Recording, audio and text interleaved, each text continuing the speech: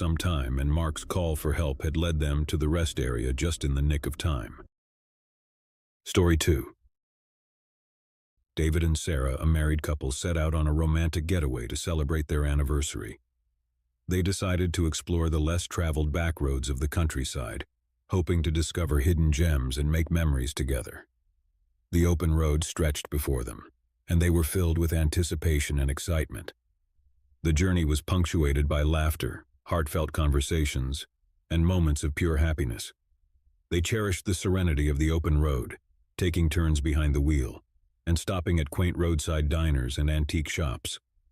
One evening they found themselves on a winding, desolate road, far from the bustling towns they had grown accustomed to. The remoteness of the area was almost creepy, with dense forests on either side of the road and no other vehicles in sight. As the day waned and the sun dipped below the horizon, David noticed that their fuel gauge was nearing empty. Sarah glanced at the gauge and said, "We should look for a gas station soon. The nearest town should have one." With growing concern, they continued driving, their eyes scanning the forested landscape for any signs of civilization. But as the fuel gauge inched closer to E, a sense of unease began to settle in. David muttered, "We're running low on gas. I hope we find a station soon." Just when their anxiety was reaching its peak, they spotted a small road sign that pointed to a nearby gas station. Their relief was palpable as they followed the signs to the station, anticipating a chance to refuel and continue their journey. However, when they reached the gas station, their optimism turned to dismay.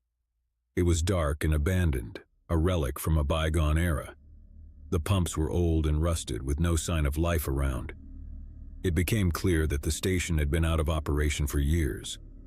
With a heavy heart, David turned to Sarah and said, "It looks like we'll have to find another station. Let's hope there's one not too far away." As they continued driving down the winding road, the forest grew denser and the sense of isolation more pronounced. Sarah, peering at the map, suggested that there was another gas station a few miles ahead. But as they drove on, there was still no sign of civilization, and their fuel gauge inched perilously close to empty. The anxiety that had been simmering for some time began to boil over. David felt a growing sense of dread, but he didn't want to burden Sarah with his fear. Instead, he kept his eyes on the road, searching for any sign of hope. Just when they were beginning to lose hope, they spotted a small, secluded house nestled in the woods. A dim light glowed in one of the windows, offering a faint glimmer of hope. David decided to stop and ask for directions or help, thinking that maybe the residents would have a gas can or some information about the nearest station. As they approached the house, the atmosphere grew increasingly strange. The dense woods seemed to encroach upon the road, and the night was eerily silent. The sense of isolation was overwhelming, and it felt as if they were the only people for miles around. David parked the car in front of the house, and they hesitantly approached the front door. As they reached the porch, they could hear faint, muffled voices from inside, and the sound of clinking utensils and dishes. Sarah whispered, "It seems like a family dinner. Let's knock and ask for help." David agreed, and he raised his hand to knock on the door. But before he could do so, the door swung open with a creak, revealing a tall, imposing man in his 50s. He had a scruffy beard and intense, unblinking eyes that seemed to pierce through David and Sarah. "Can I help you?" the man asked, his voice steady but devoid of warmth. David stammered, "We're out of gas and we were wondering if you could point us to the nearest gas station. We saw your lights on and thought maybe you could help." The man's smile was strained and his gaze never left them. "I'm sorry, but we're quite far from the nearest gas station. You're welcome to come inside and wait for morning, but we can't offer any gas." As they entered the house, the weird atmosphere only intensified. The interior was strange, and the dining room was filled with people, their faces blank and devoid of emotion. It was as if the entire family had been frozen in time, trapped in a strange tableau. The man introduced David and Sarah to his family, but there was something deeply unsettling about the encounter. The family members barely acknowledged their presence, and their dinner table was laid out with strange, unappetizing dishes. The air was heavy with silence, punctuated only by the sound of utensils scraping against plates. As David and Sarah sat at the table, The man's demeanor grew more unnerving. He continued to stare at them, his gaze unyielding. "You must be hungry after your journey. Please help yourselves to dinner." David and Sarah glanced at the peculiar dishes before them, unable to hide their discomfort. The food appeared to be a mix of unidentifiable ingredients, and an odd odor permeated the room. They politely declined the offer, but the man insisted, his insistence growing increasingly unsettling. Hours passed, and the couple found themselves trapped in a strange, unsettling limbo. The family remained unresponsive, their strange tableau unchanged. David and Sarah felt like unwelcome guests, and the fear that had been simmering beneath the surface grew more pronounced. Finally, as the clock approached midnight, the man rose from the table and approached David and Sarah, his eyes fixed on them with an unsettling intensity. "You can't leave. You must stay the night." Sarah's heart raced as she asked, "Why can't we leave?" "We just need to find a gas station." The man's response was chilling. "You can't leave because you've seen too much. You know our secret, and we can't allow you to leave." In an instant, the situation escalated from strange to horrifying.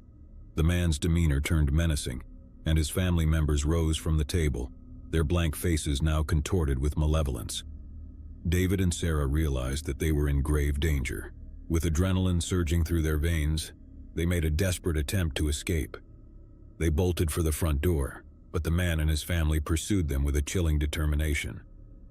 As they raced back to their car, the night seemed to close in on them, the forest swallowing them whole. The pursuit was relentless, and the man's sinister laughter echoed through the woods. Desperation drove David and Sarah to their limits as they tried to outrun their pursuers. They sprinted through the thick woods, their breaths ragged and their hearts pounding. But the family's knowledge of the terrain gave them an advantage, and the pursuit showed no signs of relenting. Just when it seemed that David and Sarah were doomed, they stumbled upon a small cabin in the woods. The door was unlocked and they burst inside, barricading themselves in. The family members arrived moments later, their hands pounding on the door with a terrifying, relentless rhythm. David and Sarah huddled together, their hearts racing as they realized the direness of their situation. The cabin's interior was shrouded in darkness, and they knew that they had no means of escape. The scary sounds of the family members outside, their footsteps and taunts, filled the cabin with dread. As the night wore on, the couple's hope began to fade. The sinister family showed no signs of giving up, and the relentless pursuit had become a nightmare that refused to end. The darkness was their only ally, but it couldn't shield them from the malevolent presence lurking just outside the cabin. In the darkness, David and Sarah clung to each other, their fear and desperation consuming them. The horrifying realization that they were trapped in a remote cabin with no hope of escape, at the mercy of a sinister family, was a nightmare come to life. Story 3. In the heart of summer, 4 friends, Lisa, Jake, Sarah, and Mike, decided to embark on a road trip that would take them through the picturesque landscapes of the American Southwest. With a packed car, they set out on a journey filled with laughter, adventure, and the promise of unforgettable memories. Their chosen route would lead them through desolate stretches of highway that wound through vast, arid deserts, isolated and remote. As they drove, the scenery transformed from bustling cities to barren wilderness, and the open road seemed to stretch on forever. Lisa, the driver, navigated with precision as Jake, her partner, manned the stereo. Their laughter filled the car, and they sang along to their favorite tunes, their spirits high as they embraced the freedom of the open road. Sarah and Mike in the back seat shared jokes and snacks, their faces illuminated by the ever-present glow of their smartphones. Hours passed, and the group marveled at the stunning vistas that unfolded before them. The landscape was simultaneously awe-inspiring and desolate, a stark reminder of the vastness of nature. But as the sun dipped below the horizon, the realization dawned that they were venturing deeper into the isolated desert, with no signs of civilization in sight. "We should probably find a gas station soon," Lisa remarked, her eyes scanning the barren landscape. Jake consulted the map and his smartphone, trying to determine the nearest gas station. There should be one a bit further ahead, but it's hard to tell exactly how far. With growing concern, they continued driving, hoping to reach the elusive gas station before their fuel gauge reached empty. But the hours passed and their situation grew more precarious. The landscape became increasingly desolate with no signs of life or infrastructure. The fuel gauge continued its relentless descent, and anxiety filled the car. Jake's phone lost signal, leaving them without GPS or a means to contact anyone for help. The group exchanged worried glances, realizing they were in a dire predicament. "It's been hours since we saw a gas station," Lisa said, her voice tinged with panic. Mike, trying to stay positive, tried to reassure the group. "There's got to be something up ahead, we'll make it." As the last dregs of fuel were siphoned from the tank, the engine sputtered and died. The car coasted to a halt on the side of the highway, surrounded by an endless expanse of desert under the moonlight. Desperation hung heavy in the air as they stepped out of the car and looked around. The silence was dark, broken only by the howling of the wind through the barren landscape. "We can't stay out here," Sarah said, her voice trembling. Mike's face was grim as he surveyed the empty highway. "We'll have to start walking and look for help. Maybe we'll find a gas station or a passing vehicle." With no other option, they set off on foot, clutching their flashlights and whatever supplies they had in the car. The desert night was unforgiving, the temperature dropping rapidly, and the haunting emptiness of the landscape added to their growing fear. Hours turned into a seemingly endless trek, and their energy waned. Sarah and Lisa shivered in the cold desert air, their feet aching from the miles they'd walked. Their hope began to fade, replaced by a gnawing dread that they might never find help in this desolation. Suddenly, Mike spotted a distant glow on the horizon. "Look, there's a light. It could be a gas station or a building. Let's go." Renewed with hope, they quickened their pace, heading toward the distant light. But as they approached, they realized it was not a gas station, but a solitary, dilapidated building that seemed abandoned for years. The flickering neon sign that once declared Oasis Diner hung precariously, its letters missing or askew. Reluctantly, they entered the diner, their flashlights revealing a scene frozen in time. Dust-covered tables and chairs, shattered glass, and tattered menus were strewn about the interior. It was a haunting sight that left them with a sense of foreboding. Mike called out, but there was no response. The place seemed deserted, and its silence was scary. With no other options, they decided to search for any supplies that might help them get back on the road. As they explored the diner, they discovered an old cash register, empty except for a few decaying dollar bills. In the kitchen, they found a pantry with canned goods and bottled water, which would sustain them for a short while. The group debated whether to spend the night in the abandoned diner or continue their journey on foot. The decision was fraught with uncertainty, but the chilling isolation of the desert night outside made the choice clear. They decided to stay and rest before resuming their quest for help at first light. In the diner's back room, they huddled together, trying to find comfort and warmth.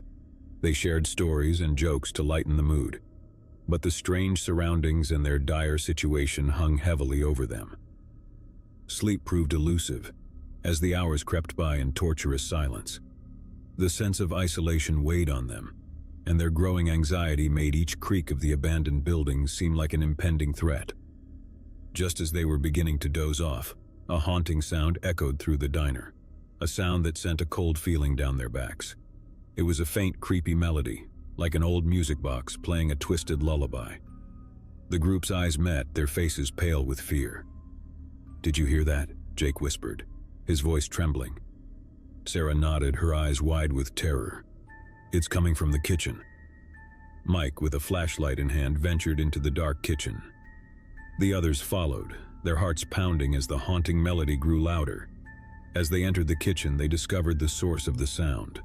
An old music box on the counter, its cracked lid slightly ajar. The music box played its haunting tune with a life of its own, its winding key untouched. The melody had an ethereal quality, as if it were beckoning them to some dark, mysterious place. Terrified and unable to comprehend the phenomenon, they watched as the lid of the music box slowly closed, its music fading into silence. Goosebumps covered their skin, and a sense of dread weighed heavily on their hearts. Before they could react, a figure emerged from the shadows of the kitchen, its presence sending shockwaves of fear through their bodies. It was a haggard, emaciated man, dressed in rags, his eyes hollow and empty. The man's voice croaked as he whispered, "You should have left when you had the chance. The group retreated in terror, their hearts racing as they realized they were not alone in the abandoned diner. The man's ghastly appearance and his cryptic words left them paralyzed with fear. Their instincts kicked in and they ran for the exit, fleeing the diner in a panic. The night had grown colder and the desert was an even more inhospitable place than they had thought. They were filled with a deep sense of dread, unsure of what horrors awaited them in the desolate darkness. As they ventured further into the desert, the echoes of the haunting melody and the spectral presence of the man lingered in their minds, haunting their every step. The night was unrelenting, and their fear grew with each passing moment. Their desperate journey seemed endless, and they were tormented by the belief that they were being pursued by an unseen force. The desert landscape stretched out before them, an unforgiving expanse that offered no solace. Just as exhaustion threatened to overcome them, they spotted the distant glow of headlights. A vehicle was approaching, and they waved their arms frantically, their voices hoarse as they cried for help. The vehicle slowed to a stop and a lone figure stepped out. It was a truck driver, a grizzled man with a weathered face who listened to their story with a mixture of concern and skepticism. "We ran out of gas and ended up in an abandoned diner," Lisa explained, her voice shaking. "We heard a music box playing by itself, and there was a man there who said we should have left." The truck driver's expression darkened and he glanced toward the horizon. "You're lucky I found you. That abandoned diner has a dark history. They say it's haunted by the souls of those who got lost in the desert and never found their way out."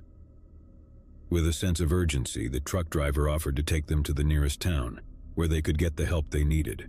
As they piled into the truck, their relief was palpable, and they couldn't escape the feeling that they had narrowly escaped a horrific fate.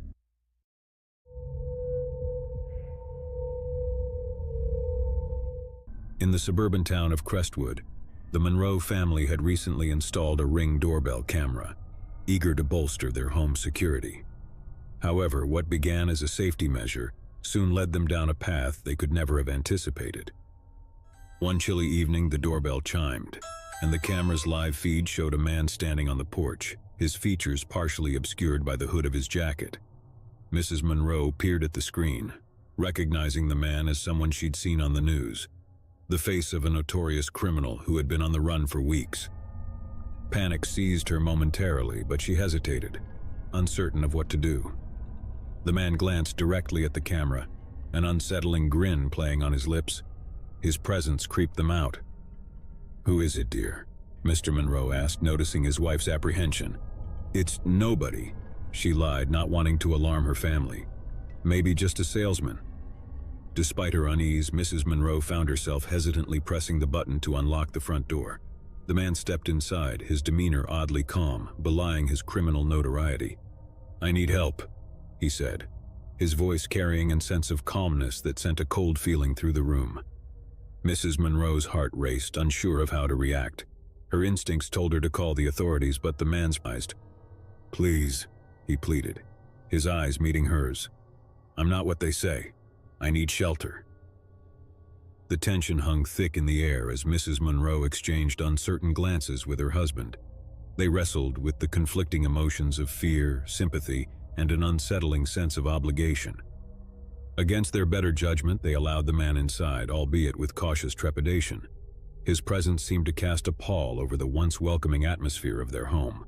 As the night progressed, a strange unease settled in. The criminal, whose name they dared not utter, stayed in their guest room. His occasional glimpses and cryptic remarks kept the Monroes on edge, trapped in a constant state of discomfort and anxiety. The atmosphere grew increasingly oppressive, suffocating the family in a cloud of fear and uncertainty. Mrs. Monroe couldn't shake off the unsettling feeling that they had made a grave mistake letting the wanted man inside their home. The man's behavior grew increasingly erratic, his demeanor shifting from pleading desperation to unsettling calmness. It was as if he reveled in the discomfort of his hosts, relishing their unease.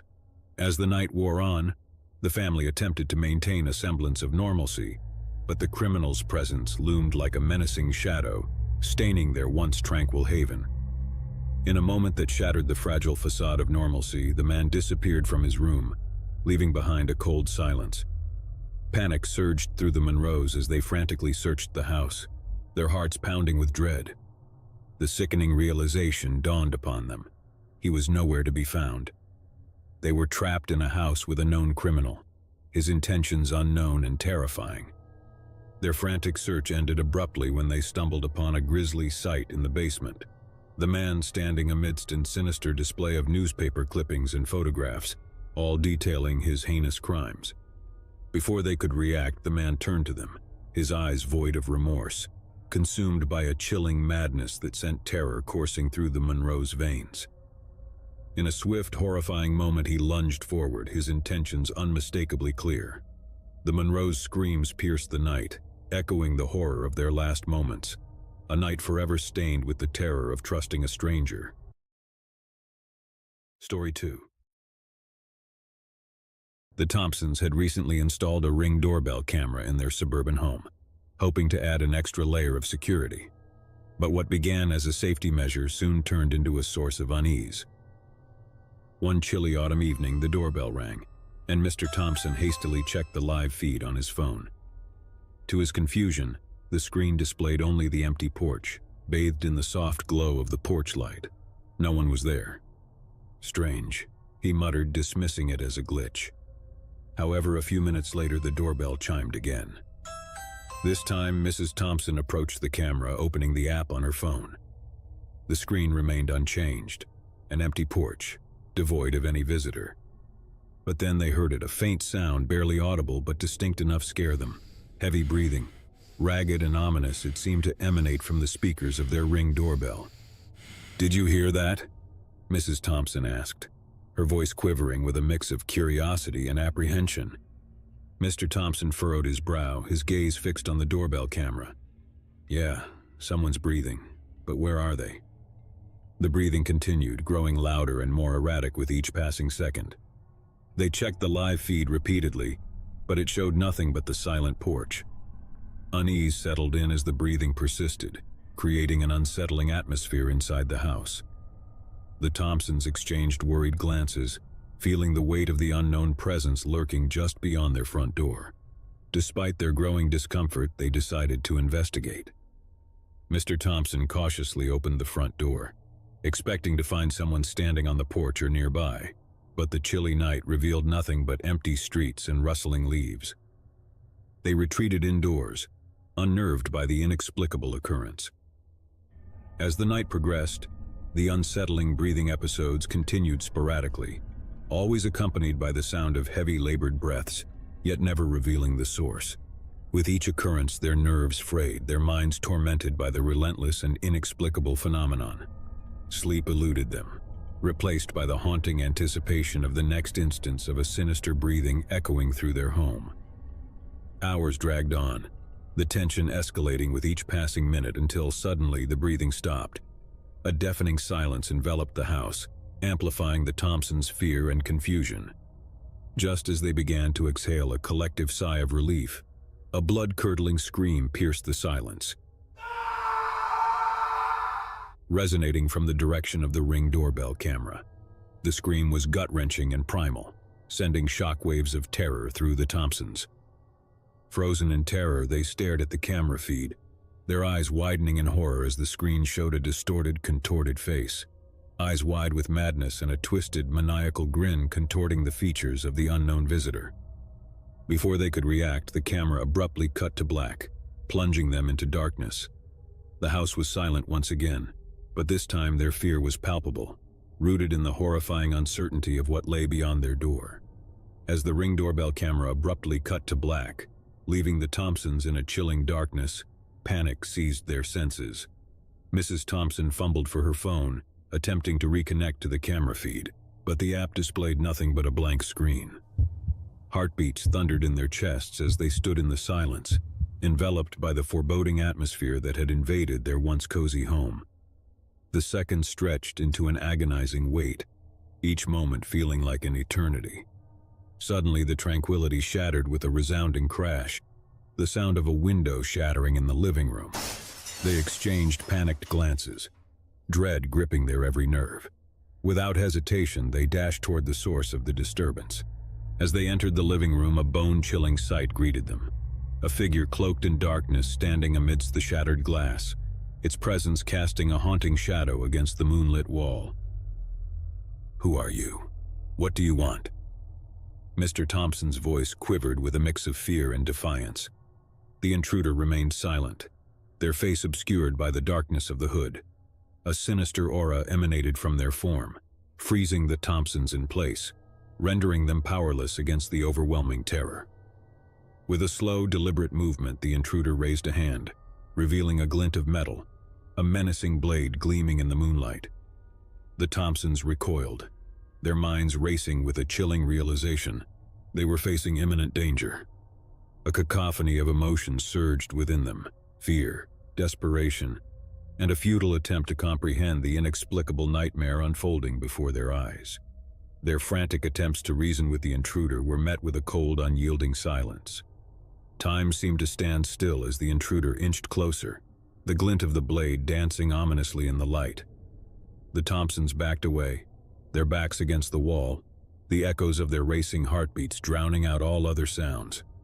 In a sudden burst of movement, the intruder lunged forward, the blade flashing with deadly intent.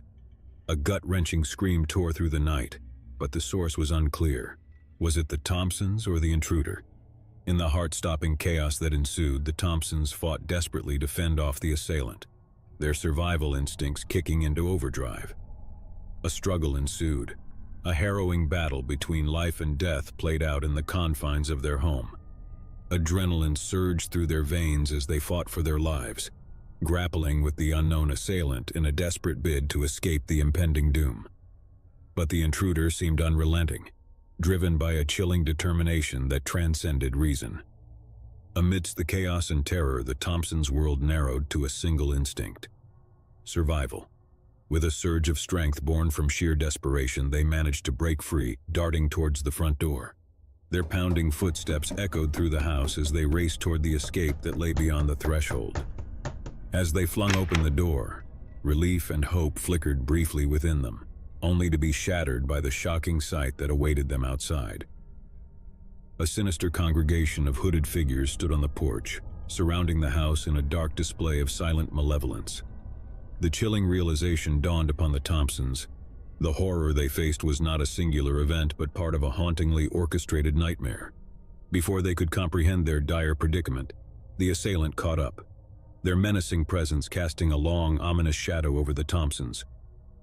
In a final horrific moment, the blade struck, and darkness consumed the Thompsons, their anguished cries echoing through the desolate night. A night eternally shrouded in unanswered questions and unimaginable terror. Story 3. It was a typical evening in the serene neighborhood of Maplewood. The sun had dipped below the horizon, casting elongated shadows across the houses. The street lamps flickered to life, illuminating the quiet streets. Inside one of the cozy homes, the Washingtons were just finishing up dinner when the doorbell rang. Samantha, curious about the unexpected visitor at this hour, glanced at her husband David before heading to the door. She peered through the peephole, finding no one in sight. Puzzled, she noticed the faint glow of the Ring doorbell camera. A notification pinged on her phone. The Ring app displayed a live feed of their doorstep. Squinting at the screen, Samantha saw a man standing there, barely visible in the darkness outside. His features were obscured by a shadowy hood, and his eyes seemed fixed on the camera as though he knew he was being watched. Unease settled in her chest, and she called out to David. "Someone's at the door, but they're not there anymore. It's just a man in a hoodie staring at the camera." David joined her, checking the app. "That's odd. Maybe he left. Let me check outside." He stepped onto the porch, scanning the area, but the street remained empty. He returned, reassuring Samantha that there was no one around. As they settled back inside, Samantha couldn't shake off the feeling of being watched. Hours passed, and the incident faded into the back of their minds until the doorbell rang again. This time they hurried to the camera, but the feed showed only darkness. No one was there. Uneasy, they decided to call the police, suspecting a potential prank or suspicious activity. Minutes crawled by, and just as the police were about to arrive, the doorbell rang again. Samantha's heart raced as she hesitated, contemplating whether to check the feed. David rushed to the door, peeking cautiously outside. But there was no one in sight, just the cold, empty night. Before they could gather their thoughts, a chilling realization dawned on them. The doorbell camera hadn't rung. It was the old-fashioned doorbell this time. A cold feeling ran down Samantha's back. The unease escalated into fear. They exchanged nervous glances, their minds racing with uncertainty and dread. Something was terribly wrong. Their unease turned into terror when they heard faint scratching noises coming from the front door. It was as if someone was dragging their fingernails along the wood, creating a scary symphony of dread. Suddenly, the scratching ceased, replaced by a haunting silence that echoed through the house. Samantha and David exchanged a fearful glance, frozen in place, their minds consumed by fear and uncertainty. Then a blood-curdling scream shattered the silence, echoing from the hallway. They rushed towards the sound, only to find the source, the Ring doorbell camera. The live feed displayed a horrifying scene. A figure cloaked in darkness, their face twisted into a dark and scary grin, staring directly into the camera. As Samantha and David recoiled in horror, the door behind them slammed shut, trapping them in the chilling darkness. The last thing they heard was a whisper, barely audible but unmistakably chilling. "I've been waiting for you." In a quaint suburban town nestled among the autumn-kissed trees, the Johnson family was gearing up for their annual Thanksgiving gathering. The crisp air outside hinted at the impending holiday, while inside the aroma of roasting turkey and simmering spices filled the cozy household. Warm hues of amber and gold adorned the walls, casting a welcoming glow upon the family members as they bustled about, preparing for the festive evening ahead. Margaret Johnson, the matriarch of the family, was orchestrating the culinary symphony in the kitchen. Her husband Thomas was meticulously arranging the dining table, making sure every detail was perfect for the impending feast. Meanwhile, their two children, Emily and James, were setting up the living room, adorning it with autumnal decorations and flickering candles to create a comforting ambience. As the day waned and darkness draped over the neighborhood, a sense of anticipation filled the Johnson household. However, unbeknownst to them, a horrific scenario was about to unravel. Far across town, at the local psychiatric institution, a man named Gabriel Smith had been undergoing treatment for severe schizophrenia. Gabriel had been committed after a series of violent episodes and delusions that made him a danger to himself and others.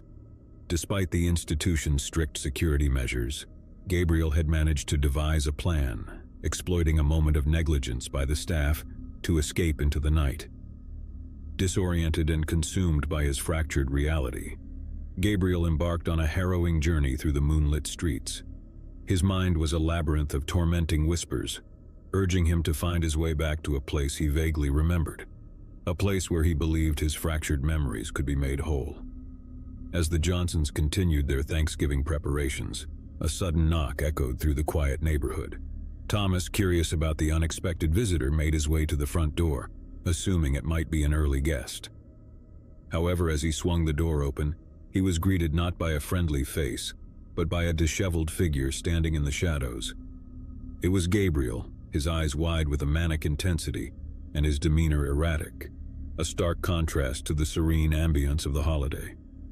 "Please, I need to find her," Gabriel muttered, his voice trembling with urgency, his hands shaking uncontrollably. Thomas, taken aback by the stranger's frantic state, attempted to calm him down. "Who are you looking for? Can we help you?" But Gabriel's gaze remained fixed, his words disjointed. "She's here. I know she's here. I have to find her before it's too late." Sensing the man's distress, Thomas hesitated, unsure of how to handle the situation. Before he could respond, Gabriel pushed past him, rushing into the house with an unsettling determination. The sudden intrusion startled Margaret and the rest of the family. Emily let out a startled gasp, while James stood frozen, uncertain of what to do. "Who are you? What do you want?" Margaret demanded, her voice laced with concern and a hint of fear. Gabriel's eyes darted around the room, his breath shallow and rapid. "I need to find her. She's my daughter. They took her away, but I know she's here." The tension in the room escalated as Gabriel's presence became increasingly unsettling. His frenzied search led him through the house, overturning furniture and rummaging through belongings in a desperate quest that made the family uneasy and fearful. Attempting to defuse the situation, Thomas cautiously approached Gabriel. "Sir, please calm down. We don't have anyone here." Before he could finish his sentence, Gabriel's erratic behavior reached its crescendo. With a guttural scream, he lunged at Thomas, his eyes ablaze with madness. The family's shrieks reverberated through the house as chaos erupted. Furniture crashing and the once serene Thanksgiving atmosphere shattered. In a horrifying blur, Gabriel unleashed a frenzied assault, wielding objects at the family in a frenzy fueled by his fractured reality. Margaret's cries echoed in the chaos as James and Emily scrambled to escape the onslaught, their hearts pounding with terror. Amidst the pandemonium, a chilling realization struck the family. Gabriel was not merely a stranger, but a harbinger of unfathomable horror, an embodiment of relentless madness unleashed upon their tranquil Thanksgiving celebration. The harrowing ordeal culminated in a scene of unfathomable horror, a nightmare etched into the Johnson family's memory forever, a stark reminder of how swiftly and mercilessly darkness could descend upon the most joyous of occasions. As the sirens wailed in the distance, echoing the arrival of law enforcement, the once vibrant household stood desolate, a haunting tableau of Thanksgiving turned tragically nightmarish, a tale of a broken mind that shattered the serenity of a family's cherished gathering, leaving behind a trail of unspeakable horror and irreparable devastation. Story 2. In the picturesque town of Maplewood Hills, the serene air was thick with the essence of autumn, painting the landscape in hues of gold and crimson.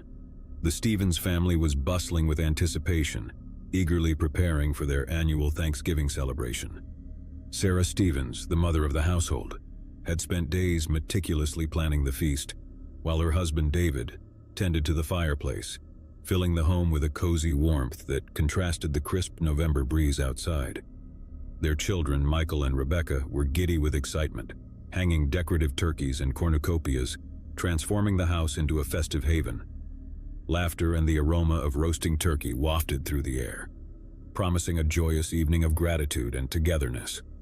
As dusk descended, an unexpected knock echoed through the Stevens' door, interrupting the harmonious ambience. Sarah, puzzled by the unanticipated visitor, opened the door to reveal a figure standing in the dimming light, an elderly man with weathered features and a somber demeanor. It was George Reynolds, a distant relative Sarah hadn't seen in years. "George, what a surprise! Come in," Sarah greeted him warmly, though a flicker of uncertainty danced in her eyes.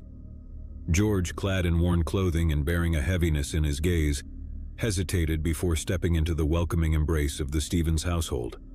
His presence evoked an unsettling aura that lingered in the air, an unspoken tension palpable among the family members. "I hope it's not too late to join your celebration, Sarah," George said softly, his voice tinged with a hint of regret. "Of course not, George. We're delighted to have you here," Sarah replied, masking her unease with a gracious smile. As George settled in, his presence cast a shadow over the jovial atmosphere. The family attempted to engage him in conversation, but George remained distant, lost in his thoughts, occasionally offering solemn remarks that disrupted the festive cheer. Throughout the evening, Sarah observed George's demeanor with a growing sense of disquiet. Memories of distant whispers about George's troubled past surfaced in her mind. A past marked by a grim incident that had stained the family's history. Years ago, George had been involved in a harrowing incident, a murder that had sent shockwaves through their family. He had served his time in prison, but the haunting specter of that dark chapter lingered, an uncomfortable reality Sarah had hoped to bury in the depths of forgotten memories. As the evening progressed, unease simmered beneath the veneer of familial warmth. George's presence felt like a looming specter, his hollow stares and subdued demeanor casting a scary pall over the gathering. As the family sat down for their Thanksgiving meal, an unsettling silence settled upon the table. The clinking of utensils against plates was accompanied by fleeting glances exchanged between family members, an unspoken acknowledgement of the disquietude that George's presence had stirred. Midway through the meal, a somber hush enveloped the room, shattered only by George's sudden words, uttered in a tone that pierced through the tranquility. "I remember this place," George mumbled, his voice hollow, eyes fixed on a distant corner of the dining room. Sarah's heart skipped a beat as she exchanged a worried glance with David. Unnerved by George's cryptic statement, the atmosphere grew increasingly tense. Suddenly, a dark realization dawned upon Sarah. The unsettling silence that had cloaked George's past, the distant whispers, all converged into a haunting moment of dreadful recognition. Before anyone could react, George's countenance contorted into a visage of anguish and remorse. With a tortured expression, he stood abruptly, knocking over his chair in a startling motion that shattered the fragile semblance of normalcy. "I'm sorry. I'm so sorry," George whispered, his voice laden with guilt as he clutched his chest, his body trembling violently. The room fell into a stunned silence, the air thick with disbelief and horror. Sarah's heart pounded in her chest as she watched in frozen terror, realizing the grim truth that was unraveling before her eyes. In a haunting culmination, George collapsed to the ground, convulsing in agony, his anguished cries echoing through the once celebratory household. Shocked and paralyzed by the unfolding horror, the family could only stare in sheer terror as George's body convulsed and writhed, a haunting finale to their Thanksgiving gathering. Amidst the chaos and distress, the truth unfolded. The harrowing burden of George's past had consumed him, unleashing an unfathomable nightmare upon the Stevens family, forever staining their cherished Thanksgiving with the unbearable weight of a dark and ghastly revelation. Story 3. In the cozy town of Willowbrook, anticipation filled the air as families prepared for the cherished Thanksgiving celebration. The Reed family, adorned in warm sweaters and smiles, gathered around the dining table, their home illuminated by the soft glow of flickering candles. Mark Reed, the patriarch, had spent the morning roasting the perfect turkey, while his wife Emily skillfully crafted an array of delectable side dishes, filling the house with enticing aromas. Their children, Ethan and Olivia, buzzed with excitement, eagerly setting the table with vibrant autumn-themed decorations. The mood was festive, and laughter echoed within the walls as the family anticipated the arrival of their relatives for the Thanksgiving feast. As the sun dipped below the horizon, a knock on the door shattered the serene atmosphere. Mark, puzzled by the unexpected interruption, answered the door to find two stern-faced police officers standing on his porch. A chill ran down his back at the sight of their grim expressions. "Mr. Reed, we need to speak with you," one of the officers stated, his voice laced with solemnity. Bewildered and apprehensive, Mark invited them in, his mind racing with confusion and concern. Emily and the children watched in worried silence as the officers explained the purpose of their visit, an allegation connecting Mark to a recent homicide in the vicinity. Mark's heart sank, and a wave of disbelief washed over him as he vehemently denied any involvement. The officers, however, insisted that they had evidence linking him to the crime scene. They informed Mark that they needed to take him into custody for further questioning. Stunned and desperate to clear his name, Mark attempted to reassure his family. "I promise, it's a mistake. I'll sort this out and be back soon," he assured them, his voice wavering with uncertainty. As the officers escorted Mark away, Emily and the children stood in shock, grappling with the sudden upheaval that had shattered their Thanksgiving bliss. Fear and confusion clouded their thoughts as they watched Mark being led away, their hearts heavy with disbelief. Hours passed, and the once vibrant household now felt eerily desolate without its patriarch. Emily struggled to maintain a facade of normalcy for the sake of Ethan and Olivia, but the weight of uncertainty hung heavily in the air, casting a pall over the Thanksgiving celebration. As the evening wore on, anxiety gnawed at Emily's core, and the children's fretful glances mirrored her distress. With every passing moment, the absence of Mark loomed larger, an ominous void that tainted the warmth of their familial gathering. Then a sudden ring of the doorbell pierced the silence, jolting Emily and the children from their worried thoughts. Ethan rushed to answer the door, hoping for Mark's return, but his hopes were shattered as he faced a disheveled man standing in the doorway. It was Mark, but his countenance was a haunting contrast to his usual demeanor.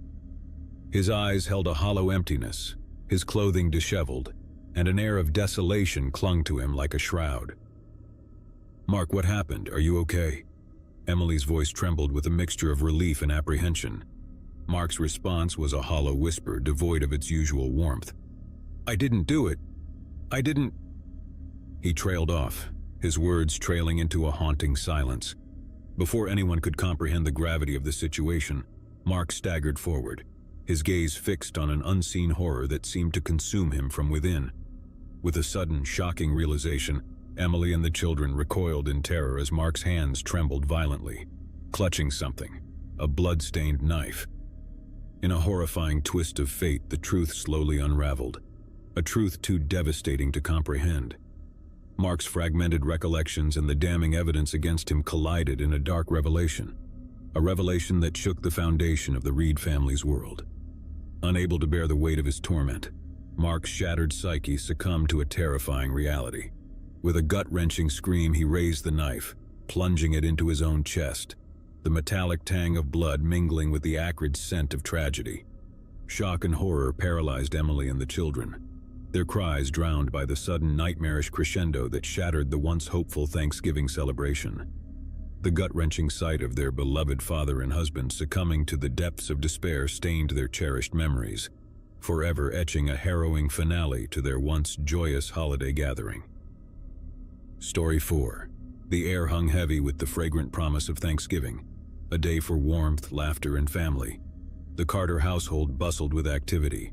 The aroma of roasting turkey permeated every corner, blending harmoniously with the sweet scent of pumpkin pie. In the heart of the kitchen, Mrs. Carter orchestrated the culinary symphony, meticulously stirring gravies and basting the golden turkey with utmost care. Mr. Carter, with a jovial smile, prepared the dining room, adorning it with autumnal decorations, while their children, Sarah and Michael, playfully set the table, their laughter echoing through the house. As dusk began to descend, guests trickled in, relatives bearing pies, casseroles, and heartfelt smiles. Warm embraces and cheerful greetings filled the air, enveloping the house in a cocoon of familial bliss.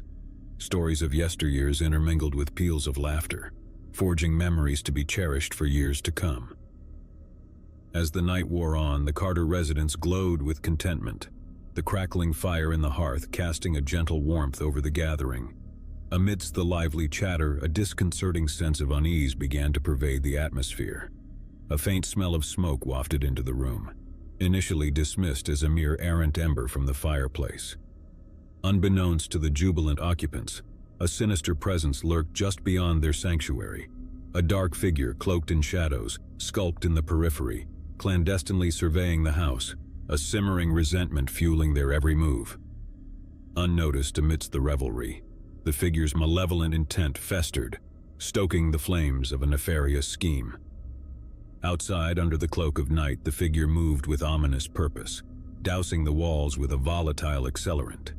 The air grew thick with the acrid scent of gasoline as the fiend meticulously drenched the foundation of the Carter home, marking it for destruction. Each sloshing step echoed their vengeful resolve, their heart pulsating with a sinister rhythm. With the stealth of a specter, the figure retreated into the shadows, a flickering match igniting their sinister design. The flame danced to life, a malevolent entity born from the betrayal seeping through the cracks of the night. It crept along the walls, greedily devouring the home, a monstrous fiend unleashed by the twisted desires of one consumed by hatred. Inside, the jovial symphony of laughter abruptly ceased as a faint crackling sound breached the festivities. Initially dismissed as part of the fireplace's ambience, dread slithered into the hearts of the celebrants as wisps of smoke curled around the doorframes. Panic seized the gathering. The festive cheer devolved into frantic chaos. Sarah's piercing scream pierced the clamor, her eyes wide with terror as she beheld the tendrils of fire licking at the walls. Reality twisted into a nightmarish tableau, the once joyous home now a blazing inferno devouring everything in its insatiable hunger. Mr. and Mrs. Carter ushered their guests towards the exits, their faces etched with terror and determination. Smoke billowed, choking the once pristine air while flames roared, devouring memories and dreams in equal measure. Amidst the pandemonium, the figure watched from the shadows, their twisted grin a grotesque mask of satisfaction. Heart-wrenching sobs echoed through the night as the Carter family, surrounded by the anguished cries of their loved ones, stumbled into the cold embrace of the night, their sanctuary reduced to a fiery abyss. The flames painted an infernal portrait against the dark canvas of the night sky, their home, a mere skeleton consumed by the insatiable appetite of destruction.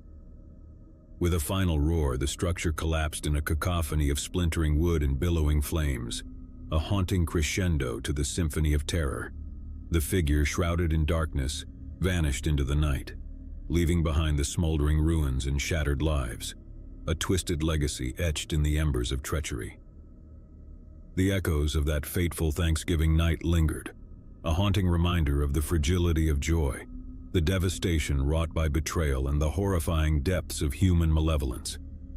The Carter family's once joyous celebration lay ensnared in the clutches of an unforgiving fate, their lives forever scarred by the flames of betrayal that ravaged their home and shattered their world in a terrifying denouement of horror.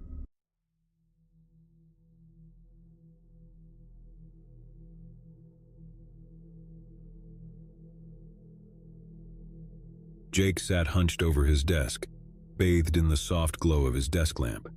He had always been drawn to stories of suspense and intrigue, and now, as a writer, he was determined to craft the ultimate thriller. His latest project, The Unseen Pursuer, was taking him to places he had never ventured before. He had been researching the psychology of stalkers, poring over case studies and talking to experts.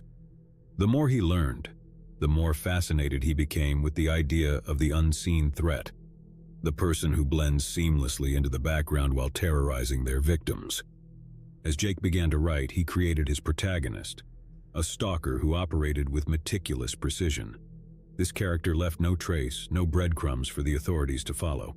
The victims were left in a state of constant paranoia, unable to escape the feeling that they were being watched. With each passing day, Jake's writing grew more intense. He vividly described the stalkers' surveillance techniques, the way they infiltrated their victims' lives, leaving them with a sense of vulnerability that gnawed at their sanity. The story was gripping, and Jake couldn't help but immerse himself in it completely. He wrote late into the night, the lines between fiction and reality blurring. Sometimes he found himself looking over his shoulder, as if he were the one being pursued. The weight of the story bore down on him, but he couldn't stop himself. He had to see it through to the end. One evening, as Jake sat at his computer, the room bathed in the eerie glow of the monitor, he heard a faint sound from outside his window. It was a soft scraping noise, like the rustle of leaves against glass. He froze, his breath catching in his throat. His eyes darted to the window, and there, in the dimly lit backyard, he saw a figure. It was obscured by darkness, but Jake could make out the silhouette of a person. Panic surged through him as he realized that the figure was watching him. Jake stumbled away from the window, his heart racing. He had created this world of suspense, but now it seemed that it was encroaching on his own life.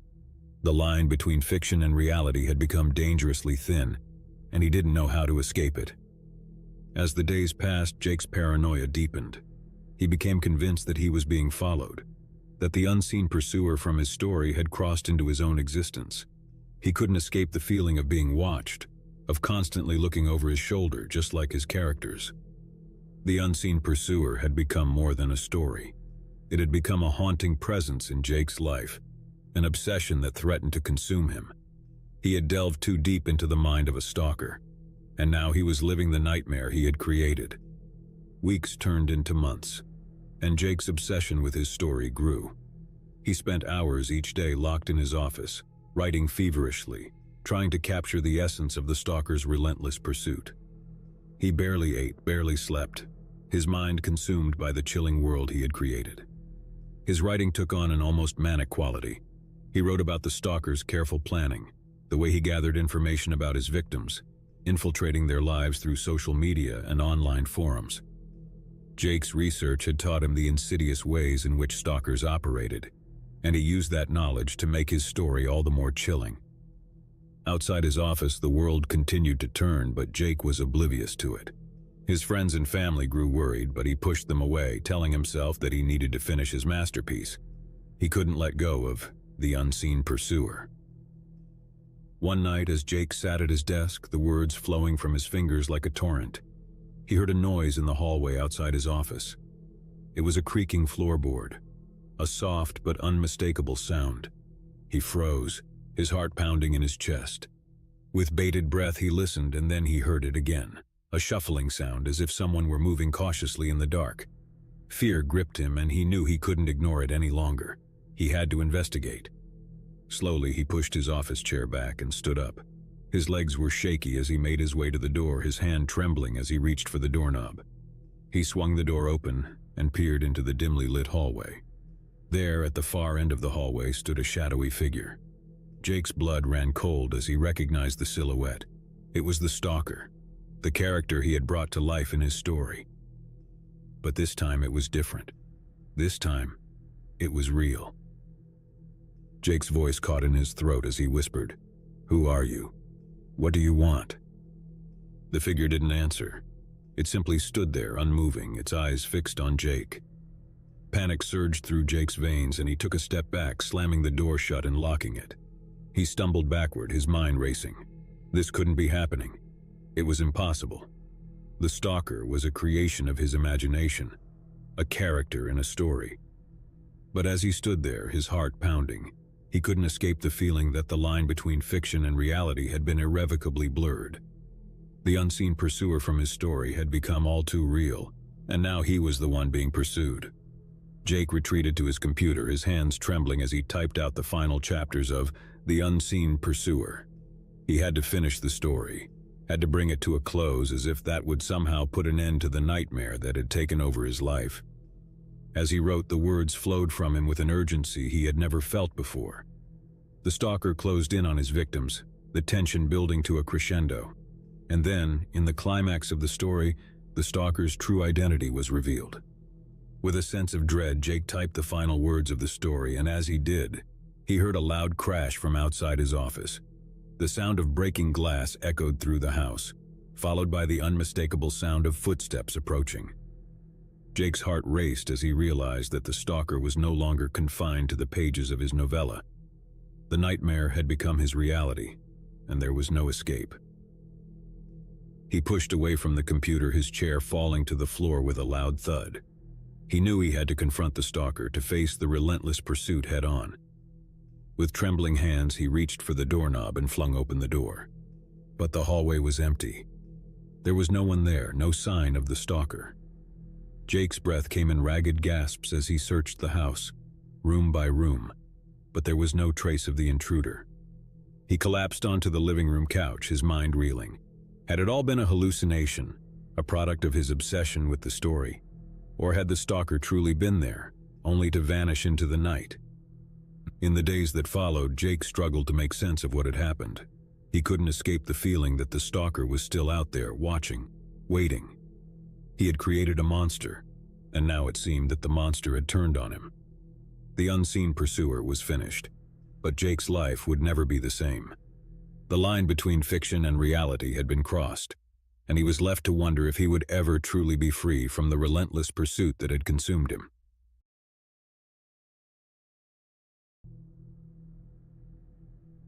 In the heart of a bustling city, nestled among the towering skyscrapers and neon lights, there was a quaint art gallery that had become the obsession of one man. Jonathan, a mild-mannered accountant by day, had a secret passion for art, one he had kept hidden from the world. But the gallery, with its eclectic collection of paintings and sculptures, had drawn him in like a moth to a flame. It all began innocently enough. Jonathan had stumbled upon the gallery one rainy afternoon while seeking shelter from the downpour. He had entered, expecting to stay for a few minutes, but as soon as he crossed the threshold, he was captivated by the artwork that surrounded him. The pieces were unlike anything he had ever seen, bold, provocative, and hauntingly beautiful. The gallery's owner, a reclusive artist named Isabella, rarely made public appearances, but her work spoke volumes. Each piece seemed to hold a piece of her soul, and Jonathan felt an inexplicable connection to them. He returned to the gallery day after day, losing himself in the vibrant strokes of paint and the intricate details of the sculptures. He became a regular visitor, the staff recognizing him with a nod and a smile as he roamed the gallery's halls. But it wasn't long before his infatuation took a darker turn. He began to follow Isabella's every move, tracking her online presence and attending any public events she was rumored to attend. He started to collect newspaper clippings and magazine articles about her, creating a shrine of sorts in the hidden corners of his apartment. His obsession grew with each passing day. He convinced himself that he was her most devoted fan, the only one who truly understood the depths of her art. He believed that they were connected on a spiritual level, that she had created her masterpieces for him alone. One evening, as Jonathan stood before his private gallery of Isabella's work, he heard a soft voice behind him. Startled, he turned to find a security guard from the art gallery, a concerned look in her eyes. "You've been spending a lot of time here," she said gently. "Is there something you'd like to share or discuss?" Jonathan's heart raced as he stammered out an excuse, claiming that he was conducting research for a book he was writing. But the security guard was not convinced. She had seen the way he stared at Isabella's self-portraits, the intensity in his eyes. She urged him to seek help, to channel his passion for art in a healthier direction. Jonathan, feeling exposed and cornered, hastily left the gallery, vowing never to return. But his obsession could not be quelled so easily. He continued to stalk Isabella online, leaving anonymous messages on her social media profiles, professing his undying love for her and her art. He knew he had crossed a line, but he couldn't stop himself. Isabella, growing increasingly alarmed by the messages, contacted the authorities. They launched an investigation, uncovering Jonathan's history of online harassment and his disturbing shrine of her work. A restraining order was issued, barring him from coming within a certain distance of the gallery and its owner. Jonathan's world unraveled as he was forced to stay away from the one thing that had consumed his life. He watched from a distance as Isabella's career continued to soar, her art garnering international acclaim. But his obsession with her and the gallery never truly abated. In the shadows, he continued to follow her career, collecting every piece of information he could find. He knew that one day, he would return to the place that had ignited his passion and obsession. And as the years passed, his desire to possess the gallery and its enigmatic owner would grow stronger, ensuring that his relentless pursuit would one day reach a terrifying climax. Isabella, the reclusive artist behind the Gallery of Obsession, lived a life shrouded in mystery. She had always been drawn to the world of art, but she had chosen to remain in the shadows, letting her creations speak for themselves. Her striking self-portraits, often painted with a haunting intensity, had garnered her a cult following. For Isabella, art was a means of catharsis, a way to express the complexities of her own emotions and experiences. Her paintings were a window into her soul, each stroke of the brush revealing a part of her that she kept hidden from the world. As her career flourished, so did the intrigue surrounding her. Rumors and speculations swirled, with some suggesting that her art was a reflection of a tumultuous personal life. She had a talent for tapping into the darkest corners of the human psyche, and her works resonated deeply with those who viewed them. But Isabella was fiercely protective of her privacy. She rarely gave interviews and avoided public appearances whenever possible. She preferred to let her art be the focus, allowing others to interpret it in their own way. It was this aura of mystery that had drawn Jonathan to her gallery in the first place. He had become convinced that there was a deeper connection between them, that her art held secrets meant for his eyes alone. He believed that by delving into her work, he could unlock the enigma that was Isabella. Yet as the years passed and Jonathan's obsession grew, Isabella's sense of unease deepened. The anonymous messages and letters from Jonathan had left her feeling violated and exposed. She couldn't understand why someone would be so fixated on her art. Isabella's closest friends, fellow artists who had known her for years, urged her to take legal action against Jonathan.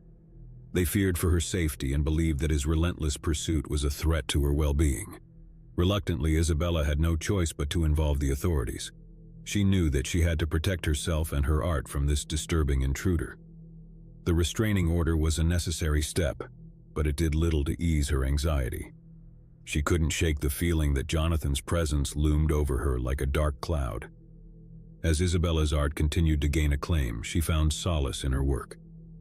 Each painting, each sculpture became a sanctuary where she could retreat from the outside world. Her art was her refuge, a place where she could express the emotions that she dared not voice aloud. But deep down, she couldn't escape the fear that Jonathan would return, that he would find a way to breach the boundaries that had been set. The gallery, once a place of inspiration and creativity, had become a fortress guarded by security measures and a vigilant staff. Isabella had always believed that art should be a source of beauty and meaning in the world. But now, she found herself grappling with the darker side of creativity, the side that attracted those who couldn't distinguish between admiration and obsession. As the years passed, Isabella's art continued to evolve, reflecting her own journey of self-discovery and resilience. She had faced the darkness that had encroached upon her life and channeled it into her creations, turning pain into beauty. But she knew that the gallery of obsession would always carry the scars of Jonathan's relentless pursuit. It was a place where the line between devotion and madness had been irrevocably crossed, a testament to the power of art to both inspire and terrify. And as Isabella continued to create, she hoped that her work would resonate with others, that it would touch their souls in a way that left no room for obsession, only a deep and profound appreciation for the beauty that could be found in the world.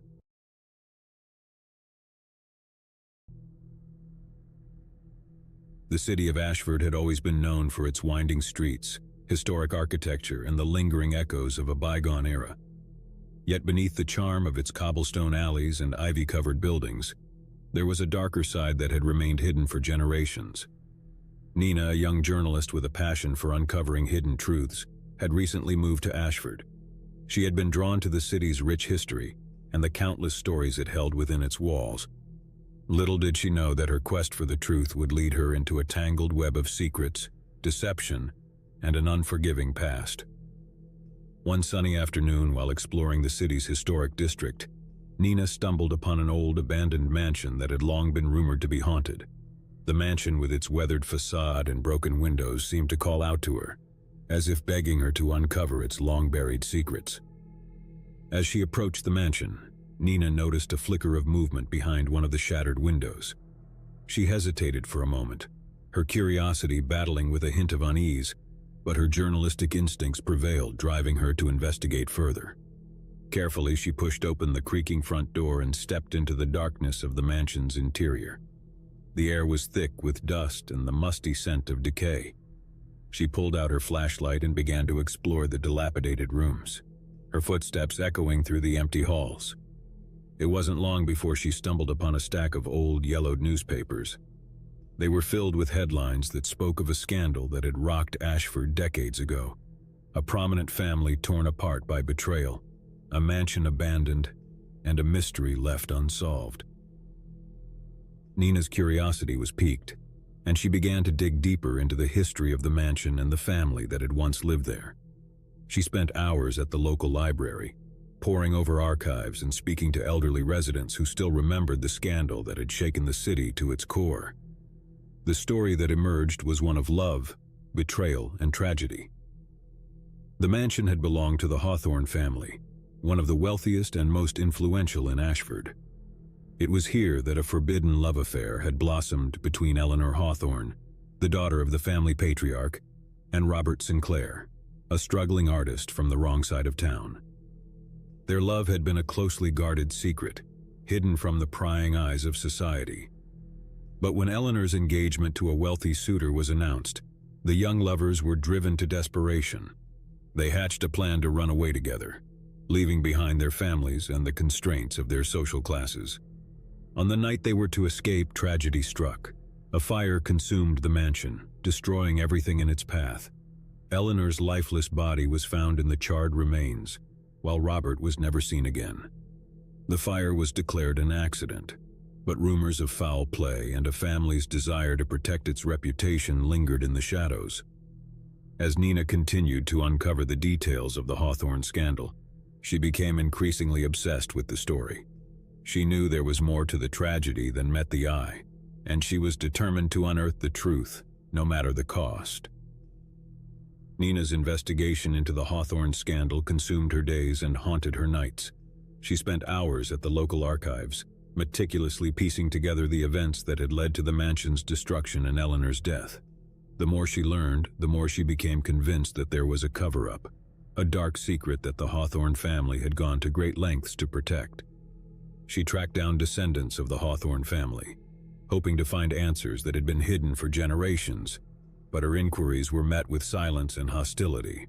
The family had long since closed ranks, and they were unwilling to revisit the past.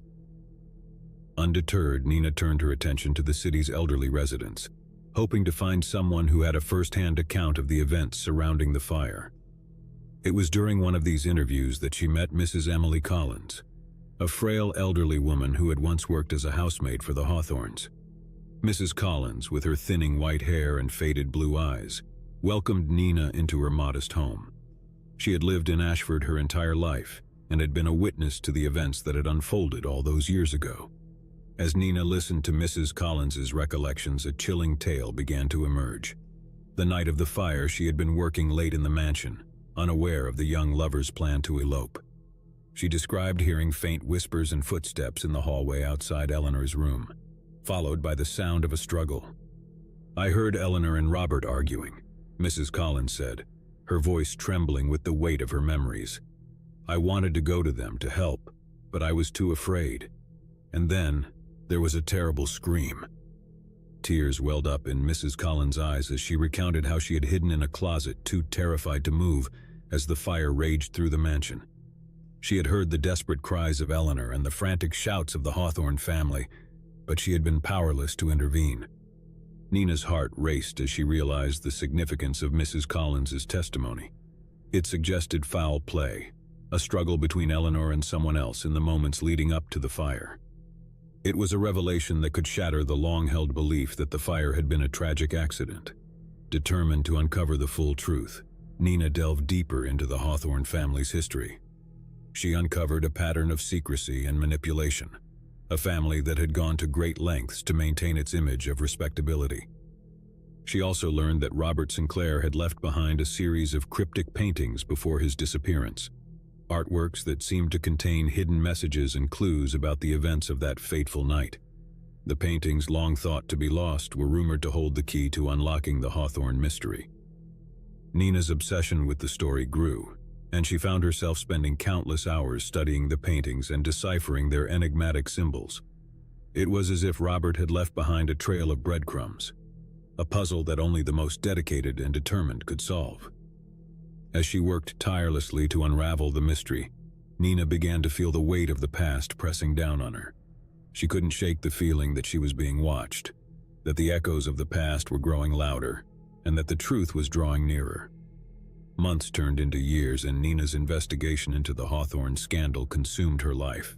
She had become a recluse, devoting every waking moment to unraveling the mystery that had haunted Ashford for generations. Her quest had taken her to the darkest corners of the city, and she had unearthed long-buried secrets that had been hidden for decades. She had tracked down the descendants of the Hawthorne family, each one harboring their own guilty secrets and fears of exposure. But it was the cryptic paintings left behind by Robert Sinclair that held the key to the truth. Nina had painstakingly decoded the hidden messages within the artwork, and they pointed to a chilling revelation.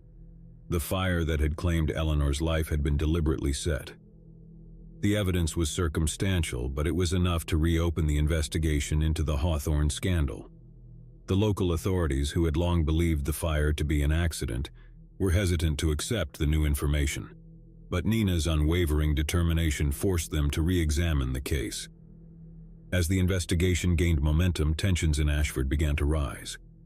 The descendants of the Hawthorne family vehemently denied any involvement in Eleanor's death, but the evidence continued to mount against them. Old wounds were reopened, and the city found itself torn between a desire for justice and a fear of the scandal's consequences. Nina's obsession with the case had taken a toll on her personal life. She had become estranged from her friends and family, who could no longer understand the depths of her commitment to uncovering the truth. Her once promising career had stalled, replaced by a singular focus on the Hawthorne scandal. The echoes of the past seemed to grow louder with each passing day, and Nina couldn't escape the feeling that she was being watched. She began to receive anonymous threats, warning her to abandon her investigation or face dire consequences. But Nina refused to be intimidated. She had come too far to turn back now. She continued to dig deeper, determined to expose the truth and bring closure to the city of Ashford. As Nina's investigation reached its climax, the city of Ashford held its breath. The evidence against the Hawthorne family was overwhelming, and it seemed that justice would finally be served for Eleanor's tragic death. But the truth, as it often does, came at a cost. The revelations tore apart the Hawthorne family, exposing long-held secrets and betrayals. The descendants, burdened by guilt and shame, were forced to confront their family's dark legacy. Nina, however, was not prepared for the final twist in the Hawthorne scandal. As she delved deeper into the family's history, she uncovered a shocking revelation. The person responsible for Eleanor's death had been none other than Robert Sinclair, the man she had once loved. Robert's motive had been a twisted one. He had become obsessed with Eleanor, believing that her family's wealth and status were the key to his success as an artist. Fueled by jealousy and greed, he had set the fire that had claimed her life, all in the misguided belief that her death would propel him to fame and fortune. Nina's world crumbled as she grappled with the knowledge that the man she had been searching for all these years had been the very source of the tragedy she had sought to uncover. She couldn't reconcile the Robert she had known through his art with the man who had committed such a heinous act. The city of Ashford, too, struggled to come to terms with the truth. The echoes of the past reverberated through its streets, leaving a haunting sense of unease. The scandal that had once been buried had now been laid bare, and the scars it had left behind were unlikely to heal. Nina, her obsession finally laid to rest, left Ashford behind, her heart heavy with the weight of the truth.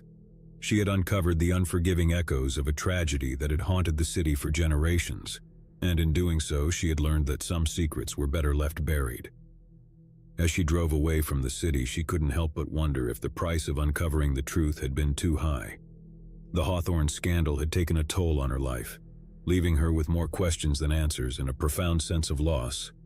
But in the end, she had fulfilled her role as a journalist, to seek the truth, no matter the cost.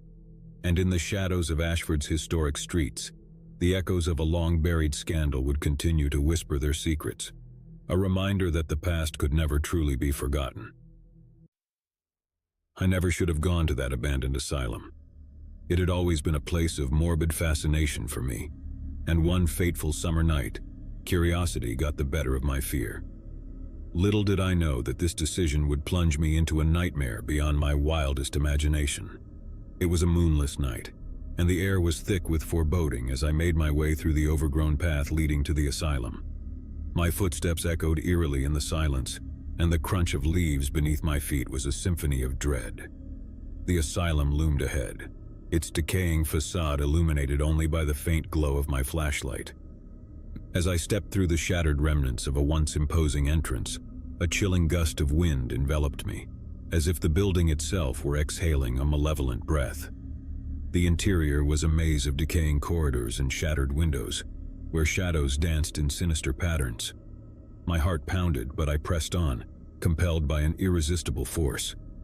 I followed the eerie sounds of distant whispers deeper into the asylum, my flashlight flickering as if it, too, was afraid of what lurked within. Suddenly I stumbled upon a room, its door hanging ajar. The room was furnished with rusted metal beds, their surfaces stained with unspeakable horrors. My stomach churned as I realized I was in a former patient's room. As I scanned the room with trembling hands, I noticed something etched into the wall beside one of the beds. It was a crude drawing, a grotesque figure with elongated limbs and hollow eyes. Beside it, the words "he sees" were scrawled in blood-red letters.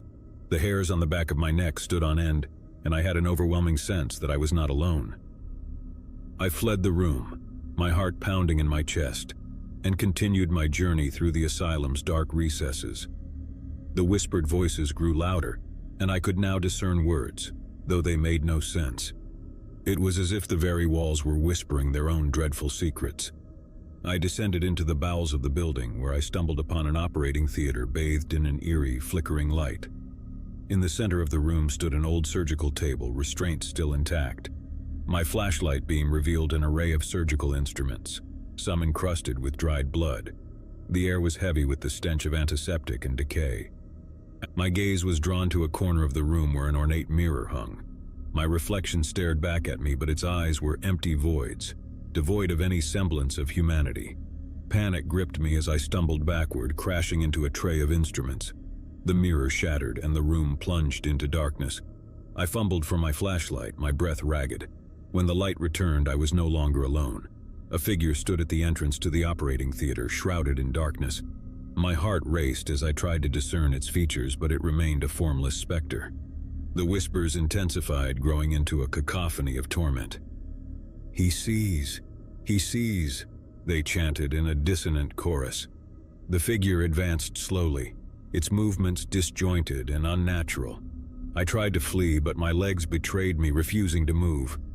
As the figure drew closer, I finally caught a glimpse of its face, or what passed for one.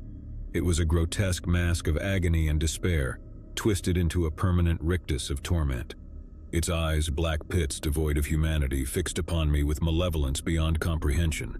With a sudden surge of terror-fueled strength, I broke free from my paralysis and sprinted through the asylum's labyrinthine corridors, desperate to escape the relentless pursuit of the figure. The whispers pursued me, growing louder and more insistent with each passing moment. I stumbled into a room filled with rows of rusted metal beds, each occupied by a shadowy figure. Their hollow eyes stared into nothingness, and their mouths moved in silent agony. I realized with horror that these were the tortured souls of the asylum's former patients, trapped in an eternal nightmare. The figure was closing in, its distorted face contorted with sadistic glee. I had to find a way out to escape this living nightmare. With trembling hands, I pushed open a door at the end of the room and emerged into a moonlit courtyard. The asylum loomed behind me, its decaying facade now a nightmarish silhouette against the pale glow of the moon. I could still hear the whispers, faint but persistent, as if the asylum itself were whispering its cursed secrets. I ran through the courtyard, through overgrown weeds and crumbling walls, until I reached the outer perimeter of the asylum grounds. As I crossed the threshold, a deafening silence enveloped me, and the whispers ceased. I collapsed onto the grass, gasping for breath, my mind reeling from the horrors I had witnessed. The asylum stood silent and foreboding, a sentinel of malevolence in the moonlight. I knew I had escaped with my life, but I would forever carry the scars of that night. To this day, I cannot forget the figure with the face of torment, the tortured souls in the asylum's depths, or the haunting whispers that continue to echo in my nightmares. The asylum's secrets remain buried in its decaying walls, but I know one thing for certain. Some places are best left unexplored, for the darkness they hold can consume even the bravest of souls.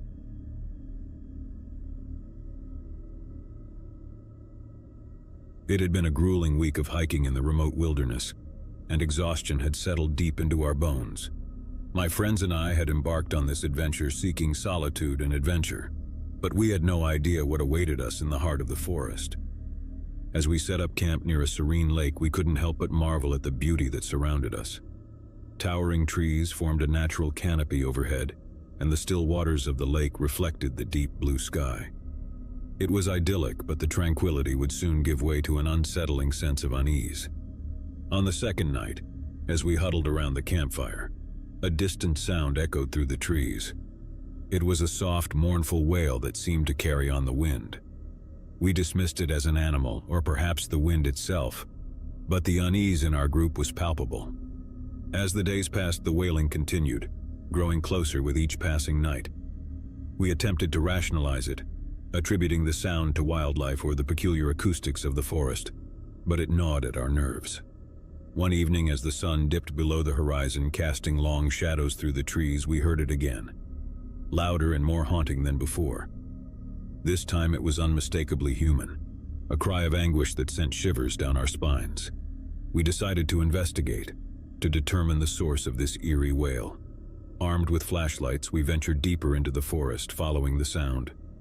The path grew treacherous and the trees closed in around us, their branches clawing at the sky like skeletal fingers.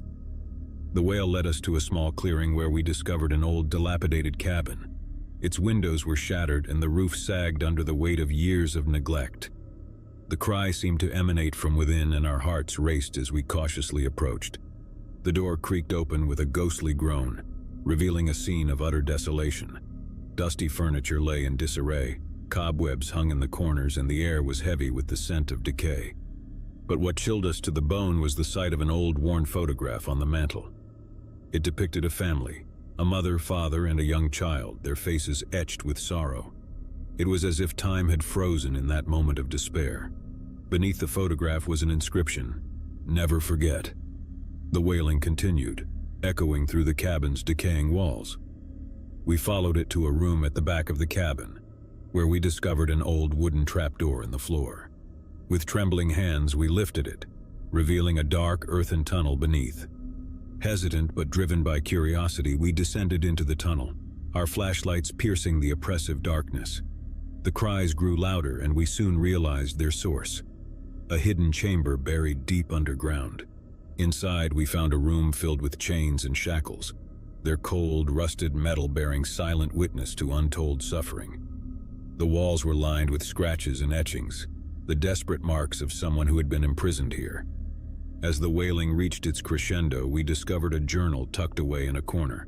Its pages were filled with the anguished writings of a man who had been locked in this chamber, tormented by the relentless cries that had haunted us.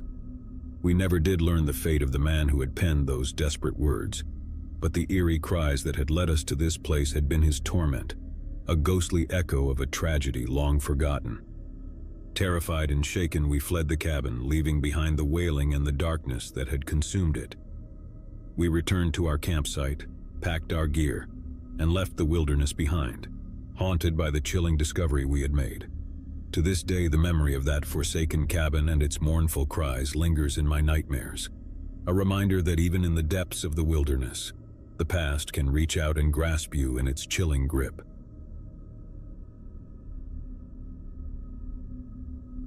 It was the summer of 1997, and my friends and I were eager to embark on a road trip adventure.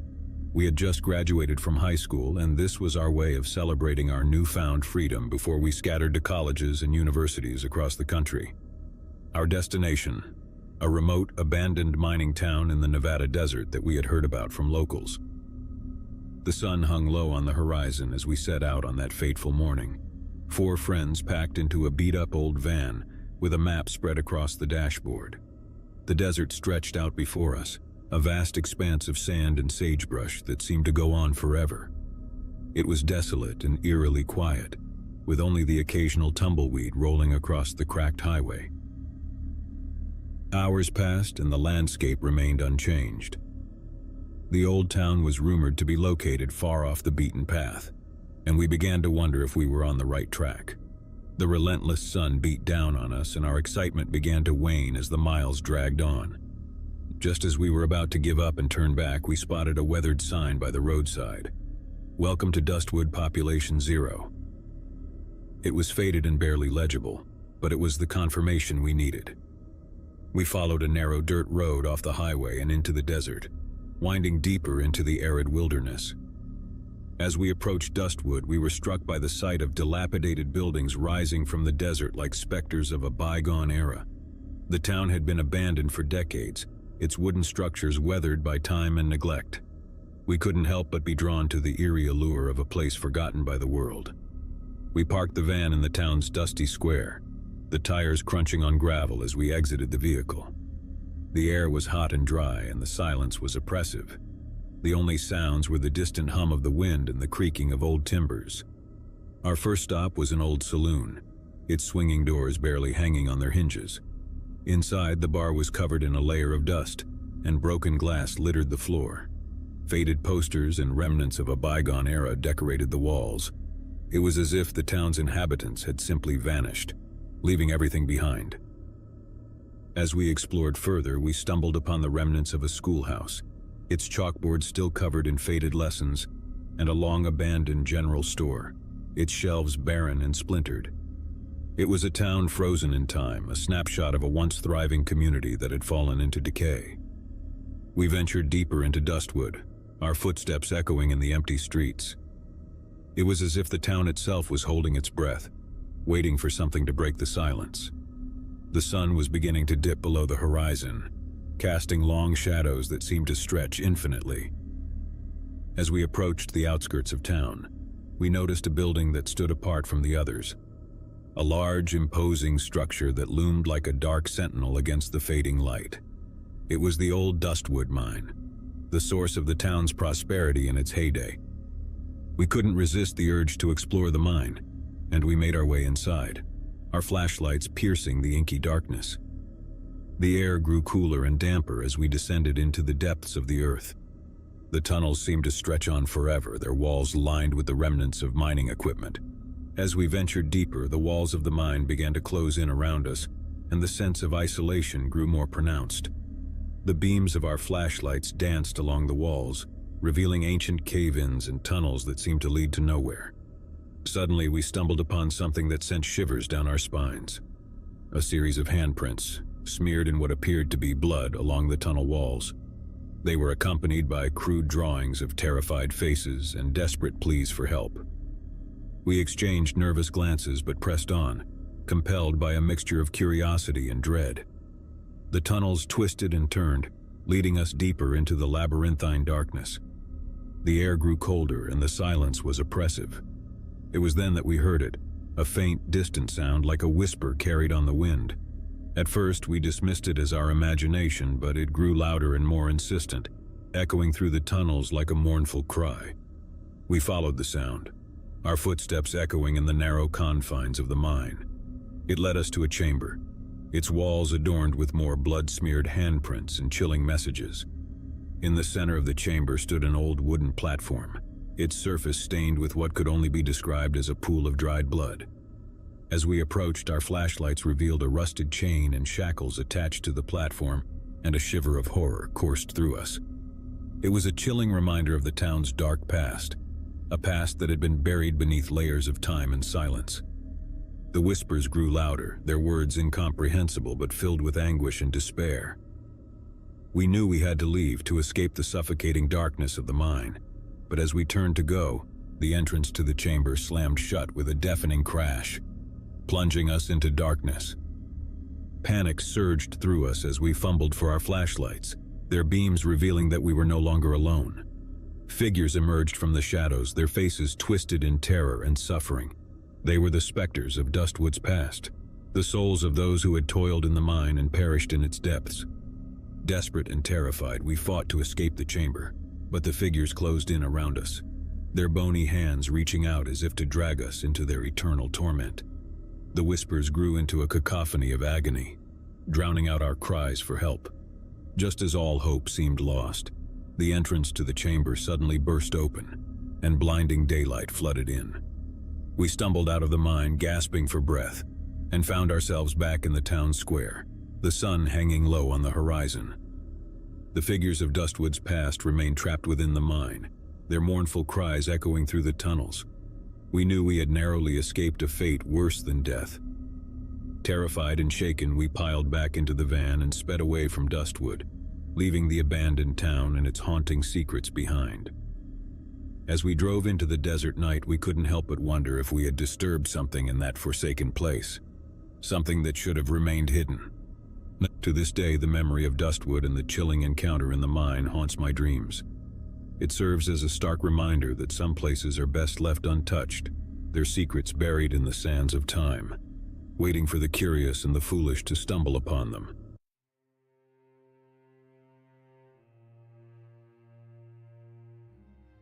Sarah and Mark had always dreamed of owning a charming old house with character. So when they stumbled upon a dilapidated Victorian mansion tucked away on a quiet street, they couldn't believe their luck. The place was a mess, but they saw its potential. With determination, they began the renovations. The first few weeks went smoothly as they painted walls, replaced floorboards, and restored the grand staircase. But then, strange things started happening. One evening, Sarah left her paintbrush on the kitchen counter while she went to fetch a glass of water. When she returned, the brush was on the floor and the faucet was running. She assumed it was Mark playing a prank, but he denied it. As days turned into weeks, the occurrences became more unsettling. Tools would vanish only to reappear in odd places. Eerie whispers echoed through the empty hallways at night, and both Sarah and Mark felt a constant chill in the air, no matter how high they turned up the heating. One evening, as they relaxed in the living room after a long day's work, they heard the creaking of footsteps on the stairs above. Their hearts pounded as they looked at each other, both thinking the same thing.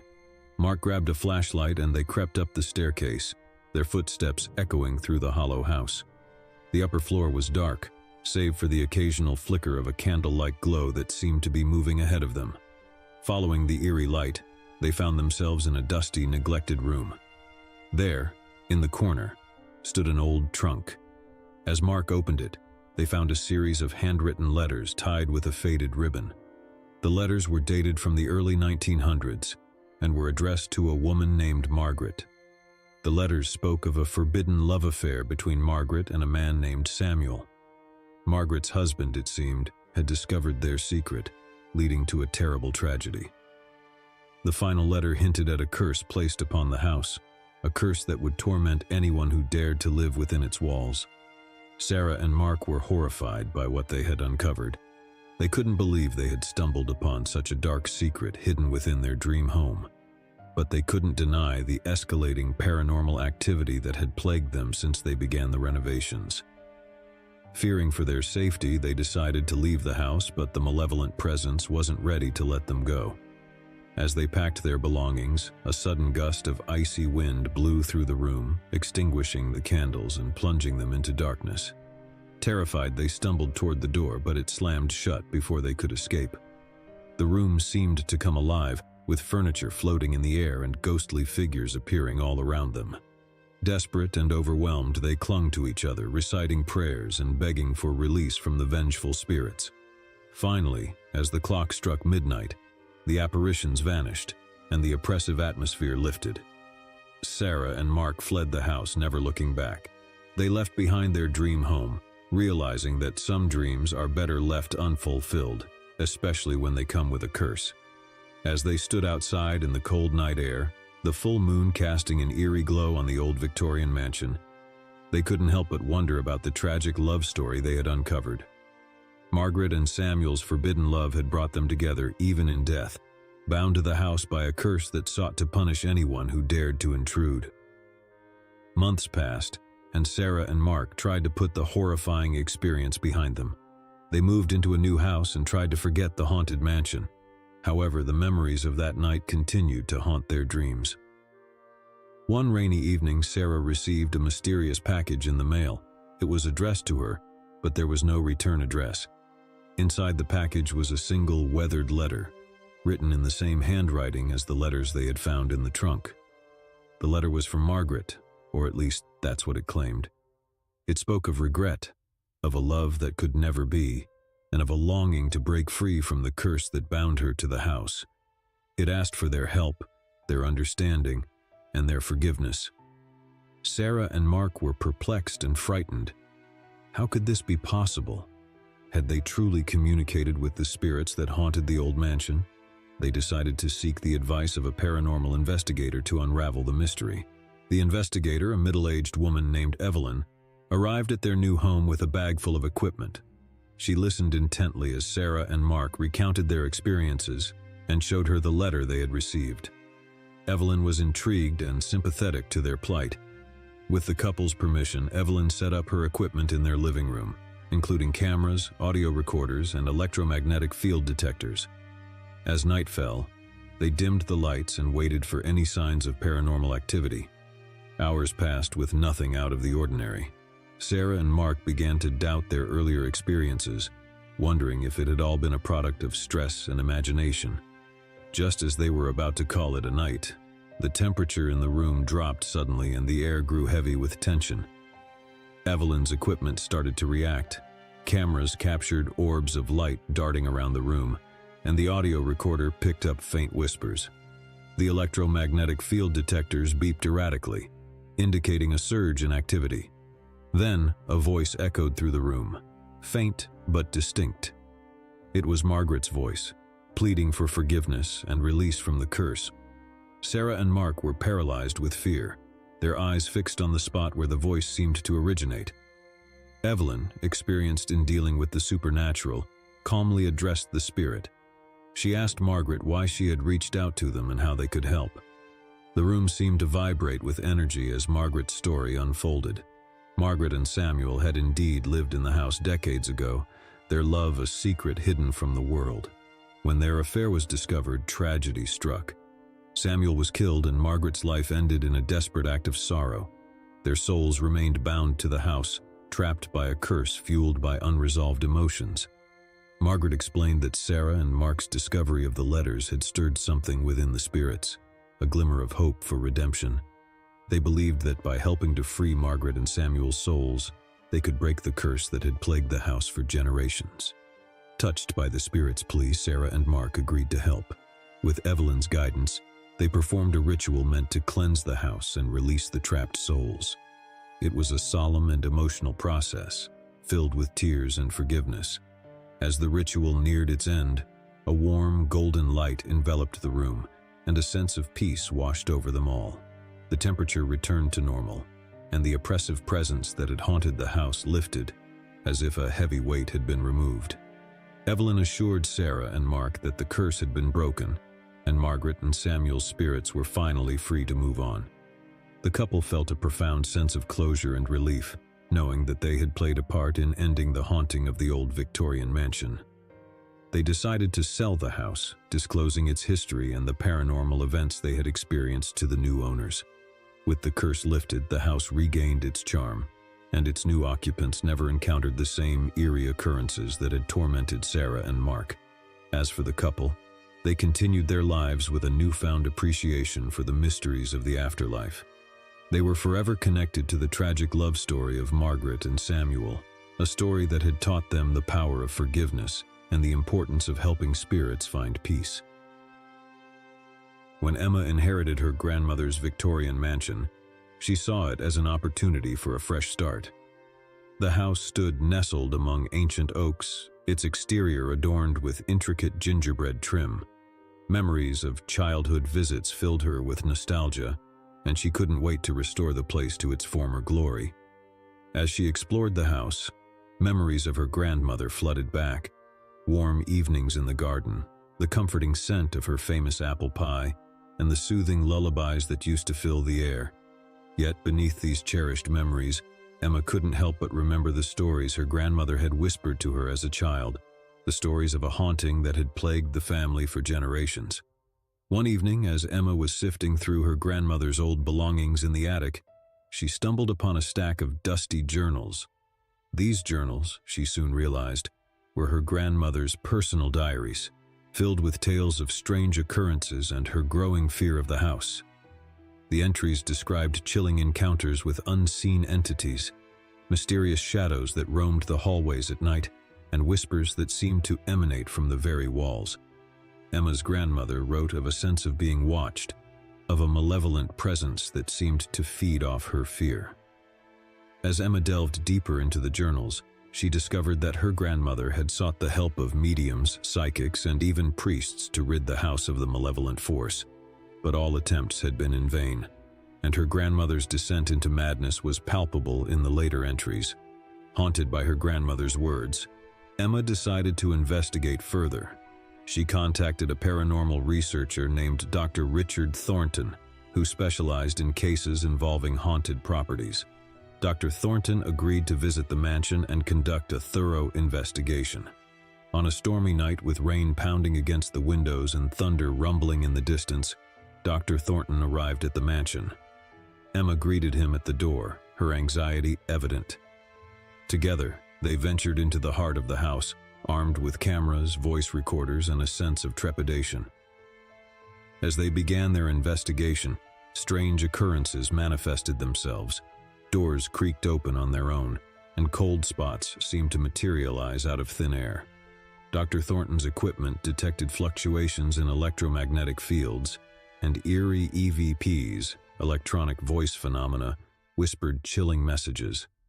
In the attic, where Emma had discovered her grandmother's journals, the activity reached its peak. The air grew heavy with a palpable sense of dread, and the temperature dropped dramatically. Emma felt a presence close by, as if someone, or something, was watching her every move. Dr. Thornton conducted a series of seances and communicated with the entities using a spirit board. Through these interactions, they learned that the malevolent force had a name: Elijah. Elijah claimed to be a tortured soul who had died tragically in the house long ago, and had been bound to it ever since. Emma, filled with empathy, tried to understand Elijah's pain and the reason behind his malevolence. As the hours passed, she and Dr. Thornton unraveled the tragic tale of a love affair gone awry, one that had led to Elijah's untimely death and his eternal torment. It became apparent that Elijah sought release from the curse that bound him to the house.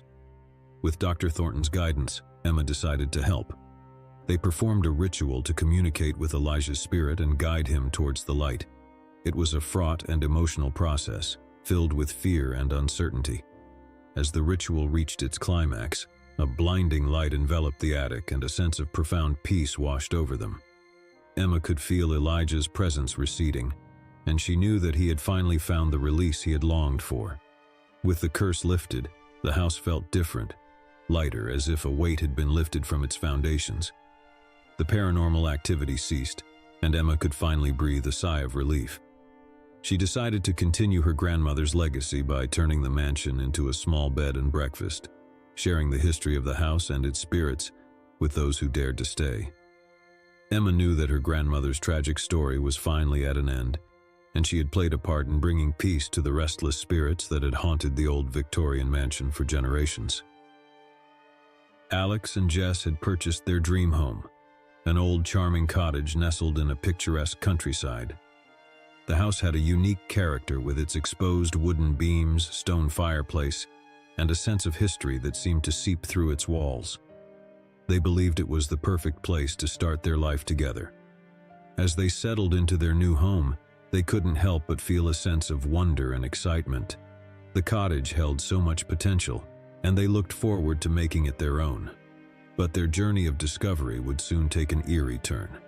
One sunny afternoon, while Alex was inspecting the basement for any needed repairs, he noticed an unusual gap in the stone wall that seemed out of place. Curiosity piqued, he investigated further and discovered a hidden door. It was concealed behind a stack of old crates and almost impossible to spot. Alex and Jess worked together to pry the door open, revealing a narrow, dusty corridor that led to a small, forgotten room. The room was filled with cobwebs, and the air was heavy with the scent of age. But what captured their attention most was an old, leather-bound diary sitting on a dusty wooden table in the center of the room. The diary was dated from the early 1900s and belonged to a woman named Eleanor. As they began to read, they became engrossed in the life of the previous occupant. Eleanor had lived in the cottage with her husband, Arthur, and their young daughter, Emily. Eleanor's entries chronicled the family's life, but as they read further, they encountered disturbing details. Eleanor wrote of a mysterious presence in the house, one that seemed to manifest in the form of eerie whispers, inexplicable drafts of cold air, and objects moving on their own. The entries grew more frantic as Eleanor described sleepless nights and a growing sense of dread. She mentioned hearing voices that urged her to leave the cottage, warning her that something malevolent resided within its walls. But she and Arthur were determined to keep their home and protect their daughter. As Alex and Jess continued to read, they noticed a pattern in Eleanor's entries, the mention of a secret room hidden in the basement. Eleanor believed that whatever haunted their home was tied to that hidden space. She wrote of her plans to uncover its mysteries, but the diary abruptly stopped. Alex and Jess were both intrigued and unnerved by the diary's contents. They decided to investigate the hidden room mentioned by Eleanor, feeling compelled to uncover the truth about the haunting. With flashlights in hand, they descended into the basement and followed the narrow corridor to the secret room. It was locked, and after some effort, they managed to pry it open. The room was small and dimly lit, with stone walls covered in strange symbols and a feeling of oppressive energy that sent shivers down their spines. On a rickety wooden shelf, they discovered a series of old journals that had belonged to Arthur. As they skimmed through the entries, a chilling narrative began to emerge. Arthur had continued where Eleanor left off, documenting his own experiences with the malevolent force that haunted the house. He wrote of being tormented by vivid nightmares, of feeling a cold, clammy hand brushing against him in the dead of night, and of witnessing objects levitating and crashing to the ground. The journals contained pleas for help and prayers for deliverance. As Alex and Jess read on, they realized that Arthur had become obsessed with uncovering the source of the haunting, the secret room. He believed that the key to freeing their family from the malevolent entity lay within its hidden walls. With trembling hands, they turned their attention to the room itself. They searched for any hidden compartments or clues that might lead them to the truth. It was then that Alex noticed a loose stone in the wall, and when he pushed it aside, they revealed a small concealed chamber. Inside, they found a wooden chest covered in dust and cobwebs. With bated breath, They opened it, revealing a collection of old photographs, letters, and a small weathered doll that sent a chill down their spines. The doll bore a striking resemblance to Emily, the daughter mentioned in Eleanor's diary. As they examined the contents of the chest, they realized that it held the remnants of a tragic family history, a history that had somehow become intertwined with the malevolent presence in the house. Determined to uncover the truth and put an end to the haunting, Alex and Jess continued their research. They reached out to a local historian who delved into the history of the cottage and its previous occupants. What they discovered was a heartbreaking tale of a family torn apart by tragedy. Eleanor and Arthur had indeed lived in the cottage with their young daughter, Emily. But Emily had mysteriously disappeared one fateful night, never to be found again. The heartbreak of losing their child had shattered the family, and the malevolent presence that had haunted the house was believed to be the spirit of Emily, trapped in a state of torment and confusion.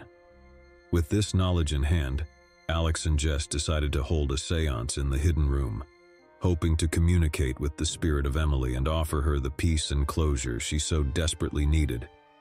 As they gathered in the dimly lit room, surrounded by the symbols on the walls, they reached out to Emily's spirit. Through the seance, they managed to establish a connection with her, and the room filled with a palpable sense of sorrow and longing. Emily's spirit conveyed her confusion and fear, revealing that she had been trying to reach out to her parents for years, but her efforts had only fueled their terror. She longed for her family's forgiveness, and for a way to move on from the torment that bound her to the house. With tears in their eyes, Alex and Jess assured Emily that they understood her pain and were willing to help. They performed a ritual to guide her spirit towards the light, offering words of forgiveness and love.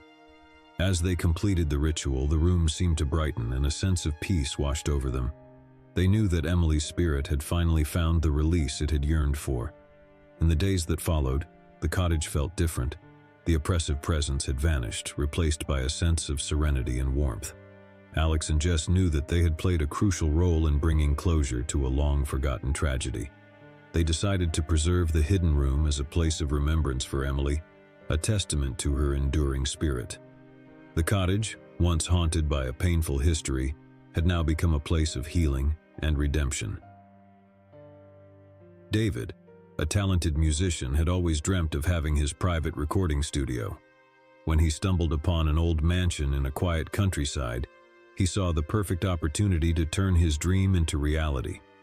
The mansion was a grand and imposing structure, with high vaulted ceilings and ornate architecture, a perfect setting for his creative endeavors. As David began setting up his recording equipment in the mansion's grand living room, he couldn't help but marvel at the acoustics and the rich, warm sound that filled the space. It was as if the very walls of the house resonated with music. Late one night, as David was tinkering with his instruments and recording software, he heard the faint strains of a piano melody. At first, he dismissed it as a product of his tired imagination, but the music persisted, growing clearer and more enchanting with each passing moment. Following the haunting melody, David found himself drawn to a locked room on the second floor. It was a room he had never noticed before, and the door was adorned with intricate carvings of musical notes and instruments. The room seemed to pulse with an otherworldly energy. Determined to uncover the source of the haunting music, David searched the mansion for a key. After a thorough investigation, he discovered an old brass key tucked away in a dusty drawer. With trepidation and excitement, he inserted the key into the door's lock, and it creaked open to reveal a room frozen in time. The room was a magnificent music chamber, with a grand piano at its center. The walls were adorned with portraits of composers long past, and sheet music was scattered across the polished wooden floor. It was as if the room had been untouched for centuries. As David approached the grand piano, he noticed a journal resting on its dusty surface. The journal belonged to a composer named Victor, and it detailed his obsession with a symphony he had never been able to finish. A symphony that was meant to be his masterpiece. Victor's entries spoke of a mysterious muse who had inspired him with hauntingly beautiful melodies. He described the muse as a ghostly presence that would visit him in the dead of night, whispering enchanting compositions into his ear. As David read on, He realized that Victor had been consumed by his desire to complete the symphony. He had isolated himself from the world, pouring all his creative energy into the haunting melodies that had been gifted to him by the enigmatic muse. But Victor's obsession had taken a toll on his sanity. He wrote of sleepless nights, of hearing the muse's voice even during waking hours, and of a growing darkness that seemed to overshadow his life. David felt a deep connection to Victor's story, as if he understood the composer's yearning for creative perfection. He decided to honor Victor's memory and complete the unfinished symphony, believing that it was his destiny to bring the haunting music to life. With each passing day, David dedicated himself to the symphony, spending hours at the grand piano, composing and refining the melodies that had been left incomplete for so long. The music seemed to flow effortlessly, as if guided by an unseen hand. But as David delved deeper into the symphony, he began to experience strange occurrences. He would hear whispers in the empty rooms, voices that seemed to echo the haunting melodies he was composing.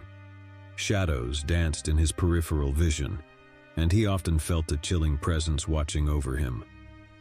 One night, as he sat alone in the music chamber, absorbed in the composition, he felt a cold, ethereal hand gently touch his shoulder.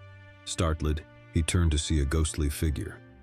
A woman dressed in a flowing gown, her eyes filled with a mixture of longing and sorrow. The figure extended her hand toward David, and without hesitation he reached out and touched it. As their hands met, he felt a surge of emotions, loss, passion, and an unfulfilled yearning for completion. Through the connection, David understood that the ghostly woman was the muse who had inspired Victor. She had longed for her symphony to be brought to life, to be heard by the world, and to find closure for her own unfinished story. Determined to honor the muse's wishes, David continued his work on the symphony, pouring his heart and soul into the haunting melodies. As he composed the final notes, he felt a profound sense of fulfillment, as if he had completed a journey that had spanned centuries. The night he performed the finished symphony in the grand living room of the mansion, a sense of transcendence filled the air. The music flowed through the space, carrying with it the emotions and yearnings of the muse. It was a symphony that spoke of love, loss, and the eternal quest for artistic perfection. As the last note faded into silence, David felt a gentle breeze caress his cheek, and he knew that the muse had finally found peace. The mansion, once haunted by the specter of creative obsession, now resonated with a sense of artistic fulfillment. David continued to use the mansion as his recording studio, but he always left the music chamber untouched, as a testament to the creative journey he had embarked on, and the connection he had forged with the haunting muse. Lisa and Tom were drawn to the charm of their new cottage, nestled in the heart of a historic town. The cottage came furnished with antique pieces that added character to the space, but one item caught their attention: an ornate vintage mirror with an intricately carved wooden frame. The mirror hung in the hallway, its aged glass reflecting the passage of time. As Lisa and Tom settled into their new home, they noticed that the mirror seemed to possess a captivating allure. Its reflection had a certain depth and magnetism that drew them in. One evening, as they gazed into the mirror, Lisa noticed something unusual: a faint, fleeting reflection of a woman dressed in a Victorian-era gown, her eyes filled with sadness. Startled, she turned to Tom, but when they looked back at the mirror, the mysterious figure had vanished. They dismissed it as a trick of the light, attributing it to their overactive imaginations. However, as the days passed, they began to experience more peculiar occurrences. Objects would disappear from their usual places, only to reappear in front of the mirror. Unexplained cold drafts swept through the hallway, and they often heard whispers that seemed to emanate from the mirror itself. Tom decided to do some research into the history of the mirror, and he discovered that it had once belonged to a wealthy family who had lived in the cottage more than a century ago. Tragedy had befallen the family when their daughter, Eleanor, had gone missing under mysterious circumstances, never to be found. Eleanor's disappearance had cast a shadow over the cottage, and her distraught parents had commissioned the ornate mirror in her memory. It was said that they believed the mirror held a connection to their lost daughter's spirit and that it possessed the power to reveal her fate. As Tom delved deeper into the mirror's history, he uncovered a series of letters written by Eleanor's parents. In these letters, they spoke of their anguish and their belief that Eleanor's spirit still lingered within the mirror. They described seeing glimpses of her reflection and hearing her voice in the stillness of the night. Lisa and Tom couldn't ignore the unsettling parallels between their experiences and the tragic history of the mirror. They began to suspect that Eleanor's spirit was reaching out to them, seeking to communicate or find closure for her long-forgotten story. Determined to unravel the mystery, they decided to conduct a séance in front of the mirror, hoping to establish a connection with Eleanor's spirit. They invited a medium named Professor Evelyn Hartley to assist them in their endeavor. As night fell, Lisa, Tom, and Professor Hartley gathered in the hallway, with the ornate mirror as their focal point. They lit candles and prepared to communicate with whatever presence may dwell within the antique glass. As the séance began, they felt a palpable shift in the atmosphere. The room grew colder, and the reflection in the mirror seemed to waver, as if the surface held a portal to another realm. Professor Hartley channeled her energy, inviting any spirits present to make contact. Whispers filled the air, and the temperature continued to drop. In the mirror's reflection, a faint image began to form. A young woman dressed in a Victorian gown, her eyes filled with a mixture of sorrow and longing. Eleanor's spirit had indeed reached out to them. Through the séance, she conveyed her desire for her story to be heard and her fate to be acknowledged. She revealed that she had been trapped in a liminal state, unable to move on until her story was acknowledged and the mystery of her disappearance was solved. Lisa and Tom listened attentively, offering words of compassion and understanding. They assured Eleanor that they would do everything in their power to uncover the truth about her fate and to help her find the peace she sought. With their promise, Eleanor's spirit seemed to brighten and the room filled with an ethereal light. It was as if a weight had been lifted, and the mirror's surface grew still and serene.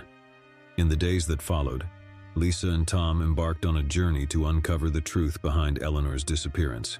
They combed through historical records, conducted interviews with local historians, and even consulted psychics to piece together the puzzle of the past. Their efforts led them to a hidden chamber in the cottage's basement, a chamber that had been sealed for decades. Inside, they discovered a collection of old journals and letters that revealed a dark secret: the involvement of a trusted family friend in Eleanor's disappearance. With this newfound knowledge, Lisa and Tom sought justice for Eleanor, even if it was long overdue. They brought the evidence to the authorities, leading to the posthumous exoneration of Eleanor's name and the exposure of the guilty party. Eleanor's spirit, freed from the torment of her unresolved story, visited Lisa and Tom one final time. In the reflection of the ornate mirror, she appeared, her eyes now filled with gratitude and peace. She thanked them for their dedication and compassion, and assured them that she could finally move on to the next realm. As time passed, the cottage's haunting occurrences ceased, and the ornate mirror no longer held a connection to the past. Lisa and Tom decided to keep the mirror as a symbol of their journey, one that had brought justice, closure, and peace to a long-forgotten tragedy.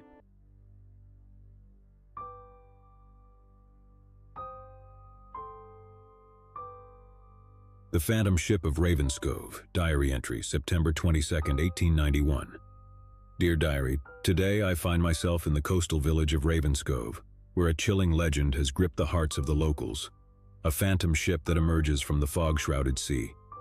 Last night, as I stood upon the rugged cliffs, I witnessed the ghostly vessel firsthand.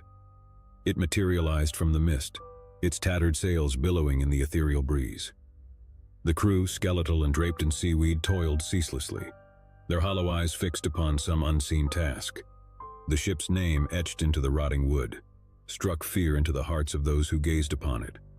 The specter's revenge. It sailed past with an eerie silence, and I could not suppress a shudder. The villagers believe the ship is cursed, doomed to haunt these waters for eternity, and they dare not speak its name. It is said that any who do so are doomed to join the phantom crew in their spectral toil. My curiosity led me to delve into the history of Ravenscove, unearthing the dark tale of the Spectre's revenge.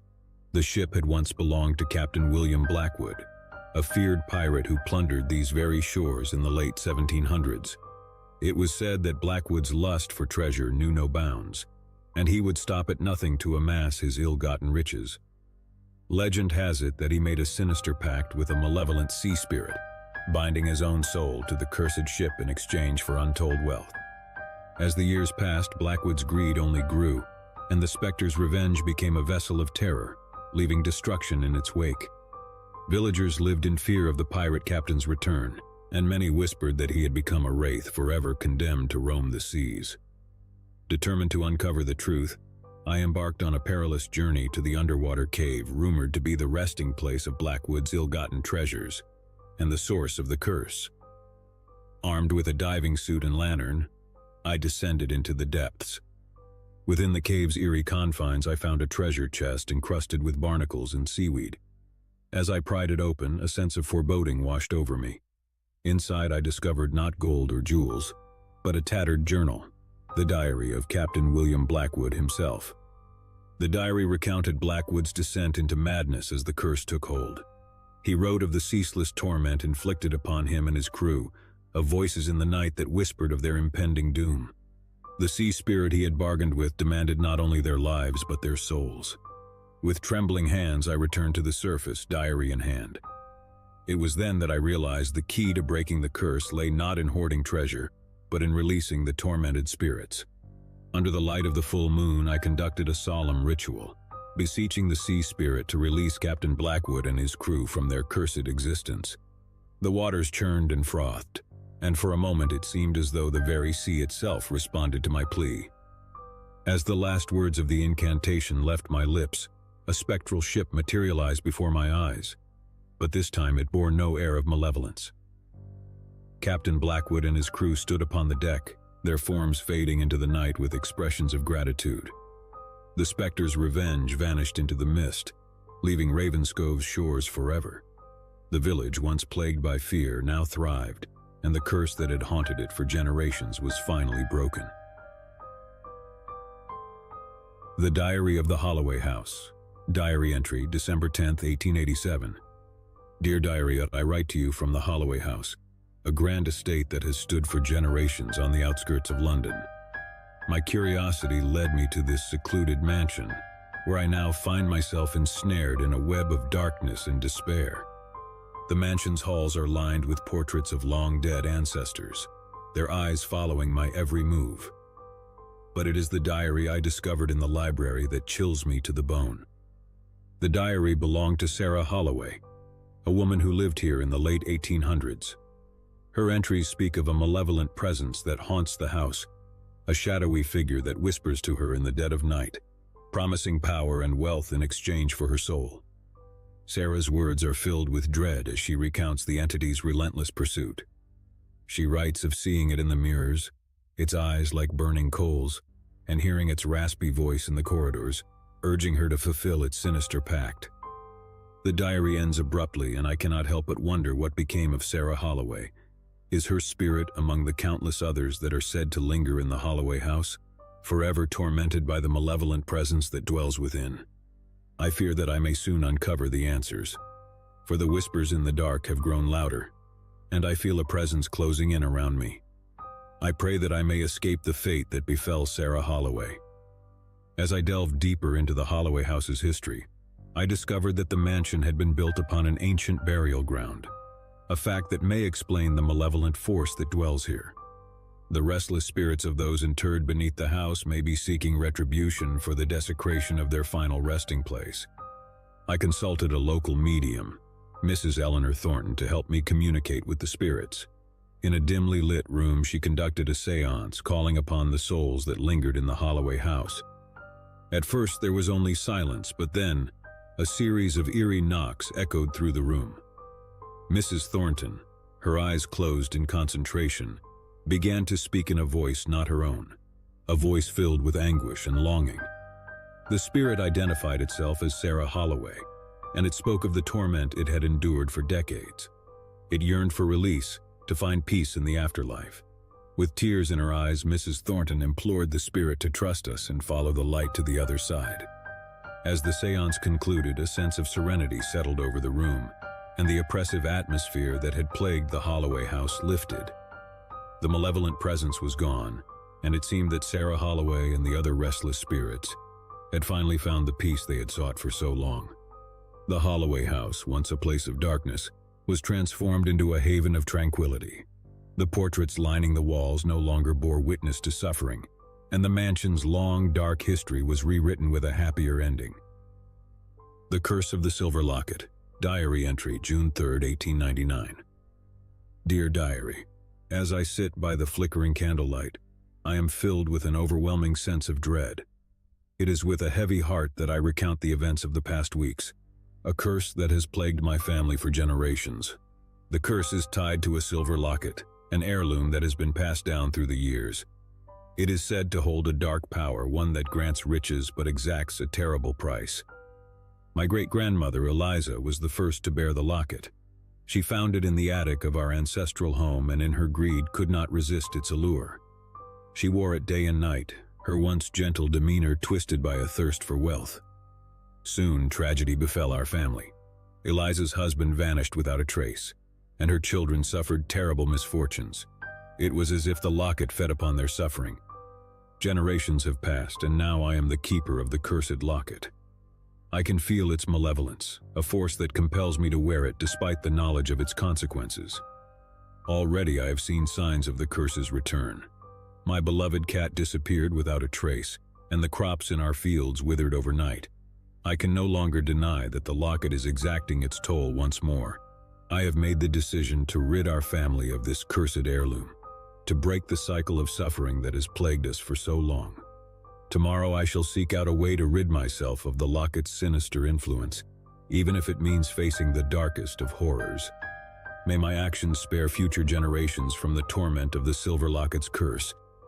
As I delved deeper into the lore surrounding the locket, I uncovered a grim ritual that had been passed down through the generations of my family. A ritual meant to sever the locket's connection to our bloodline.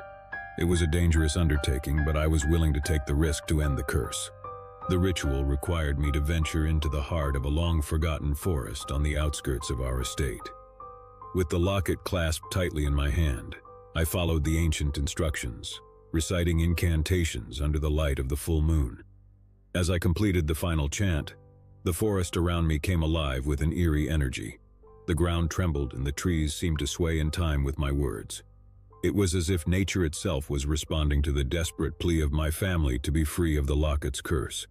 A blinding light enveloped me, and I felt an intense surge of pain as the locket's hold on me was severed. With a final burst of energy, I hurled the locket deep into the heart of the forest, watching as it disappeared into the underbrush. The forest fell silent, and I knew that the curse had been broken. I returned to our family home, exhausted but relieved, knowing that I had sacrificed the locket to spare future generations from its malevolent influence. As I write these final words, I am filled with a sense of closure and hope. The curse of the silver locket has been vanquished, and I can only pray that my actions will bring peace and prosperity to my family for generations to come.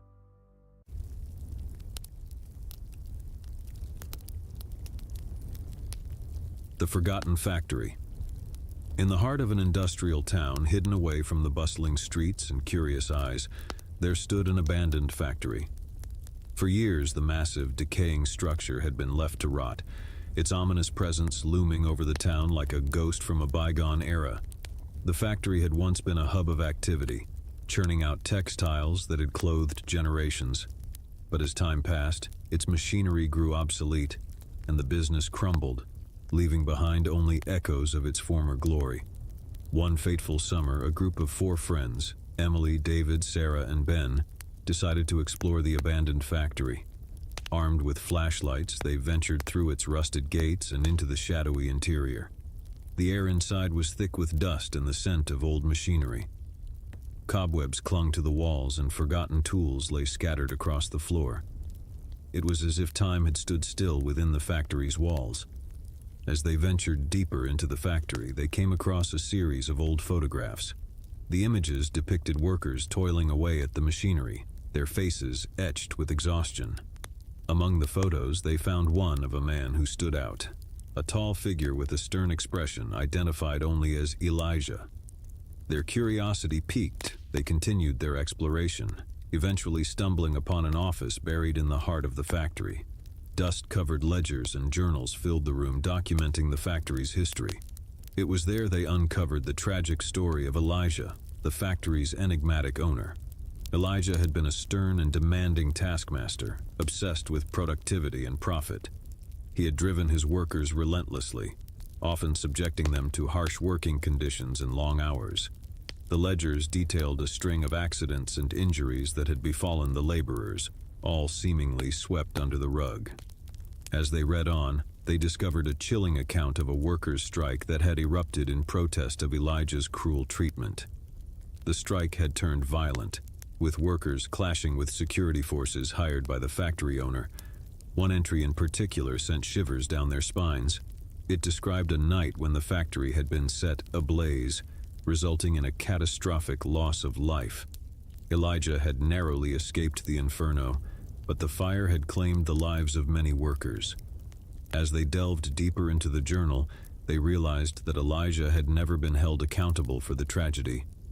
Instead, he had disappeared from the town, his fate shrouded in mystery. Their exploration took them to the factory's basement, a dark and foreboding space. There, they discovered an ancient, dusty safe hidden behind a crumbling wall. With trembling hands, they managed to pry it open, revealing a collection of letters that had never been sent. The letters were addressed to Elijah, each penned by a grieving family member of a worker who had perished in the factory fire. They spoke of sorrow, anger, and a thirst for justice. It was clear that the families believed Elijah bore responsibility for the tragedy. Suddenly, a chilling sensation washed over them, and they heard faint whispers echoing through the basement. The voices were filled with anger and sorrow, as if the very walls of the factory were bearing witness to the long-suppressed grief and rage of the workers who had perished. As they fled the basement in terror, the factory seemed to come alive with supernatural activity. Machinery long silent rumbled to life, and ghostly apparitions of workers filled the dimly lit corridors. Desperate to escape the malevolent presence that had awakened, Emily, David, Sarah, and Ben raced toward the factory's exit. But the massive doors slammed shut before them, sealing them inside. With each step, the apparitions drew closer, their ghostly forms reaching out for the intruders. It was as if the spirits of the workers sought retribution for the injustice that had plagued the factory for so long. In their frantic search for an escape, they stumbled upon a hidden passage that led to the factory's rooftop. As they burst into the open air, they were met with a breathtaking view of the town below. The factory trembled, its very foundations shaking as if in protest. The apparitions of the workers drew back, their mournful wails filling the air. And then, as suddenly as it had begun, the supernatural activity ceased. The massive doors creaked open, allowing Emily, David, Sarah, and Ben to flee the factory. They ran from the abandoned structure, their hearts pounding with terror, and never looked back. They knew that they had stumbled upon a dark and tragic chapter in the factory's history, a story of exploitation and tragedy that had left its mark on the town. The factory, once a place of industry and labor, had become a haunted relic of the past, a chilling reminder that the sins of the past could never truly be forgotten. The Whispering Pines Inn. The Whispering Pines Inn stood nestled among a grove of ancient trees, its weathered facade exuding an air of faded grandeur. For decades, it had lured weary travelers with promises of solace and rest, but those who entered its doors often left with a sense of unease that lingered long after their departure. On a chilly autumn evening, Emma and Alex, a young couple seeking a romantic getaway, arrived at the inn.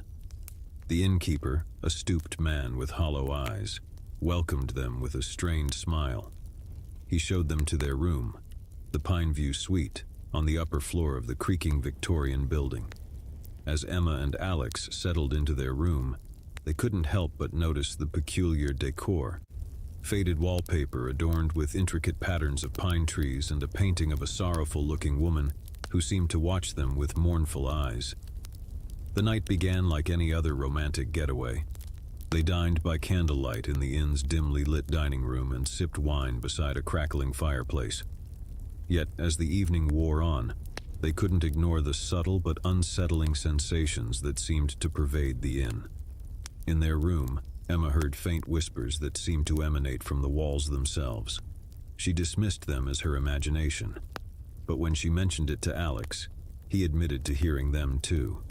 They strained to make out the words, which spoke of sorrow, longing, and a plea for release. Determined to unravel the mystery, they decided to explore the inn after dark. They descended the narrow staircase, their footsteps echoing in the eerie silence. The inn seemed different at night, shadows dancing across the walls and a chill in the air that was far more pervasive.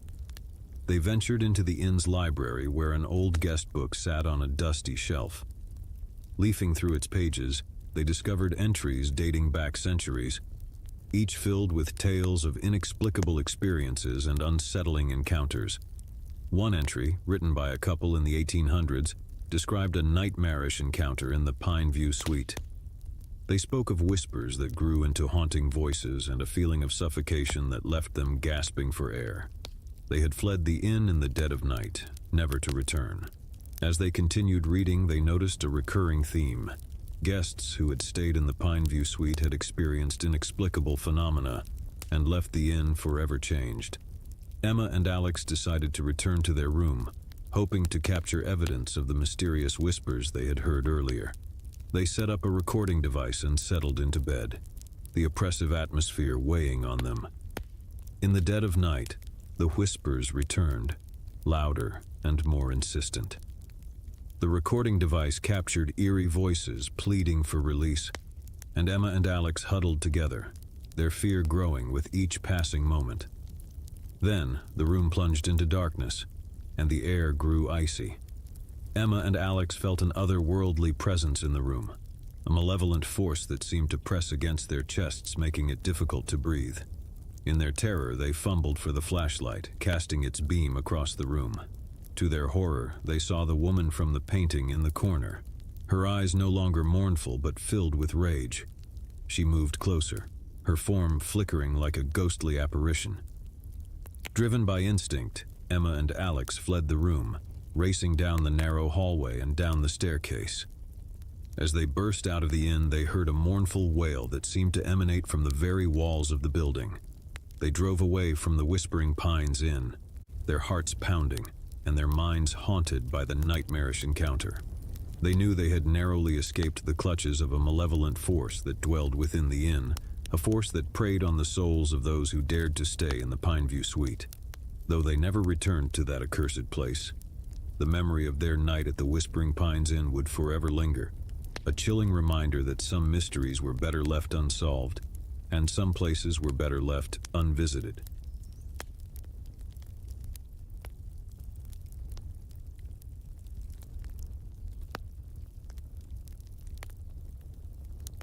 The Abandoned Mill.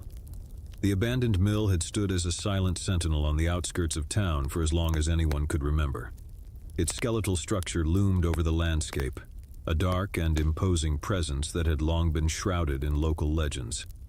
Among the townsfolk, tales of the mill's malevolent history had been passed down through generations. It was said that a series of grisly murders had occurred within its walls, and the tormented spirits of the victims still roamed the crumbling structure. Curiosity often got the better of daring individuals, and one fateful night, Mark, Lisa, and Mike decided to explore the mill. Armed with flashlights and a sense of bravado, they ventured into the decaying building, their footsteps echoing in the cavernous space. As they explored the maze-like interior, the air grew heavy with a sense of foreboding. Shadows danced across the walls, and strange noises echoed in the distance. It was as if the very walls of the mill were whispering secrets of the past. In a dimly lit room, they discovered a series of faded photographs scattered across a wooden table. The images depicted a family that had once owned the mill, their faces contorted in expressions of madness and malevolence. The family's history was marred by a series of gruesome killings that had shocked the town. As they continued their exploration, they reached the upper floors of the mill, where the murders had allegedly taken place. The atmosphere grew even more oppressive, and the temperature seemed to drop dramatically. Suddenly, they heard the sound of a child's laughter echoing through the darkness. It was a haunting, ghostly sound that sent shivers down their spines.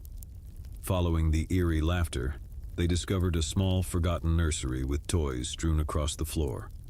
As they examined the room, they noticed that the toys seemed to move of their own accord, as if guided by unseen hands.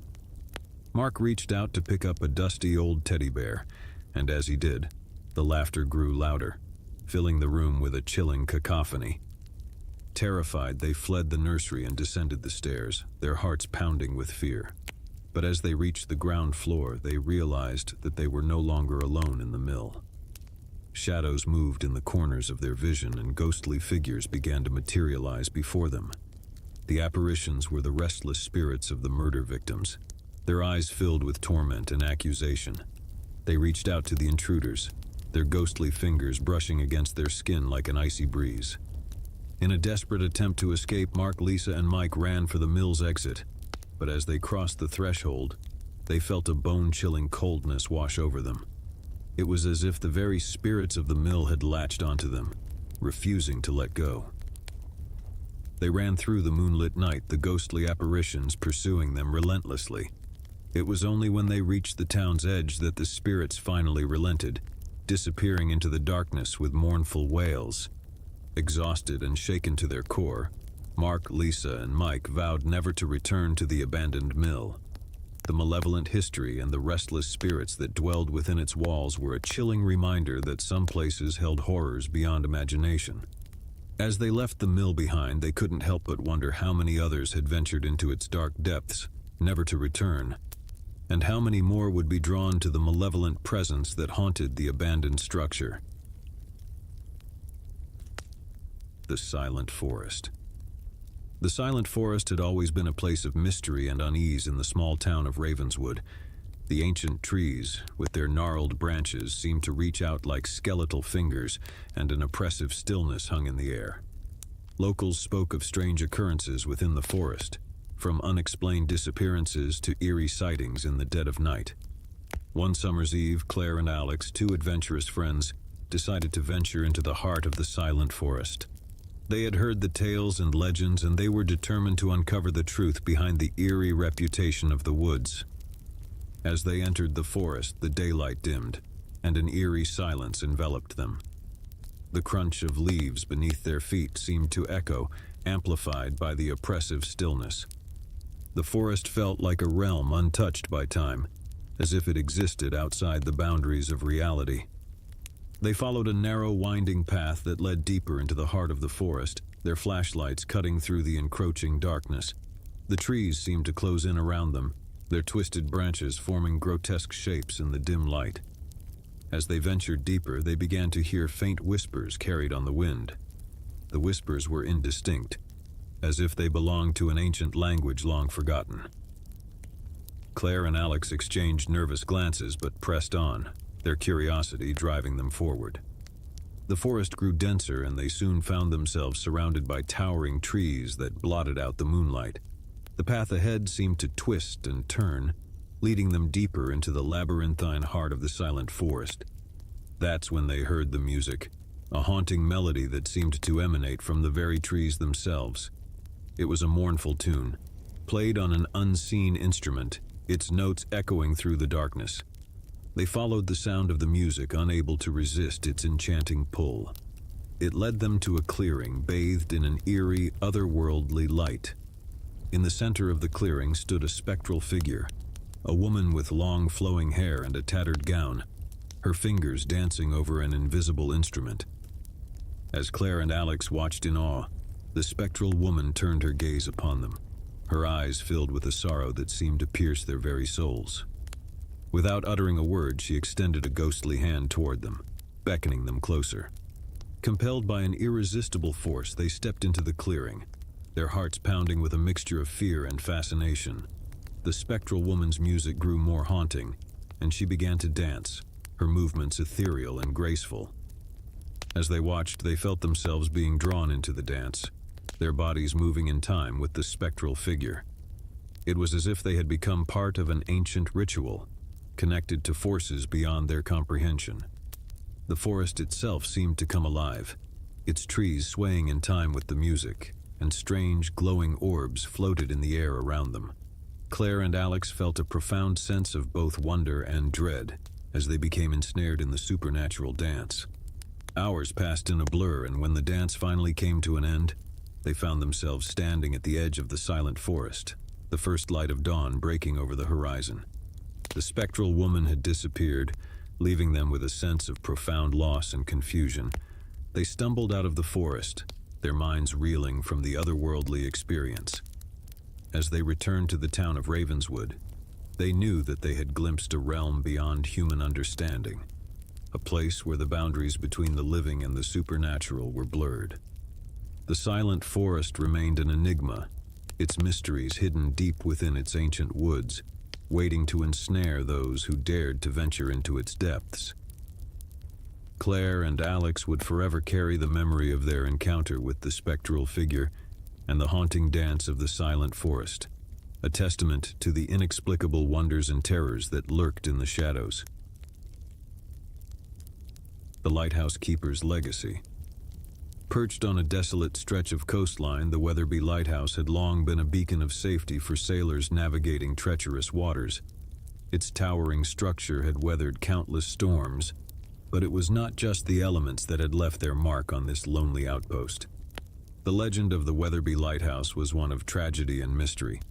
Local folklore spoke of a lighthouse keeper named Samuel Weatherby, a solitary man who had tended to the beacon for decades. He had lived alone, shrouded in secrecy, and had rarely been seen by the townsfolk.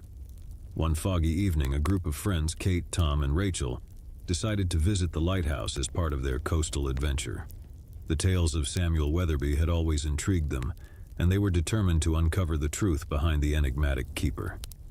As they approached the lighthouse, its towering form emerged from the mist, its light sweeping across the turbulent sea. The beacon seemed to beckon them closer, its eerie glow casting long shadows on the rocky shore. Inside the lighthouse, they found a narrow spiral staircase that wound its way to the top. As they ascended, the air grew colder, and a sense of unease settled upon them. The walls were lined with old maritime charts and faded photographs of the sea, but there was no trace of Samuel Weatherby. Finally, they reached the lantern room, where the lighthouse's powerful beam cast a piercing light out to sea. It was there that they found a dusty journal, its pages filled with Samuel Weatherby's handwritten entries. The journal spoke of a life of solitude and isolation, of a man who had become obsessed with the sea and its mysteries. Samuel had written of strange sightings in the waters below, of eerie lights that danced on the waves and ghostly apparitions that haunted the shoreline. As they read on, the entries grew more disturbing. Samuel had become convinced that a malevolent force lurked beneath the waves, a dark entity that sought to claim his soul. He had begun performing strange rituals and incantations to ward off the malevolent presence. As Kate, Tom, and Rachel continued to read, they heard a sound that sent shivers down their spines, a mournful, echoing wail that seemed to emanate from the very walls of the lighthouse. It was a sound of anguish and despair, a sound that chilled them to the bone. Terrified but driven by a morbid curiosity, they ventured out onto the lighthouse's balcony, where they were met with a sight that defied explanation. The sea below churned with unnatural fury, its waves crashing against the rocks with a ferocity that seemed impossible. And there on the rocky shore they saw a spectral figure, the ghostly apparition of Samuel Weatherby, his eyes filled with a torment that transcended the boundaries of the living world. He beckoned to them, his bony fingers reaching out as if pleading for release. In that moment, they knew that the legend of the Weatherby Lighthouse was all too real, and the malevolent force that had haunted Samuel Weatherby still clung to the beacon. They turned to flee the lighthouse, but the spectral figure of Samuel pursued them, his anguished wails echoing in their ears. They stumbled down the spiral staircase, their hearts pounding with terror, and burst out of the lighthouse. The fog had grown even thicker, shrouding the coastline in an impenetrable veil. As they made their way back to their car, they knew that they had witnessed something beyond the realm of the living, something that defied explanation. The legend of Samuel Weatherby and the malevolent force that haunted the Weatherby Lighthouse would forever haunt their nightmares, a chilling reminder that some mysteries were best left undisturbed. They never spoke of their encounter to the townsfolk, knowing that the lighthouse held secrets that were not meant to be revealed. The Weatherby Lighthouse continued to cast its eerie glow over the coastline, a silent sentinel that guarded its secrets with a malevolent force that defied understanding. And so the legend of the Weatherby Lighthouse lived on, a dark and enigmatic chapter in the coastal town's history, a testament to the enduring mysteries of the sea and the haunting legacy of Samuel Weatherby, the lighthouse keeper who had dared to confront the unknown. Story 1. The Forbidden Temple of Angkor Wat. Angkor Wat, the famous temple complex in Cambodia, was a must-visit for tourists worldwide. Mark and his friends, avid urban explorers, decided to explore not just the main temple but also the less-known ruins nearby. The group had heard whispers of the temple's dark past, horrifying experiments, cruel treatment of patients, and rumors of restless spirits. Determined to document their adventure, they brought cameras, flashlights, and a sense of dread that clung to them like a second skin. As they entered the decaying building, the stench of mildew and decay assaulted their senses. Crumbling walls, shattered windows, and discarded hospital equipment painted a grim picture of what had transpired within these walls. The exploration was unnerving, but nothing could prepare them for what they discovered in the basement. Rows of rusted cages, restraints, and a chillingly preserved operating room told a haunting tale of suffering. Sarah's friend Jake couldn't resist trying on an old straitjacket for a photo. As he posed, a deafening crash echoed through the basement. The group frantically searched for the source of the noise but found nothing. Their unease grew and they decided to leave the basement. That's when they realized Jake was missing. Panic set in as they scoured the asylum, but there was no sign of him. Terrified and hearts pounding, they fled the asylum, vowing to return with help. The police were called, and a search of the building commenced. But Jake was never found. In the following weeks, the group reviewed their photos, hoping for clues. In one, they saw Jake straitjacketed, surrounded by shadowy figures with hollow eyes.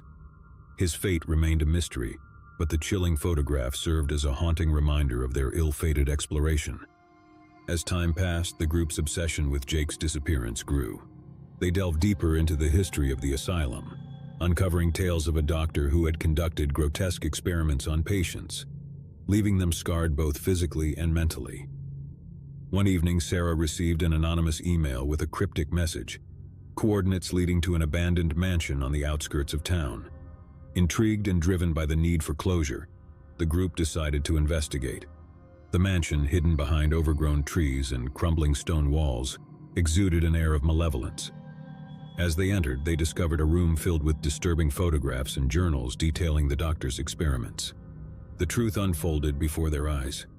Jake had become a victim of the asylum's dark past.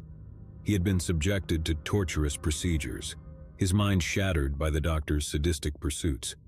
As they continued to explore, they stumbled upon a hidden chamber deep within the mansion. Inside, they found Jake, his emaciated body suspended from the ceiling by chains. His eyes, once vibrant, now held only emptiness. With trembling hands, they released Jake from his nightmarish prison. His reunion with Sarah was bittersweet, as the horrors he had endured left him a shell of his former self. The group vowed to bring the doctor's atrocities to light, to ensure that no one else would suffer the same fate. But as they left the mansion, they couldn't shake the feeling that the darkness of the asylum still clung to them, a haunting reminder of the evil they had uncovered.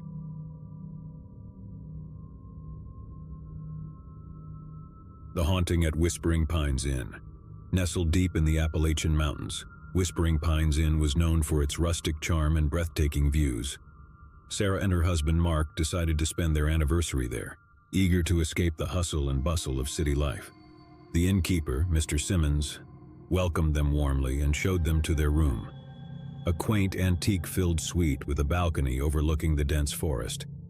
Their first night was peaceful, but on the second night Sarah was awakened by a soft, mournful whisper that seemed to emanate from the walls themselves.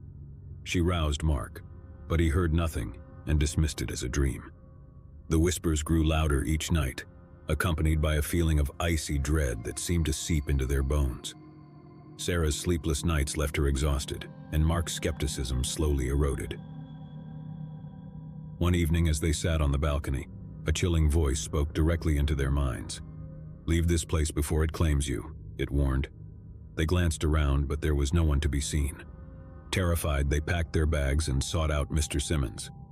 As they approached the innkeeper's office, they noticed a portrait on the wall, an eerie painting of Mr. Simmons himself, his eyes cold and lifeless.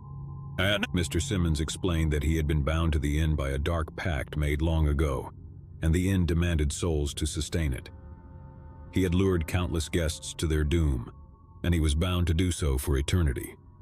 With a heavy heart, Mr. Simmons urged them to run to save themselves from the inn's insatiable hunger. Sarah and Mark fled, leaving behind the cursed Whispering Pines Inn and its malevolent innkeeper. They sought refuge in a nearby town, haunted by the memories of their ordeal.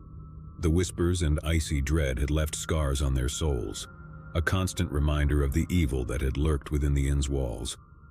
Years later, as they passed by the inn, they saw that it had fallen into further disrepair, its once charming exterior now a decrepit facade. They knew that the innkeeper's curse would forever bind him to the crumbling building, a prisoner of his own malevolence.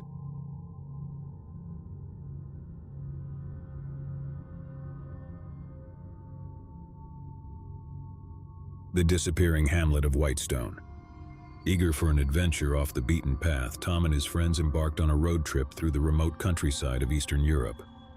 They had heard rumors of a hidden village called Gavroska, untouched by modern civilization. After hours of driving, they stumbled upon the village nestled in a picturesque valley. Its inhabitants, dressed in traditional attire, welcomed the travelers with open arms. The village seemed idyllic, frozen in time. As they explored, Tom and his friends noticed peculiarities: the villagers' insistence on not mentioning the modern world, the absence of any technology, and the eerie quiet that pervaded the village. On the second day, they awoke to find the village deserted. Panic set in as they searched for any sign of life, but there was none.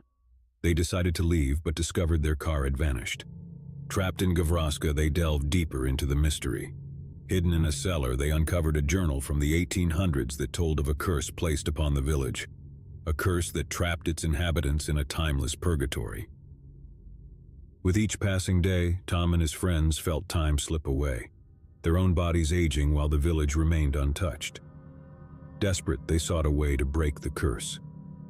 Their research led them to a hidden chamber beneath the village church, where they discovered a decrepit altar. There, they performed a solemn ritual to appease the ancient curse, offering their own time and memories in exchange for the village's freedom. The village came alive once more, but Tom and his friends aged decades in an instant, their memories fading like mist. They were old, their lives reduced to fragments of time, but they had succeeded. The curse of Gavroska was lifted and the village was free. Tom was the only one who survived, a frail old man with only fleeting memories of his youth and friends. He would never forget the sacrifice that had set the village free, a sacrifice that had come at a great personal cost. The sinister cave of Appalachian Shadows. For their annual adventure, a group of college friends decided to explore the Appalachian Mountains, known for their rugged terrain and hidden secrets. Their destination was a remote cave, rumored to hold ancient treasures. As they ventured into the cave, the air grew chilly and the darkness pressed in around them. Illuminating the path with flashlights, they navigated the labyrinthine tunnels, uncovering eerie carvings on the walls. Deeper within the cave, they discovered a chamber unlike any other, an underground lake, its waters shimmering with an unnatural glow. The sight was breathtaking, but the tranquility was short-lived. A shadowy figure emerged from the water, its eyes gleaming with malevolence. It spoke not with words but with images in their minds, a warning to leave, for the cave was cursed. Fearful yet curious, the friends pressed on, desperate to uncover the cave's secrets. As they delved deeper, the shadows grew thicker and their flashlights flickered. One by one, they vanished, consumed by the darkness. Only Sarah remained, her heart pounding as she tried to escape, but the cave seemed to shift and twist, trapping her within its depths. Finally, she reached the underground lake where the shadowy figure awaited. It revealed its true form, a guardian spirit tasked with protecting the cave's ancient secrets. With sorrow in its eyes, the guardian explained that the cave held the memories of those who had entered, bound for all eternity.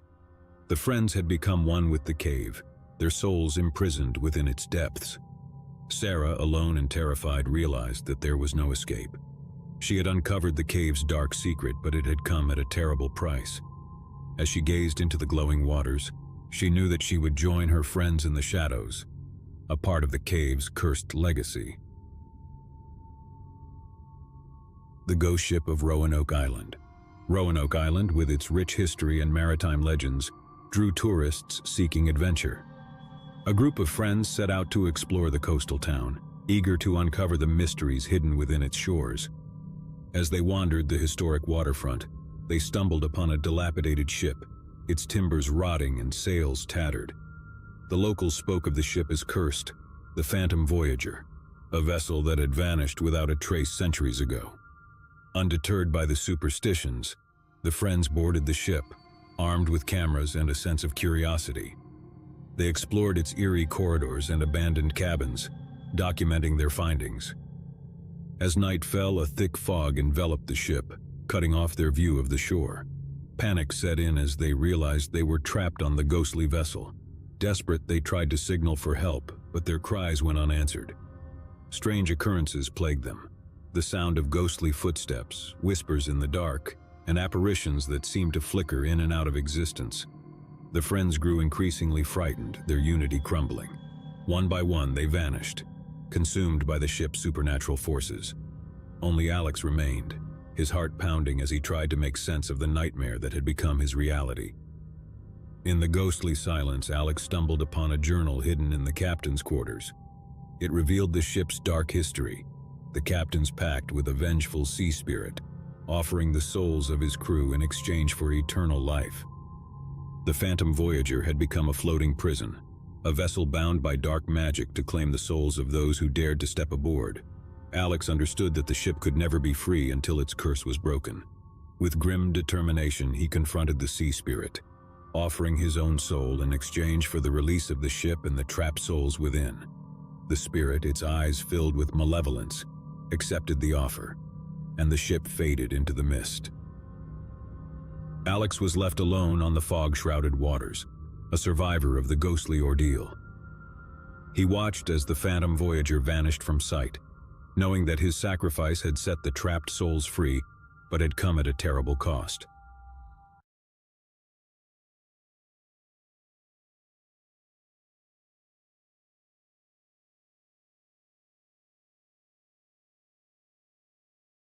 One, the haunting of Willow Lake. Nestled in the heart of the dense forest, Willow Lake had always been a tranquil and picturesque camping destination. Families and nature enthusiasts flocked to its shores during the summer months, seeking respite from the hustle and bustle of the city. One warm July weekend, a group of friends, Sarah, Mike, Lisa, and Tom, decided to embark on a camping trip to Willow Lake. They had heard stories of its serene beauty and the abundance of wildlife in the area. It seemed like the perfect getaway. They arrived at the campsite, pitched their tents, and spent the day hiking along the trails that crisscrossed the woods. As evening descended, they gathered around a crackling campfire, roasting marshmallows and sharing ghost stories. As the night deepened, an eerie stillness settled over the forest. The usual sounds of nocturnal creatures seemed to have vanished, leaving the group in a hushed silence that was punctuated only by the crackling of the fire. Sarah, an avid photographer, decided to capture the beauty of the moonlit lake. She ventured toward the water's edge, her camera in hand. The others watched as she framed her shot, capturing the shimmering reflection of the full moon on the tranquil surface. Just as Sarah was about to take her photo, she heard a faint whisper behind her. Startled, she turned, but there was no one there. She dismissed it as a trick of the wind and snapped her photo. But as the flash illuminated the area, it revealed a chilling sight. Standing at the water's edge was a figure, its back to Sarah. It appeared to be a woman, her long, disheveled hair flowing down her back. Sarah called out to the figure, asking if she was lost or needed help. There was no response. The figure remained motionless, facing the lake. Sarah cautiously approached, her heart pounding in her chest. When she reached out to touch the woman's shoulder, the figure turned slowly, revealing a face etched with sadness and despair. Her eyes were vacant and her lips moved soundlessly as if trying to convey a message. Terrified, Sarah stumbled backward, her friends rushing to her side. They saw the spectral figure too, standing by the water's edge, a ghostly presence that seemed to radiate sorrow. They decided to pack up and leave the campsite immediately, their fear overpowering their curiosity. As they retreated, they glanced back one last time to see the figure disappear into the moonlit mist. The group never returned to Willow Lake, their encounter with the mysterious apparition forever etched in their memories. They would later learn that the lake had a history of tragedies, including drownings and disappearances, leaving them to wonder if the ghostly woman they had encountered was a lost soul still seeking peace. The enigmatic footprints. Deep in the heart of the Adirondack Mountains, there existed a remote and secluded camping spot, known only to a few seasoned adventurers. It was a place untouched by modernity, a paradise for those seeking solitude and communion with nature. One crisp autumn weekend, a trio of friends, Ben, Emily, and Alex, embarked on a camping trip to this hidden gem. They were avid hikers and had heard tales of the pristine wilderness and untouched beauty of the area. Their journey into the heart of the Adirondacks was challenging, requiring them to traverse rugged terrain and ford rushing rivers.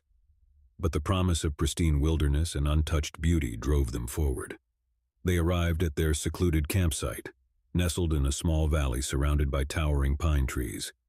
It was a place of breathtaking beauty, far removed from the trappings of civilization. They pitched their tents by the edge of a crystal-clear stream and spent the day hiking through the pristine forest. As night descended, they gathered around a campfire, its crackling flames providing a sense of warmth and security in the remote wilderness. The stars overhead shone with a brilliance only found in such remote locations. As they settled in for the night, they heard the distant call of an owl and the rustling of leaves in the forest. But there was something else, something unsettling about the night. They couldn't quite put their finger on it. In the morning, they discovered the source of their unease. Surrounding their campsite were dozens of footprints, human footprints, leading to and from the stream. It was as if someone had been walking around their campsite while they slept. They followed the footprints, their hearts pounding with trepidation. The tracks led deeper into the forest, becoming more erratic as they went. It was as if the person had been wandering aimlessly in the dark. Suddenly, they came upon a small, dilapidated cabin hidden deep in the woods. Its windows were shattered, and its door hung off its hinges. It was a chilling sight, a place that seemed to have been abandoned for years. Cautiously, they entered the cabin, their flashlights illuminating the decaying interior. As they explored, they found old newspapers and photographs, all dating back decades. The cabin seemed to be a relic of the past, frozen in time. Then they heard a soft whispering, a voice that seemed to echo through the cabin's walls. It was a woman's voice filled with sorrow and longing. They followed the sound, which led them to a small room at the back of the cabin. Inside the room, they discovered a diary, its pages filled with the handwritten entries of a woman named Evelyn. Her words spoke of loneliness, isolation, and a deep yearning for human connection. She wrote of a tragedy that had befallen her family, leaving her alone in the wilderness. As they read on, the entries grew more chilling. Evelyn spoke of strange occurrences in the forest, of eerie figures that seemed to watch her from the shadows.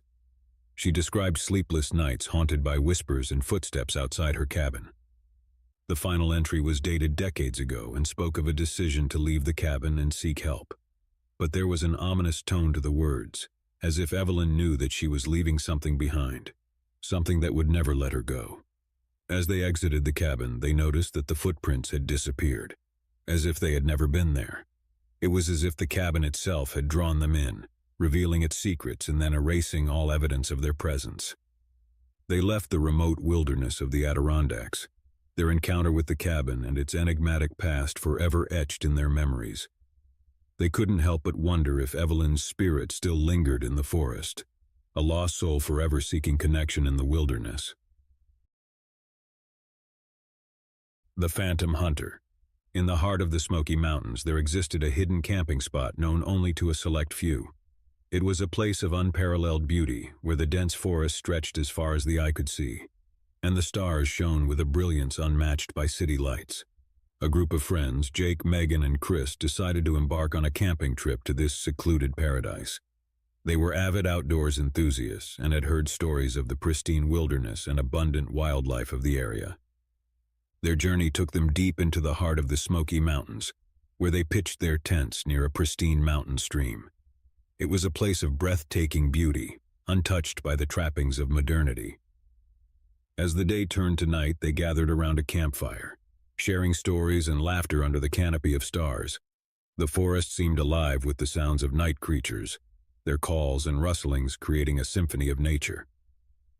As they settled in for the night, they heard the distant call of an owl and the rushing of the nearby stream. But there was something else, something unsettling about the night. It was as if the forest held its breath, waiting for something to happen. In the early hours of the morning, Chris was awoken by a sound that chilled him to the bone, a distant, echoing gunshot. He shook Jake and Megan awake, and they listened in the darkness for any sign of danger. The forest was silent, as if the gunshot had never occurred. They wondered if it had been a hunter in the distance, but something about the sound had seemed off, as if it didn't belong in the tranquil wilderness. As they debated whether to investigate, they heard it again, the unmistakable sound of a gunshot, much closer this time. It echoed through the forest, sending shivers down their spines. They decided to leave their campsite immediately, fearing that they might be in the line of fire. But as they packed up their gear, they heard something that froze them in their tracks, a series of eerie, ghostly whispers seemingly carried on the wind. The whispers spoke of death and despair, of a hunter condemned to roam the forest for eternity. They spoke of a curse that had befallen him, a curse that bound him to the wilderness. Terrified but compelled to uncover the source of the haunting whispers, they followed the sound deeper into the forest.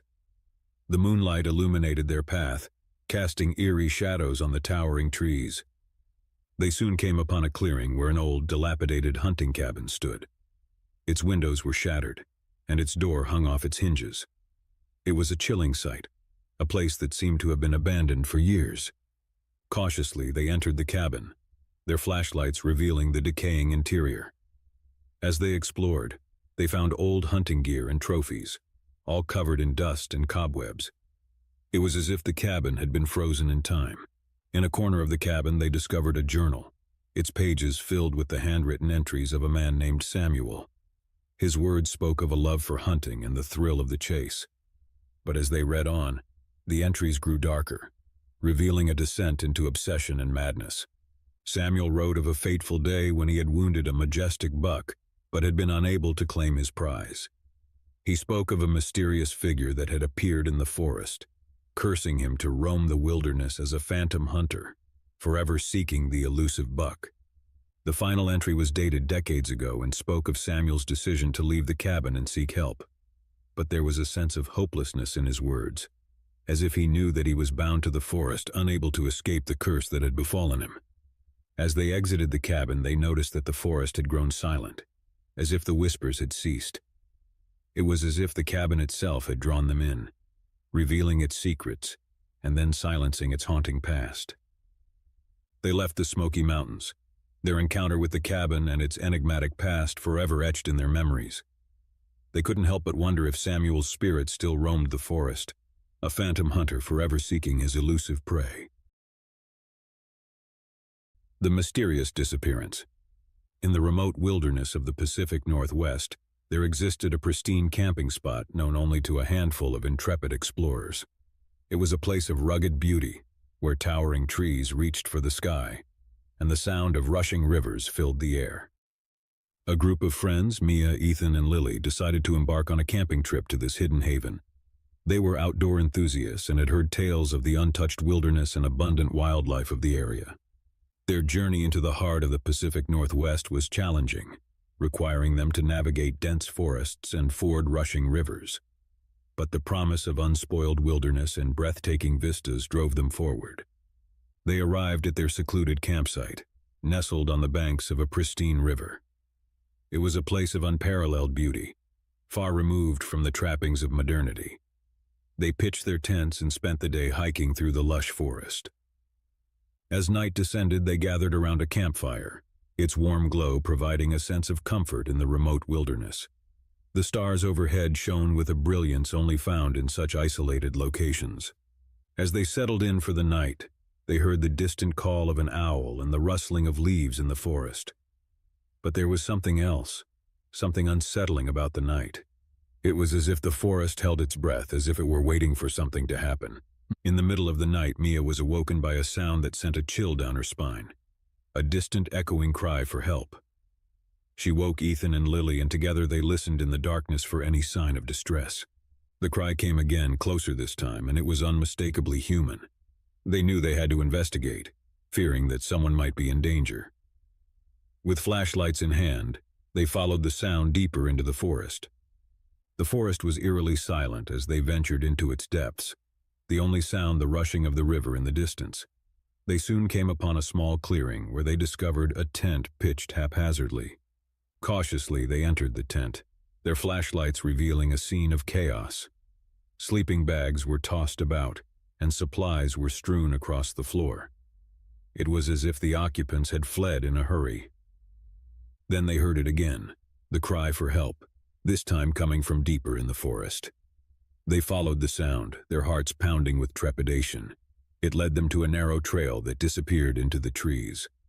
As they ventured further along the trail, they stumbled upon a journal, its pages filled with handwritten entries. It belonged to a woman named Sarah, and her words spoke of a solo camping trip in the wilderness. Sarah wrote of the beauty of the forest and the solitude she had found in its depths. But as they read on, the entries grew more unsettling. She described strange occurrences in the night, of eerie shadows and ghostly whispers that seemed to haunt her campsite. The final entry was dated only a few nights ago and spoke of a chilling encounter. Sarah had heard the cries for help in the darkness, and when she had ventured out of her tent to investigate, she had been met with a sense of overwhelming dread.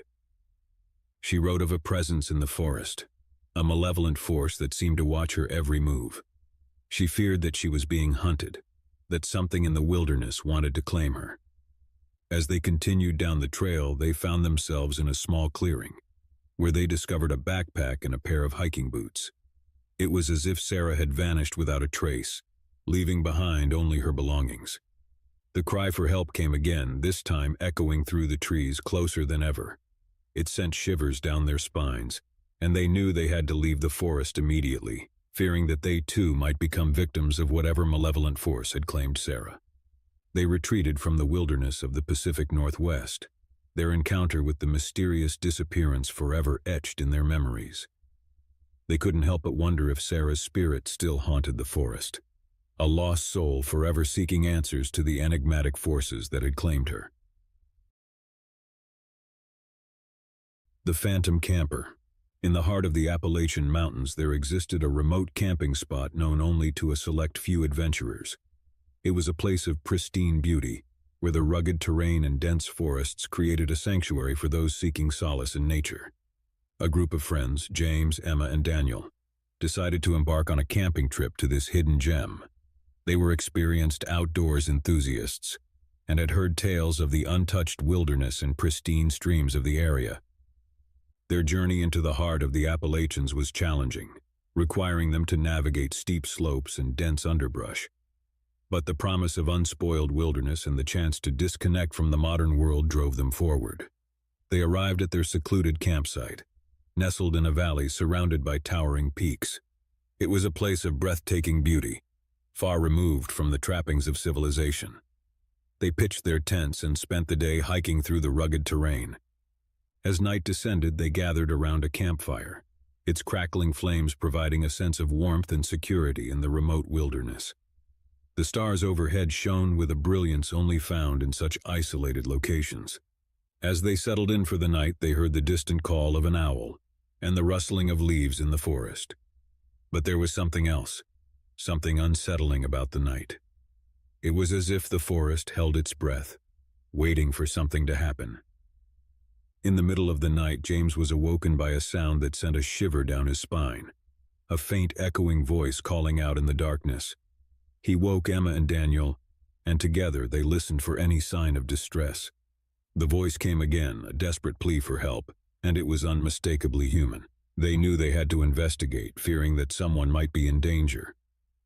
Armed with flashlights, they followed the sound deeper into the forest. The forest was eerily silent as they ventured into its depths, the only sound the distant rush of the nearby stream. They soon came upon a small clearing, where they discovered an old tattered tent. Cautiously they entered the tent, their flashlights revealing a scene of disarray. Sleeping bags were torn open, and supplies were scattered across the floor. It was as if the occupants had fled in a panic.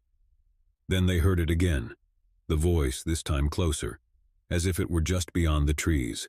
They followed the sound, their hearts pounding with trepidation. It led them to a narrow trail that wound deeper into the forest. As they ventured further along the trail, they stumbled upon a backpack and a hiking jacket, abandoned on the ground as if their owner had hastily discarded them. It was a chilling sight, a sign that someone had been in distress. The voice came again, echoing through the trees, desperate and pleading. It sent shivers down their spines, and they knew they had to leave the forest immediately, fearing that they too might become victims of whatever unseen force had claimed the camper. They retreated from the wilderness of the Appalachians, their encounter with the phantom camper forever etched in their memories. They couldn't help but wonder if the voice they had heard was the desperate plea of a lost soul, forever trapped in the remote wilderness, forever seeking escape from the enigmatic forces that had claimed them.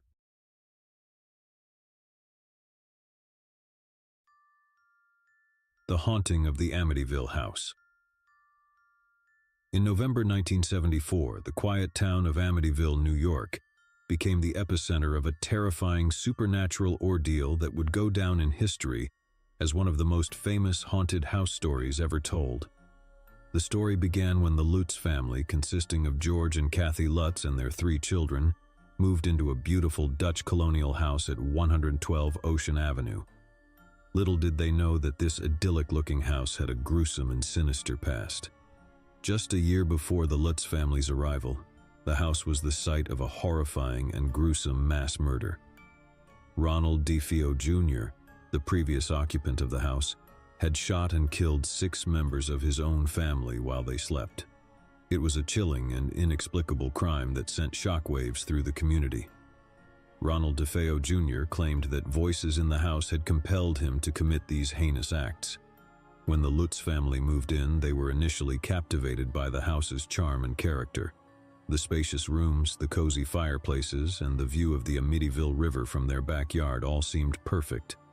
However, it wasn't long before they began to experience a series of eerie and unexplained phenomena that would forever change their lives. The first signs of something amiss were subtle, but unsettling.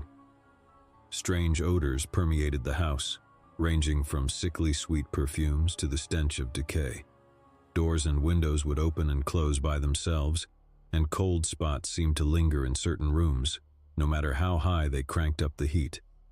Bizarrely, flies swarmed the house in the dead of winter, gathering in unusual patterns that defied natural explanation. As the days turned into weeks, the Lutz family's experiences escalated. They claimed to have seen apparitions, shadowy figures that moved through the hallways and rooms, often accompanied by an overwhelming sense of dread. Kathy Lutz was particularly affected, waking up at 3:15 a.m., the same time the DeFeo murders had occurred, plagued by terrifying nightmares and unexplained bruises on her body. George Lutz's behavior began to change as well. He became increasingly irritable and withdrawn, spending long hours in the basement, which he claimed was unnaturally cold. He even woke up one morning to find his hair had turned completely white, a shocking transformation attributed to the house's malevolent influence. The most disturbing event occurred when George Lutz began hearing voices urging him to harm his family. The walls seemed to pulse with a sinister energy, and green slime oozed from the walls, as if the house itself was bleeding. George, fearing for his family's safety, reached out to paranormal investigators for help. Among those who came to investigate the Amityville house were Ed and Lorraine Warren, renowned paranormal investigators famous for their work on other cases, including the Annabelle doll and the Perron family haunting, as depicted in the Conjuring series of films. The Warrens believed that the house was infested with malevolent spirits, possibly drawn to it due to the residual energy from the DeFeo murders. During their investigations, the Warrens documented numerous eerie occurrences. They recorded unexplained noises, captured photographs with strange anomalies, and reported feelings of extreme cold and malevolence in certain areas of the house. These findings later became part of the basis for their book, The Amityville Horror, which recounted the Lutz family's terrifying experiences in great detail. The Amityville Horror by Jay Anson, based on the Warrens' investigations and the Lutz family's accounts, became a bestseller upon its release. The book sent shockwaves through popular culture, and the story of the Amityville haunting was adapted into a series of movies, further cementing its place in the annals of paranormal lore. The Amityville haunting story has sparked intense debate over the years. Skeptics question the validity of the Lutz family's claims, suggesting that they might have fabricated the story for financial gain. Others argue that the house is indeed haunted, pointing to the corroborating evidence collected by the Warrens and the enduring sense of dread that seems to hang over the property. To this day, 112 Ocean Avenue in Amityville remains a place of fascination and fear, drawing curious visitors and paranormal enthusiasts. Whether one believes the story of the Amityville haunting to be fact or fiction, it undeniably stands as a chilling and enduring mystery in the realm of the supernatural, reminding us that sometimes the scariest stories are the ones that claim to be true. The Enfield Poltergeist, the true story behind The Conjuring 2. In the late 1970s, a modest house in Enfield, North London, became the center of a paranormal phenomenon that both baffled and terrified the family living there.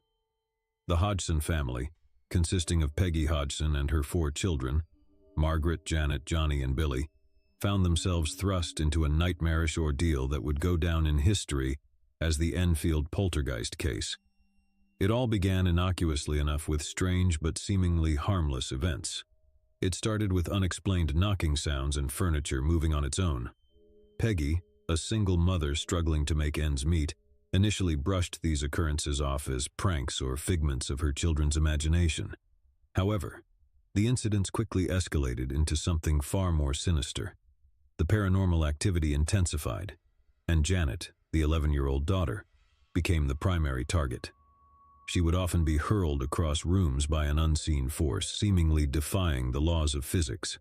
Janet's voice changed dramatically during these episodes, taking on an eerie, guttural quality, and she spoke in languages she had never learned.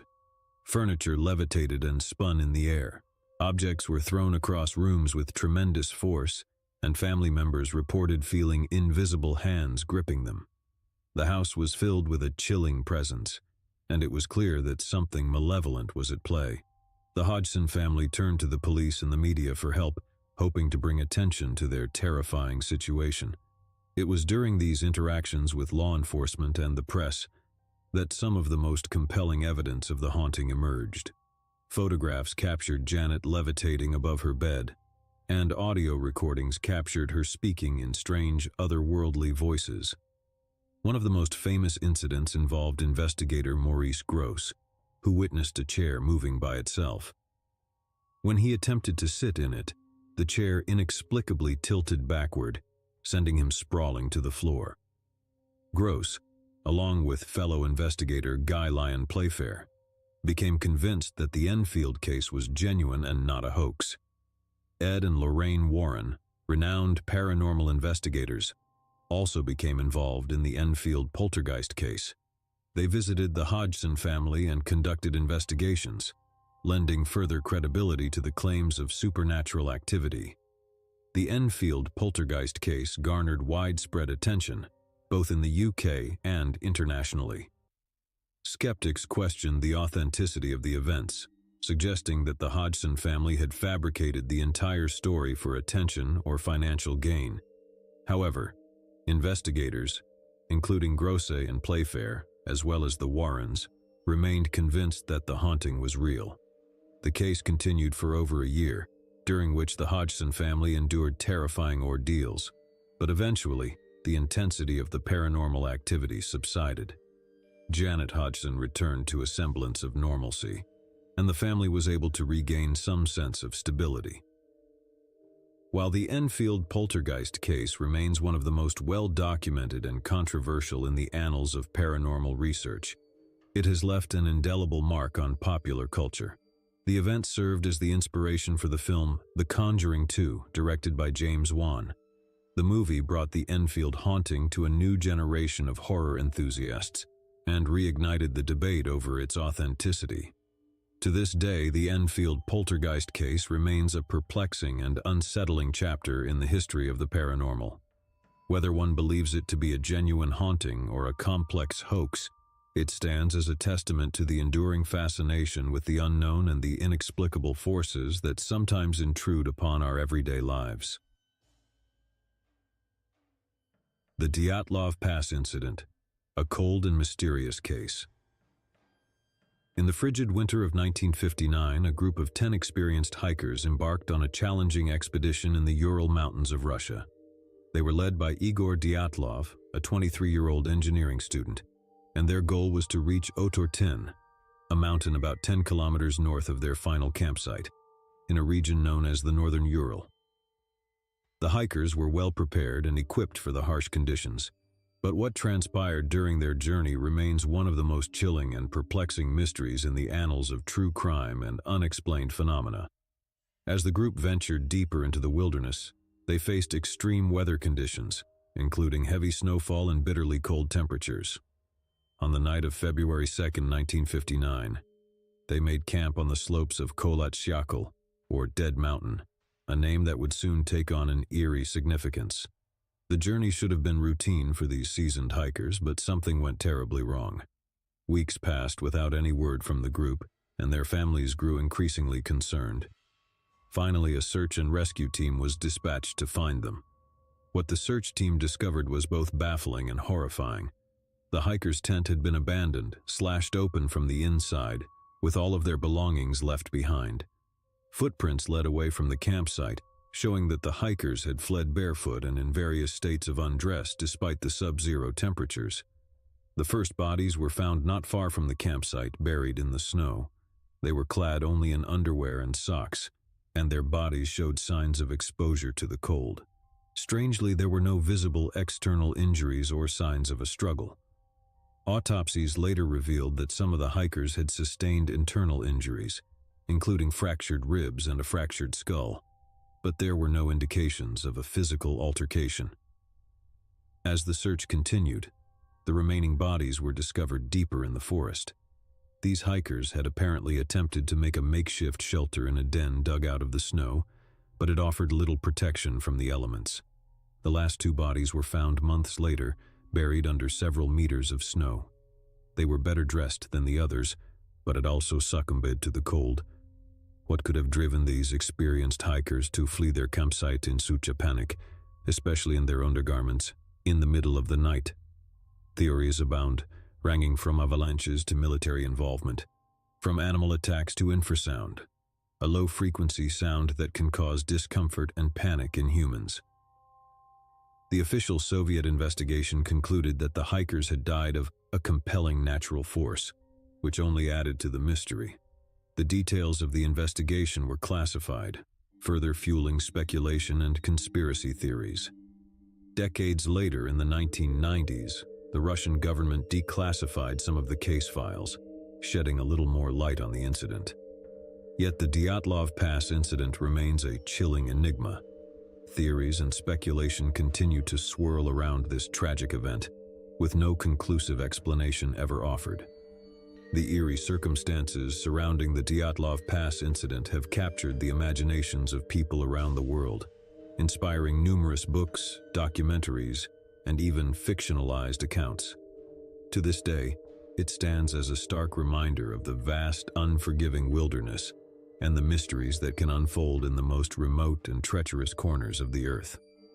The Dyatlov Pass incident remains one of the most enduring and chilling unsolved mysteries in history, serving as a testament to the unpredictable and mysterious forces of nature and the human spirit's enduring quest for answers. The Exorcism of Anneliese Michel. The real story of the exorcism of Emily Rose. In the small town of Klingenberg, Germany, in the early 1970s, a young woman named Anneliese Michel was about to become the center of a haunting and deeply disturbing case of demonic possession. Her ordeal, which ultimately resulted in her tragic death, has been the subject of fascination, controversy, and cinematic adaptation, most notably in the film The Exorcism of Emily Rose.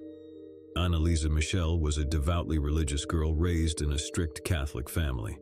However, her life took a dark turn when at the age of 16, she began experiencing bizarre and disturbing symptoms.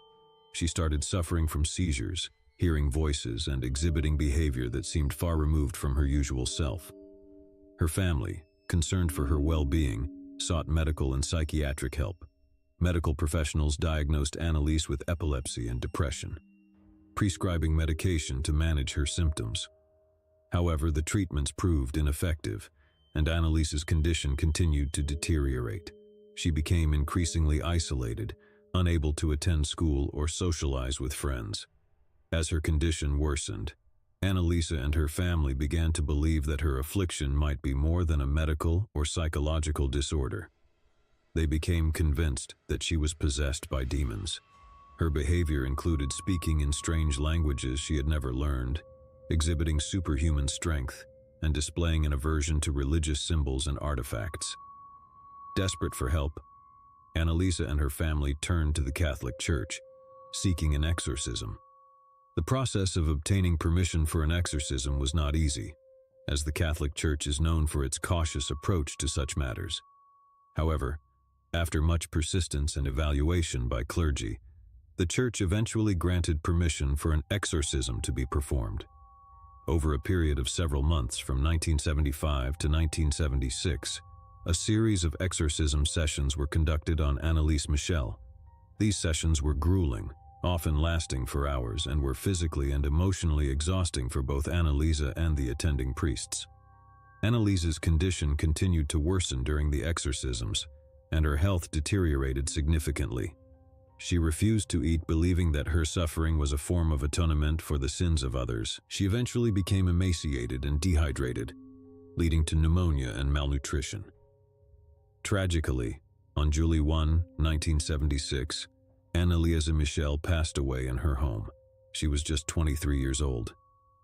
The official cause of death was determined to be starvation and dehydration. Her death raised profound ethical and legal questions, resulting in a trial that garnered significant media attention. In 1978, both the priests who had conducted the exorcisms and Anneliese's parents were charged with negligent homicide. The trial that followed was highly contentious, with the defense arguing that Anneliese was genuinely possessed and that they had sought the Church's help in good faith. The court found the defendants guilty but issued relatively light sentences, taking into account the family's suffering and their belief that they were trying to help Anneliese. The story of Anneliese Michel's possession and exorcism continues to generate debate. Skeptics view the case as an example of mental illness and suggest that her condition could have been treated with medical intervention. Believers, however, point to the extraordinary phenomena witnessed during the exorcisms as evidence of demonic possession. The Exorcism of Emily Rose, a film loosely based on Anneliese's story, explores the legal and moral complexities of her case. Regardless of one's beliefs, the tragic tale of Anneliese Michel serves as a stark reminder of the intersection of religion, mental health, and the enduring human fascination with the supernatural. The Mothman Prophecies, Strange Encounters in Point Pleasant.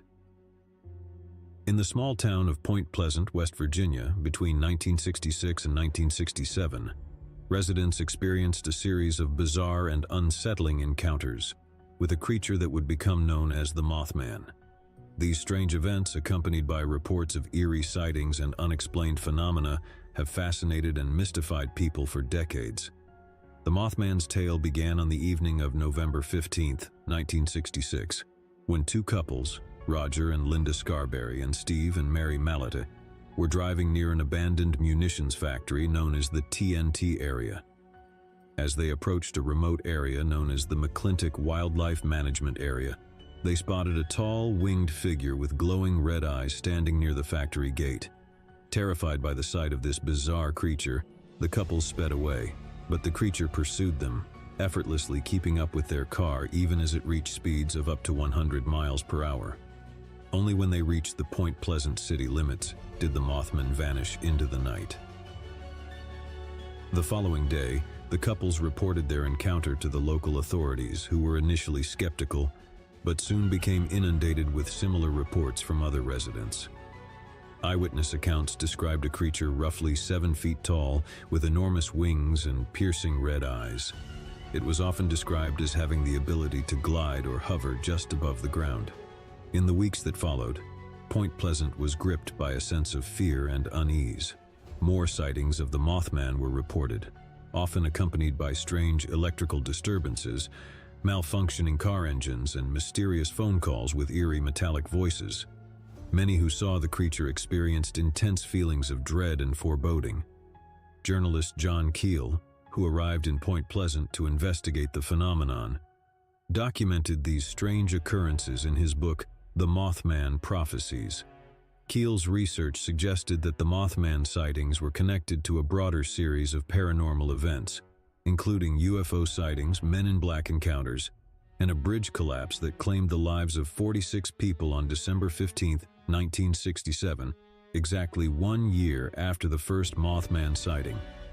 Keel proposed various theories about the Mothman, including the idea that it was a harbinger of doom or a manifestation of psychic energy. He also explored the possibility of a government conspiracy or a connection to extraterrestrial beings. The Mothman phenomenon continued to mystify and terrify residents of Point Pleasant, but as quickly as it had begun, it seemed to vanish. Sightings of the creature grew less frequent, and the town gradually returned to a sense of normalcy. Despite the passage of time, the legend of the Mothman endures. Point Pleasant embraces its eerie reputation and hosts an annual Mothman festival, drawing visitors from around the world. Statues, artwork, and memorabilia dedicated to the creature can be found throughout the town. The Mothman's true nature and purpose remain a subject of debate and speculation. Some view it as a purely paranormal phenomenon, while others attribute it to folklore, mass hysteria, or natural explanations such as large owls or sandhill cranes.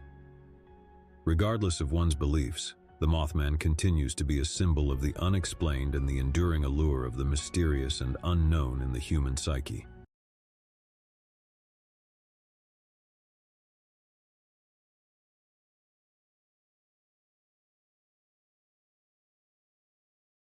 Once upon a time, in a small town nestled between rolling hills, there stood an old house. This house had a reputation, one that sent shivers down the spines of anyone who dared to speak its name. It was known as the Whispering House. The Whispering House had been abandoned for as long as anyone could remember. Its wooden shutters hung crookedly on the windows, and ivy had wound its way up the crumbling walls. Locals claimed that strange things happened inside, things that couldn't be explained.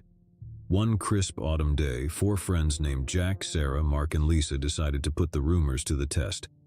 They gathered outside the Whispering House, their breath visible in the chilly air. They had all heard the stories, the whispers that echoed through the halls, the doors that opened and closed by themselves, the eerie glow in the windows at night.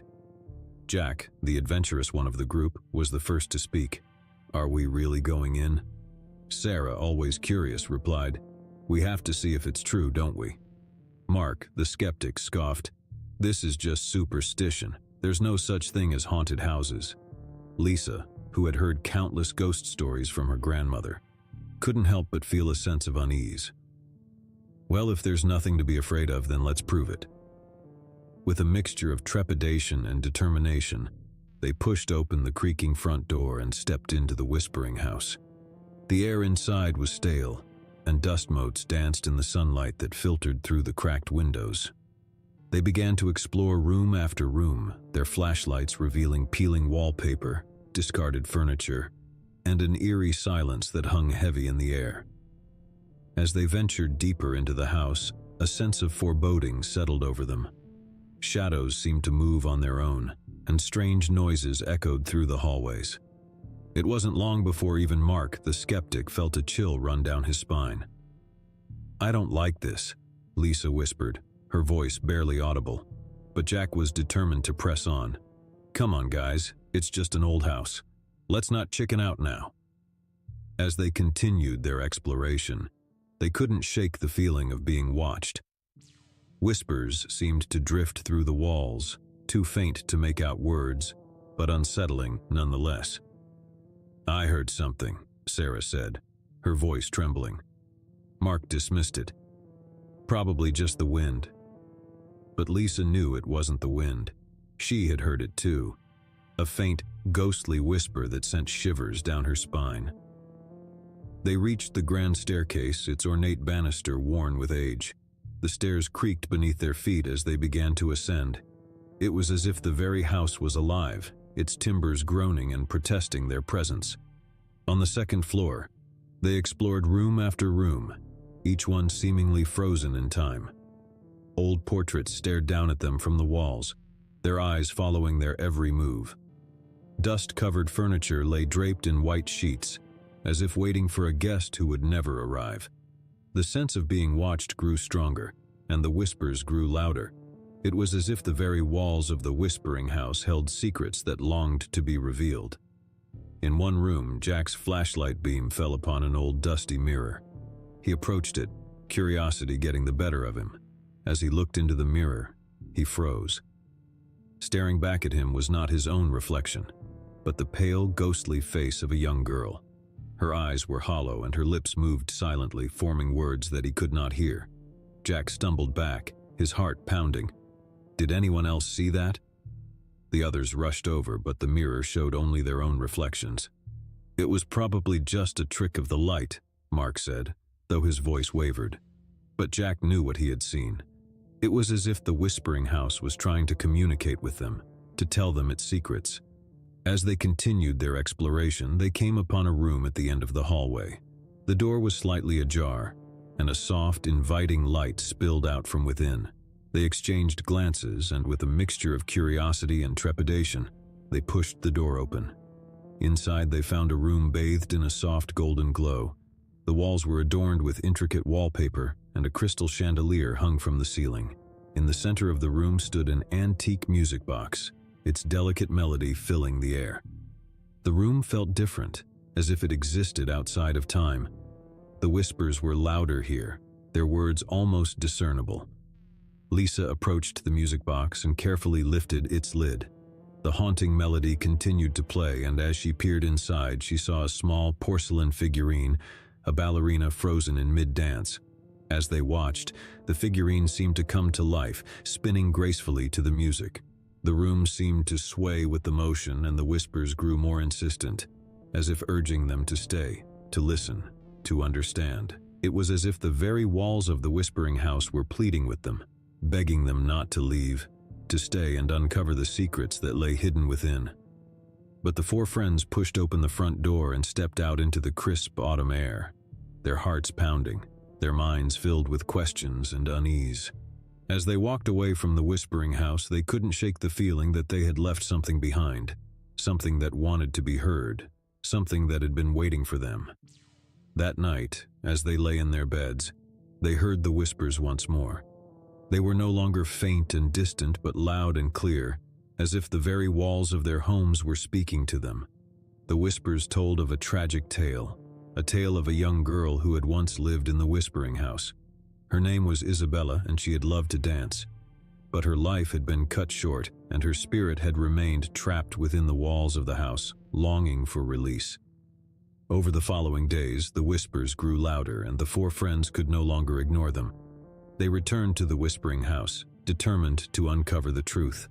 As they entered the room with the music box, the whispers reached a crescendo, and Isabella's voice filled the air. She told them of her love for dancing, of the joy it had brought her, and of the tragic accident that had taken her life. Tears filled Lisa's eyes as she listened to Isabella's story. "We have to help her," she said. Together they searched the room and found an old diary hidden beneath the floorboards. It belonged to Isabella, and it told of her dreams, her hopes, and her love for dancing. As they read Isabella's words, the room began to glow with a soft light, and the music box started to play once more. The porcelain ballerina twirled gracefully, as if dancing to Isabella's memory.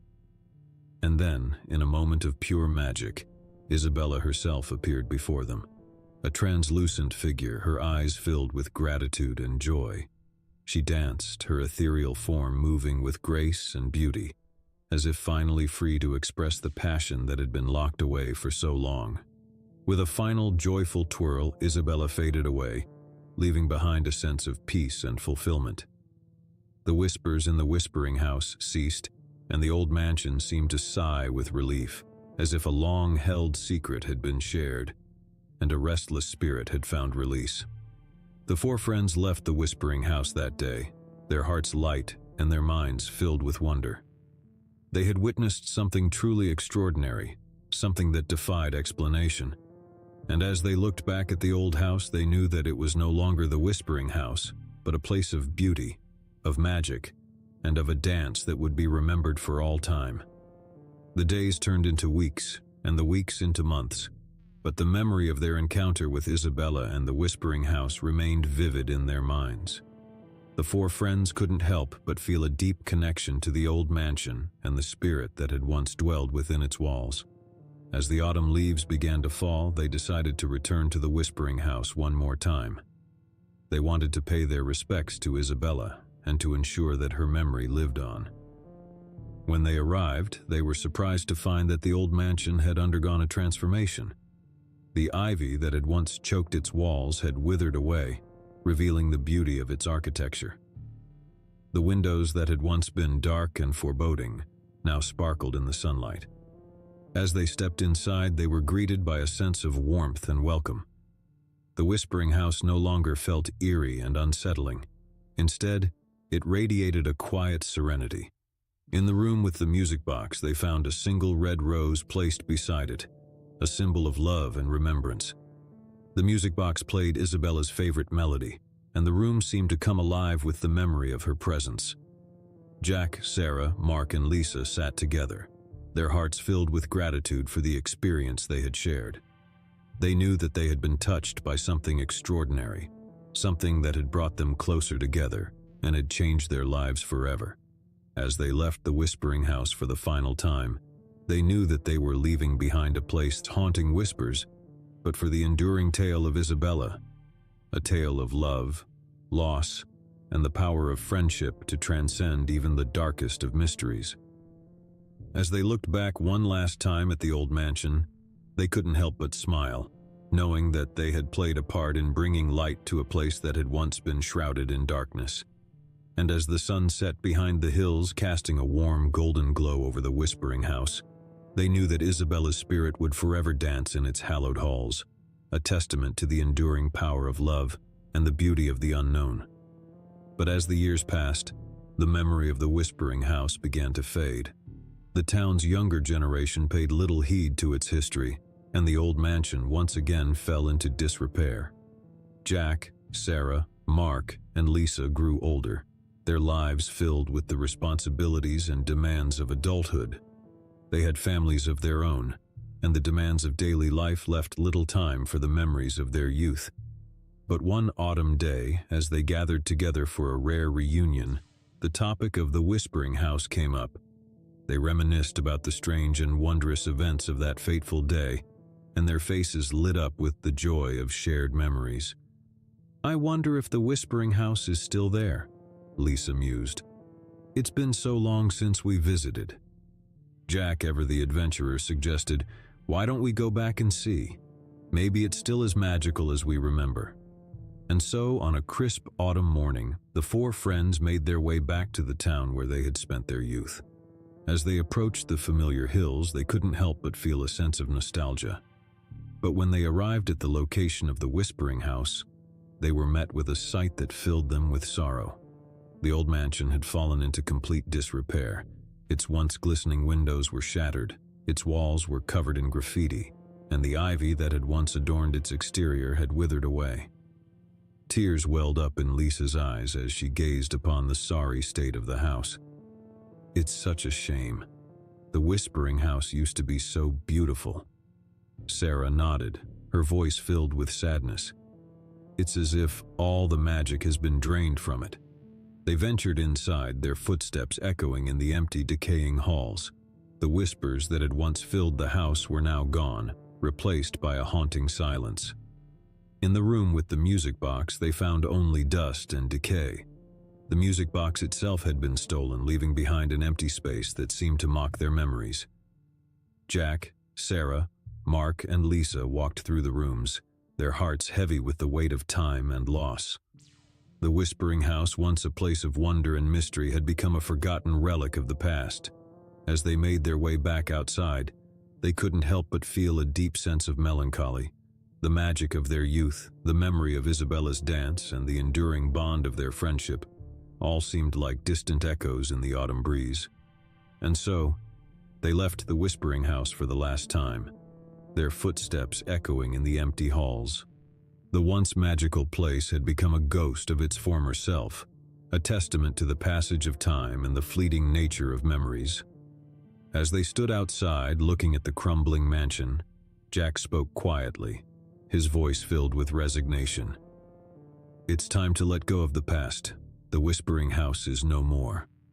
And with heavy hearts, they turned away from the once magical place and walked back toward their own lives, carrying with them the bittersweet memories of a time when the world was filled with wonder, when the whispers of a haunted house had been a source of excitement, and when the dance of a young spirit had touched their hearts. But in the quiet corners of their minds, they knew that the Whispering House would forever live on in their memories, a place where the past and the present intertwined, where the line between reality and magic blurred, and where the echoes of a young girl's dance would forever haunt their souls.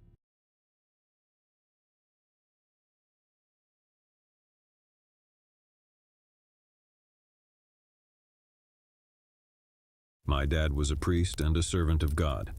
All others called him Father Antonio. And this is his story. Father Antonio had always been a man of unwavering faith. For years, he had performed his duties as a Catholic priest with devotion and conviction, but nothing could have prepared him for what he would encounter in the small Italian village of Rocca di Ombre. It was a cold and misty evening when he received a phone call that would change the course of his life. The voice on the other end was that of a desperate woman, Francesca, who sobbed as she explained the torment her family had endured.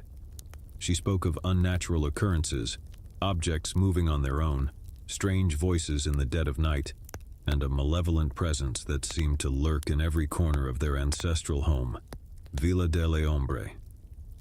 "I beg you, Father Antonio," Francesca implored. "Please come to our village and help us. We fear that evil has taken hold of our home." With his heart heavy with concern, Father Antonio agreed to make the journey to Rocca di Ombre. He knew that exorcisms were rare and dangerous endeavors, reserved for the most extreme cases, but he couldn't turn his back on a family in distress. As he arrived in the village, he was greeted by Francesca and her family, a mother, a father, and their 2 young children. Their eyes were filled with a mixture of hope and fear as they led him to Villa delle Ombre, a grand old mansion that had stood for centuries. The house itself was an imposing structure, its stone facade weathered by time and its windows darkened by shadows. Father Antonio couldn't shake the feeling that the very walls of the villa held secrets that were better left undiscovered. Inside, the atmosphere was heavy and suffocating. The air seemed to vibrate with an otherworldly presence, and the flickering candles cast eerie shadows on the walls. It was as if the house itself was holding its breath, waiting for the exorcism to begin. Francesca's father, Angelo, spoke with a tremor in his voice. "Father, we have sought the help of priests before, but the evil that dwells here is relentless. It mocks our prayers and defies our faith." Father Antonio nodded solemnly. He had heard such accounts before, but the true nature of evil was something that could never be fully comprehended. He knew that the battle ahead would not be an easy one. The exorcism began in the dimly lit living room. Father Antonio, accompanied by the family, recited prayers and performed rituals, calling upon the power of God to cast out the malevolent entity that had taken root in Villa delle Ombre. But as the hours passed, it became clear that this was no ordinary exorcism. The entity resisted with a ferocity that Father Antonio had never encountered before. Objects flew across the room, furniture shook violently, and a deep guttural voice emanated from the very walls themselves. "Leave this place, foul spirit," Father Antonio commanded, his voice unwavering. "In the name of God, I cast you out."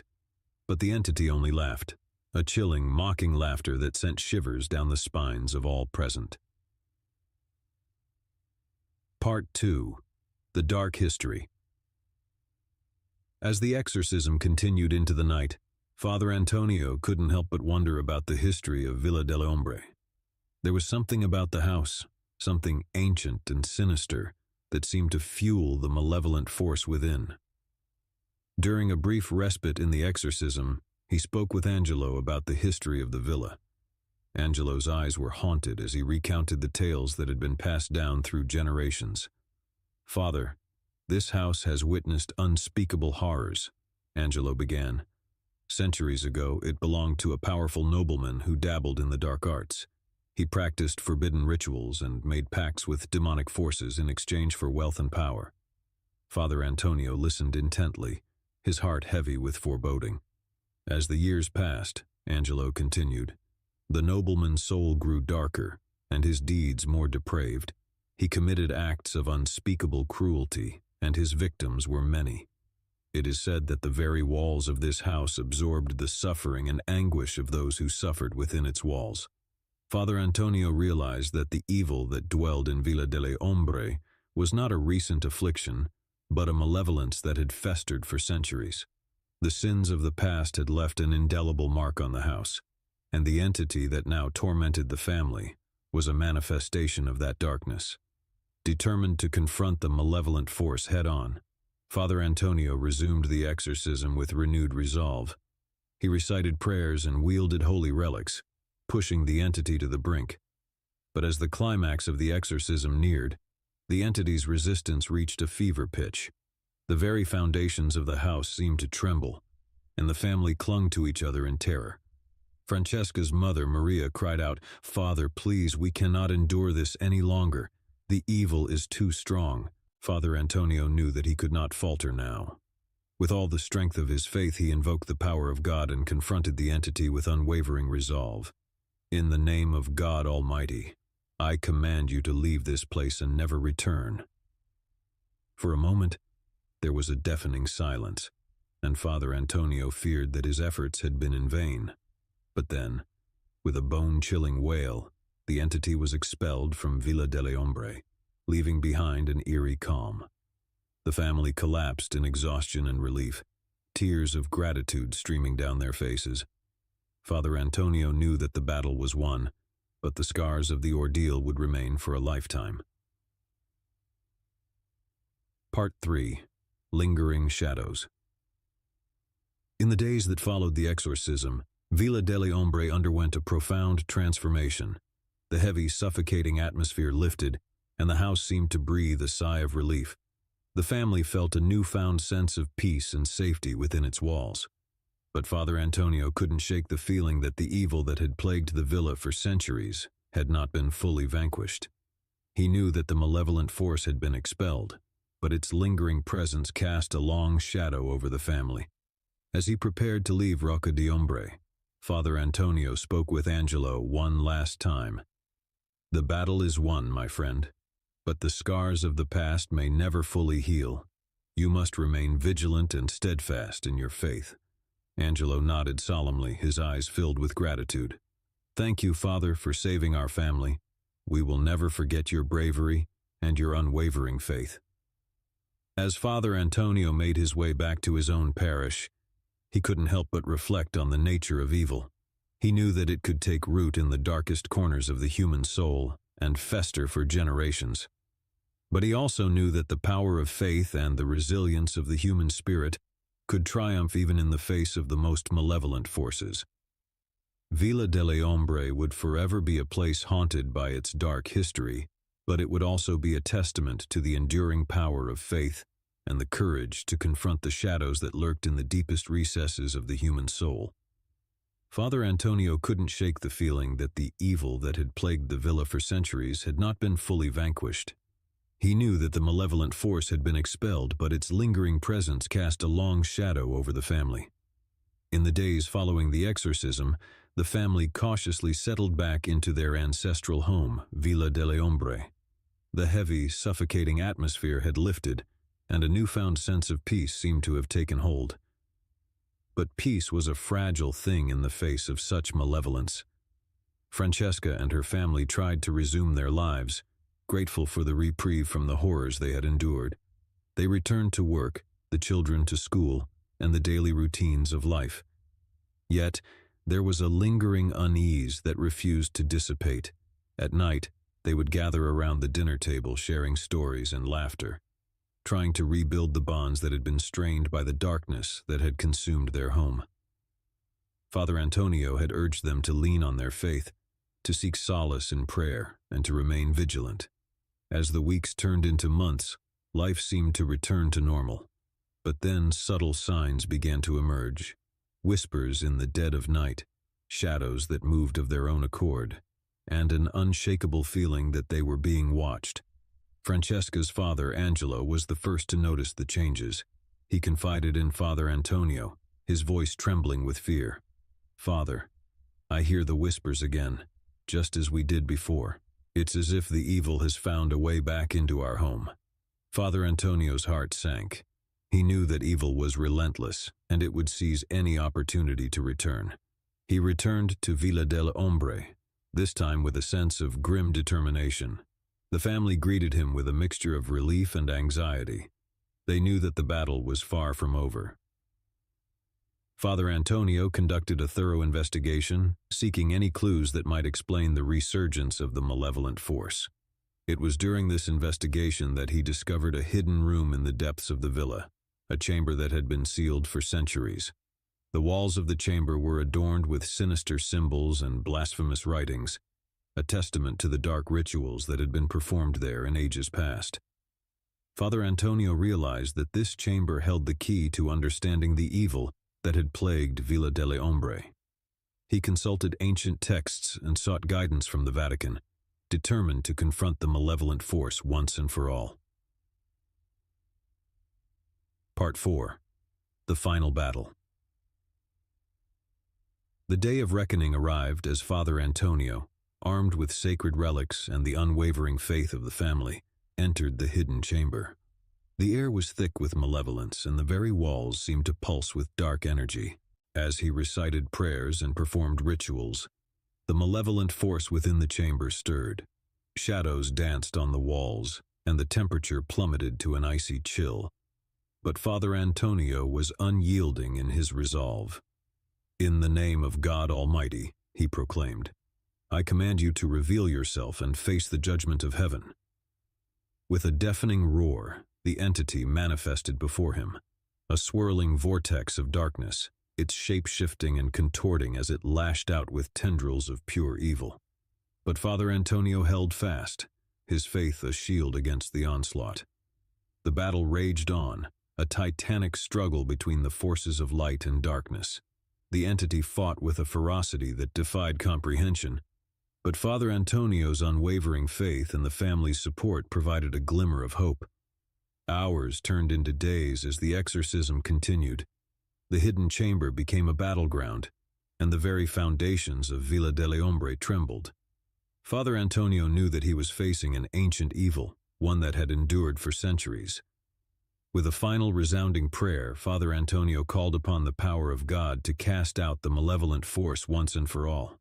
The entity let out a howl of anguish, its form unraveling and dissipating into nothingness. The hidden chamber fell silent, and an eerie calm descended upon Villa delle Ombre. Father Antonio emerged, exhausted but victorious, to find the family waiting anxiously. Francesca and her family embraced Father Antonio, tears of gratitude streaming down their faces. They knew that the battle had been won, and their home was finally free from the malevolent force that had tormented them for generations. In the aftermath of the final battle, Villa delle Ombre underwent a profound transformation. The hidden chamber was sealed for all eternity, its dark secrets buried with it. The heavy, suffocating atmosphere that had plagued the villa for centuries lifted, replaced by a sense of peace that was, at last, genuine. Francesca and her family were forever changed by their ordeal. They knew that the scars of the past would never fully heal, but they were determined to move forward with their lives. Their faith remained unshaken, and they drew strength from their unwavering belief in the power of good over evil. Father Antonio returned to his parish, forever marked by his experiences in Rocca di Ombre. He knew that evil was a force that could never be fully eradicated, but he also knew that the power of faith and the resilience of the human spirit could triumph even in the face of the most malevolent forces. As he looked back at Villa delle Ombre one last time, he knew that the battle had been won, but the scars of the past would serve as a reminder of the enduring power of faith and the courage to confront the shadows that lurked in the deepest recesses of the human soul. I never should have gone to that abandoned asylum. It had always been a place of morbid fascination for me, and one fateful summer night, curiosity got the better of my fear. Little did I know that this decision would plunge me into a nightmare beyond my wildest imagination. It was a moonless night, and the air was thick with foreboding as I made my way through the overgrown path leading to the asylum.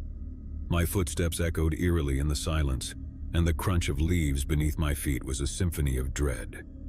The asylum loomed ahead, its decaying facade illuminated only by the faint glow of my flashlight.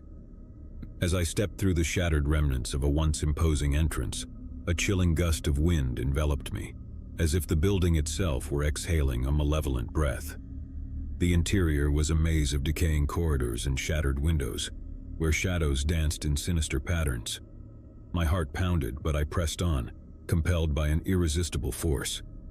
I followed the eerie sounds of distant whispers deeper into the asylum, my flashlight flickering as if it, too, was afraid of what lurked within. Suddenly I stumbled upon a room, its door hanging ajar. The room was furnished with rusted metal beds, their surfaces stained with unspeakable horrors. My stomach churned as I realized I was in a former patient's room. As I scanned the room with trembling hands, I noticed something etched into the wall beside one of the beds. It was a crude drawing, a grotesque figure with elongated limbs and hollow eyes. Beside it, the words "He sees" were scrawled in blood-red letters. The hairs on the back of my neck stood on end, and I had an overwhelming sense that I was not alone. I fled the room, my heart pounding in my chest, and continued my journey through the asylum's dark recesses. The whispered voices grew louder, and I could now discern words, though they made no sense. It was as if the very walls were whispering their own dreadful secrets. I descended into the bowels of the building, where I stumbled upon an operating theater bathed in an eerie, flickering light. In the center of the room stood an old surgical table, restraints still intact. My flashlight beam revealed an array of surgical instruments, some encrusted with dried blood. The air was heavy with the stench of antiseptic and decay. My gaze was drawn to a corner of the room where an ornate mirror hung. My reflection stared back at me, but its eyes were empty voids, devoid of any semblance of humanity. Panic gripped me as I stumbled backward, crashing into a tray of instruments. The mirror shattered and the room plunged into darkness. I fumbled for my flashlight, my breath ragged. When the light returned, I was no longer alone. A figure stood at the entrance to the operating theater, shrouded in darkness. My heart raced as I tried to discern its features, but it remained a formless specter. The whispers intensified, growing into a cacophony of torment. "He sees! He sees!" they chanted in a dissonant chorus. The figure advanced slowly, its movements disjointed and unnatural. I tried to flee, but my legs betrayed me, refusing to move.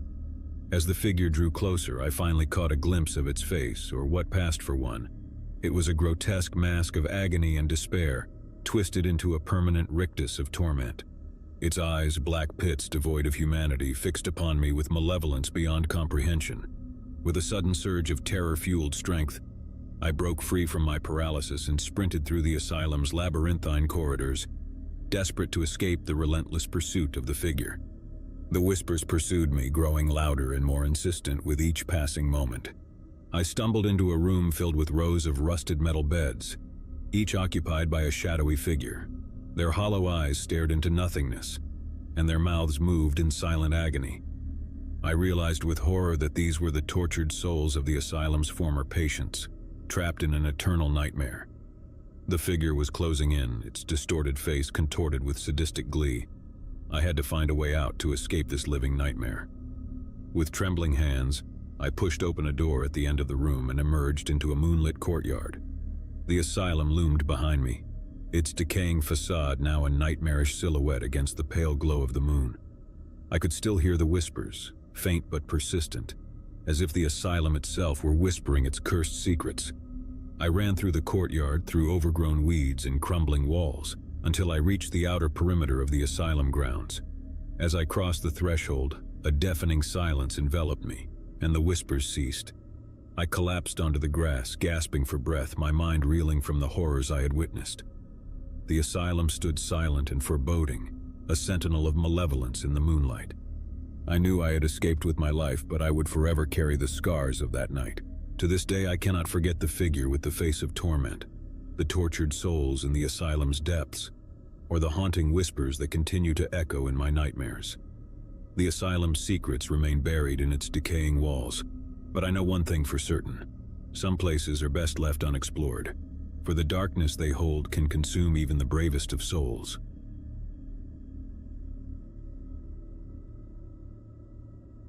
It had been a grueling week of hiking in the remote wilderness, and exhaustion had settled deep into our bones.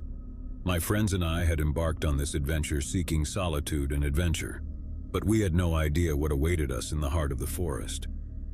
As we set up camp near a serene lake, we couldn't help but marvel at the beauty that surrounded us. Towering trees formed a natural canopy overhead, and the still waters of the lake reflected the deep blue sky. It was idyllic, but the tranquility would soon give way to an unsettling sense of unease. On the second night, as we huddled around the campfire, a distant sound echoed through the trees. It was a soft, mournful wail that seemed to carry on the wind. We dismissed it as an animal, or perhaps the wind itself, but the unease in our group was palpable. As the days passed, the wailing continued, growing closer with each passing night. We attempted to rationalize it, attributing the sound to wildlife or the peculiar acoustics of the forest, but it gnawed at our nerves. One evening, as the sun dipped below the horizon, casting long shadows through the trees, we heard it again, louder and more haunting than before. This time it was unmistakably human, a cry of anguish that sent shivers down our spines. We decided to investigate, to determine the source of this eerie wail. Armed with flashlights, we ventured deeper into the forest, following the sound. The path grew treacherous and the trees closed in around us, their branches clawing at the sky like skeletal fingers. The wail led us to a small clearing where we discovered an old, dilapidated cabin. Its windows were shattered and the roof sagged under the weight of years of neglect. The cry seemed to emanate from within, and our hearts raced as we cautiously approached. The door creaked open with a ghostly groan, revealing a scene of utter desolation. Dusty furniture lay in disarray, cobwebs hung in the corners, and the air was heavy with the scent of decay. But what chilled us to the bone was the sight of an old, worn photograph on the mantel.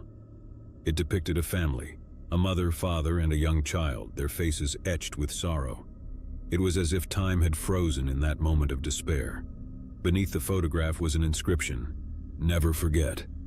The wailing continued, echoing through the cabin's decaying walls. We followed it to a room at the back of the cabin, where we discovered an old wooden trapdoor in the floor. With trembling hands, we lifted it, revealing a dark earthen tunnel beneath.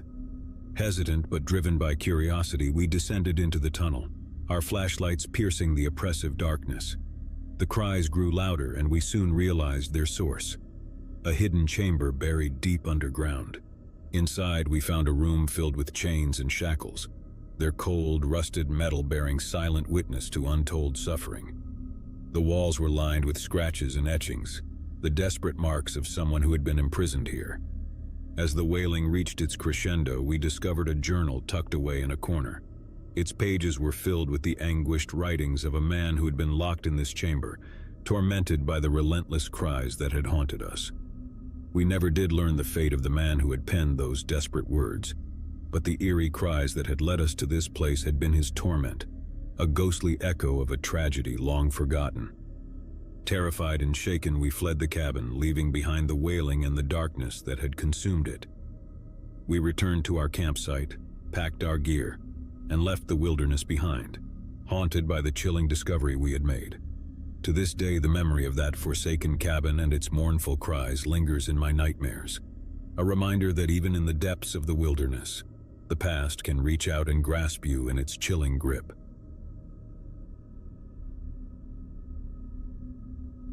It was the summer of 1997, and my friends and I were eager to embark on a road trip adventure. We had just graduated from high school, and this was our way of celebrating our newfound freedom before we scattered to colleges and universities across the country. Our destination, a remote, abandoned mining town in the Nevada desert that we had heard about from locals.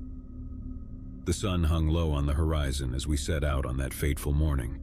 4 friends packed into a beat-up old van with a map spread across the dashboard. The desert stretched out before us, a vast expanse of sand and sagebrush that seemed to go on forever. It was desolate and eerily quiet, with only the occasional tumbleweed rolling across the cracked highway. Hours passed and the landscape remained unchanged. The old town was rumored to be located far off the beaten path, and we began to wonder if we were on the right track. The relentless sun beat down on us, and our excitement began to wane as the miles dragged on. Just as we were about to give up and turn back, we spotted a weathered sign by the roadside. "Welcome to Dustwood Population Zero." It was faded and barely legible, but it was the confirmation we needed. We followed a narrow dirt road off the highway and into the desert, winding deeper into the arid wilderness. As we approached Dustwood, we were struck by the sight of dilapidated buildings rising from the desert like specters of a bygone era. The town had been abandoned for decades, its wooden structures weathered by time and neglect. We couldn't help but be drawn to the eerie allure of a place forgotten by the world. We parked the van in the town's dusty square, the tires crunching on gravel as we exited the vehicle. The air was hot and dry, and the silence was oppressive. The only sounds were the distant hum of the wind and the creaking of old timbers. Our first stop was an old saloon, its swinging doors barely hanging on their hinges. Inside, the bar was covered in a layer of dust, and broken glass littered the floor. Faded posters and remnants of a bygone era decorated the walls. It was as if the town's inhabitants had simply vanished, leaving everything behind. As we explored further, we stumbled upon the remnants of a schoolhouse, its chalkboard still covered in faded lessons, and a long-abandoned general store, its shelves barren and splintered. It was a town frozen in time, a snapshot of a once thriving community that had fallen into decay. We ventured deeper into Dustwood, our footsteps echoing in the empty streets. It was as if the town itself was holding its breath, waiting for something to break the silence. The sun was beginning to dip below the horizon, casting long shadows that seemed to stretch infinitely. As we approached the outskirts of town, we noticed a building that stood apart from the others. A large, imposing structure that loomed like a dark sentinel against the fading light. It was the old Dustwood mine, the source of the town's prosperity in its heyday. We couldn't resist the urge to explore the mine, and we made our way inside, our flashlights piercing the inky darkness. The air grew cooler and damper as we descended into the depths of the earth. The tunnels seemed to stretch on forever, their walls lined with the remnants of mining equipment. As we ventured deeper, the walls of the mine began to close in around us, and the sense of isolation grew more pronounced. The beams of our flashlights danced along the walls, revealing ancient cave-ins and tunnels that seemed to lead to nowhere. Suddenly, we stumbled upon something that sent shivers down our spines. A series of handprints, smeared in what appeared to be blood along the tunnel walls. They were accompanied by crude drawings of terrified faces and desperate pleas for help. We exchanged nervous glances but pressed on, compelled by a mixture of curiosity and dread. The tunnels twisted and turned, leading us deeper into the labyrinthine darkness. The air grew colder and the silence was oppressive.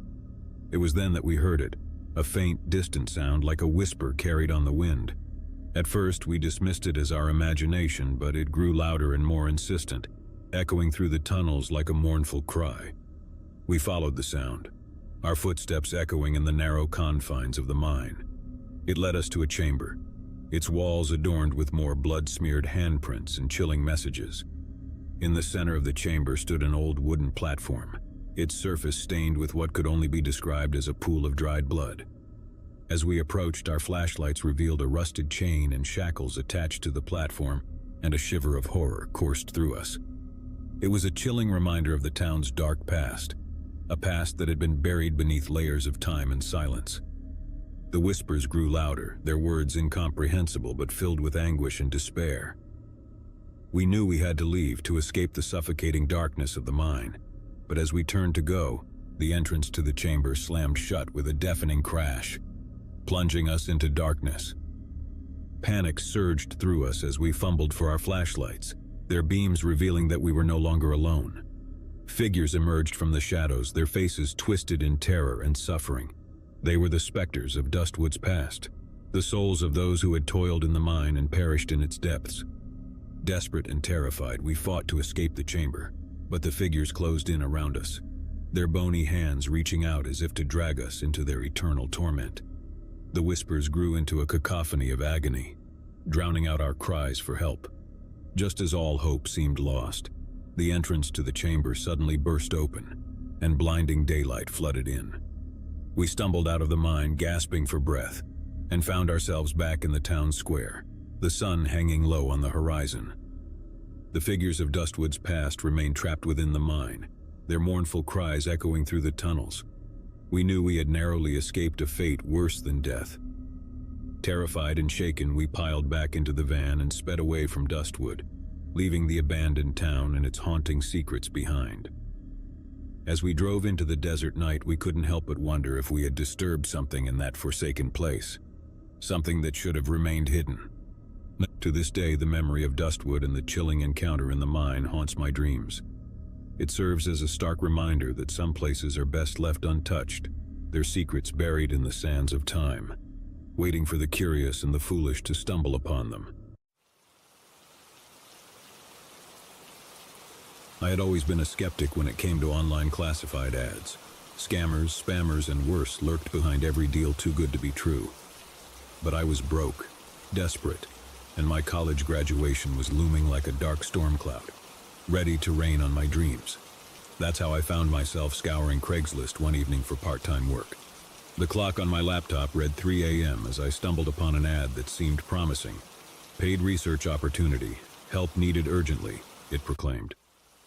The headline was catchy, but the post itself was rather vague, mentioning only that a private research firm was willing to pay top dollar for participants in a series of experiments. The compensation promised was enough to pay off my mounting student loans and maybe even have some left over for celebration. With a mix of curiosity and desperation, I clicked on the ad, revealing an email address to contact for more details.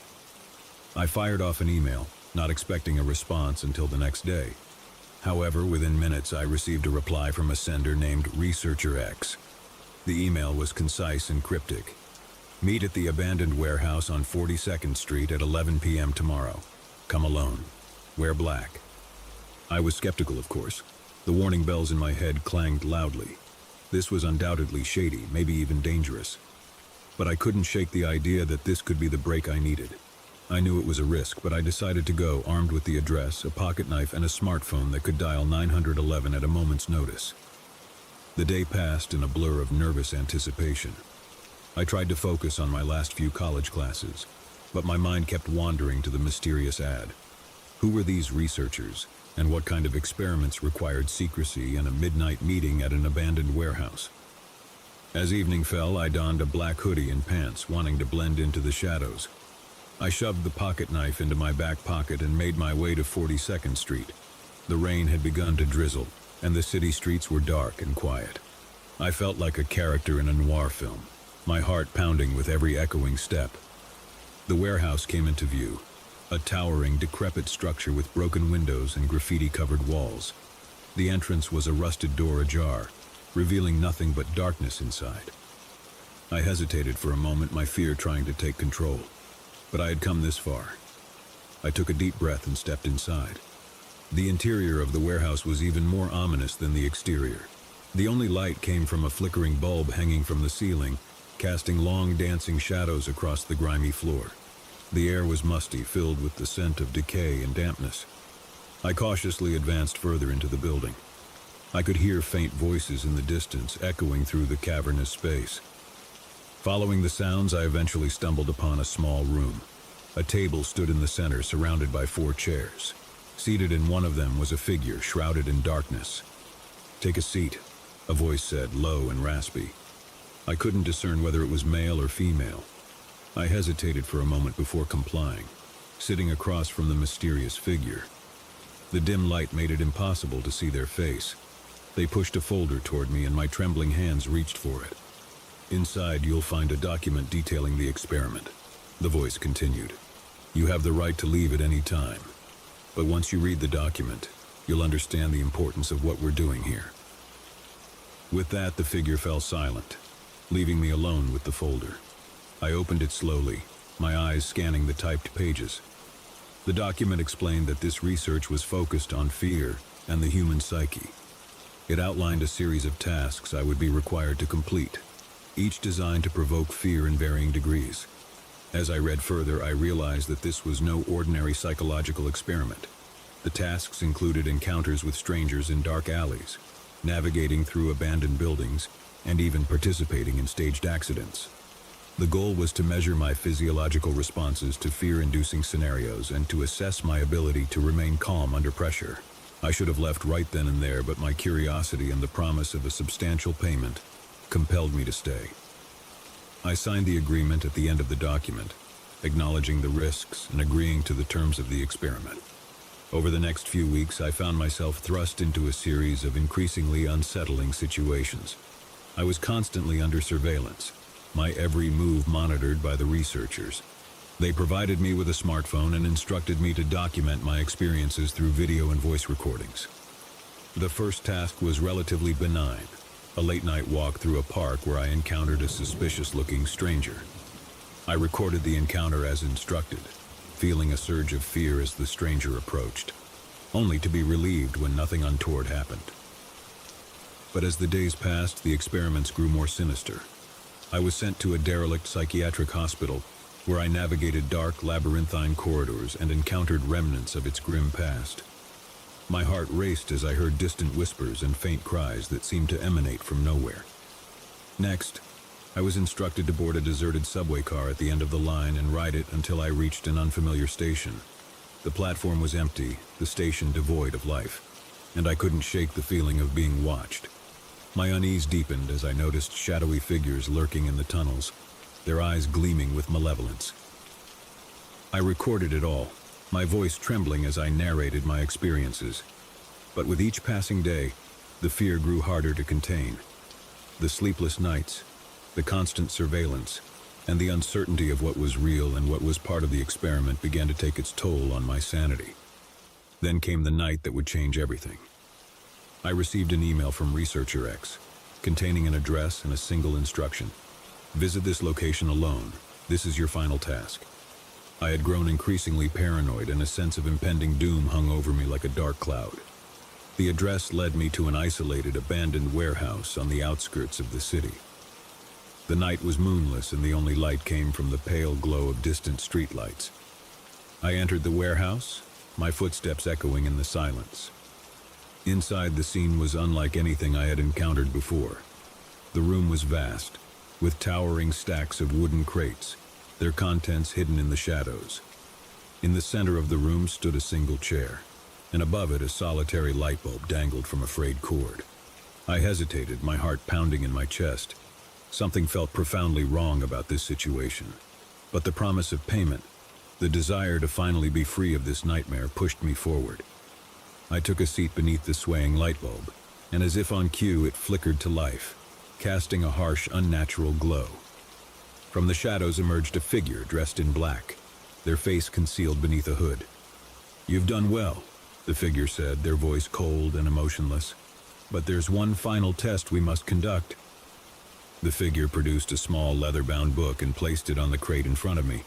It was old and weathered, its pages filled with faded text and illustrations of arcane symbols. "You must read from this book," the figure commanded. "Recite the words exactly as they are written, and your ordeal will be over." I glanced at the book, my unease growing. The symbols and text were like nothing I had ever seen, and a foreboding sense of dread washed over me. "What is this?" I stammered, my voice trembling. The figure leaned closer, their hooded face inches from mine. "It is your final test," they hissed. "Recite the words or remain trapped in this nightmare forever." I had no choice. Fear had brought me to this point, and fear would see me through to the end. I opened the book and began to read, my voice shaking as I spoke the incomprehensible words. As the last syllable left my lips, a deafening roar filled the room. The very air seemed to tremble, and the walls of the warehouse began to shake. I clung to the chair, my heart pounding in my chest. Suddenly, the room was plunged into darkness, and the figure before me disappeared. Panic surged through me as I fumbled for my phone, my fingers trembling as I activated its flashlight. The warehouse was empty, the chair and the book gone. I was alone, surrounded by the looming crates and the oppressive silence. I stumbled to my feet and made my way to the exit, my mind reeling. The experiments were over, but the fear remained, a festering seed of dread that had taken root in my soul. I returned to my apartment, the weight of what had transpired settling over me like a shroud. I never received the promised payment, and I never heard from researchers again. The entire experience remained shrouded in mystery, a nightmare from which I could never truly escape. To this day, I am haunted by the knowledge that I willingly subjected myself to those experiments, that I read from that accursed book. I can't help but wonder what I unleashed that night, what malevolent forces I unwittingly invoked. And as I write this, I can't shake the feeling that I am still being watched, that the shadows that once lurked in the corners of my vision are now closing in, ready to claim me once and for all. So if you ever come across a mysterious Craigslist ad promising quick cash for participating in a research study, heed my warning. Run the other way. Some fears are better left unexplored, some doors better left unopened, and some experiments better left untested. I can't believe I'm sharing this story, but I feel like I have to. It's been 2 years and the memories still haunt me. It all started innocently enough with an online classified ad. It was a cold and rainy evening, and I had just moved to a new city. My apartment was still a mess of unpacked boxes, and I was feeling a bit lonely. I had heard about Craigslist and decided to give it a try to find some furniture and maybe make a friend in the process. I logged onto the website and started browsing through the furniture listings. Most of them were standard: couches, tables, chairs. But one ad caught my eye. It was titled "Antique Mirror. Must go ASAP." The picture showed a beautiful ornate mirror that looked like it belonged in a Victorian mansion. The price was unbelievably low, and the seller claimed it needed to be gone that very night. Excited by the prospect of scoring such a great deal, I sent a message to the seller. Within minutes, I received a response from a woman named Margaret. She explained that her grandmother had passed away, and they were clearing out the old family home. The mirror was the last thing left, and they wanted it gone to make room for new memories. Margaret provided me with the address and insisted I come pick it up immediately. I was hesitant about going to a stranger's house so late at night, but the allure of the mirror was too strong.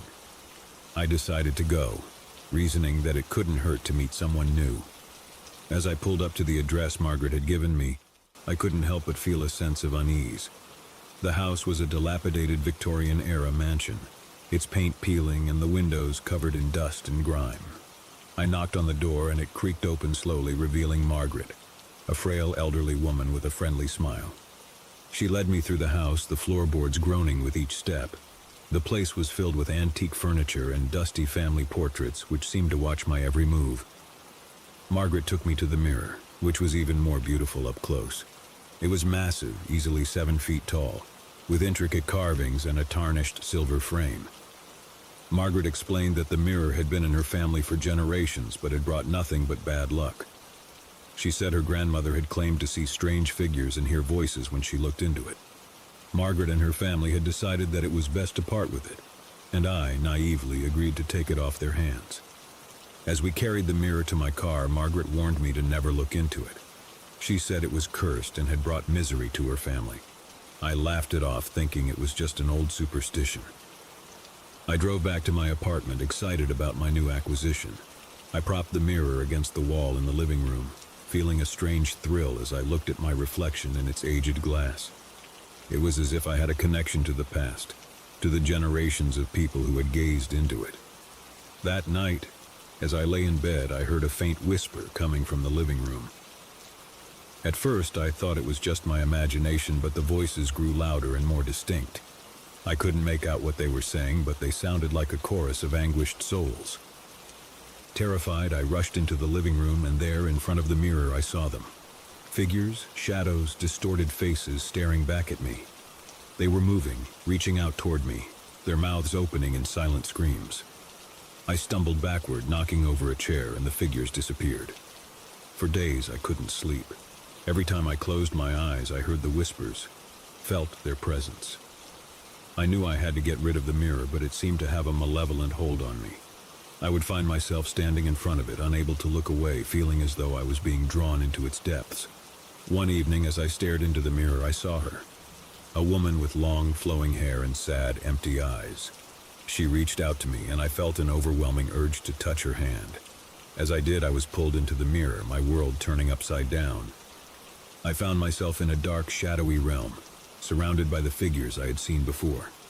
They moaned and wailed, their faces contorted in agony. I screamed, but no sound escaped my lips. I tried to run, but my feet felt like they were glued to the ground. As I wandered through that nightmarish landscape, I realized that I was not alone. Margaret was there too, her eyes filled with regret. She explained that the mirror was a portal to the afterlife, a place where the souls of the cursed were trapped for eternity. She had brought me here to take her place, to bear the burden of the mirror's curse. I pleaded with her to help me escape, but she simply turned and walked away, disappearing into the darkness. I was left alone, surrounded by the tormented souls, forever trapped in the cursed mirror. And that's how I ended up here, writing this story from the other side. I can't warn you enough.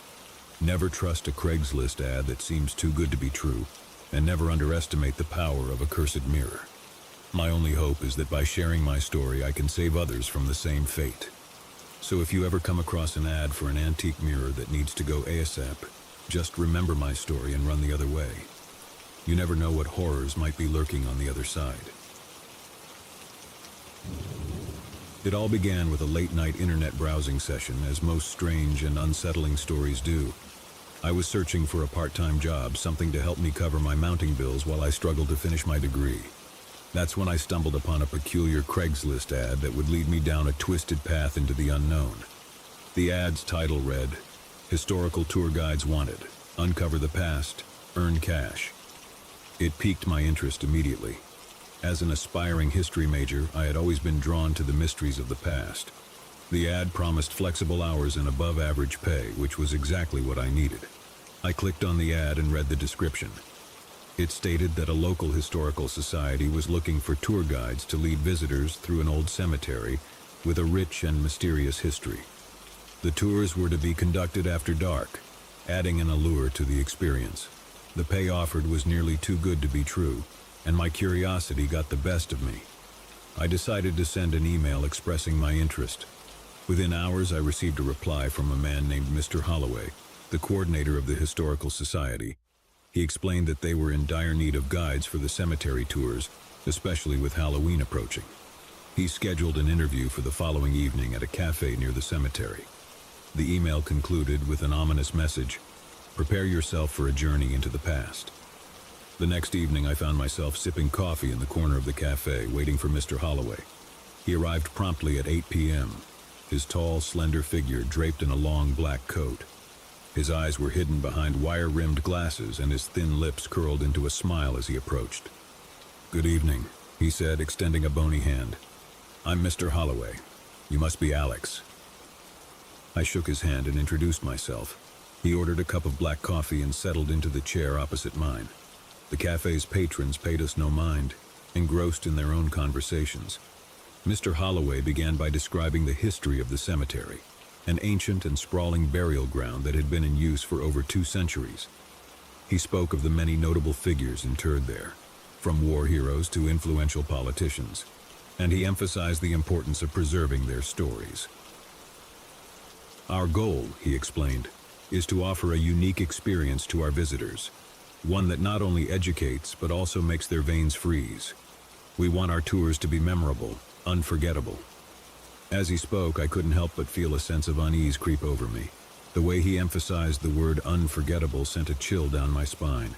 I brushed it off as a simple case of nerves and continued to listen.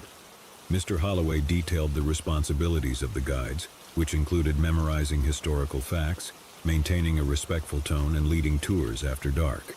He explained that the darkness added an element of mystery to the experience, and that it was an essential part of the cemetery's allure.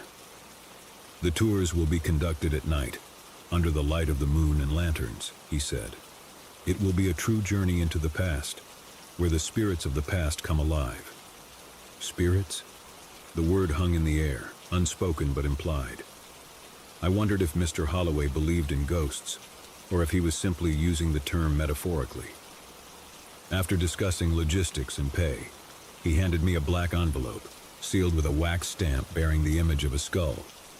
He instructed me to open it only when I was alone, as it contained sensitive information about the cemetery's history. As I left the cafe that night, the black envelope clutched in my hand. I couldn't help but feel a mixture of excitement and trepidation. It was a strange job interview, but the prospect of uncovering hidden stories from the past was too enticing to pass up. I waited until I was back in my apartment to open the black envelope. The wax seal cracked easily, revealing a single sheet of paper with detailed instructions for my first tour. It was scheduled for the upcoming Friday night, and the meeting point was the cemetery's entrance. I spent the next few days immersed in research, learning about the cemetery's history and its famous residents. It had a rich and colorful past, filled with stories of love, betrayal, and tragedy. I couldn't wait to share these tales with the tour group and to step into the role of a historical guide. Friday night arrived, and I donned a dark suit and tie, fitting attire for a cemetery tour. The moon hung low in the sky as I made my way to the cemetery's entrance. I was met by Mr. Holloway, who was dressed in his signature black coat. "Ah, Alex," he greeted me with a smile. "I see you're prepared. Our guests will be arriving shortly." As if on cue, a group of people began to gather at the entrance. They were a diverse bunch, ranging from college students to elderly couples, all eager for a taste of history. Mr. Holloway introduced me as their guide, and I began to lead the group into the cemetery, lantern in hand. The night was clear and crisp, the air filled with the scent of fallen leaves. I spoke with enthusiasm as I led the group through the gravestones, recounting the stories of those who rested there. The guests listened attentively, their eyes wide with fascination. As the tour progressed, I noticed that some of the group members were growing increasingly uneasy. They whispered to each other and cast furtive glances over their shoulders. I couldn't blame them. After all, a cemetery at night could be an eerie place. But as we reached a particular section of the cemetery, the unease escalated into full-blown fear. The guests began to murmur and shuffle nervously, their lanterns casting wavering shadows. I turned to Mr. Holloway, who was watching with an inscrutable expression. "What's going on?" I whispered to him. He leaned in close and spoke in a hushed tone. "This section of the cemetery has a dark history, one that we save for the climax of the tour. It's said to be haunted, you see. Some visitors claim to have seen apparitions and heard whispers in the dark." I glanced around, my nerves on edge. The atmosphere had indeed changed, and a weird stillness hung in the air. I couldn't shake the feeling that we were being watched. Just as I was about to continue the tour, A loud, unearthly shriek echoed through the cemetery. The guests screamed in terror, and I instinctively swung my lantern in the direction of the sound. What I saw froze me in my tracks. A figure, pale and ghostly, stood among the gravestones. Its eyes glowed with an unnatural light, and its mouth opened in a silent scream. The guests scattered, fleeing in all directions, leaving me and Mr. Holloway alone with the apparition. "What is that?" I stammered, my voice trembling.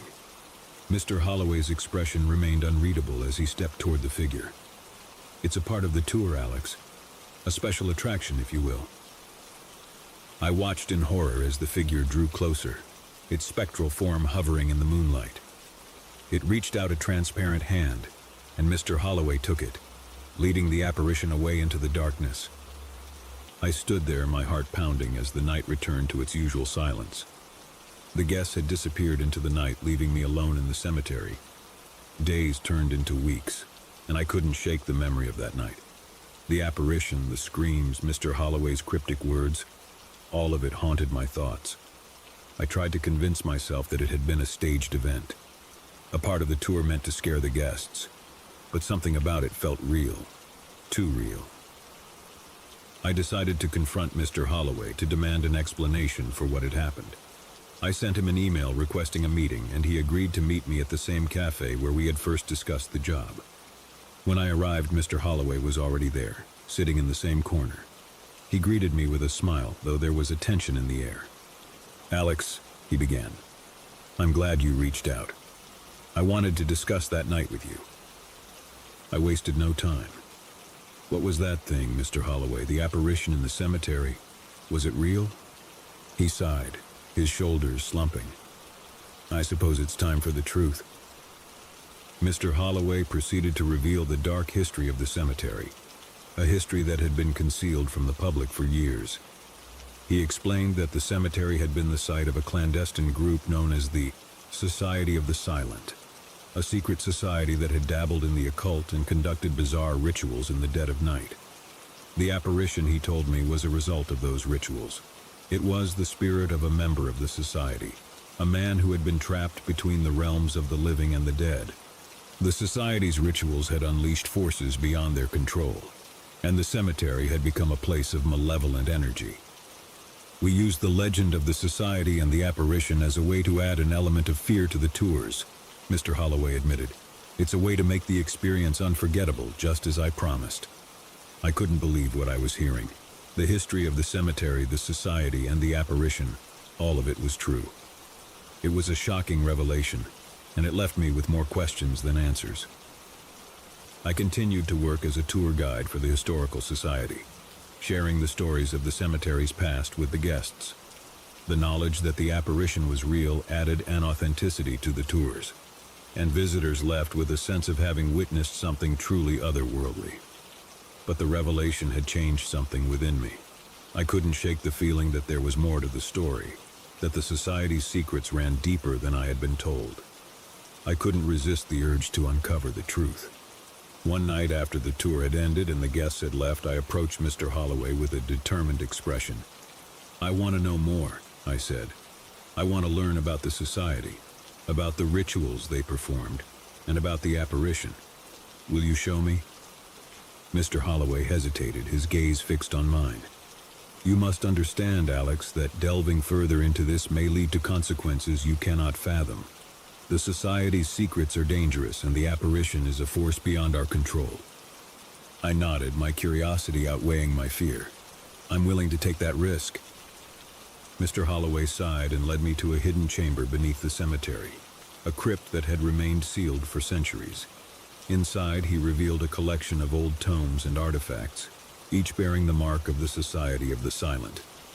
As I delved into the society's history, I learned of their obsession with unlocking the secrets of the afterlife.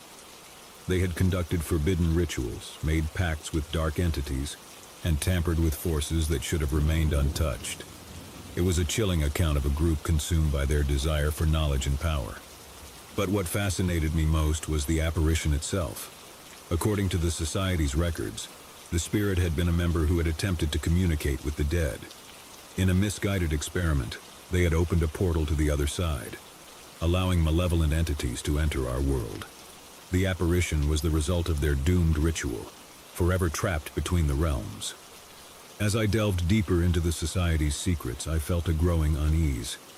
The apparition's presence seemed to loom over me, as if it resented my intrusion into its dark history. I couldn't shake the feeling that I had awakened something malevolent. One night, as I conducted a tour through the cemetery, a sense of foreboding washed over me. The air grew heavy with tension, and the guests seemed to sense it too. I recounted the stories of the cemetery with a trembling voice, my lantern casting long shadows. As we reached the section of the cemetery where the apparition had first appeared, a chilling wind swept through the gravestones. The lanterns flickered, and the group grew silent, their eyes wide with fear. And then it happened. The apparition materialized before us, its eyes glowing with an unnatural light.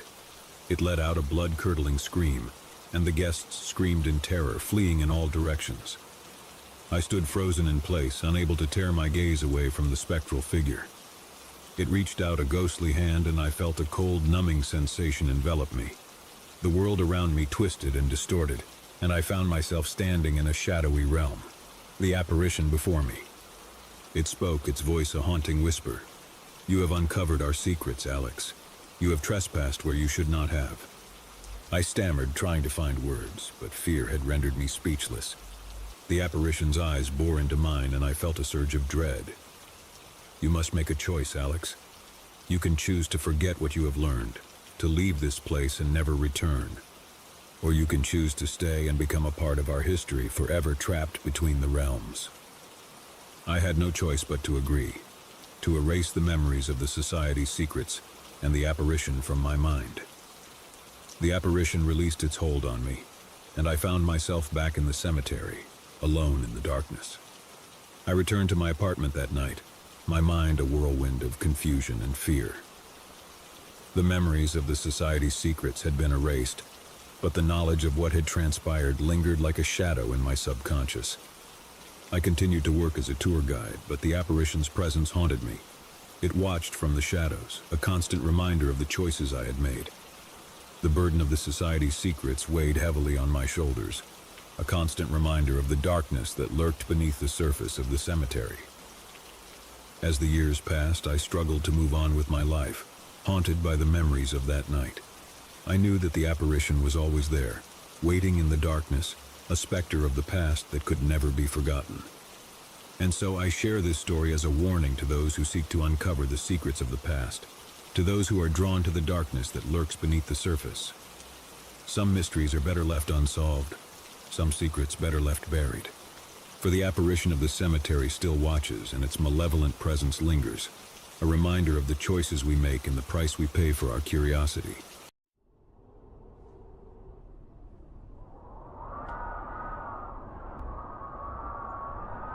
The night was dark and rainy, the kind of night that made even the most fearless travelers uneasy. John had been driving for hours, the monotonous drumming of rain on the car's roof slowly pushing him towards exhaustion. His eyelids felt heavy, and he knew he needed to find a place to rest. As if on cue, a dimly lit sign emerged from the darkness ahead. It read, "Miller's Gas and Grill, 1 mile ahead." John's heart quickened with relief. He could use a break, maybe grab a bite to eat. The prospect of a warm meal and a chance to stretch his legs was too tempting to resist. He followed the narrow, winding road as it led him towards the gas station. The rain showed no sign of letting up, and the steady hum of the engine provided a comforting backdrop to the otherwise eerie silence of the night. The headlights of his car illuminated the road ahead, revealing dense woods that seemed to press in on all sides. John couldn't help but feel a chill run down his spine. The gas station finally came into view, its flickering neon sign revealing a rustic, weather-worn building. It looked like something out of a forgotten era, a relic of a time when gas stations were more than just convenience stores. John pulled into the gravel lot and parked next to the only other car there, a beat-up pickup truck.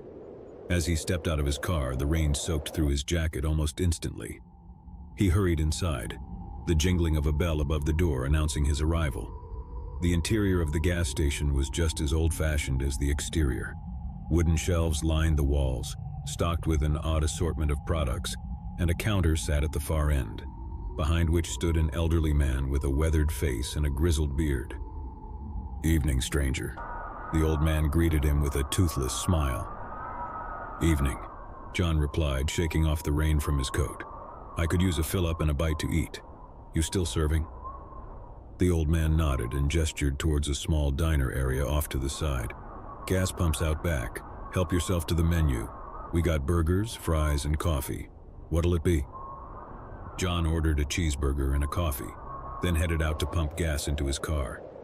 The rain was coming down harder now, making the task unpleasant.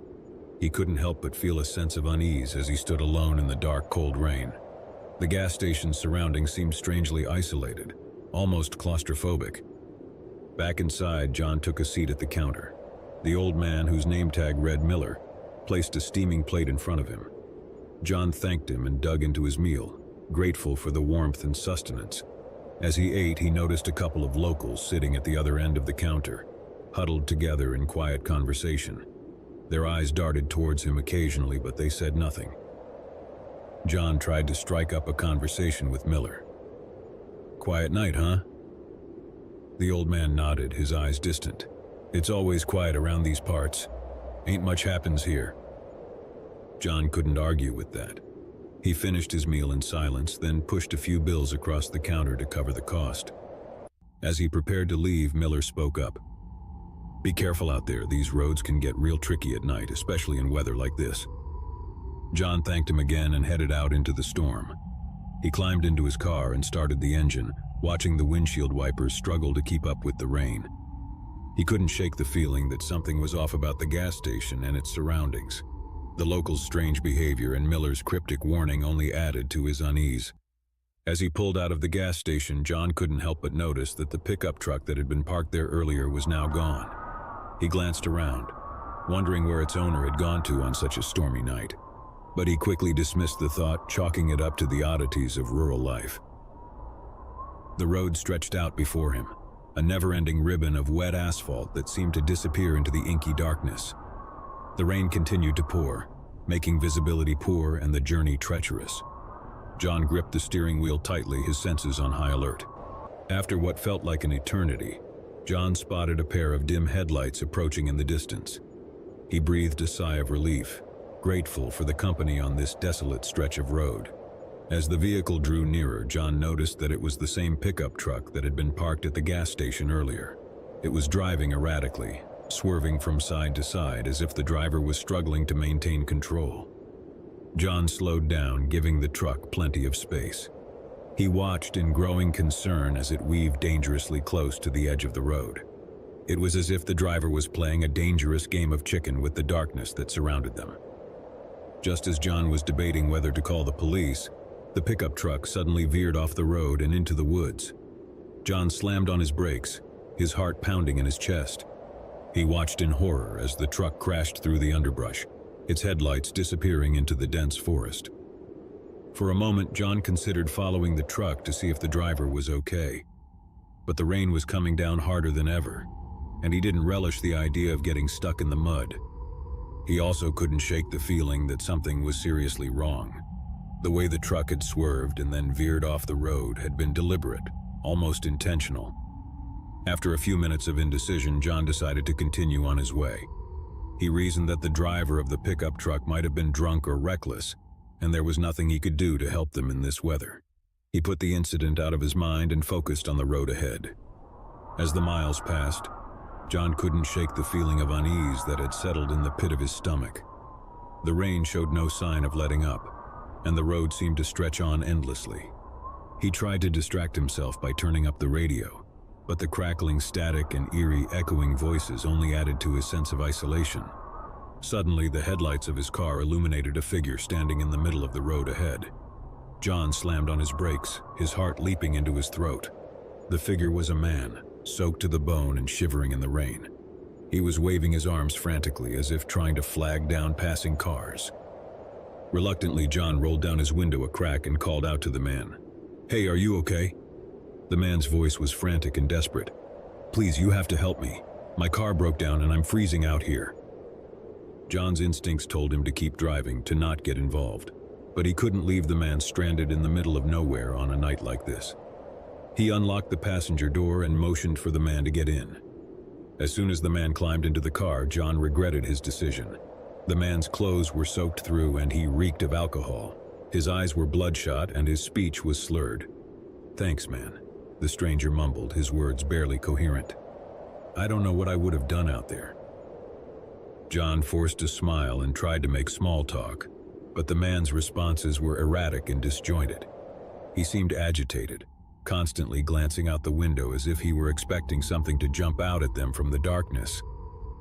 After what felt like an eternity, they finally reached a more populated area. John pulled into a well-lit parking lot and turned to the stranger. "This is where I'm headed. You can get out here." The man hesitated for a moment, then nodded and stumbled out of the car. John watched as he walked away, disappearing into the night. Shaken by the encounter, John continued his journey. He couldn't help but wonder what had happened to the pickup truck he had seen earlier, and if the man he had picked up had anything to do with it. The rain had finally begun to let up, but the unease that had settled over him refused to dissipate. Hours passed, and John finally reached his destination, a small town with a motel on the outskirts. He pulled into the parking lot and checked into a room, grateful for the chance to get out of the rain and rest for the night. As he lay in bed, John couldn't stop thinking about the strange events of the evening. The gas station, the pickup truck, the erratic driver, and the mysterious hitchhiker. All of it left him with an overwhelming sense of unease. He couldn't shake the feeling that he had stumbled onto something he wasn't meant to see, something that was best left hidden in the darkness. Just as he was about to drift off to sleep, John heard the sound of rain tapping against the window. But this time it was accompanied by a low, distant rumble of thunder. As he listened to the storm outside, a chilling thought crossed his mind. What if the rain had been a cover, a way to hide something far more sinister that lurked in the darkness of the night? With that unsettling thought in mind, John pulled the covers tighter around him and closed his eyes, hoping that the morning would bring answers and the chance to leave this mysterious and ominous place far behind.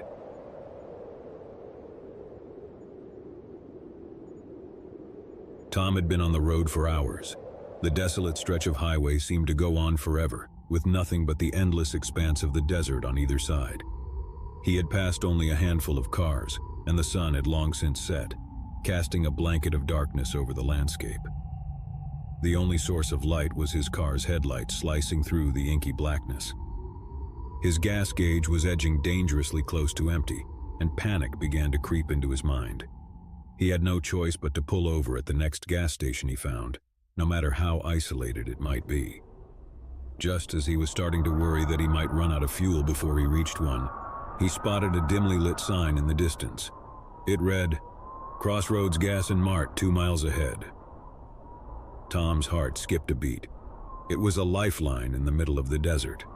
The Crossroads Gas and Mart looked like it had seen better days. Its neon sign flickered weakly, and the paint on the building was chipped and peeling. As Tom pulled into the gravel lot, he noticed that he was the only customer there. The place seemed deserted, and an eerie silence hung in the air. He parked his car next to the lone gas pump and climbed out. The wind was sharp and cold, and the darkness seemed to press in on him from all sides.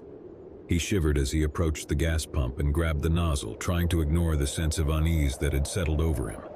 As Tom began to pump gas into his car, he noticed a figure in the dimly lit window of the convenience store. It was the gas station attendant, an old man with a weathered face and a stooped posture. He was staring at Tom with a vacant expression, as if he had been waiting for him to arrive. "Evening," Tom called out as he finished pumping gas. The old man didn't respond. He simply continued to stare. Tom decided to pay no mind to the strange behavior and headed into the convenience store. The interior was dimly lit, and the shelves were sparsely stocked with dusty, outdated products. It felt like a relic from a bygone era, a time when gas stations were more than just places to refuel. The old man behind the counter had a name tag that read Sam. His eyes were fixed on Tom as he approached. "Evening," Tom repeated, trying to break the eerie silence. "I could use a fill-up and something to eat. You still serving?" Sam nodded slowly, his gaze never leaving Tom. "Gas pump's out back. Help yourself to the menu. We got burgers, fries, and coffee. What'll it be?" Tom ordered a cheeseburger and a coffee, then headed out to pump gas. The wind had picked up and the sky was overcast. Tom couldn't help but feel a sense of isolation as he stood alone in the cold desert night, the gas station's surroundings seemingly empty for miles. Back inside, Tom took a seat at the counter. He watched as Sam prepared his meal, the old man's movements slow and deliberate. Tom couldn't shake the feeling that something was off about the gas station and its lone attendant. The isolation, the eerie silence, and Sam's strange behavior all added to his unease. As he ate, Tom noticed a group of locals sitting at a corner booth, huddled together in hushed conversation. Their eyes darted towards him occasionally, but they said nothing. Tom tried to strike up a conversation with Sam to ease his discomfort. "Quiet night, huh?" he ventured. Sam nodded, his expression unchanging. "It's always quiet around here. Not much happens." Tom finished his meal in silence and pushed a few bills across the counter to cover the cost. As he prepared to leave, Sam spoke up. "Be careful out there. These roads can get tricky at night, especially in weather like this." Tom thanked Sam and headed out into the cold desert night. The wind cut through his jacket and he felt a chill run down his spine. The gas station's surroundings seemed desolate, almost otherworldly, as if he had stepped into another dimension. He climbed into his car and started the engine, the headlights cutting through the darkness as he pulled onto the empty highway. The road stretched out before him, a lonely ribbon of asphalt disappearing into the vast desert. As he drove, Tom couldn't shake the feeling that he was being watched. He glanced in the rearview mirror but saw nothing behind him. The sense of unease grew stronger, and he couldn't help but think of the locals at the gas station and their secretive conversation.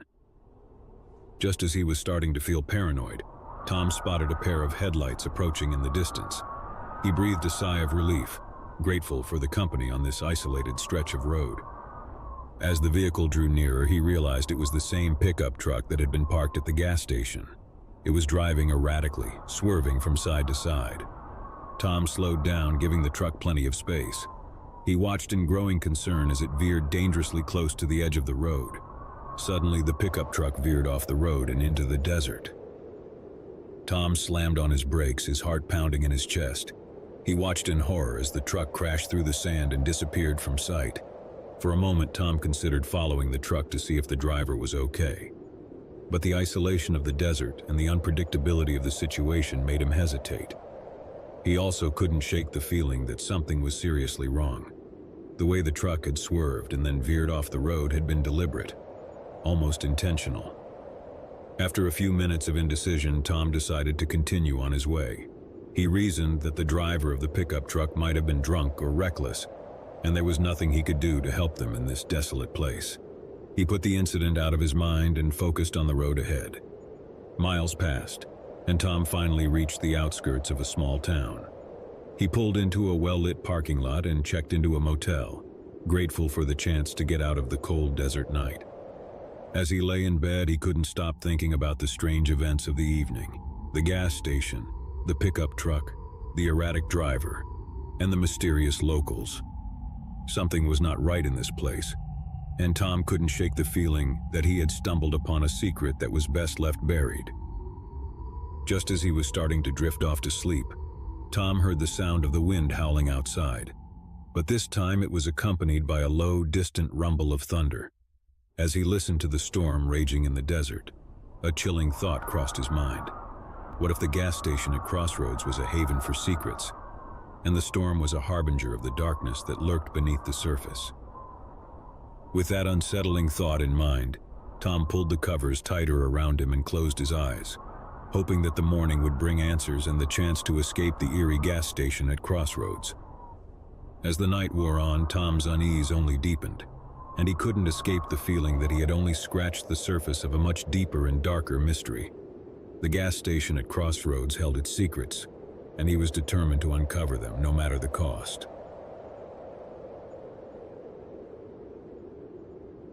The desert stretched out endlessly around Jack as he sped down the lonely highway.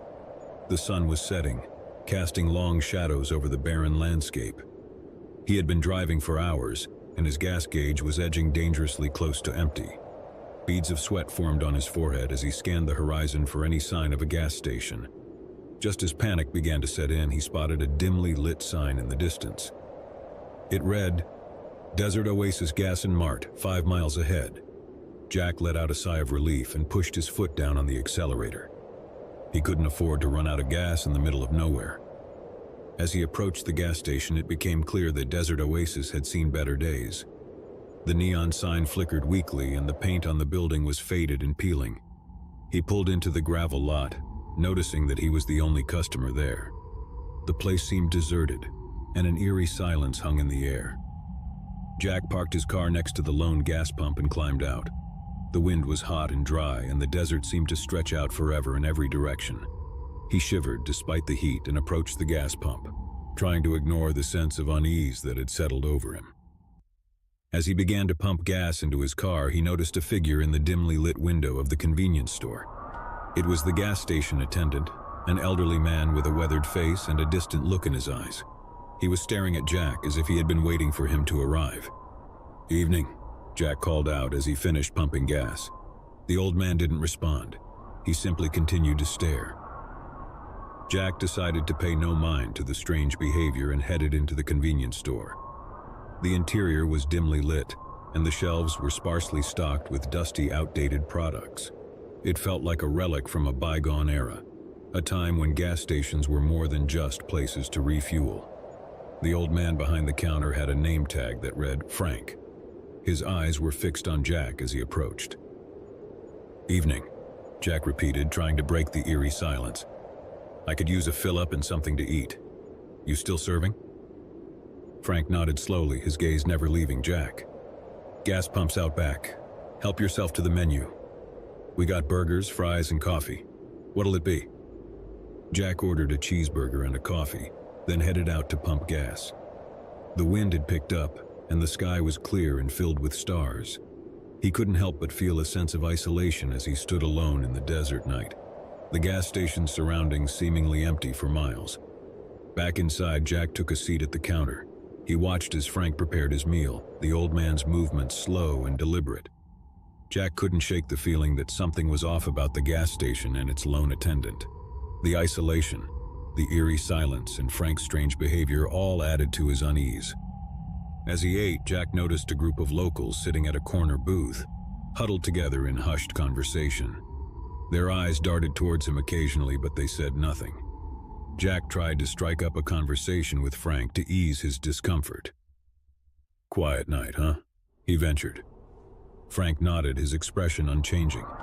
"It's always quiet around here, not much happens." Jack finished his meal in silence and pushed a few bills across the counter to cover the cost. As he prepared to leave, Frank spoke up. "Be careful out there." Jack thanked Frank and headed out into the desert night. The wind was hot and dry and the sky was filled with stars. The gas station's surroundings seemed desolate. He climbed into his car and started the engine, the headlights cutting through the darkness as he pulled onto the empty highway. The road stretched out before him, a lonely ribbon of asphalt disappearing into the vast desert. As he drove, Jack couldn't shake the feeling that he was being watched. He glanced in the rearview mirror but saw nothing behind him. The sense of unease grew stronger, and he couldn't help but think of the locals at the gas station and their secretive conversation. Just as he was starting to feel paranoid, Jack spotted a pair of headlights approaching in the distance. He breathed a sigh of relief, grateful for the company on this isolated stretch of road. As the vehicle drew nearer, he realized it was the same pickup truck that had been parked at the gas station. It was driving erratically, swerving from side to side. Jack slowed down, giving the truck plenty of space. He watched in growing concern as it veered dangerously close to the edge of the road. Suddenly, the pickup truck veered off the road and into the desert. Jack slammed on his brakes, his heart pounding in his chest. He watched in horror as the truck crashed through the sand and disappeared from sight. For a moment, Jack considered following the truck to see if the driver was okay. But the isolation of the desert and the unpredictability of the situation made him hesitate. He also couldn't shake the feeling that something was seriously wrong. The way the truck had swerved and then veered off the road had been deliberate, almost intentional. After a few minutes of indecision, Jack decided to continue on his way. He reasoned that the driver of the pickup truck might have been drunk or reckless. and there was nothing he could do to help them in this desolate place. He put the incident out of his mind and focused on the road ahead. Miles passed, and Jack finally reached the outskirts of a small town. He pulled into a well-lit parking lot and checked into a motel, grateful for the chance to get out of the desert night. As he lay in bed, he couldn't stop thinking about the strange events of the evening. The gas station, the pickup truck, the erratic driver, and the mysterious locals. Something was not right in this place, and Jack couldn't shake the feeling that he had stumbled upon a secret that was best left buried. Just as he was starting to drift off to sleep, Jack heard the sound of the wind howling outside. But this time it was accompanied by a low, distant rumble of thunder. As he listened to the storm raging in the desert, a chilling thought crossed his mind. What if the gas station at Desert Oasis was a haven for secrets, and the storm was a harbinger of the darkness that lurked beneath the surface? With that unsettling thought in mind, Jack pulled the covers tighter around him and closed his eyes, hoping that the morning would bring answers and the chance to escape the eerie gas station at Desert Oasis. As the night wore on, Jack's unease only deepened, and he couldn't escape the feeling that he had only scratched the surface of a much deeper and darker mystery. The gas station at Desert Oasis held its secrets, and he was determined to uncover them no matter the cost. My family had just moved into a new home. It was a large, two-story house in a quiet suburban neighborhood. The sun had dipped below the horizon, casting long shadows across the street as we pulled into the driveway. We were all exhausted from the move, but we couldn't wait to settle into our new place. The house had a strange aura about it, even from the outside. It stood eerily still in the growing darkness, its windows reflecting the fading twilight. As we stepped out of the car, I couldn't shake the feeling that something was watching us, lurking in the shadows. My wife Sarah and I exchanged nervous glances, but we brushed off our unease as a product of the long day. We had 2 kids, Emily and Jack, who were equally eager to explore their new home. We grabbed our bags and headed inside. The interior of the house was grand, but it had an old-world charm that creeped me out. The wooden floors creaked with each step, and the walls were adorned with faded wallpaper that hinted at the house's long history. We started unpacking, hoping that making the house our own would ease our discomfort. That first night was restless. I lay in bed, staring at the ceiling, unable to shake the feeling that something was off. The house seemed to groan and sigh as if it held secrets within its walls. I finally drifted off to sleep, but my dreams were plagued by dark shadows and whispered voices. In the days that followed, strange occurrences became a regular part of our lives. Objects would move on their own, and we would hear faint, disembodied footsteps in the hallway at night. Sarah and I tried to reassure each other that it was just our imaginations playing tricks on us, but deep down we knew something wasn't right. One evening, as I was helping Emily with her homework in the dining room, I caught a glimpse of a shadowy figure out of the corner of my eye. I turned, but there was nothing there. Emily looked at me, concern in her eyes. "Daddy, I saw it too," she whispered. "What did you see?" I asked, trying to keep my voice steady. It looked like a tall man, but he was all black like a shadow. He was standing by the door. I felt a chill run down my spine. I didn't want to scare my daughter, so I tried to dismiss it. "It must have been your imagination, sweetie. This house is just new to us, that's all." But as the days turned into weeks, the encounters with the shadowy figure became more frequent. Jack claimed to have seen it as well, always lurking in the corners of his room. Sarah and I decided it was time to investigate. We did some research on the house's history and discovered that it had been built in the late 19th century. Several families had lived here over the years, but none had stayed for long. There were rumors of tragedy and strange occurrences associated with the house, but no concrete details. One night, after putting the kids to bed, Sarah and I decided to stay up and see if we could catch a glimpse of the shadowy figure ourselves. We sat in the living room, the only source of light coming from a single lamp. Hours passed in silence, but nothing happened. Sarah was beginning to nod off when I suddenly saw movement in the hallway.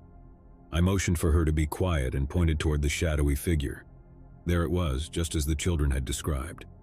A tall, dark silhouette stood in the hallway, unmoving. We watched in terror as it seemed to glide closer, its form becoming more defined. It had a human shape, but its features were obscured by the impenetrable darkness. My heart pounded in my chest as I struggled to make sense of what I was seeing. Sarah's grip on my hand tightened, and I could see the fear in her eyes. The figure was now at the entrance of the living room, just a few feet away from us. Then, without warning, it vanished. One moment it was there, and the next it was gone, leaving us in stunned silence. We decided it was time to seek professional help. We contacted a paranormal investigator named Dr. Henderson, who had experience dealing with cases like ours. He arrived a few days later with a team of researchers and equipment. Dr. Henderson conducted a thorough investigation of the house, using various tools to measure electromagnetic fields and detect any unusual energy patterns. The team also set up cameras and audio recorders in different rooms. As we watched the monitors in the living room, we saw shadows darting across the hallway and heard faint whispers on the audio recordings. Dr. Henderson's team seemed both excited and unnerved by the evidence they were collecting. After a long night of investigation, Dr. Henderson sat us down in the living room to discuss his findings. "There's definitely something strange happening in this house," he began. "We've captured unexplained phenomena on our equipment, and I believe there's a strong presence here." "What can we do about it?" Sarah asked, her voice trembling. Dr. Henderson looked thoughtful. "I recommend a more in-depth investigation, including a psychic medium who can try to communicate with whatever is in this house. It's possible that it's a residual energy or a trapped spirit." We agreed to the medium's involvement, desperate for answers. The following week, a woman named Eliza arrived at our home. She had a calm demeanor and a soothing presence that immediately put us at ease. Eliza began her investigation by walking through the house, her eyes closed as if she were tuning into something beyond our perception. She stopped in the hallway where we had seen the shadowy figure and gasped softly. "There's a strong energy here," she said, her voice barely above a whisper. "It's a presence that's trapped, unable to move on. It's filled with anger and sadness." She continued to explore the house, describing the sensations and emotions she was picking up on. As she entered Jack's room, her expression changed. "This is where it's strongest," she said. "The entity seems to be fixated on your son." We exchanged worried glances. Eliza suggested conducting a seance in Jack's room to try and communicate with the entity. We agreed, hoping it would provide us with some answers and a way to help our son. That night we gathered in Jack's room, the lights dimmed and a single candle flickering on the floor. Eliza sat in the center and we joined hands in a circle. She began to speak softly, calling out to the entity. The room grew colder and we could see our breath in the air. Suddenly Jack's toys started moving on their own as if manipulated by invisible hands. Emily gasped, and I squeezed her hand to reassure her. "Who are you?" Eliza asked, her voice steady. A low, guttural voice echoed through the room, sending shivers down our spines. "I am the guardian. I watch. I protect." "Protect?" Eliza questioned. "Protect whom?" "Jack," the voice replied, sending a chill through the room. "He is mine to protect." We exchanged frightened glances. Eliza continued to communicate with the entity, trying to understand its motives. It seemed to believe that Jack was in danger, and that it needed to keep him safe at all costs. As the seance went on, the entity's messages grew more frantic and aggressive. It warned us to leave the house, to take Jack away from this place. It claimed that there were other malevolent entities in the house, and it was the only thing standing between us and them. We were terrified, unsure of what to believe. Eliza finally closed the seance and we sat in Jack's room trying to process everything we had just experienced. The room felt heavy with the presence of the entity, and we knew that we couldn't stay in the house any longer. Over the next few days, we packed up our belongings and made arrangements to stay with Sarah's parents while we figured out our next steps. Eliza blessed the house and performed a cleansing ritual, hoping to drive away the malevolent entities that had taken residence there. As we drove away from the house for the last time, I couldn't help but look back at it in the rearview mirror. It stood there, looming in the distance, a dark and foreboding presence that seemed to watch us go. We never returned to that house, and we tried to put the terrifying ordeal behind us. Jack seemed to recover from the trauma, and our lives slowly returned to normal. But we would always carry the memory of the shadowed guardian and the malevolent entities that had haunted our home. To this day, I can't help but wonder about the true nature of the entity that had claimed to protect us. Was it a benevolent force, or was it something more sinister, using our fear and vulnerability to its advantage? One thing was certain. We would never forget the shadowed guardian and the nightmare that had unfolded in our new home. And as we drove away from that cursed house, I couldn't shake the feeling that it was still watching, still waiting in the depths of the darkness. My name is Ethan, and I've always had a fascination with the woods. Ever since I was a child, I would spend hours exploring the dense forests that surrounded my family's cabin. The trees, the wildlife, the feeling of being surrounded by nature's secrets. It all drew me in like a moth to a flame. But as I would soon discover, some secrets are best left untouched. It was a crisp, moonlit night when it all began. The woods had always been a place of comfort and solace for me. But that night, as I ventured deeper into the forest than ever before, I couldn't shake the feeling that something was different. Something was watching me. I had brought my trusty flashlight, but even its beam seemed feeble in the vast expanse of the trees. I pushed onward, the crunch of leaves and twigs beneath my boots the only sound in the otherwise silent night. The forest was a labyrinth of shadows, and my imagination played tricks on me. I thought I saw movement in the corner of my eye, heard faint whispers carried by the wind, and felt the temperature drop whenever I paused to catch my breath. Still, I brushed it off as my own paranoia and continued my journey. Hours passed, and I had lost all sense of time and direction. The moon hung low in the sky, casting eerie silhouettes of the trees on the forest floor. That's when I stumbled upon it, a clearing bathed in moonlight with an ancient gnarled tree at its center. The tree was unlike anything I had ever seen. Its bark was a deep, almost obsidian black, and its branches twisted and contorted as if they were reaching out for something, or someone.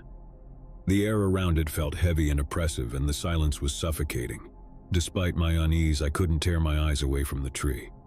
It had an otherworldly beauty, a sinister allure that drew me closer. I reached out to touch its bark, my fingers trembling as they made contact with the rough surface. That's when I heard it, a soft, mournful whisper like the sigh of a dying breeze. It seemed to emanate from the tree itself, as if it held the secrets of the forest within its ancient heart.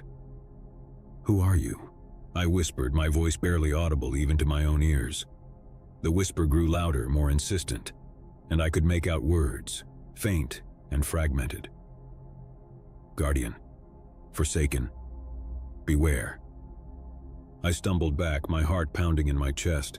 The tree, the clearing, the whole forest. It felt wrong, like a nightmare brought to life. Panic gripped me and I turned to run, but the path I had followed had vanished, replaced by an impenetrable wall of trees. I was trapped. The whispering grew louder, more frantic, and the shadows seemed to come alive, twisting and writhing as if they had a life of their own. I had to get out of there, had to escape the suffocating darkness closing in around me. Frantically, I retraced my steps, stumbling over roots and underbrush as I tried to find my way back to the safety of the cabin. But the forest had changed, as if it had rearranged itself to keep me captive. The trees loomed like ancient sentinels, their branches reaching out to ensnare me. Hours turned into days, or at least it felt that way. I was exhausted, my body aching from the relentless pursuit of escape. The whispers had grown louder, more menacing, and I could feel a malevolent presence lurking just beyond the edge of my vision. I had lost all sense of time and reality. The forest had become a nightmarish labyrinth, and I was its unwilling prisoner. I knew then that I had trespassed into something beyond my comprehension, something ancient and vengeful. Just when I thought I couldn't go on any longer, I stumbled upon a small, dilapidated cabin hidden deep within the woods. It was a decrepit, rotting structure, but it offered shelter from the relentless darkness that had pursued me. Inside, I found a dusty, tattered journal on a wooden table. Its pages were filled with the frenzied writings of a previous occupant, someone who had also been ensnared by the forest's sinister grip. "Guardian of the woods," the journal read. "Beware its whispers, its seductive call. It promises secrets, power, but it's a trap, a malevolent force that feeds on the lost and the forsaken. I have seen things in these woods, things that should never have existed." The journal spoke of a ritual, a way to appease the guardian and escape its clutches. Desperate and terrified, I followed the instructions, reciting the incantation as the whispers grew louder and the shadows closed in around me. Suddenly, the cabin shook as if caught in a violent storm. The walls groaned and the roof threatened to collapse. I could hear the Guardian's furious howls, its rage echoing through the trees. But then, as suddenly as it had begun, the chaos stopped. The cabin was still, and the forest outside seemed to have lost interest in me. I cautiously stepped outside, and to my astonishment I found myself standing at the edge of the woods, just a stone's throw from the cabin. The Guardian had released me. I stumbled back to my family's cabin, disheveled and traumatized. I didn't speak of my ordeal, not wanting to burden my loved ones with the horrors I had witnessed. But the memory of that night, of the Guardian and the whispers, haunted my dreams. Years passed, and I tried to put the forest and its malevolent guardian behind me. I got married, had children of my own, and moved far away from those cursed woods. But the memory of that night was always there, lurking in the shadows of my mind. Then, one fateful night as I lay in bed, I heard it. The soft, mournful whisper, the same one I had heard in the clearing so long ago. It echoed through the darkness, filling my room with dread. "Guardian forsaken, beware." My heart raced, and I knew that the Guardian had not forgotten me. It had followed me, waiting for the right moment to reclaim what it believed was rightfully its own. I never went back to the woods, but the Guardian's whispers grew louder with each passing night. It seemed to seep into every corner of my life, poisoning my thoughts and driving me to the brink of madness. I tried to protect my family, to shield them from the malevolent force that had taken hold of me, but it was futile. The Guardian's whispers grew louder, more insistent, until I could no longer resist its call. One night, as the moon hung low in the sky, I left my home and ventured into the darkness, drawn by the sinister allure of the Guardian and the secrets it promised. The woods had claimed me once again, and this time I knew there was no escape. As I walked deeper into the forest, the shadows closed in around me, and the whispers became a deafening cacophony. I was no longer a trespasser. I was a willing servant, bound to the Guardian for eternity. And so I remain lost in the depths of the woods, a forsaken soul ensnared by the malevolent force that dwells within.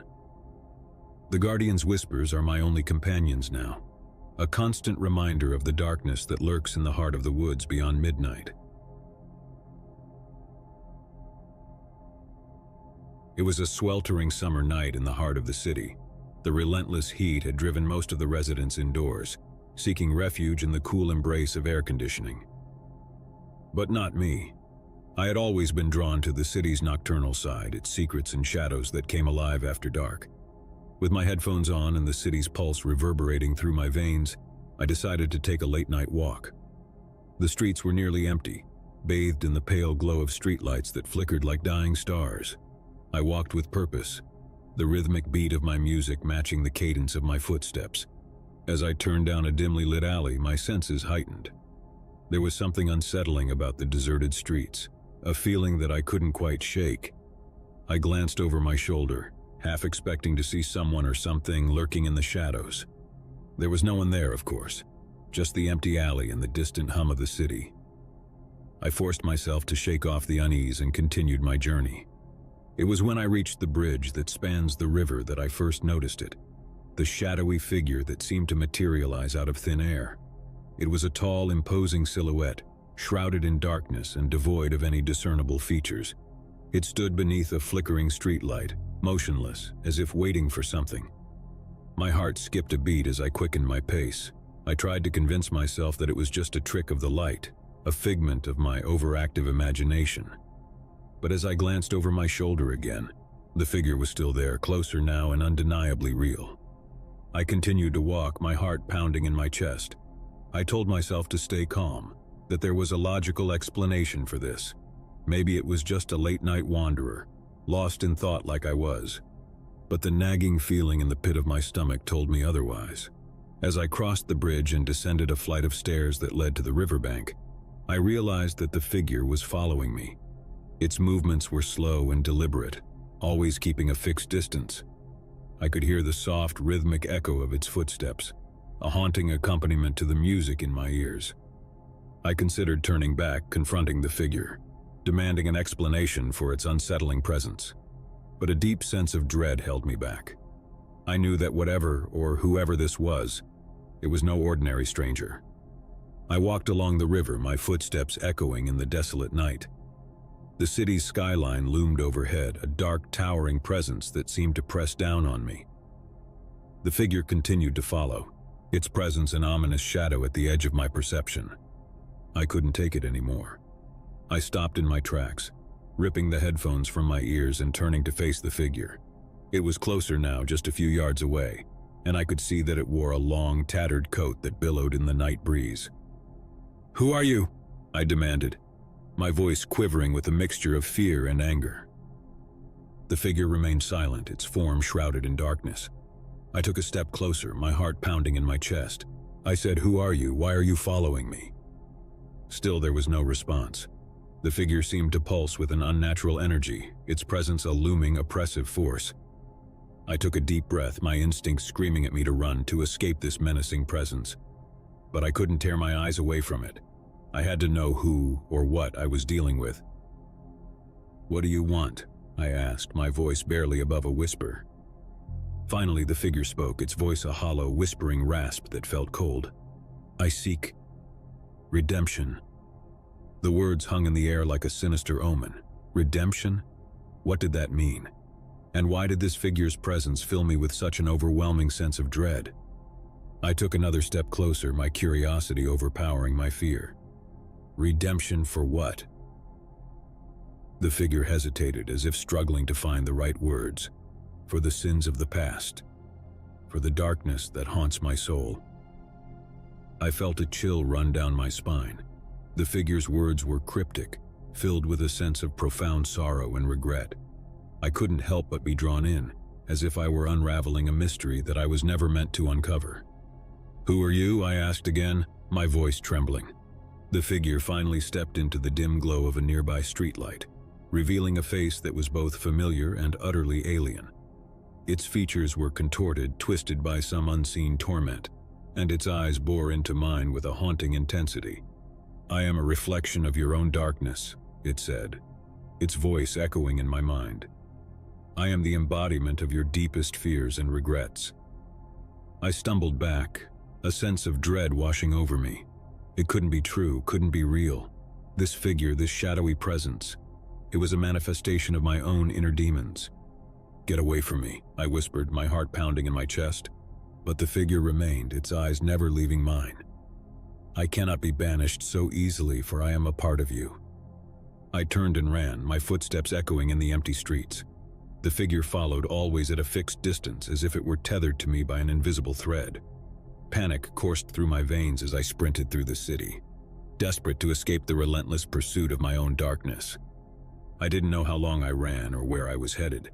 All I knew was that I had to get away from the figure, from the haunting presence that threatened to consume me. My lungs burned, my legs ached, but I couldn't stop. Eventually, I found myself in a deserted park surrounded by trees and darkness.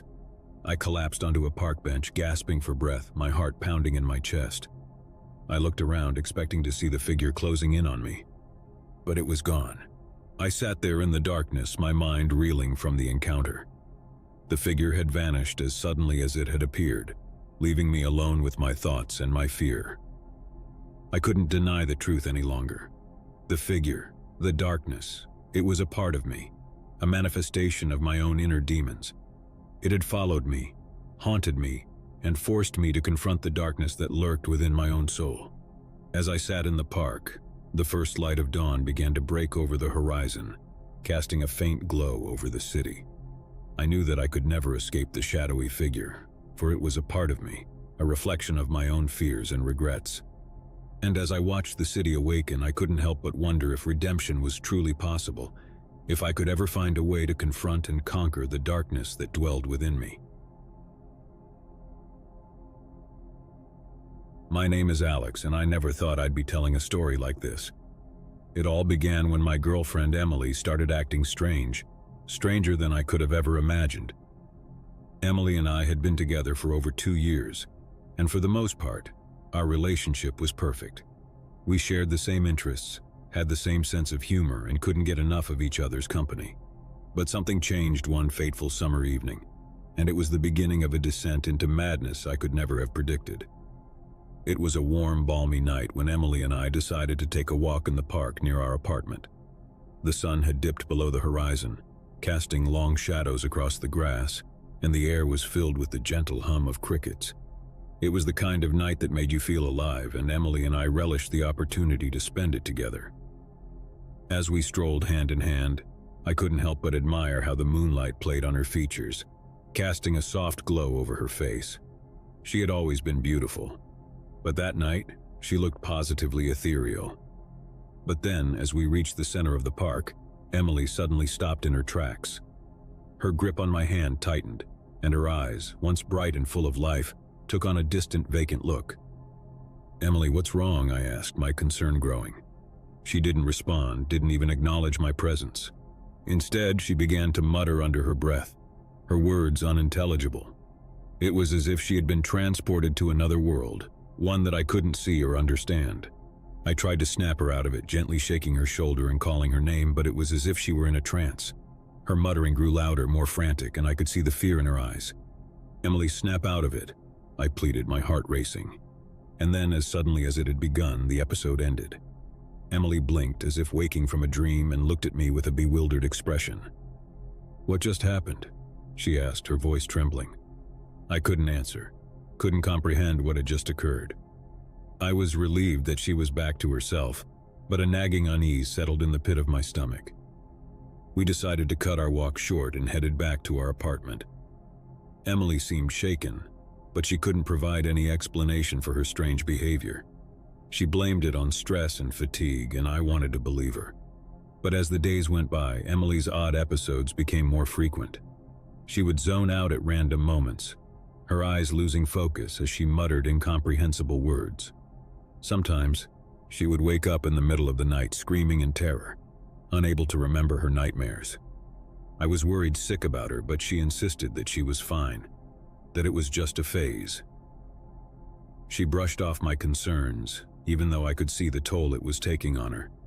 Her once vibrant personality had become muted and withdrawn.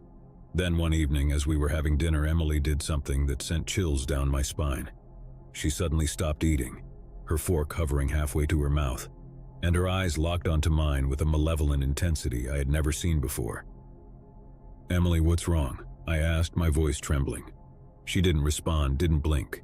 Instead, she began to speak, but it wasn't her voice that came out of her mouth. It was a low, guttural growl filled with an otherworldly malevolence that made the hair on the back of my neck stand on end. "Leave now," the voice hissed. "Leave before it's too late." I recoiled in horror, pushing my chair back from the table. Emily's eyes cleared, and she looked at me with confusion and fear. "What's wrong?" she asked, her voice trembling. I couldn't find the words to explain what had just happened. I felt like I was losing my mind, like reality itself was unraveling before my eyes. That night, I couldn't sleep. I lay awake in bed, listening to Emily's soft breathing beside me. I didn't know what to do, who to turn to for help. It felt like I was trapped in a waking nightmare, and I couldn't escape. The days that followed were a blur of fear and uncertainty. Emily's episodes grew worse, and I could see the toll it was taking on her physically and emotionally. She had dark circles under her eyes, and her once lustrous hair had lost its shine. I tried to research her symptoms online, but I couldn't find any answers. It was as if whatever was afflicting her defied explanation. I begged her to see a doctor, but she refused, insisting that it was just a phase and that it would pass. Then one evening, as I was sitting in the living room, I heard Emily talking to herself in the bedroom. It wasn't the muttering I had grown accustomed to. It was a full-blown conversation, as if she were speaking to someone else. I tiptoed to the bedroom door and listened, my heart pounding in my chest. Emily's voice was filled with anger and desperation, and she was pleading with someone, or something. "No, please, I can't do it," she sobbed. "You promised you would leave him alone." I pushed the bedroom door open, and what I saw sent shockwaves through my body. Emily was sitting on the edge of the bed, her eyes wide with terror as she spoke to an empty corner of the room.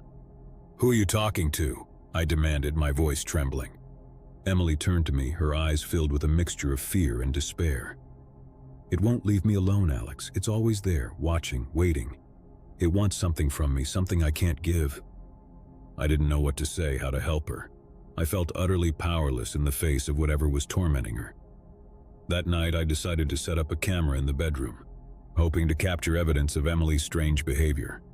I couldn't shake the feeling that there was something more to her episodes, something sinister and inexplicable. As I reviewed the footage the next morning, my blood ran cold. In the darkness of the bedroom, I could see Emily sitting on the bed, her eyes vacant as she spoke to the empty corner of the room. But there was something else, something I couldn't explain.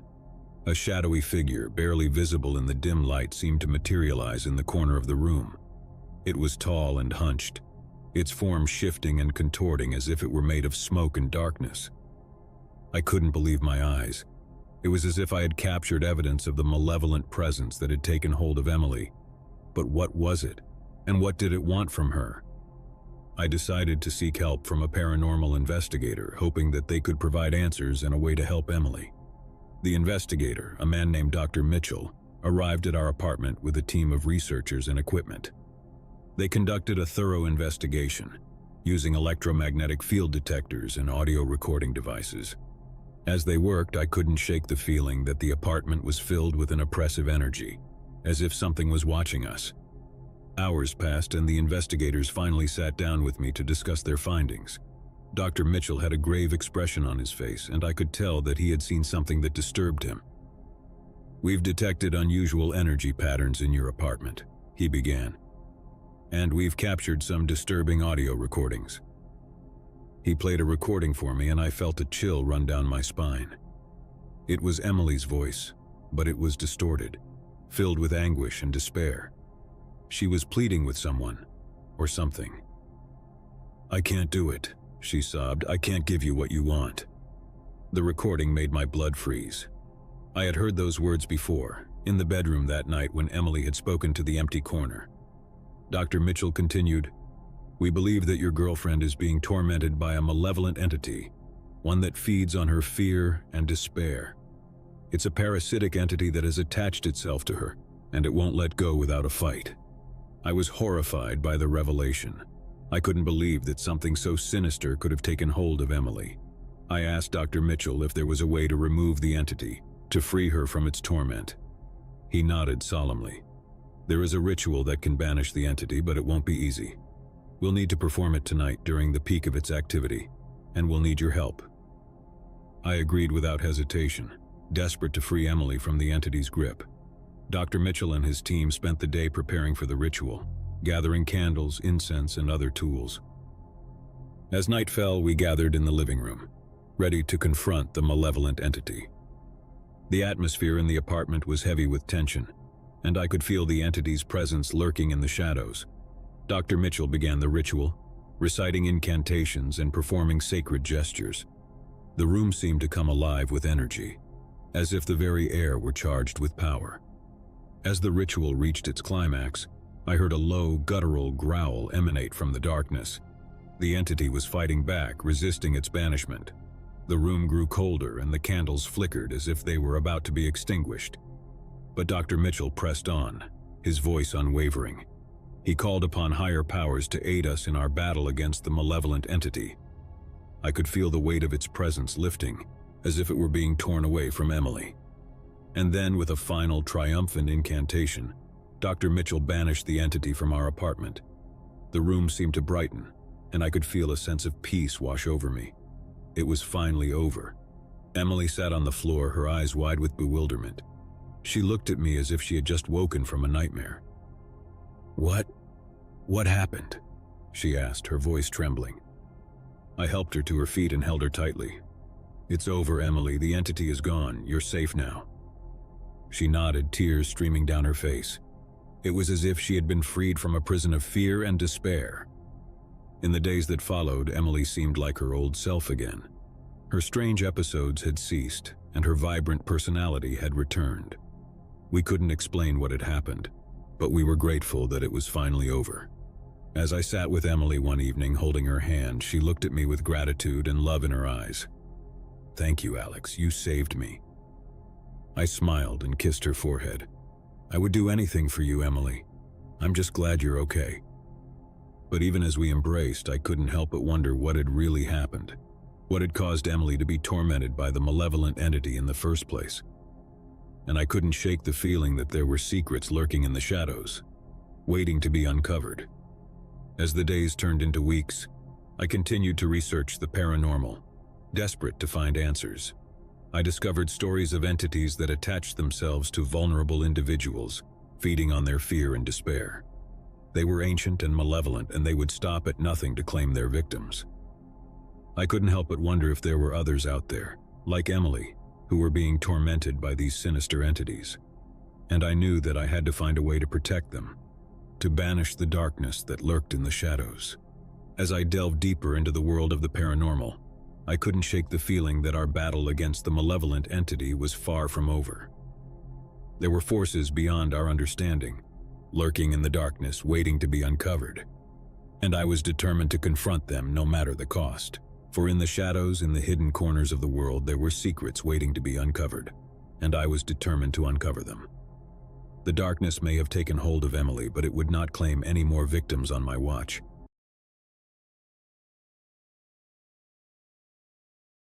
As I sit here alone in this forgotten room, the memories of that fateful summer flood back, like a relentless tide of darkness. I never thought I'd be entangled in something so sinister, so surreal. But here I am, recounting my story, hoping that it serves as a cautionary tale. It all began innocently enough. I had recently graduated from college, eager to embark on the adventure of adult life. The world stretched out before me, full of possibilities. I had moved to a new city and was slowly settling into my job. But something was missing, a sense of belonging, a community. Little did I know that longing would lead me down a path I could never have imagined. One sunny afternoon, while sipping coffee at a local cafe, I noticed a flyer on the community board. It was an invitation to a gathering promising enlightenment and inner peace. The group called themselves the Cult of the Silent Shadows. The flyer showed a serene, masked figure bathed in moonlight, holding a candle. It piqued my curiosity, and with nothing to lose, I decided to attend their meeting. The address led me to an unassuming building on the outskirts of town. I entered a room filled with people of all ages, races, and backgrounds. The atmosphere was warm and inviting, and I felt an immediate sense of camaraderie. It seemed like the community I had been searching for. Their leader, a charismatic man named Gabriel, took the stage. He was a tall figure with piercing blue eyes and an air of magnetism that was impossible to ignore. He spoke eloquently about the struggles of modern life, the chaos of the world, and the need for inner tranquility.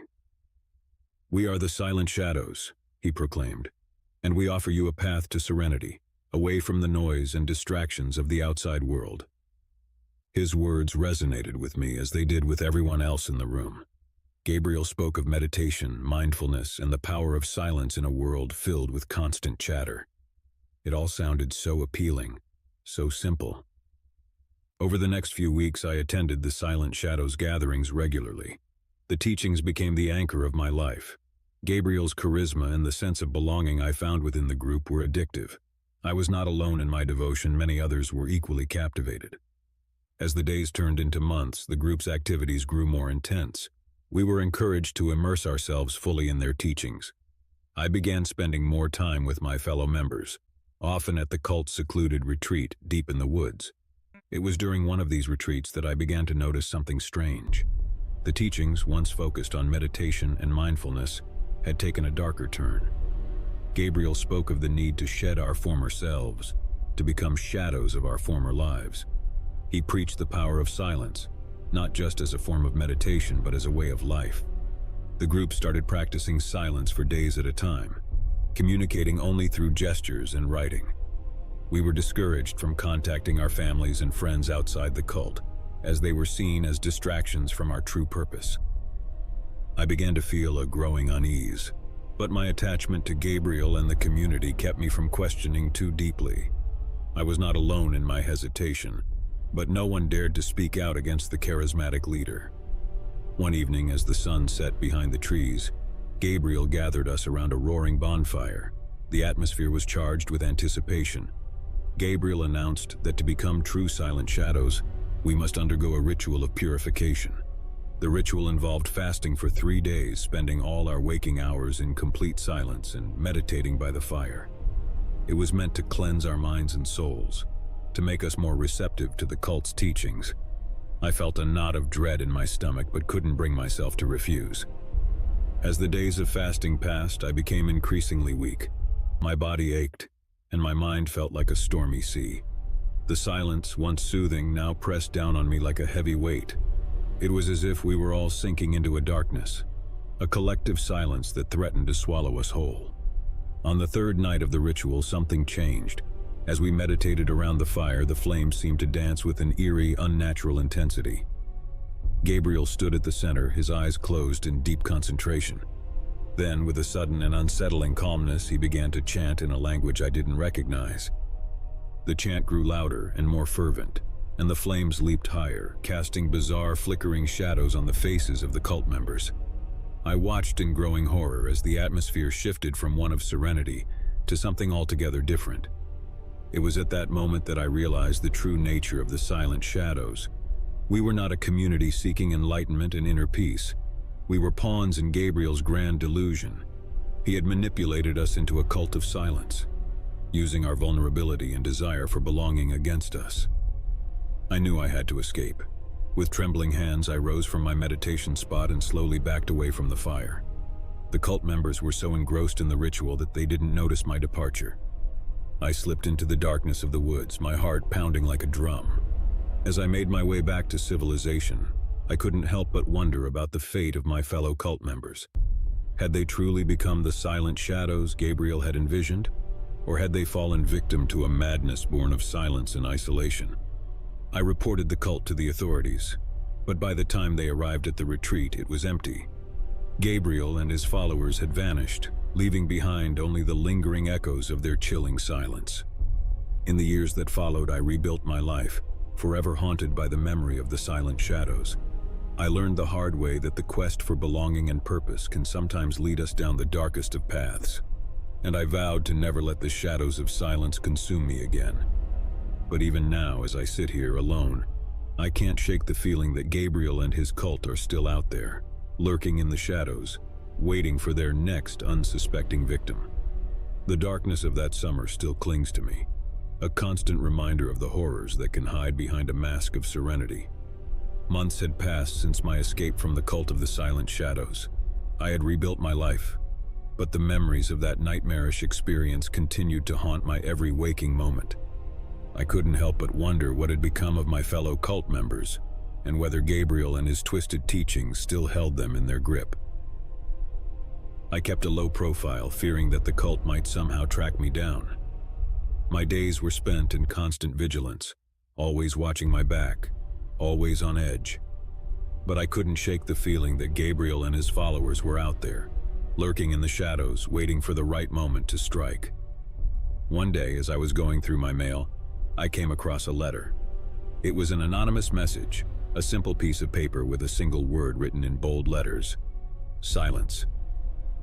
My heart raced as I realized that the cult had found me, or at least someone who knew about my past involvement with them. I had to find out who sent the letter, and more importantly, whether the cult was still active. I began to dig deeper, retracing my steps and reaching out to former cult members who had managed to break free like me. It wasn't easy. Many were still too frightened to talk, but gradually I pieced together a picture of what had transpired after my escape. It seemed that in the wake of my departure, the cult had become even more secretive and reclusive. They had changed their meeting locations frequently, always staying one step ahead of anyone who might be looking for them. Gabriel's hold on his followers had grown stronger, and his teachings had taken a more extreme turn. Rumors circulated that the cult had become involved in criminal activities, using their collective silence as a cover for illegal operations. But these were only whispers, and concrete information was hard to come by. Determined to expose the cult and bring an end to their reign of silence, I reached out to a journalist friend who had a reputation for investigating secretive organizations. With the evidence I had gathered, we began to dig deeper into the activities of the cult of the silent shadows. Our investigation led us down a twisted and treacherous path. We followed leads, interviewed former cult members, and even managed to infiltrate some of their gatherings undercover. What we discovered was chilling. The cult had evolved into a tightly knit, secretive society with Gabriel as its unquestioned leader. His charisma and manipulative tactics had only grown more potent over time. The members had become fanatical in their devotion, believing that silence was the key to ultimate enlightenment. But behind the facade of serenity and inner peace lay a darker truth. The cult had indeed become involved in criminal activities, ranging from money laundering to extortion. Their network stretched far and wide, with members in positions of power and influence across various industries. As we delved deeper into our investigation, we realized that exposing the cult would not be easy. They had eyes and ears everywhere, and anyone who tried to speak out against them faced threats, intimidation, and even violence. But we were determined to unmask the shadows and bring an end to their reign of terror. We compiled our findings, collected evidence, and prepared to blow the lid off the cult of the Silent Shadows. Our investigative report was set to be published in a major newspaper, promising to expose the cult's criminal activities and the dangers they posed to society. But as the publication date drew nearer, I couldn't shake the feeling that we were walking into a trap. My fears were realized on the night before the report was scheduled to be released. I received another anonymous message, this time more ominous than the first. It was a simple warning: silence is golden. I immediately contacted my journalist friend, and we decided to go public with the threats we had received. We believed that the cult would think twice about taking any drastic action if their actions were brought to light. The next day, as the report hit the headlines, the cult's reaction was swift and brutal. They released a statement denying all allegations and accusing us of spreading lies and slander. Gabriel, in a chilling video message, warned that those who sought to expose the cult's secrets would face dire consequences. Despite our fears, we pressed on, believing that the power of truth and justice would prevail. But the cult was not to be underestimated. They launched a campaign of harassment and intimidation against us, trying to discredit our investigation and silence us through any means necessary. As the pressure mounted, my journalist friend and I received a tip that Gabriel and his inner circle would be holding a secret gathering in an isolated location. It was an opportunity we couldn't pass up. We contacted law enforcement and provided them with the information we had gathered. On the night of the raid, we accompanied the police to the remote location where the cult's gathering was taking place. The tension was palpable as we approached the compound. We knew that this would be the moment of reckoning, the final showdown with the cult of the Silent Shadows. As we stormed the compound, a fierce battle ensued. Gabriel and his followers, armed with unwavering devotion and a willingness to protect their secrets at all costs, put up a formidable resistance. But the combined efforts of law enforcement and the evidence we had gathered proved to be their undoing. Gabriel was arrested, and his mask of charisma finally shattered. The cult members were taken into custody, their reign of silence broken. The truth about their criminal activities was exposed for the world to see. In the aftermath of the raid, I couldn't help but reflect on the journey that had led me from a naive seeker of belonging to an unwitting victim of a dangerous cult, and finally to a crusader for justice. The cult of the Silent Shadows had been dismantled, its darkness brought into the light. But the scars it had left on my psyche and the lives of its former members would never fully heal. I had learned the hard way that the search for meaning and community could sometimes lead to places of unimaginable darkness. The experience left me with a profound sense of caution and a determination to be vigilant against the allure of charismatic leaders and their promises of enlightenment. As I looked back on the long and harrowing journey, I couldn't help but wonder if the shadows of the cult would ever truly fade away, or if they would continue to haunt me, like a lingering echo of silence in the darkest corners of my mind. My name is Sarah, and I grew up in a quiet suburban neighborhood with my loving parents, David and Linda, and my younger brother, Michael. We were an ordinary family, leading an ordinary life. Our days were filled with school, work, and the occasional family outing. But that all changed one fateful day. It was a crisp autumn afternoon when we first encountered the cult. David had taken us to the local farmers market, a place we often visited on weekends. As we strolled among the stalls, sampling fresh produce and enjoying the vibrant atmosphere, a woman approached us. She was dressed in simple robes, her demeanor calm and serene. "Hello," she said with a warm smile. "I couldn't help but notice your family. You seem like kindred spirits." We exchanged pleasantries, and the woman introduced herself as Emily. She spoke of a community called the Tranquil Souls, a group of like-minded individuals seeking inner peace and enlightenment. Emily's words were captivating, and we found ourselves drawn to her presence. Over the following weeks, Emily became a frequent visitor to our home. She brought with her the teachings of the Tranquil Souls, a philosophy centered around mindfulness, meditation, and a simpler way of life. She spoke of finding tranquility in a chaotic world, and her words resonated deeply with my family. One evening, as we sat around the dinner table, Emily proposed that we attend one of the Tranquil Souls gatherings. "It's an opportunity to experience our community firsthand," she said, "to see if it aligns with your desires for inner peace." We were hesitant at first, but the allure of tranquility and the sense of belonging that Emily offered were too enticing to resist. With her guidance, we made the decision to visit the Tranquil Souls.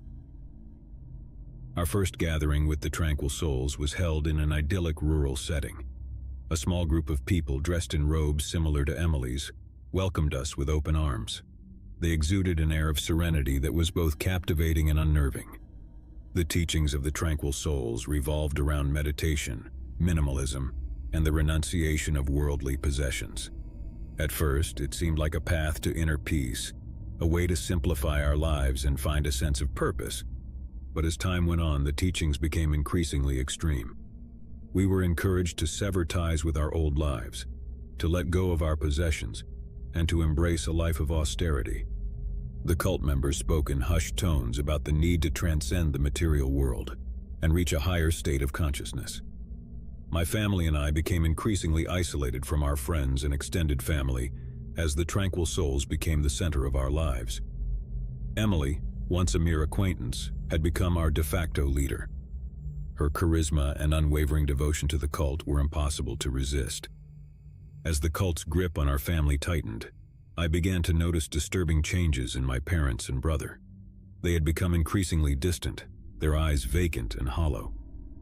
The cult's teachings had taken a darker turn, emphasizing the need for complete submission and the rejection of individuality.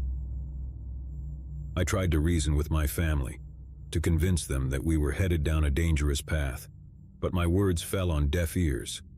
They saw me as an outsider, a threat to their newfound sense of purpose. One evening, I overheard a chilling conversation between my parents and Emily. They spoke of a final ceremony that would allow them to transcend the material world and achieve true enlightenment. The details were shrouded in secrecy, but the sense of foreboding in the air was palpable. Terrified for my family's safety, I reached out to a childhood friend, Rebecca, who had been concerned about our sudden withdrawal from society. I confided in her about the Tranquil Souls and their increasingly sinister teachings. Rebecca, now a journalist, took it upon herself to investigate the cult. She uncovered a trail of disappearances, financial irregularities, and allegations of mind control associated with the Tranquil Souls. It became clear that the cult was not what it appeared to be. Together, we devised a plan to rescue my family from the clutches of the Tranquil Souls. We contacted law enforcement, providing them with the evidence Rebecca had gathered. It was a race against time to stop the impending final ceremony. As the authorities prepared to raid the cult's compound, Rebecca and I infiltrated the Tranquil Souls in disguise. We attended one of their gatherings, where the atmosphere was tense with anticipation. The cult members, dressed in their robes, gathered around a massive bonfire. Emily stood at the center, her eyes closed in deep concentration. The cult's teachings had culminated in this moment, and I feared what would happen next. As the authorities closed in on the compound, Rebecca and I sprang into action. We distracted the cult members, urging them to reconsider their choices, while law enforcement moved in to apprehend Emily and the cult leaders. A tense standoff ensued, but ultimately the cult members, my family included, were freed from the clutches of the Tranquil Souls. Emily and the cult leaders were arrested, their twisted beliefs exposed for all to see. In the aftermath of the rescue operation, my family and I faced a long and difficult journey of recovery. The hold of the Tranquil Souls had left deep scars, both physical and psychological. But with the support of therapy and the love of our extended family and friends, we began the process of healing. Rebecca's investigative reporting on the cult led to a nationwide expose, shedding light on the dangers of cults and the tactics they use to manipulate and control their members. The Tranquil Souls were disbanded and their leaders faced justice for their crimes. As I look back on that harrowing chapter of our lives, I can't help but reflect on the thin line between seeking inner peace and falling prey to the allure of a charismatic leader and a dangerous ideology. My family and I emerged from the darkness stronger and wiser, with a newfound appreciation for the importance of critical thinking and the bonds of love that hold a family together. The tranquil souls may have left their mark on us, but we refused to let their darkness define us. We were survivors, and we were determined to live our lives with newfound strength, resilience, and a commitment to never let the shadows of a cult engulf us again. My name is Mark, and I've always considered myself a rational and level-headed individual. I was in a loving relationship with my girlfriend, Emily, who shared my passion for adventure and self-improvement. We enjoyed exploring new places, seeking out unique experiences, and pushing the boundaries of our comfort zones. Life was a grand adventure with Emily by my side. One sunny afternoon, as Emily and I were sipping coffee at our favorite local cafe, she excitedly showed me a beautifully designed invitation. It was embossed with intricate symbols and read, "The Benevolent Cult of the Hidden Truth." Emily explained that she had stumbled upon this group online and had been following their teachings for a while. She believed that they held the key to enlightenment and personal growth. The idea of joining a group called a cult made me uneasy, but Emily insisted that it was different. She claimed that they were focused on self-improvement, kindness, and uncovering hidden truths about oneself and the world. With her enthusiasm and persuasive arguments, I reluctantly agreed to attend their introductory meeting. The introductory meeting took place in a cozy yet elegant room in an inconspicuous building. We were greeted by friendly and seemingly ordinary individuals who welcomed us warmly. Emily introduced me to the group's leader, a charismatic woman named Sophia, who exuded an air of calm and wisdom. Sophia began by explaining the group's philosophy centered around kindness, self-discovery, and the pursuit of hidden truths. She emphasized that they were not a typical cult, but rather a community of like-minded individuals seeking to improve themselves and make the world a better place. Emily and I attended several more meetings, each one focusing on personal development, mindfulness, and the cultivation of empathy. The group's teachings were captivating, and I started to believe that perhaps I had misunderstood the word cult. As the months went by, Emily became increasingly involved in the benevolent cult of the hidden truth. She attended their gatherings more frequently, sometimes staying overnight at their retreats. She spoke passionately about the positive changes she was experiencing and urged me to become more involved. But something didn't sit right with me. I noticed that Emily was becoming more distant from our friends and family, and her devotion to the group was bordering on obsession. She began to spend less time with me, and I couldn't help but feel like I was losing her to the cult. One evening, I decided to investigate the group further. I attended one of their gatherings without Emily's knowledge, hoping to uncover the truth behind their seemingly benevolent facade. As I arrived at the retreat, I noticed a serene atmosphere, with participants engaged in meditation and deep philosophical discussions. Sophia, the charismatic leader, led a session focused on the concept of inner purity and the need to shed one's past to embrace a brighter future. But then, as the night wore on, I witnessed something terrifying. The group's teachings took a darker turn. Sophia began speaking about the ultimate truth that could only be achieved through sacrifice. She spoke of letting go of one's attachments, even to loved ones, to attain a higher state of consciousness. I knew I had to act quickly. The group's teachings had taken a disturbing turn, and I feared for Emily's safety. I reached out to a friend, Alex, who had experience in investigating cults and the tactics they used to manipulate their members. Together, we delved deeper into the benevolent cult of the hidden truth, uncovering a trail of disappearances, financial irregularities, and allegations of psychological manipulation. It became clear that this cult was far more sinister than it appeared. We also discovered that Sophia, the cult's leader, had a history of leading similar groups that had all ended in tragedy. She had a talent for drawing in vulnerable individuals and using her charisma to exploit them. With the evidence we had gathered, Alex and I contacted law enforcement and shared our findings. It was clear that Emily was in grave danger, along with the other members of the cult. We knew that we had to act swiftly to rescue them from Sophia's grip. We devised a plan to infiltrate the cult's compound during one of their retreats. With the help of law enforcement, we would apprehend Sophia and her followers and put an end to their reign of darkness. The night of the rescue mission was tense with anticipation. Alex and I disguised ourselves as cult members, armed with the evidence we had collected, and a determination to free Emily and the others from the clutches of the benevolent cult of the hidden truth. As we infiltrated the cult's compound, we witnessed Emily and the other members gathered around a massive bonfire. Sophia, in her charismatic and persuasive manner, was preparing them for the ultimate truth, which involved a ritualistic act of sacrifice. With law enforcement at the ready, we began to confront the cult members, urging them to reconsider their choices and the darkness that had enveloped their lives. Sophia, however, was not easily swayed. A tense standoff ensued, with cult members torn between their loyalty to Sophia and the evidence of her dark intentions. As the authorities closed in, Sophia's grip began to weaken, and some members started to question their devotion. In the end, Emily and the other cult members were freed from the clutches of the benevolent cult of the hidden truth. Sophia was arrested, her charismatic facade shattered.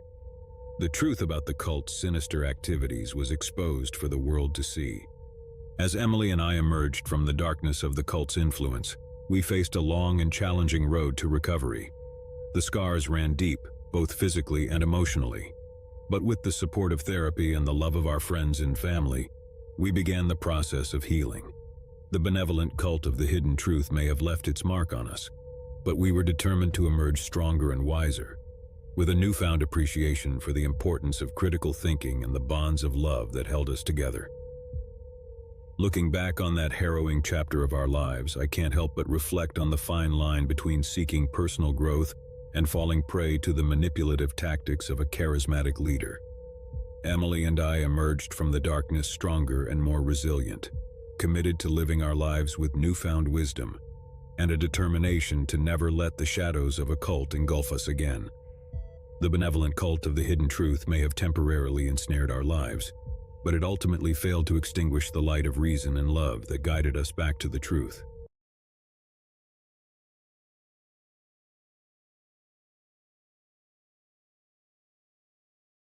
The chill of autumn had settled into our small college town, and with it came the promise of new beginnings. I was excited to start my freshman year at Crestwood University, eager to make friends and explore the world beyond my hometown. Little did I know that the darkest, most unsettling chapter of my life was about to unfold within the walls of my dormitory. My roommate Mark seemed like an ordinary guy at first. He was friendly, always willing to help with my heavy bags during move-in day, and he even offered to share his stash of snacks. We hit it off quickly, bonding over our shared love of horror movies and late-night gaming sessions. Everything was perfect, or so I thought. As the weeks passed, I began to notice odd things about Mark. He was a night owl, staying up until the early hours of the morning. I'd often wake to find him hunched over his desk, staring at his computer screen with an intensity that creeped me out. I tried not to think too much of it, chalking it up to his eccentric study habits. One evening, curiosity got the better of me. Mark had left his laptop open, and I couldn't resist taking a peek. What I saw made my blood run cold. His screen was filled with newspaper articles and photographs of missing persons, each one carefully cataloged with notes. My heart raced as I realized the extent of his obsession. "Mark, what is all of this?" I asked, my voice trembling as I confronted him about the disturbing discovery. He turned to face me, his eyes devoid of emotion. "Just a hobby," he replied casually, as if discussing the weather. "I'm interested in unsolved mysteries, that's all." But it wasn't just the obsession with missing persons that unnerved me. Mark's behavior grew increasingly erratic. He would disappear for days on end, claiming he was visiting his family or taking impromptu trips. Whenever he returned, he'd bring back strange, unmarked packages that he stashed in the depths of our closet. I tried to distance myself from Mark, spending more time with my new friends on campus, but he always managed to pull me back into his world. He'd invite me to movie nights or offer me his snacks, and I'd find myself unable to refuse. It was as though he had some strange power over me, a magnetic pull I couldn't resist. One evening after a particularly long gaming session, I couldn't hold back my questions any longer. "Mark, what are those packages you keep bringing back? And why do you always leave in the middle of the night?" He grinned a chilling, predatory smile. "I have a secret," he whispered, his voice laced with menace. "But I can't tell you just yet. You'll find out soon enough." I should have run then, fled from the darkness that seemed to envelop my roommate. But fear held me captive, and I couldn't tear myself away from the web he'd woven around me. Weeks turned into months, and the campus buzzed with rumors of missing students. It was as if our peaceful college town had become a breeding ground for tragedy. I couldn't help but connect the dots, wondering if Mark's obsession with missing persons had taken a sinister turn. One night, as I lay in bed unable to sleep, I heard the creaking of our closet door. My heart pounded in my chest as I watched in horror as Mark emerged, carrying one of the mysterious packages. He didn't notice me, too consumed by whatever dark purpose drove him. I watched in terror as he unwrapped the package, revealing a collection of photographs, all of them featuring me. Each image had been taken without my knowledge, capturing intimate moments from my life. Fear gripped me as I realized that I was at the center of his obsession. "Mark, what the hell is this?" I screamed, my voice trembling with rage and fear. He turned to face me, his eyes filled with a manic intensity. "You see, I have a secret and you're a part of it," he hissed. I knew I had to escape, to run as far away from Mark as possible. I leaped out of bed and bolted for the door, but he was faster, tackling me to the ground. We grappled on the floor, my fear-fueled strength matching his desperation. As we struggled, Mark's words spilled out in a frenzied confession. He had been responsible for the disappearances on campus, luring unsuspecting students into his twisted web. He had been studying me, preparing for the day when I would become his next victim. With every ounce of strength, I managed to break free from his grip and make a run for it. I dashed out of the room, the chilling echo of his maniacal laughter following me down the dormitory hallway.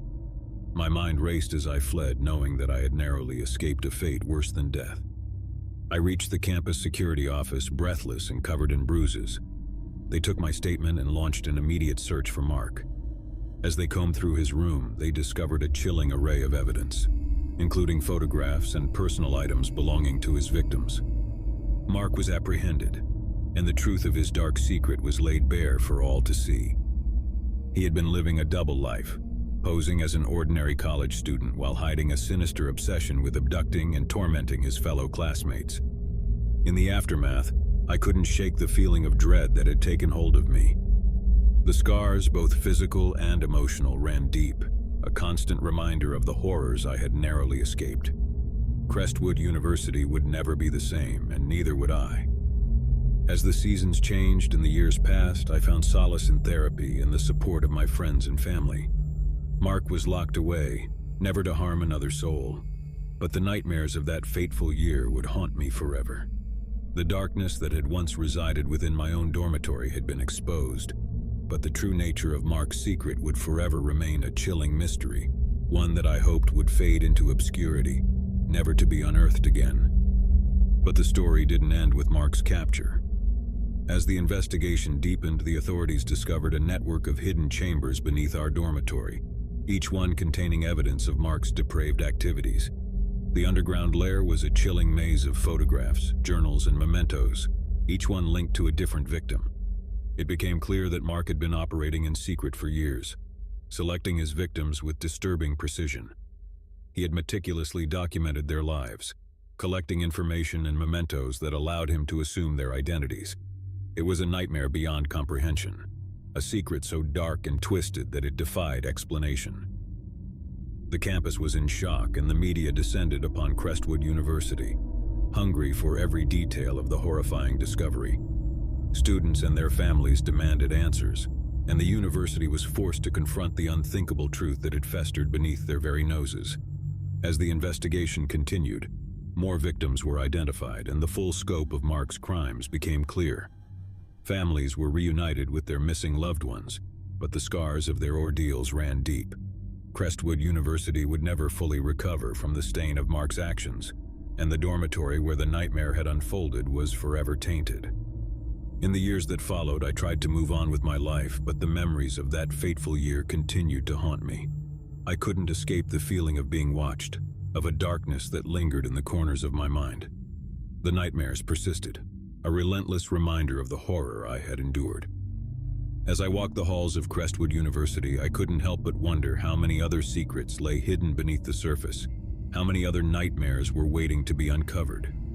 The campus had been forever changed by the darkness that had taken root within its walls, a darkness that had nearly claimed me as its victim. The legacy of Mark's dark secret would cast a long shadow over Crestwood University, a chilling reminder that even in the most ordinary of places, the most sinister of secrets could be lurking, waiting to be revealed. And so, as I looked out at the campus that had once been a place of promise and hope, I couldn't help but wonder if the darkness that had consumed Mark might one day resurface, casting its sinister shadow once again. I had always thought of myself as someone who could handle life's twists and turns with ease. After all, I had weathered my fair share of ups and downs over the years. But nothing could have prepared me for the peculiar turn my life would take when I moved in with my new roommate, Alex. It was a sweltering summer day when I first met Alex. I'd been searching for a roommate to share the rent of my small 2-bedroom apartment, and he had responded to my online ad. We met at a nearby cafe, and our initial conversation was pleasant enough. Alex was a tall, wiry man in his early 30s, with a mop of unruly brown hair and an awkward but endearing smile. We quickly agreed to become roommates. His rent payment would be a lifesaver for me, and Alex assured me that he was quiet and kept to himself, which sounded like a dream come true for a roommate. Little did I know that his reserved demeanor would soon unravel into a series of bizarre and unsettling behaviors. The first sign that something was amiss came in the form of late-night noises. At first, I chalked it up to the usual settling sounds of an old apartment building. But as the weeks went by, the noises became more distinct and scary. I would hear faint whispers and soft thumps in the middle of the night, as if Alex were engaged in some mysterious nocturnal activity. One night, unable to ignore it any longer, I ventured out of my room to investigate. I found Alex sitting cross-legged in the living room, surrounded by an array of candles. He was hunched over a worn, leather-bound book, muttering incantations in a language I couldn't recognize. His eyes were wide, unblinking, and filled with an intensity that made my blood freeze. "Alex, what are you doing?" I stammered, my voice trembling with a mix of fear and confusion. He looked up at me, his eyes momentarily vacant, before a twisted smile crept across his face. "Just some late-night reading," he replied cryptically before closing the book and extinguishing the candles. I returned to my room, my heart pounding in my chest. The encounter had left me deeply unsettled, but I convinced myself that it was nothing more than an eccentric habit, a quirk that I could tolerate in a roommate. As the weeks turned into months, Alex's behavior grew increasingly erratic. He would spend hours locked in his room, and when he emerged, he would be carrying strange items, a taxidermy crow, an antique dagger, and even a collection of unmarked vials filled with murky liquids. I had no idea what he was doing with these items, but it was clear that he was immersed in some bizarre and unsettling hobby. One evening, I returned home from work to find our living room transformed into a makeshift altar. Candles, incense, and strange symbols were scattered across the floor. Alex was kneeling at the center, his eyes closed in what appeared to be deep meditation. "Alex, what is all of this?" I demanded, my frustration and anxiety boiling over. He opened his eyes slowly, gazing at me with a scary calmness. "I'm pursuing a higher purpose," he replied, his voice carrying an otherworldly quality. "I've found a path to enlightenment, and I must follow it." I couldn't make sense of his cryptic words, and a sense of dread settled over me. It was as if Alex had ventured into a world of his own, one that was steeped in mysticism and darkness. I couldn't fathom what had led him down this path or how it had taken hold of him so completely. As the days turned into weeks, I became increasingly isolated in my own home. Alex's presence loomed over me like a dark cloud, and I couldn't escape the feeling that he was hiding something far more sinister than his eccentric hobbies. It was as though a wall had been erected between us, and I was left on the outside, trying to peer in and make sense of the madness that had consumed my roommate. One night, unable to sleep, I decided to investigate further. I carefully picked the lock to Alex's room and ventured inside. What I discovered would haunt me for the rest of my days. The walls of his room were covered in intricate symbols, drawn in what appeared to be blood. Shelves were lined with ancient-looking books, each one filled with cryptic texts and illustrations of grotesque creatures. The air was heavy with the scent of incense, and in the center of the room I found a circle etched into the floor, surrounded by candles and adorned with disturbing symbols. As I inspected the room, I stumbled upon a hidden compartment beneath the floorboards. Inside, I found a collection of journals, each one filled with Alex's ramblings and accounts of his bizarre experiences. He wrote of visions of encounters with entities from other realms, and of a growing obsession with the occult. My heart raced as I realized the depth of Alex's descent into madness. It was clear that he had become entangled in a world of dark magic and forbidden knowledge, and there was no telling where it would lead him, or what it might mean for me. Terrified and unsure of what to do, I confronted Alex about what I had discovered. His reaction was unlike anything I could have anticipated. He laughed, a chilling, mirthless laugh. "You've stumbled upon the truth, my friend," he said, his eyes gleaming with a manic intensity. "I've unlocked the secrets of the universe, and there's no turning back." I knew then that I had to escape, to flee from the madness that had consumed my roommate. I packed my belongings hastily and made plans to move out. But as I prepared to leave, I couldn't shake the feeling that Alex's dark obsession would follow me, that I had become entangled in a web of darkness that would never let me go. As I settled into my new apartment, far away from the nightmare of my old life, I couldn't help but wonder what had become of Alex. Had his obsession with the occult consumed him completely, or had he found some semblance of peace? I would never know the answers, but the memory of those eerie nights in our shared apartment would haunt me forever. I had learned a valuable lesson about the darkness that can lurk within the hearts and minds of those we think we know. It was a lesson that would stay with me, a reminder that sometimes the most unsettling and inexplicable mysteries can be found closer to home than we ever imagined. In the years that followed, I tried to put the nightmare of my former roommate behind me, to move on with my life and leave the darkness that had consumed him far behind. But I couldn't escape the feeling that some part of that darkness had latched onto me, that I had become a part of a story that was far from over. And so, as I looked out at the world, I couldn't help but wonder how many other individuals were hiding their own dark secrets, how many others were on the brink of a descent into madness and obsession. The line between reality and the unknown was thinner than I had ever imagined, and I couldn't help but fear what lurked on the other side. Living with roommates was nothing new to me. In fact, it had been a significant part of my adult life since graduating from college. The shared rent, responsibilities, and the occasional company of fellow housemates had always seemed like a reasonable arrangement. But when my new roommate, John, introduced me to his girlfriend, Sarah, our home dynamic took a turn into uncharted territory, revealing a dark secret that would forever change my perspective on shared living. John had moved in about a month ago, taking over the room across the hall from mine in our cozy two-bedroom apartment. He was a friendly, easygoing guy, always ready with a joke or a helping hand when needed. He had mentioned his girlfriend, Sarah, a few times in passing, but I hadn't had the chance to meet her until one fateful Friday evening.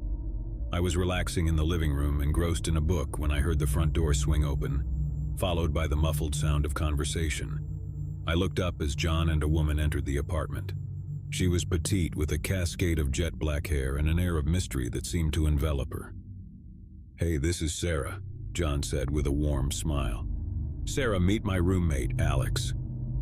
Sarah extended her hand and I shook it, offering a polite greeting. There was something about her that piqued my curiosity, a sense that there was more to her than met the eye.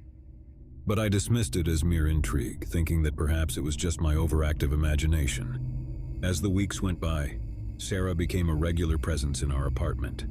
She and John spent most evenings together, cooking dinner, watching movies, and sharing stories of their day. On the surface, they appeared to be the picture-perfect couple, deeply in love and genuinely happy. However, I couldn't help but notice that Sarah had a certain aloofness about her. She would often retreat into herself, lost in thought as if carrying a weighty secret. I tried to respect their privacy and dismissed it as a personal quirk, but a growing unease began to gnaw at me. One evening, I found myself alone in the kitchen with Sarah. John had gone out to run some errands, leaving us in an awkward silence. I decided to break the ice. "So Sarah, how did you and John meet?" I asked, trying to keep the conversation light. Her eyes flickered with a shadow of something I couldn't quite place, a mixture of sadness and fear. "We met at a support group," she replied, her voice barely above a whisper. "A support group?" I asked, intrigued and concerned by her answer. Sarah hesitated for a moment before continuing. "Yes, it's a group for people who have experienced trauma," she said, choosing her words carefully. I could sense that Sarah was holding something back, something dark and painful. I didn't want to pry, but my curiosity got the better of me. "Trauma?" I asked gently, hoping she would open up a little more. She took a deep breath, her eyes welling with tears. "I can't go into details, but let's just say that we've both been through some really difficult times," she replied, her voice trembling.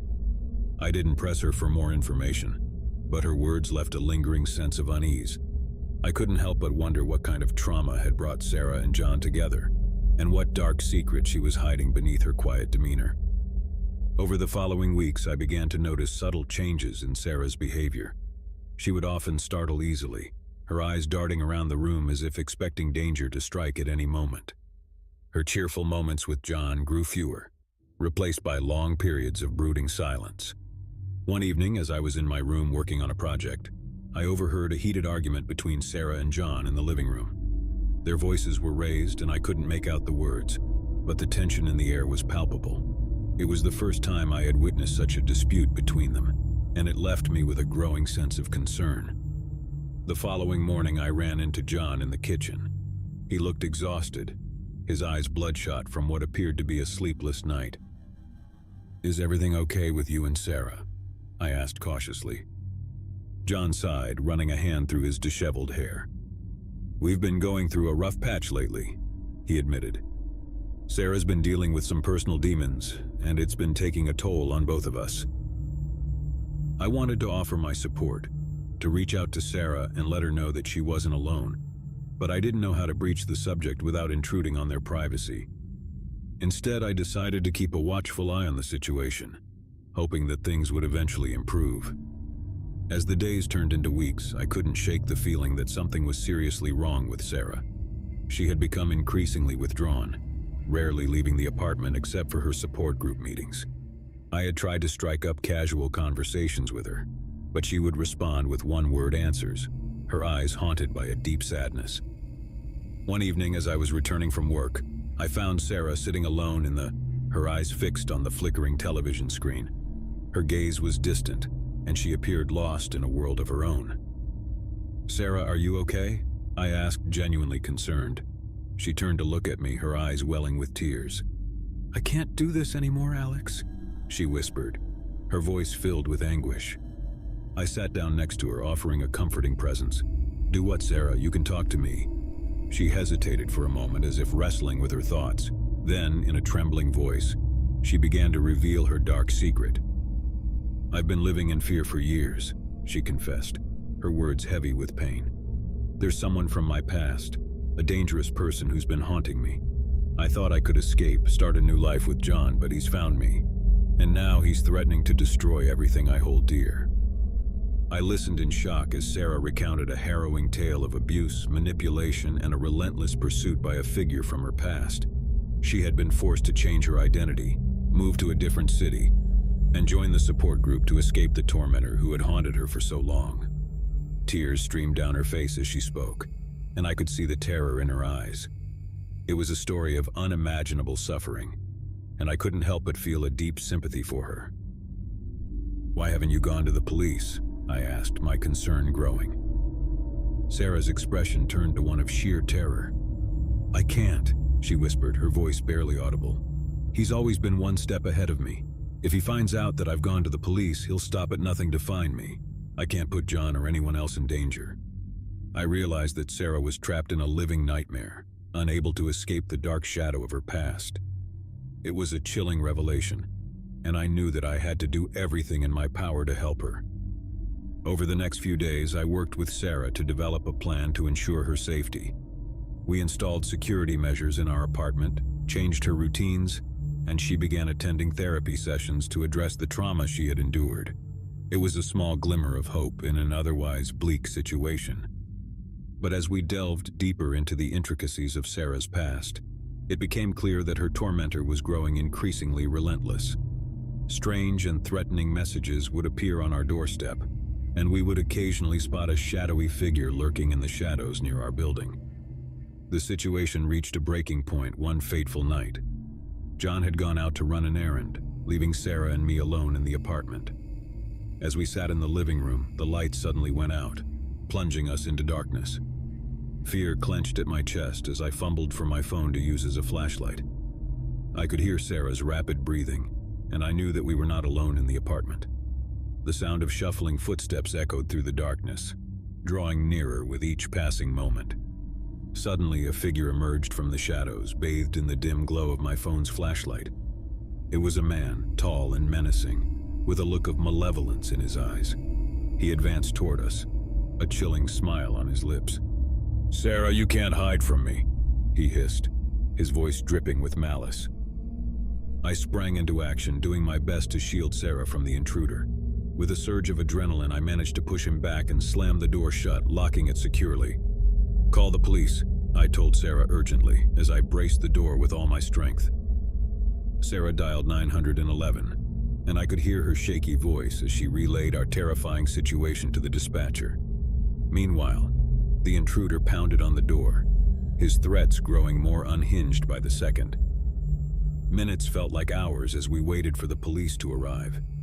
The intruder continued his relentless assault on the door, and I could feel my strength waning. Just when it seemed like he might break through, the sound of sirens filled the air and the intruder fled into the night. The police arrived, taking our statements and promising to investigate the incident. It was a small victory, but it came at a great cost. Sarah was traumatized by the encounter, and the fear that had consumed her for so long had now become a horrifying reality. In the days that followed, Sarah and John decided to relocate to a different city, hoping to escape the relentless tormentor who had haunted their lives. I helped them pack their belongings and wished them well, hoping that the distance would finally provide them with the safety and peace they deserved. As I watched them drive away, I couldn't help but reflect on the darkness that can lurk beneath the surface of seemingly ordinary lives. Sarah's ordeal had been a stark reminder that the past can cast a long shadow, one that can engulf even the most promising futures. I returned to my apartment, grateful that Sarah and John were safe, but haunted by the knowledge that their tormentor was still out there, lurking in the shadows. It was a chilling reminder that sometimes, the darkest secrets are the ones that threaten to consume us whole, and that even in the face of unimaginable fear, there is always a glimmer of hope. And so as I settled back into my quiet, unassuming life, I couldn't help but wonder how many other individuals were living with their own dark secrets, how many others were grappling with the shadows of their pasts. It was a sobering thought, a reminder that we never truly know the demons that may be lurking just beneath the surface.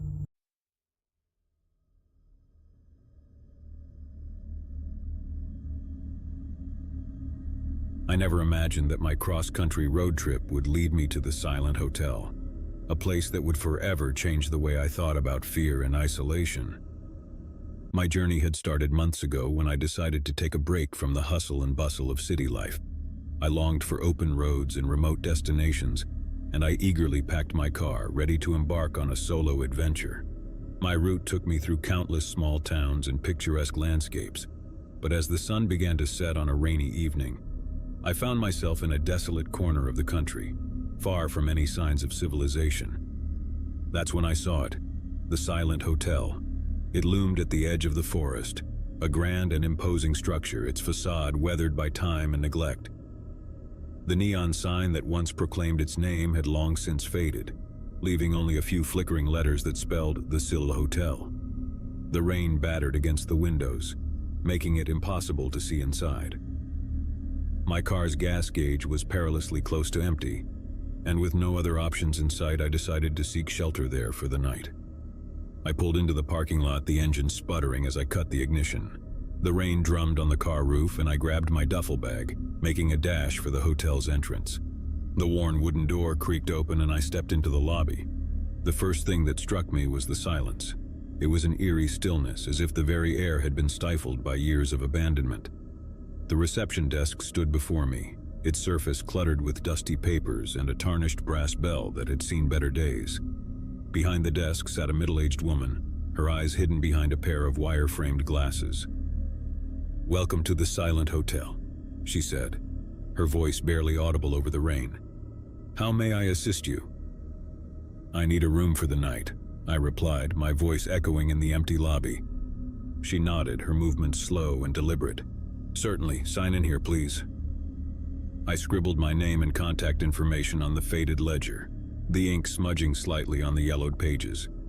The woman handed me an old-fashioned key with a metal tag that read, "Room 207. "Take the stairs to the second floor," she said, her voice monotone.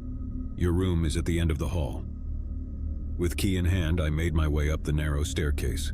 The dimly lit hallway stretched before me, its threadbare carpet muffling my footsteps. The walls were adorned with faded paintings of idyllic landscapes, their frames crooked and tarnished. A sense of unease settled over me as I approached room 207. Inside the room was a stark contrast to the grandeur of the lobby. The furnishings were outdated and the wallpaper peeled in places. A single lamp cast a feeble glow, revealing the cracks in the ceiling and the stains on the faded carpet. The air was stale and a musty odor hung in the room. I tossed my duffel bag onto the bed and let out a sigh. It wasn't the most inviting place, but it would have to do for the night. I stripped out of my wet clothes and took a quick shower, the lukewarm water providing little comfort. As I settled into bed, the sense of isolation began to creep in. The rain continued its relentless assault on the windows, and I couldn't shake the feeling that I was the only guest in the entire hotel. The silence outside was oppressive, and I found myself straining to hear any sign of life. Hours passed, and I lay in the darkness, unable to sleep. The walls seemed to close in on me, and the stillness was suffocating. It was then that I heard it, a faint, muffled sound coming from the room next door. It was like a whisper, too soft to make out any words. I froze, my heart pounding in my chest. I strained to listen, and the whispering grew slightly louder, but it was still unintelligible. It was as if someone was speaking just loud enough to be heard, but not enough to be understood. With a sense of unease, I climbed out of bed and pressed my ear against the wall that separated my room from the mysterious neighbor. The whispering continued, and I realized it was a conversation that was happening in hushed tones. I couldn't make out who was speaking or what they were saying, but the tension in the voices was palpable. It was as if they were arguing about something, their words filled with anger and desperation. As I listened, a feeling of unease washed over me. I considered knocking on the wall and asking them to keep it down, but something held me back. It was the feeling that I was intruding on something I shouldn't be a part of, something that was none of my business. I returned to my bed, but sleep was elusive. The whispered conversation next door continued, and my mind raced with thoughts of who could be staying in the room next to mine. Were they in trouble? Should I call the front desk or the police? The hours dragged on, and as dawn broke, the whispering finally ceased. Exhausted and restless, I drifted into a fitful sleep. When I awoke, the rain had stopped, and the room was bathed in soft morning light. I decided to check out and put the strange events of the night behind me. I quickly dressed and headed downstairs to the lobby. To my surprise, the reception desk was empty, and there was no sign of the woman who had checked me in. The lobby was still eerily quiet, and I felt a growing sense of unease. I approached the front desk and saw the ledger from last night still open, as if it had been abandoned mid-entry. Curiosity got the better of me, and I scanned the recent entries. They were all from the same night, but the names were unfamiliar. Each entry had a timestamp from the early hours of the morning, suggesting they had been made after I returned to my room. Before I could investigate further, the lobby's entrance door swung open with a loud creak, startling me. I turned to see a disheveled man and a woman entering the hotel. Their clothes were rumpled, and they both had a wild look in their eyes. "Welcome to the Silent Hotel," the man said, his voice hoarse and strained. I nodded in response, my confusion growing. "Is everything okay?" The woman exchanged a quick glance with the man before replying, "We had a long night, that's all. Just looking for a place to rest." I watched as they approached the reception desk, their voices hushed as they spoke to the absent woman behind the counter. Their conversation was too quiet for me to hear, but their expressions grew increasingly anxious. Suddenly the woman turned to me, her eyes wide with fear. "You should leave this place," she whispered urgently. "Get out while you still can." Before I could respond, the man grabbed her arm and pulled her away, disappearing down the hallway. I stood there, bewildered and shaken, as the words echoed in my mind. With a growing sense of unease, I decided it was time to heed their warning. I turned and headed for the lobby entrance, eager to put the silent hotel behind me. But as I reached for the door handle, I realized it wouldn't budge. Panic surged through me as I tugged at the door with all my strength, but it remained firmly shut. I was trapped. Frantically, I looked around the lobby for an escape. I spotted an old fire exit at the far end, its red exit sign faintly illuminated. I rushed toward it, hoping it would lead me to safety. As I reached the door, I pulled on the handle, praying it would open. To my relief, it did, and I stepped out into the crisp morning air. But my relief was short-lived as I realized where I was. The back of the hotel, facing a dense forest that stretched as far as the eye could see. I had no choice but to venture into the woods, my heart pounding with each step. The forest was quiet, and the only sound was the rustling of leaves in the breeze. I had no sense of direction, and every tree and bush seemed to blur together. Hours passed, and I felt a growing sense of desperation. I had no way of knowing if I was moving closer to civilization or deeper into the wilderness. My phone had no signal, and I had left my car behind at the hotel. Just as I was about to give in to despair, I spotted a glimmer of light through the trees. I followed it, stumbling out of the forest and onto a narrow road. A passing motorist stopped to help me, and I quickly explained my ordeal. The driver, a kind-hearted woman, offered to take me to the nearest town, which was several miles away. As we drove, I couldn't shake the feeling that I had narrowly escaped a sinister fate at the Silent Hotel. Months have passed since that night, but the memories of my stay at the Silent Hotel still haunt me. I've done some research trying to uncover the hotel's history, but I found nothing about its mysterious guests or the strange occurrences that took place there. The Silent Hotel remains an enigmatic place, a relic of the past with its secrets buried deep within its walls. I may never know what truly happened that night, but one thing is certain. I will never forget the unsettling silence that permeated the air and the chilling whispers that echoed through its halls. To this day, I can't help but wonder if the Silent Hotel still stands, its doors open to unsuspecting travelers, its secrets waiting to be discovered by those who dare to check in. But one thing is for sure, I will never return to find out. It was a journey I had long anticipated, a road trip to the remote countryside, far from the demands of my busy city life. My desire for solitude and a chance to reset my frazzled nerves led me to the small, picturesque town of Crestwood. I had heard about a quaint, centuries-old inn nestled among the rolling hills, the Embers Hotel. Little did I know that my decision to stay there would become a haunting experience beyond imagination.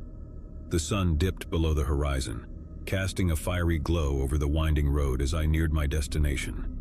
The evening sky was a brilliant tapestry of reds and purples, a stark contrast to the pitch-black countryside that lay ahead. My GPS led me onto a narrow, forested path, and my excitement was tinged with trepidation. Just as I was beginning to doubt the accuracy of the directions, the Embers Hotel emerged from the darkness, an imposing three-story structure framed by centuries-old oak trees. Its stone facade exuded an eerie Gothic charm, while the lit windows promised warmth and comfort. The gravel driveway crunched beneath my tires as I parked my car near the entrance. As I stepped out, a blast of chilly evening air greeted me, carrying with it the scent of rain-soaked earth and the faint rustling of leaves. My footfalls echoed in the quiet courtyard as I approached the entrance. The heavy wooden door swung open with a low, creaking groan, revealing an opulent lobby bathed in soft lamplight. The scent of aged leather and polished wood filled the air, creating an ambience of quiet sophistication. My eyes were drawn to the reception desk, where an elderly gentleman in a well-tailored suit stood, his demeanor as dignified as the hotel itself. "Good evening, sir. Welcome to the Embers Hotel. How may I assist you tonight?" His voice was smooth, accentuating the old-world charm of the place. "I have a reservation," I replied, handing him my identification. He examined my information and offered a polite smile. "Of course, Mr. Turner. You're in room 306. Here's your key." The key he handed me was an antique brass piece, cool to the touch. I nodded my thanks and made my way to the grand staircase that led to the upper floors. The staircase was adorned with intricate wrought iron railings, and the carpet beneath my feet was plush and well-worn, testifying to the hotel's storied history. On the third floor, I followed the numbered signs along a dimly lit corridor until I reached room 306. The key turned smoothly in the lock, and the door swung open, revealing a spacious suite adorned with period furniture and rich dark wood paneling. The room was as I had hoped, a blend of classic elegance and modern comfort. I unpacked quickly, and as I settled into the sumptuous armchair near the window, I marveled at the solitude of the place. I was far removed from the noise and distractions of city life, and the tranquility of the countryside had a calming effect on my frayed nerves. Despite the comfort of my surroundings, sleep proved elusive. I tossed and turned, the occasional gust of wind against the windowpane disrupting my restless dreams.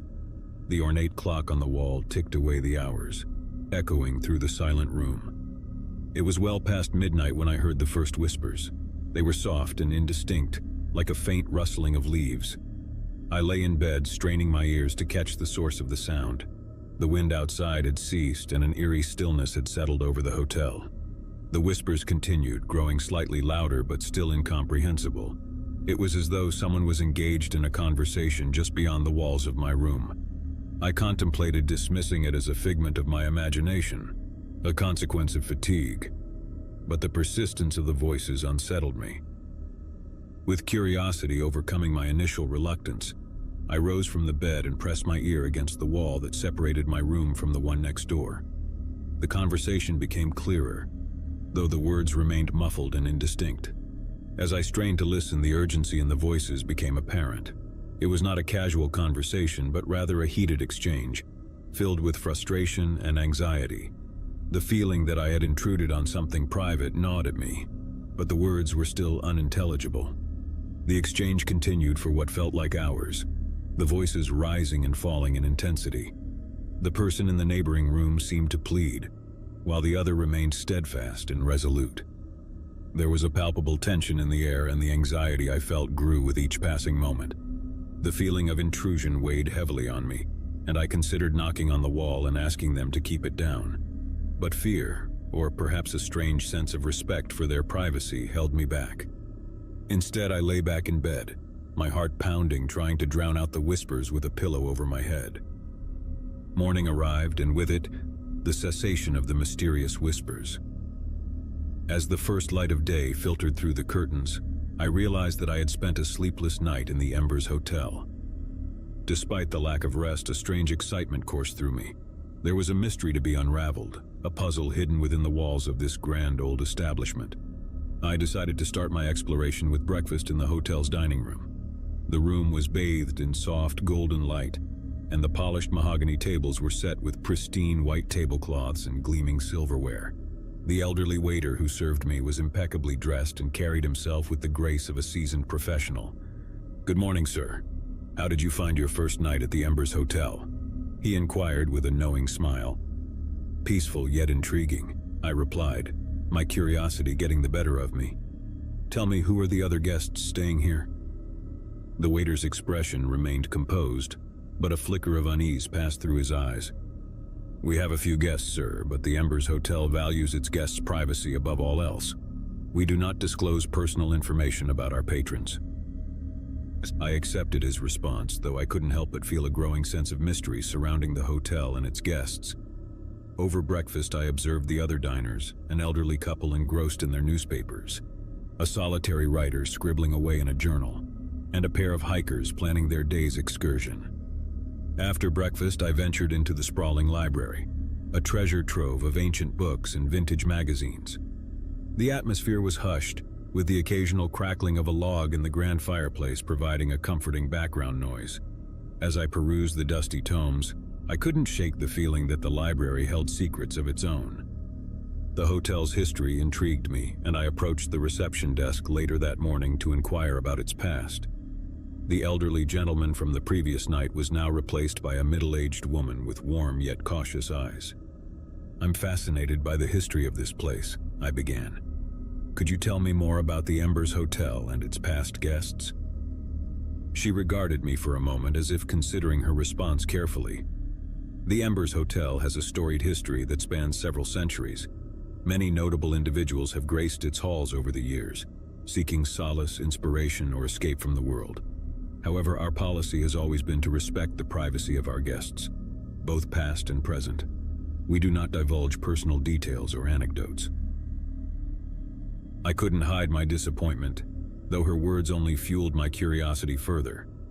With little information to go on, I resolved to explore the hotel on my own, to uncover the enigma of the Embers Hotel. Days turned into weeks, and my fascination with the Embers Hotel deepened. I spent my time wandering its labyrinthine corridors, admiring its antique furnishings, and absorbing the atmosphere that seemed to seep from every crevice. The whispers from the neighboring room had become a constant presence, a reminder of the mystery that hung in the air. It was during one of my explorations that I stumbled upon an unassuming door on the 4th floor. The door was slightly ajar and a soft light spilled from within. A plaque on the door read, "The Embers Room, Private." Intrigued, I pushed the door open gently, revealing a room that was unlike any other in the hotel. The walls were adorned with photographs, newspaper clippings, and handwritten notes. There were mementos, too, a collection of vintage items, each with its own story to tell. As I examined the photographs, I realized that they were all of the same person, a striking woman with dark, enigmatic eyes. She appeared in various settings, from glamorous parties to solitary walks in the countryside. Newspaper articles hinted at her wealth, her mysterious disappearance, and the enduring fascination that her story had held for the public. The room was a shrine to this unknown woman, and I couldn't help but wonder about her connection to the Embers Hotel. What had drawn her here, and why had she left behind such a detailed record of her life? My curiosity had reached its peak, and I was determined to uncover the truth. I began researching the woman's identity, scouring the internet for any information that might shed light on her story. The more I discovered, the more I became convinced that her connection to the Embers Hotel was a key to unraveling the mystery that had captivated me. Weeks turned into months as I delved deeper into the mystery of the Embers Hotel. My research led me down a rabbit hole of historical records, newspaper archives, and interviews with locals. It was during one of these interviews that I met an elderly gentleman named Mr. Simmons, a lifelong resident of Crestwood. "You're interested in the Embers Hotel, are you?" Mr. Simmons said, a twinkle in his eye. "Well, you've certainly chosen a fascinating subject. I've lived here all my life, and I've heard my fair share of stories about that place." I leaned in, eager to hear more. "Tell me everything you know." Mr. Simmons began with tales of the hotel's early days, when it had been a haven for artists, writers, and intellectuals seeking refuge from the chaos of the world. He spoke of lavish parties, passionate affairs, and the lingering echoes of creativity that still permeated the building's walls. But it was in the 1940s that things took a darker turn, Mr. Simmons continued, his voice dropping to a hushed tone. "There was a woman, you see, a woman who had it all: beauty, wealth, and fame. She was a regular guest at the Embers Hotel, always accompanied by her entourage of admirers." As Mr. Simmons spoke, I couldn't help but think of the photographs and mementos in the Embers room. It seemed that this woman had been the central figure in the hotel's history. Rumors began to circulate about the woman, Mr. Simmons went on. Whispers of a tragic past, of a secret that haunted her every step. It was said that she came to the Embers Hotel seeking solace, but that solace remained elusive. I leaned closer, my heart pounding. What happened to her? Mr. Simmons hesitated, as if deciding whether to reveal the darkest part of the story. "One night she disappeared," he said finally, his voice barely above a whisper. "No one knew where she went or why. The hotel staff claimed she checked out, but her entourage was left behind, bewildered and distraught." I couldn't hide my shock. What could have driven her to leave so abruptly? "That's the question that's haunted Crestwood for decades," Mr. Simmons replied. "Some say she discovered a terrible secret, something that shook her to her core. Others believe she was pursued by a relentless force, a force that sought to claim her." The pieces of the puzzle were falling into place. The whispers in the neighboring room, the photographs, the Embers room itself, all were connected to the mysterious woman who had vanished from the hotel. Determined to uncover the truth, I returned to the Embers Hotel that evening. The whispers had grown louder, more urgent, and I knew that the time had come to confront the enigma that had drawn me in. As I stood before the door to the Embers room, a sense of trepidation washed over me.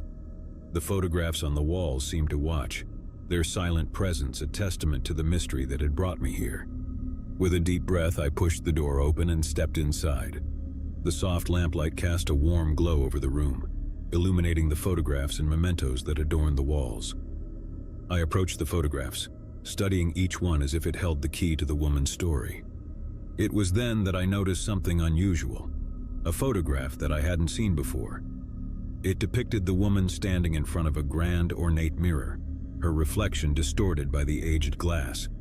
The mirror itself was a work of art, its intricate frame adorned with symbols and carvings. Curiosity piqued. I examined the mirror more closely. It was unlike any I had ever seen, and the symbols etched into its surface seemed to tell a story of their own. My fingers traced the lines, and as I did, a sense of unease washed over me. The mirror was more than a mere decorative piece. It was a portal to another world, a gateway to a place that defied logic and reason. With trembling hands, I reached out and touched the glass, feeling a surge of energy course through me. In an instant, I was transported to a realm of darkness and uncertainty. The room around me vanished, replaced by a shadowy landscape of shifting shapes and ethereal whispers. The air was thick with anticipation, and the woman from the photograph stood before me, her eyes filled with sorrow. "You shouldn't have come here," she whispered, her voice a haunting echo. "This place is not what it seems." I tried to speak, to ask her about the secrets of the Embers Hotel, but my words were lost in the void. The woman reached out, her fingers brushing against my hand, and in that moment I understood. The Embers Hotel was a place of secrets, a place where the past and present converged, where the whispers of history lingered in the air. The woman had discovered the truth, a truth that defied explanation, a truth that had driven her to vanish from the world.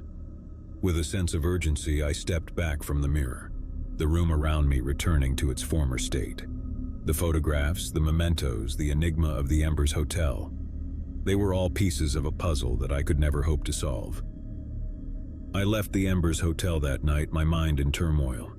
The whispers had faded, and the mysteries of the hotel remained unsolved. As I drove away, I couldn't help but wonder if the truth would ever be revealed. Months have passed since that fateful night, and I've returned to my busy city life. The memories of the Embers Hotel continue to haunt me, a reminder of the enigma that remains unsolved. The woman from the photographs, the whispers in the neighboring room, the mysterious mirror, all are part of a story that defies explanation. The Embers Hotel stands as a testament to the unending mysteries of the world, a place where history and secrets converge, a place where the past is never truly forgotten. It is a place that will forever remain in my memory, a place where the enigma lingers like a whisper in the night. And so the Embers Hotel remains, its secrets hidden within its walls, waiting for the next curious soul to unlock the mysteries that lie within. It is a place where history and mystery converge, a place where the past and present are forever intertwined. As I reflect on my journey, I realize that some mysteries are meant to remain unsolved. Some secrets are meant to remain hidden. The Embers Hotel is one such place, a place where the enigma of the past continues to beckon, a place where the whispers of history will forever echo in the corridors of time. It was a crisp autumn day when I received the peculiar invitation. An ornate envelope adorned with an elegant wax seal arrived at my doorstep. Its contents revealed an invitation to an exclusive gathering at a remote hotel, an event shrouded in mystery and intrigue. The Hotel Arcane, as it was named, was nestled deep within the Appalachian Mountains.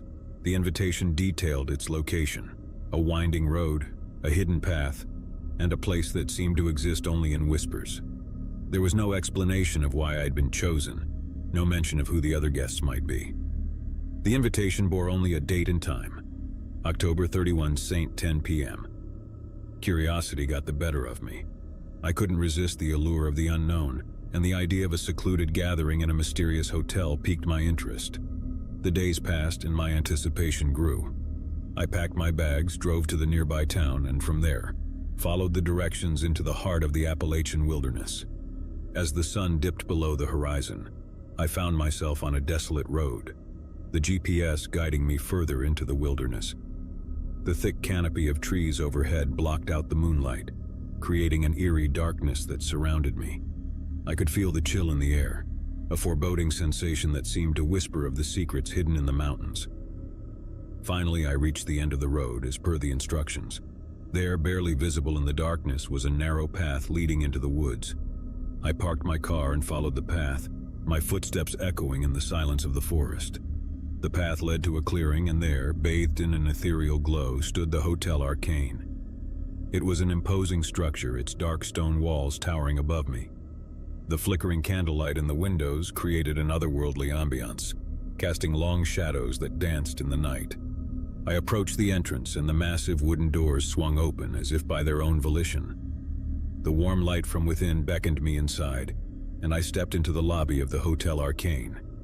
The lobby was unlike any hotel I had ever seen. It was a blend of old-world charm and modern luxury, with plush velvet sofas, crystal chandeliers, and antique oil paintings adorning the walls.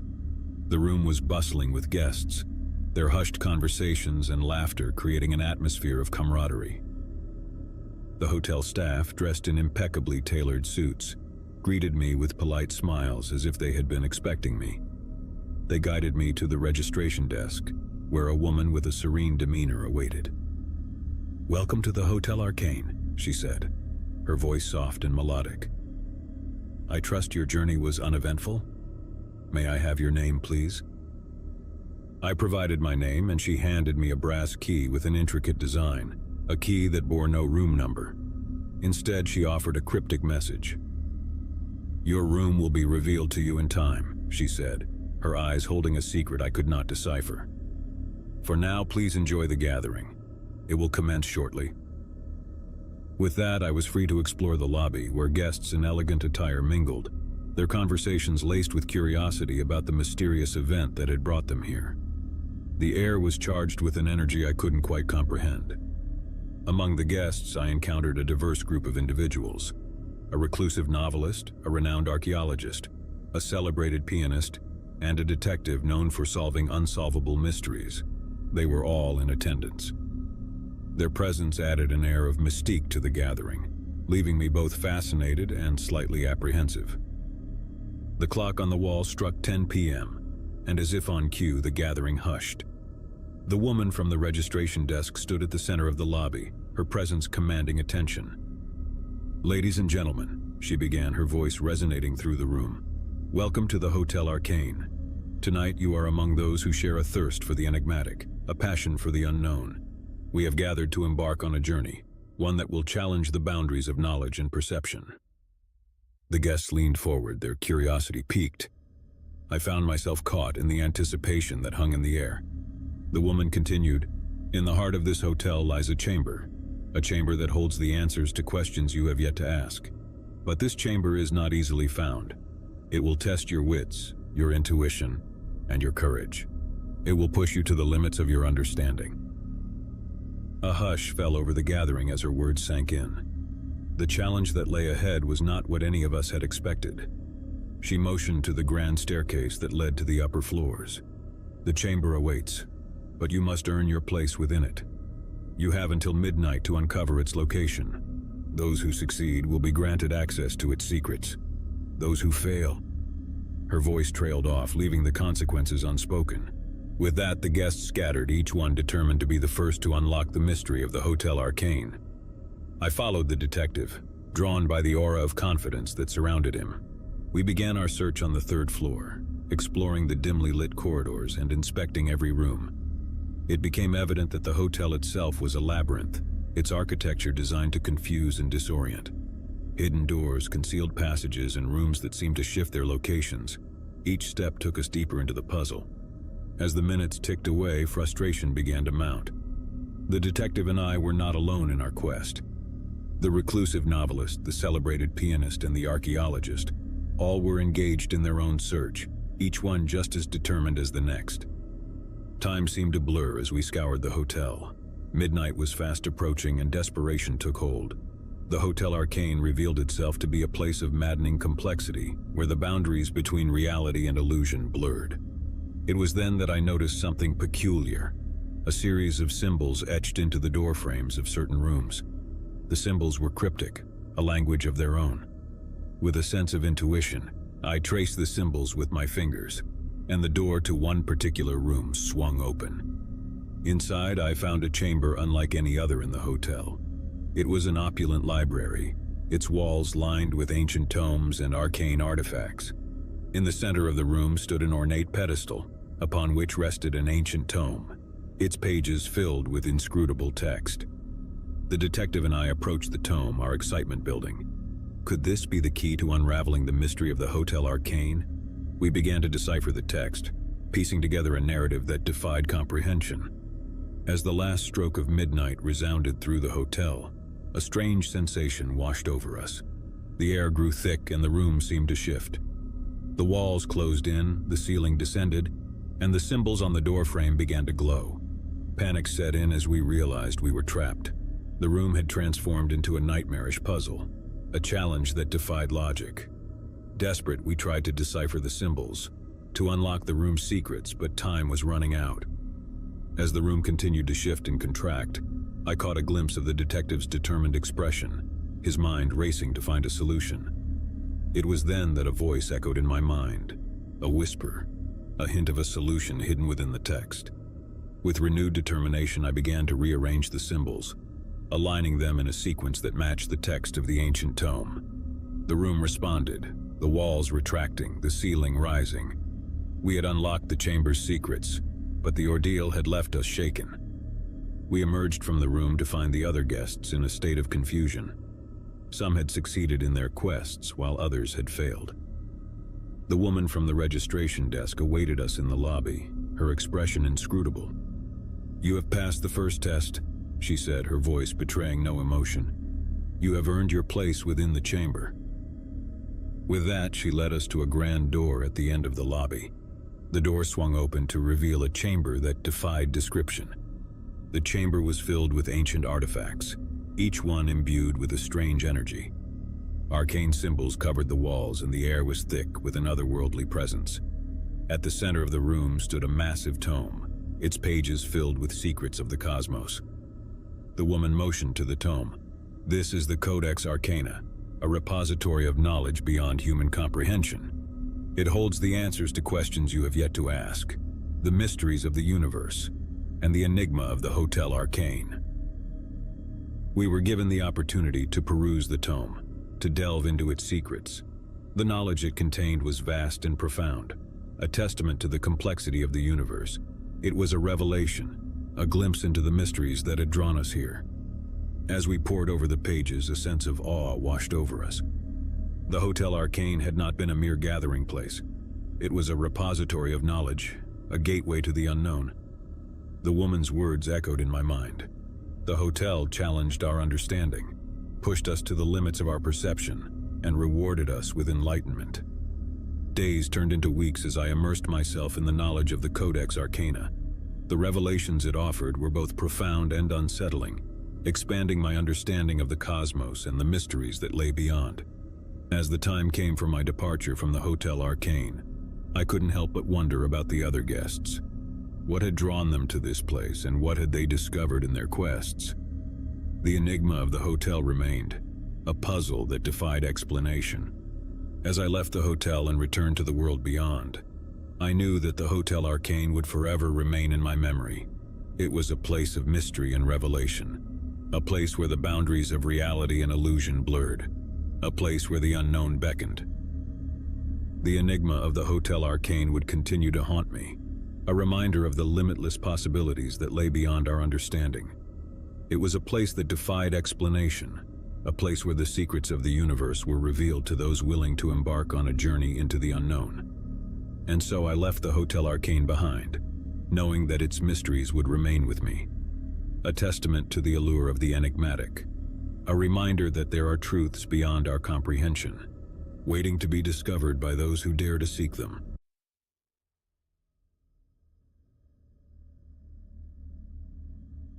The rain pounded against the windshield as I pulled into the parking lot of the dilapidated motel. The neon sign above the office flickered intermittently, casting an eerie glow on the cracked asphalt. It was late, and I was tired from hours of driving through the desolate countryside. I just needed a place to rest for the night, and this was the only option for miles. As I approached the motel office, I couldn't help but feel a sense of unease. The building looked as though it had seen better days, its paint peeling and its windows covered in a thick layer of grime. A flickering vacancy sign hung in the window, its letters missing here and there, making it hard to read at first glare. I stepped inside, a bell above the door jingling softly. The interior was dimly lit, and the air was heavy with the musty scent of old carpet and cigarette smoke. A bored-looking clerk sat behind the counter, her eyes glued to a small television that played a rerun of some late-night talk show. "Can I help you?" she mumbled without looking up. "I need a room for the night," I replied, trying to sound more confident than I felt. She finally looked up, her eyes cold and distant. "We got rooms," she said, her voice devoid of enthusiasm. "How many nights?" "Just one," I said quickly, eager to be out of there. She handed me a tarnished key attached to a plastic fob with a faded room number, 13. "That'll be $50, she said, her tone as dull as ever. I handed her the cash and she counted it slowly, her long, nicotine-stained fingers moving methodically. Finally satisfied, she handed me a worn-out receipt and a rusty key. "Room 13 is at the end of the building," she said, her gaze returning to the television. I grabbed the key and made my way down a dimly lit corridor, the carpet underfoot squishing with each step. The corridor seemed to stretch on forever, and I couldn't help but feel a growing sense of unease. The motel was eerily quiet, save for the distant hum of the rain outside and the low drone of the television from the office. When I reached room 13, I hesitated for a moment before inserting the key into the lock. The door creaked open, revealing a small, dimly lit room. The air inside was stifling, and I quickly opened a window to let in some fresh air. The room was sparsely furnished with a sagging double bed, a rickety nightstand, and a flickering overhead light that cast eerie shadows on the walls. As I settled in for the night, I couldn't shake the feeling of being watched. I tried to dismiss it as my imagination playing tricks on me, but the sensation persisted. I glanced out the window and saw nothing but darkness and rain. It was just my tired mind, I told myself, playing tricks on me after a long day on the road. I decided to take a shower to relax and wash away the grime of the day. The bathroom was equally dismal, with cracked tiles and a shower head that sputtered water sporadically. As I stepped under the lukewarm water, I couldn't help but feel a creeping sense of unease. It was as though the shadows in the corners of the bathroom were moving, shifting ever so slightly. I quickly finished my shower and stepped out, wrapping a towel around myself. I tried to push the eerie feeling from my mind as I got dressed and climbed into bed. The rain outside had intensified, the drumming on the roof like a steady heartbeat. I pulled the scratchy motel blanket up to my chin and tried to relax, but sleep eluded me. Every creak of the floorboards in the corridor, every distant sound from the office, seemed amplified in the silence of the night. I tossed and turned, my mind racing with thoughts of the strange motel and its even stranger inhabitants. Suddenly I heard a soft, rhythmic tapping on the window. My heart raced as I sat up in bed, my eyes fixed on the glass. The tapping continued, growing louder and more insistent with each passing moment. I hesitated for a moment, my hand trembling as I reached for the curtain. When I finally pulled the curtain aside, I gasped in horror. A figure stood outside, obscured by the rain-smeared glass. It was a man, his face hidden beneath a hooded raincoat, but I could see the glint of something metallic in his hand. A knife. I stumbled back in terror, my heart pounding in my chest. The figure continued to tap on the window, his eyes locked on mine. I fumbled for my phone, my hands shaking as I dialed 911, but as I brought the phone to my ear, I realized there was no dial tone, only static.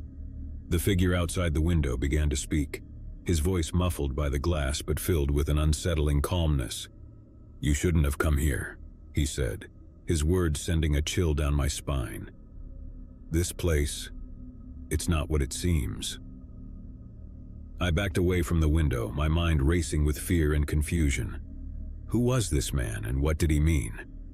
I glanced around the room, searching for anything that could help me defend myself. The room was bare, with no weapons in sight.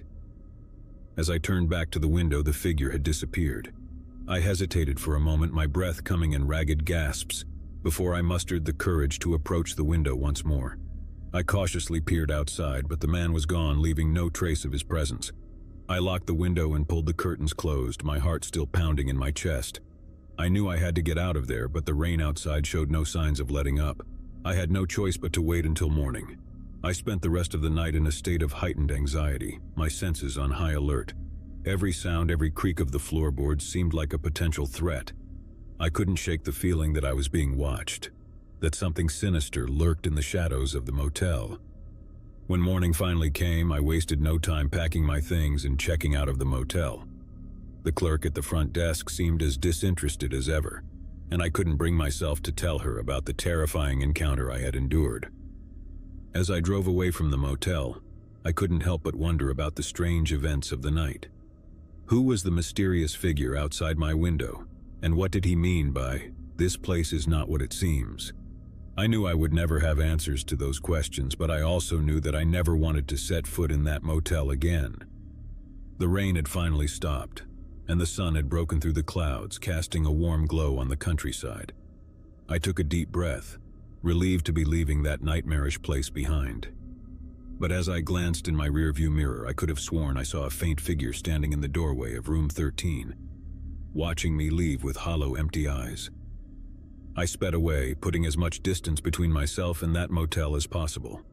The memory of that night would haunt me for the rest of my days, a chilling reminder that sometimes the scariest things are not the ones that go bump in the night, but the ones that lurk in the darkest corners of our own minds. I had been driving for hours, the monotonous hum of the engine and the endless stretch of highway threatening to lull me to sleep. It was well past midnight when I spotted the neon sign on the side of the road. The Lone Star Motel, vacancy. Relief washed over me as I pulled into the gravel lot, the crunching sound beneath my tires signaling the end of my long journey. The motel was a single-story building with a row of doors facing the parking lot, each illuminated by a flickering overhead light. It wasn't much to look at, but it was exactly what I needed, a place to rest for the night. I parked my car and stepped out, stretching my tired limbs. The night air was cool and a gentle breeze rustled through the trees that surrounded the motel. I made my way to the office, the crunch of gravel underfoot echoing in the stillness of the night. The office was small and dimly lit, the counter separating me from a middle-aged man with tired eyes and a worn-out expression. He glanced up from his newspaper as I entered, offering me a half-hearted smile. "Can I help you?" he asked, his voice lacking any enthusiasm. "I need a room for the night," I replied, equally unenthusiastic after hours of driving. He nodded as if expecting nothing more. "How many nights?" "Just one," I said, relieved to be spending only a single night at this dreary place. He pushed a weathered guest book toward me, and I scribbled my name and contact information. He handed me a key with a plastic fob that read room 7 inches and pointed to a small map of the motel. "Your room is at the end of the building, on the left," he said, his tone never wavering. I handed him some cash and he counted it meticulously before handing me a receipt. "That'll be $50, he said, as if the amount was etched in stone. I took the key and thanked him, then made my way to room 7. The motel was eerily quiet, the only sound the soft hooting of an owl in the distance. The door to my room was worn and faded, the paint peeling in places. I inserted the key and turned the handle, the door creaking open to reveal a dimly lit interior. The room was simple, with a double bed covered in faded floral sheets, a nightstand, and a rickety old chair in the corner. The overhead light flickered ominously, casting unsettling shadows on the walls. I switched on the bedside lamp, illuminating the room in a soft yellow glow. As I settled into bed, I couldn't help but feel a sense of unease. The room had an odd, almost oppressive atmosphere, as if it held secrets of its own. The air was heavy, as though it hadn't been refreshed in years. I tried to shake off the feeling and closed my eyes, but sleep was slow to come. Every creak of the floorboards, every distant sound from the office seemed magnified in the stillness of the night. It was as if the motel itself was holding its breath, waiting for something to happen. Hours passed, and I was still awake, my mind racing with thoughts of the long road ahead. That's when I heard it, a soft, whispering voice. It was faint at first, like a distant murmur carried on the wind. I strained to listen, trying to make out the words. The voice grew louder, more distinct, and I realized it was coming from the room next door. I couldn't make out the words, but the tone was urgent, panicked. I sat up in bed, my heart pounding, and pressed my ear to the wall. "Please, no," a woman's voice pleaded, followed by the sound of muffled sobs.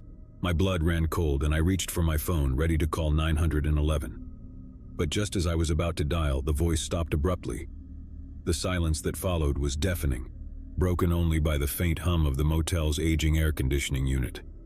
I hesitated, torn between my instincts to help and a growing sense of dread. What if it had all been in my head? What if I was overreacting? I lay back down, trying to convince myself that it was just a nightmare, a trick of my tired mind. But sleep remained elusive, and the minutes ticked by slowly. Finally, as the first light of dawn began to filter through the curtains, I couldn't stand it any longer. I had to know if the woman next door was all right.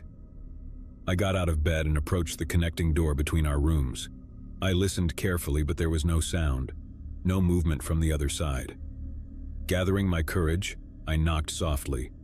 "Hello?" I called out, my voice trembling. There was no response, just an eerie silence that seemed to stretch on forever. I knocked again, louder this time, and called out once more, but still there was nothing. With my heart in my throat, I turned the doorknob slowly, my palms sweaty. The door swung open to reveal an empty, dimly lit room. The bed was neatly made, and there was no sign of the woman I had heard. It was as if she had never been there. I stepped into the room, my heart still racing, and checked the bathroom, the closet, and even under the bed. But there was no one. It was impossible, I thought. I had heard her cries, her pleas for help, as clear as day. I returned to my own room, my mind a whirlwind of confusion and fear. Had it all been a hallucination? A trick played by my sleep-deprived mind? I couldn't make sense of it, but one thing was clear. I needed to get out of that motel as soon as possible. I hastily packed my things and went to the office to check out. The same clerk was there, his expression unchanged. I tried to explain what I had heard, but he only shrugged. "People come and go all the time," he said, as if dismissing my concerns. Maybe she checked out early. I left the motel in a hurry, my heart heavy with unease. As I drove away, I couldn't shake the feeling that something was deeply wrong with that place, something hidden beneath its nondescript exterior. I continued my journey, putting miles between myself and the Lone Star Motel. The day passed in a blur, and as night fell once again, I found myself in another town, another motel. This one was newer, cleaner, and more welcoming. I checked in without hesitation, determined to put the strange events of the previous night behind me. But as I settled into bed, I couldn't escape the feeling that I was being watched. The room was pristine, the air fresh, yet I couldn't shake the eerie sensation that I was not alone. I glanced out the window, half expecting to see a face in the darkness, but there was nothing. I tried to dismiss my unease and closed my eyes, willing myself to sleep. But just as I was on the brink of slumber, I heard it again. The soft, whispering voice, the same urgent, panic tone. I sat up in bed, my heart pounding in my chest. It was coming from the room next door, just like before. This time, I wasted no time. I grabbed my phone and called 911, my voice trembling as I explained the situation. The police arrived quickly, and I led them to the room next door. The door was locked, and they had to force it open. Inside, they found a woman, disheveled and terrified. She had been held against her will, the victim of a deranged man who had been stalking her for months. As they arrested the man and led him away in handcuffs, the woman thanked me, tears in her eyes. She had been sure that no one would hear her cries, that no one would come to her aid. She had almost given up hope. I couldn't help but think back to the Lone Star Motel, to the woman I had heard but had never seen. Had she been a victim too? Had I missed my chance to help her? I never found out the answer, but one thing was certain. The events of that night had changed me forever. I couldn't erase the memory of those whispered pleas for help, the feeling of unease that had followed me from that motel. As I continued my journey, I couldn't help but wonder about the darkness that could hide behind the most ordinary facades, the secrets that could be buried beneath the surface. The world was a vast and unpredictable place, and I had learned that even in the most unlikely of places, heroes could emerge, and villains could be unmasked. I drove on, my headlights cutting through the darkness, my mind forever haunted by the night I had spent at the Lone Star Motel, a place where the line between reality and the unknown had blurred, and where the true nature of fear had been revealed.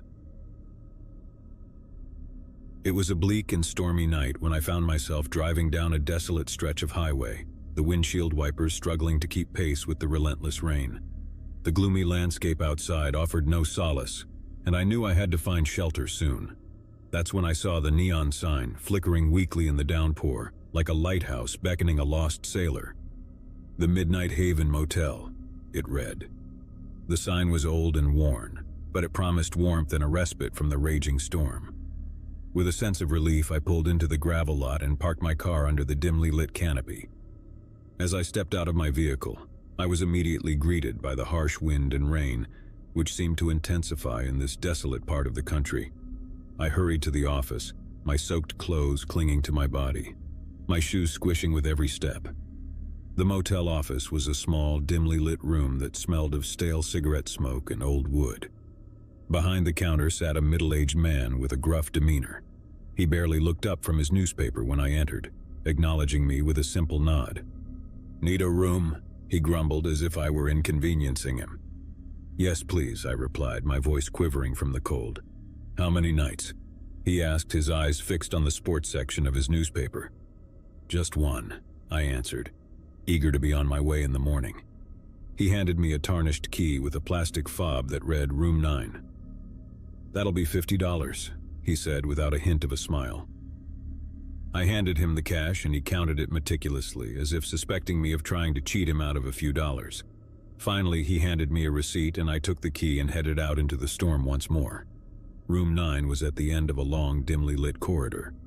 The hallway was narrow and lined with peeling wallpaper, the carpet underfoot damp and musty. The place had clearly seen better days.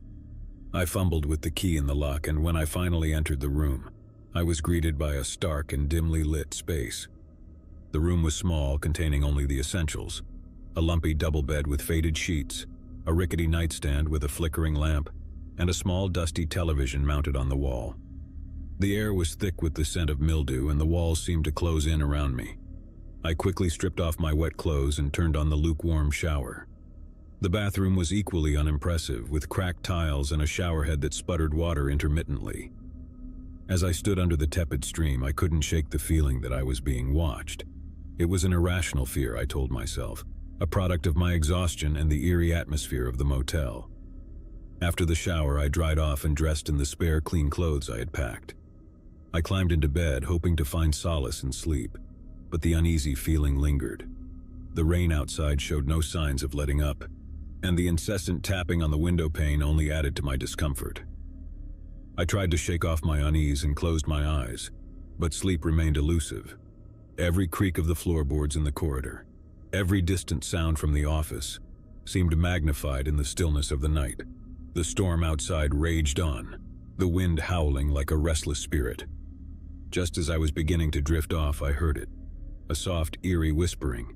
It was barely audible at first, like a faint rustling of leaves in the wind. I strained to listen, trying to make out the words, but they were just beyond my grasp. The whispering grew louder, more distinct, and I realized it was coming from the room next door. It was a woman's voice, and she sounded panicked, her words tumbling out in a desperate stream. I sat up in bed, my heart pounding as I tried to make sense of what I was hearing. "Please, you have to let me go," she pleaded, her voice trembling with fear. I strained to hear more, but the words became unintelligible, as if she were speaking in a language I couldn't understand. It was as though she were caught in the grip of some terrible nightmare. Fear gripped me, and I considered calling the police, but I had no way of knowing if the woman next door was in real danger or if she was suffering from some kind of delusion. I sat in my room, paralyzed by uncertainty as the woman's pleas grew louder and more frantic. The minutes stretched on, and I couldn't take it any longer. I had to do something. I grabbed my phone and dialed 911, explaining the situation to the operator. She assured me that help was on the way and urged me to stay in my room. I waited anxiously, the minutes feeling like hours, until I heard the sound of sirens approaching. The police arrived quickly, and I led them to the room next door, my heart pounding with dread. The officers knocked on the door, identifying themselves, but there was no response from inside. With a sense of urgency, they forced the door open, and I watched as they entered the room, their flashlights cutting through the darkness. I could see nothing from my vantage point in the hallway, but I strained to listen, hoping to hear some sign that the woman was safe. Then there was a scream, a bone-chilling, blood-curdling scream that sent shivers down my spine. It was followed by the sound of a struggle, of furniture being overturned, of desperate cries for help. I wanted to rush into the room to assist the officers, but fear kept me rooted to the spot. The struggle seemed to go on forever, the woman's screams echoing through the corridor until finally there was silence, a silence that was even more unsettling than the chaos that had preceded it. The officers emerged from the room, their faces pale and grim. They told me that the woman had been alone in the room, her frantic screams and pleas for help seemingly directed at an invisible assailant.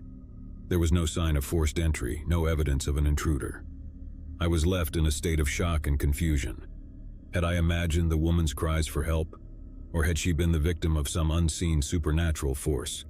The officers assured me that she was now in their care and would receive the help she needed.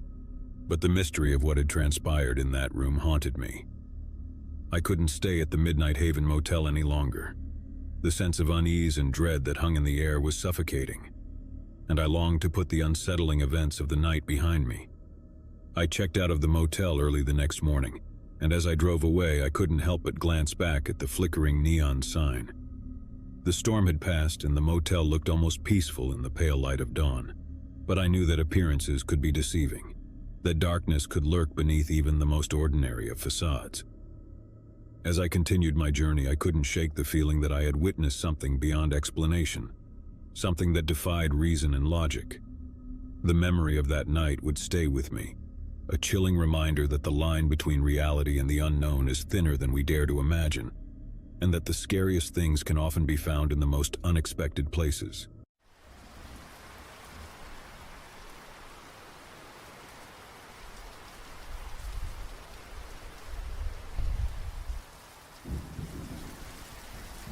It was a dark and stormy night when I first encountered the house on Willow Street. The rain poured relentlessly from the heavens, drenching me to the bone as I stood there, shivering and staring at the old, decrepit mansion. I had always been fascinated by abandoned houses, and this one had an air of mystery that drew me in like a moth to a flame. I had heard the rumors about Willow Street. People said it was cursed, that anyone who dared to enter the house never came out the same. Some claimed they had seen strange lights flickering in the windows late at night, while others swore they had heard eerie whispers carried by the wind. But I was a skeptic, and I believed that there had to be a logical explanation for everything. My name is Alex, and I was a freelance writer, always on the lookout for a good story. I had heard about Willow Street from an old-timer at the local diner, who claimed to have seen the ghost of a woman in a white gown wandering the grounds. It was the perfect opportunity to prove that there was no such thing as ghosts, and I was eager to debunk the legends surrounding the house. As I approached the front door, I could feel the weight of the rain-soaked clothes clinging to my body. The rain was relentless, pounding on the roof and windows of the mansion like a drumbeat from another world. I took a deep breath and pushed open the creaking door, which protested loudly as it swung inward. The interior of the house was as eerie as its exterior. Dusty old furniture covered with tattered sheets lined the hallway, and the air was thick with the scent of decay. It was clear that no one had lived here in years. I pulled out my flashlight and began to explore, determined to unravel the mysteries of Willow Street. As I moved deeper into the house, I couldn't shake the feeling that I was being watched. Every creak of the floorboards and rustle of the wind seemed to echo with a sinister presence, but I brushed it off as my imagination playing tricks on me. There had to be a rational explanation for everything. I entered what appeared to be the living room, and my flashlight illuminated an old, cracked portrait hanging on the wall. It was a painting of a woman in a white gown, her eyes seeming to follow me as I moved around the room. I couldn't help but shiver as I stared at the eerie likeness. I continued my exploration, making my way to the second floor. The rain outside intensified, creating an eerie symphony of howling winds and drumming raindrops. It was as if the storm itself was trying to warn me to leave this place. Upstairs, I found a series of bedrooms, each more dilapidated than the last. But one room stood out, a master bedroom at the end of the hallway. The door was partially ajar, and a faint light flickered from within. I cautiously pushed it open. Inside, I was met with a sight that sent a chill down my spine. The room was furnished as though someone had just stepped out for a moment. A bed with disheveled sheets, a vanity covered in old cosmetics, and a writing desk with yellowed papers. But what caught my eye was the photograph on the nightstand. It was the same woman from the portrait downstairs, the one in the white gown. She was smiling in the photograph, a stark contrast to the stories of her haunting the house. I picked up the photograph and examined it closely. There was something about her eyes, something hauntingly familiar. As I studied the photograph, I heard a sound coming from the closet, a soft, mournful sobbing. My heart raced as I approached the closet door, my flashlight trembling in my hand. I slowly opened the door, and there, huddled in the corner, was a woman in a torn and tattered white gown. She looked up at me with tear-filled eyes, and for a moment I saw a glimmer of recognition in her gaze. "You came back," she whispered, her voice trembling. I was taken aback. "Do I know you?" I asked, my voice quivering. She nodded slowly, her expression filled with a mixture of sadness and relief. "I've been waiting for you to return for so long." I helped her out of the closet, my mind racing with questions. Who was this woman, and why did she seem to know me? As she spoke, the pieces of the puzzle began to fall into place.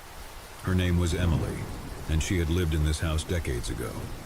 She had been a recluse, rarely leaving the mansion, and she had a fascination with the rain. It was during a torrential downpour that she had disappeared, leaving behind a trail of unanswered questions. As Emily recounted her story, I couldn't help but feel a deep sense of unease. She spoke of a darkness that had consumed her, a darkness that had driven her to seek solace in the rain. She had become trapped in a time loop, reliving the same rainy night over and over again. I listened in horror as she described the torment she had endured, the isolation and despair that had slowly eroded her sanity. She had tried to leave the house countless times, but each time she stepped outside, she found herself back in the mansion, as if the world beyond its walls no longer existed. It was then that I realized the truth. Willow Street was not cursed by supernatural forces, but by the darkness that had consumed Emily's soul. She had become a prisoner in her own memories, trapped in a never-ending cycle of rain and despair. Determined to help Emily, I searched the house for any clues that might break the curse. I found a journal in the study, filled with Emily's writings and musings.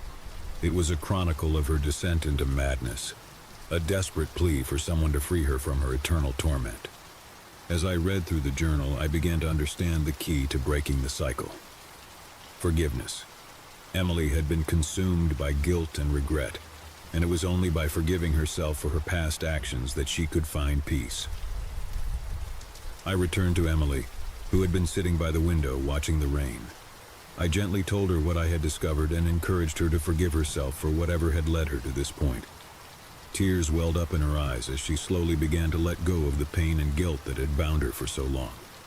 As the rain continued to pour outside, something remarkable happened. The room seemed to brighten, and the storm outside began to subside. Emily's smile grew brighter, and for the first time in years, she felt a sense of peace. With each passing moment, the house on Willow Street transformed. The decay and darkness that had shrouded it began to fade away, replaced by a sense of warmth and hope. It was as if the very soul of the house was healing. As the rain finally ceased, Emily and I stepped outside, hand in hand. The world beyond Willow Street had changed, and Emily was finally free to explore it. We walked away from the house, leaving behind the memories of its haunting past. In the end, the scariest thing about Willow Street was not the supernatural, but the darkness that can consume a person's soul. It was a reminder that sometimes, the most terrifying horrors are the ones that exist within us, waiting to be confronted and forgiven. And as I looked back at the house one last time, I couldn't help but wonder how many other stories of darkness and redemption were hidden behind the doors of abandoned houses. waiting for someone to uncover them in the rain.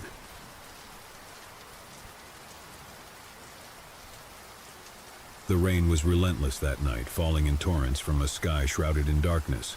It was the kind of rain that seemed to wash away the world, erasing all sound except for the rhythmic drumming of water on rooftops and pavement. The storm had come out of nowhere, and I found myself driving along a desolate stretch of highway, desperately searching for shelter.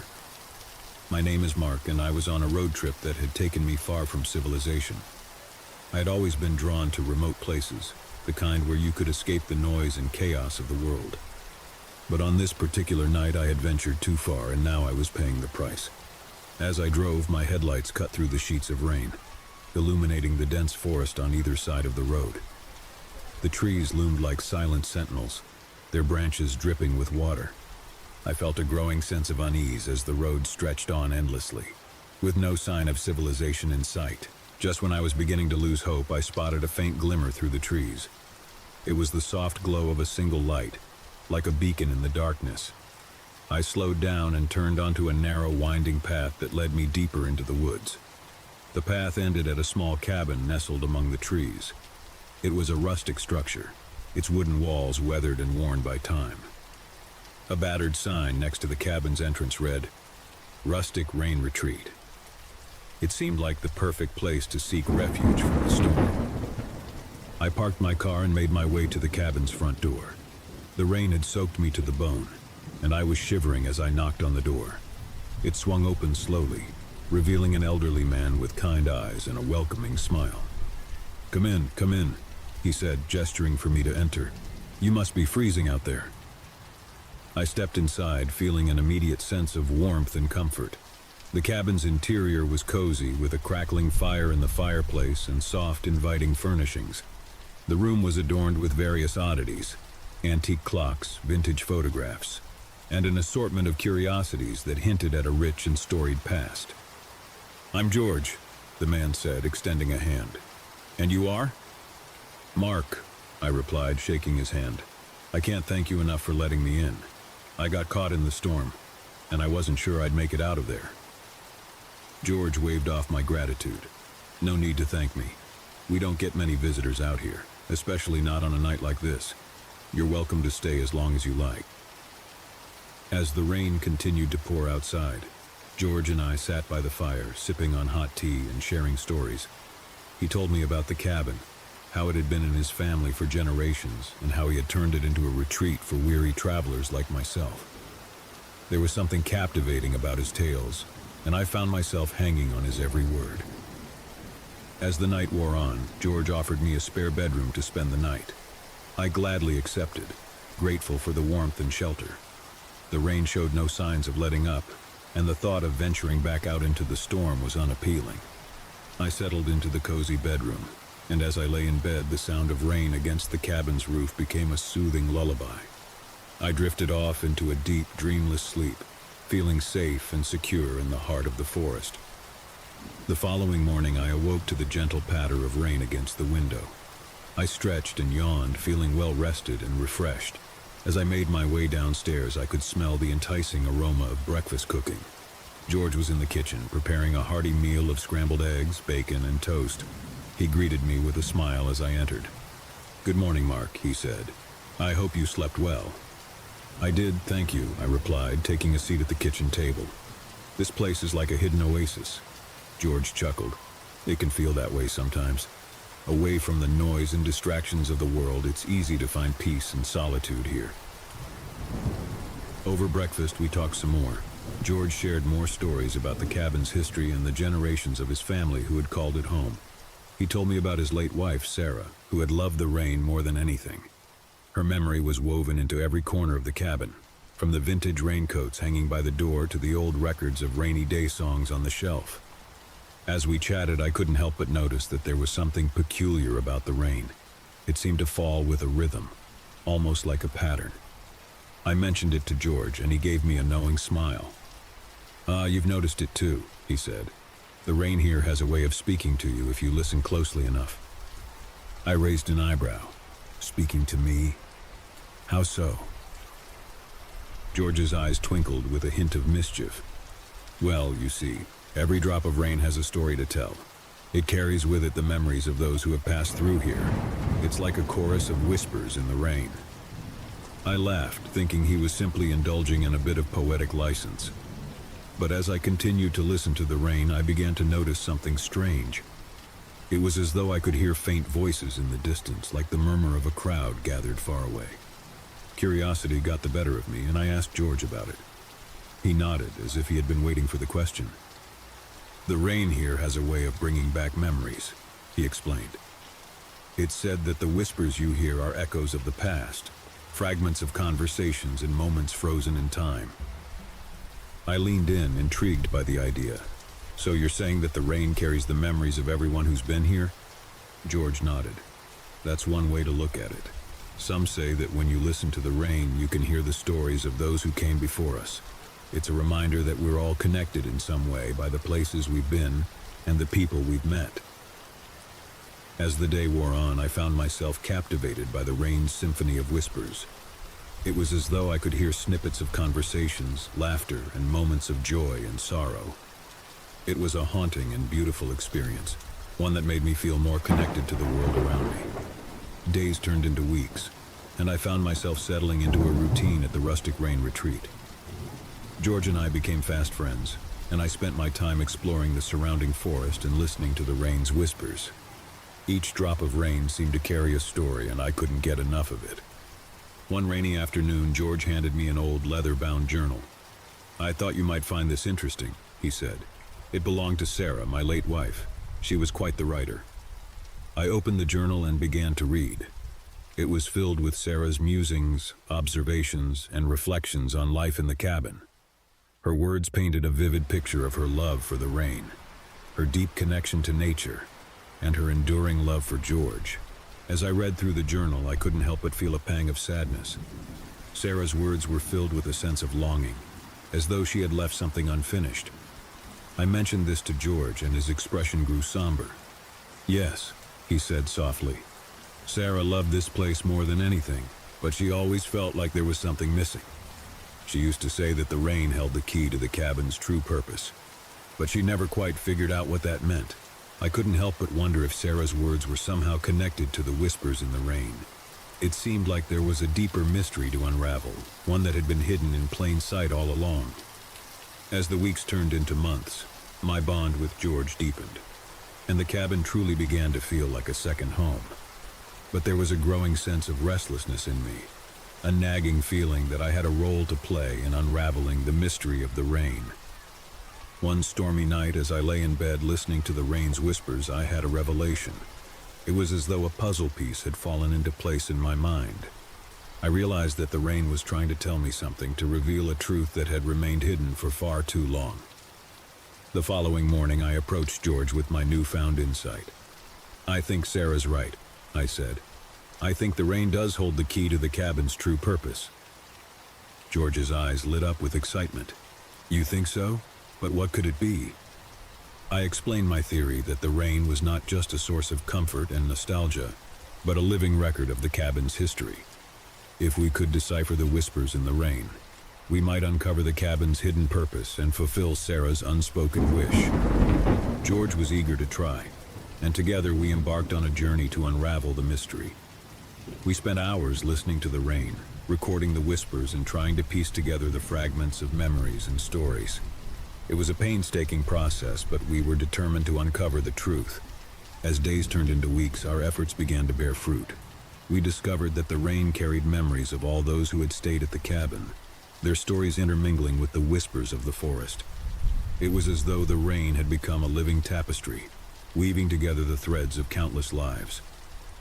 One rainy afternoon, as we listened to the whispers, we heard a voice that was unmistakably Sarah's. She was speaking of her love for the cabin, her longing to understand its true purpose, and her hope that someone would come along who could unlock its secrets.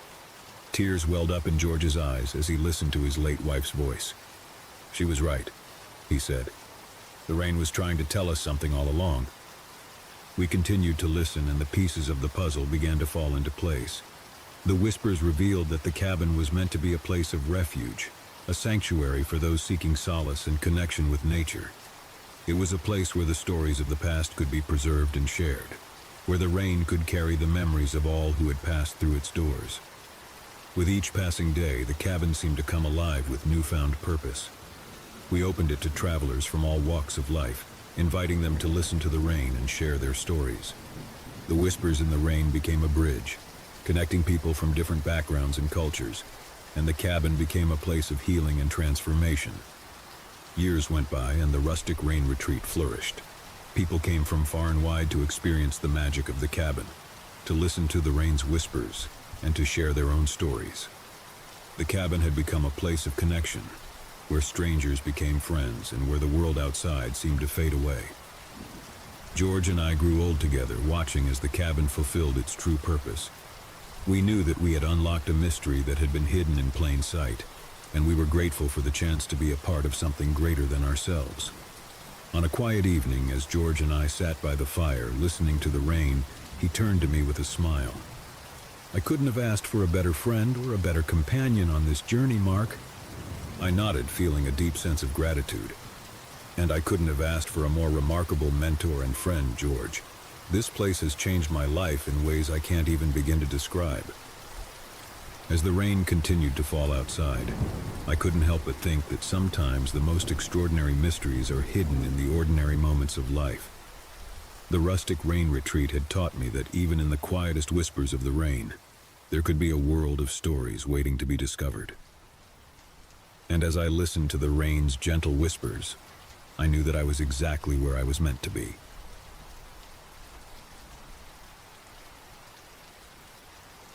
It was a stormy evening in the small town of Willowbrook.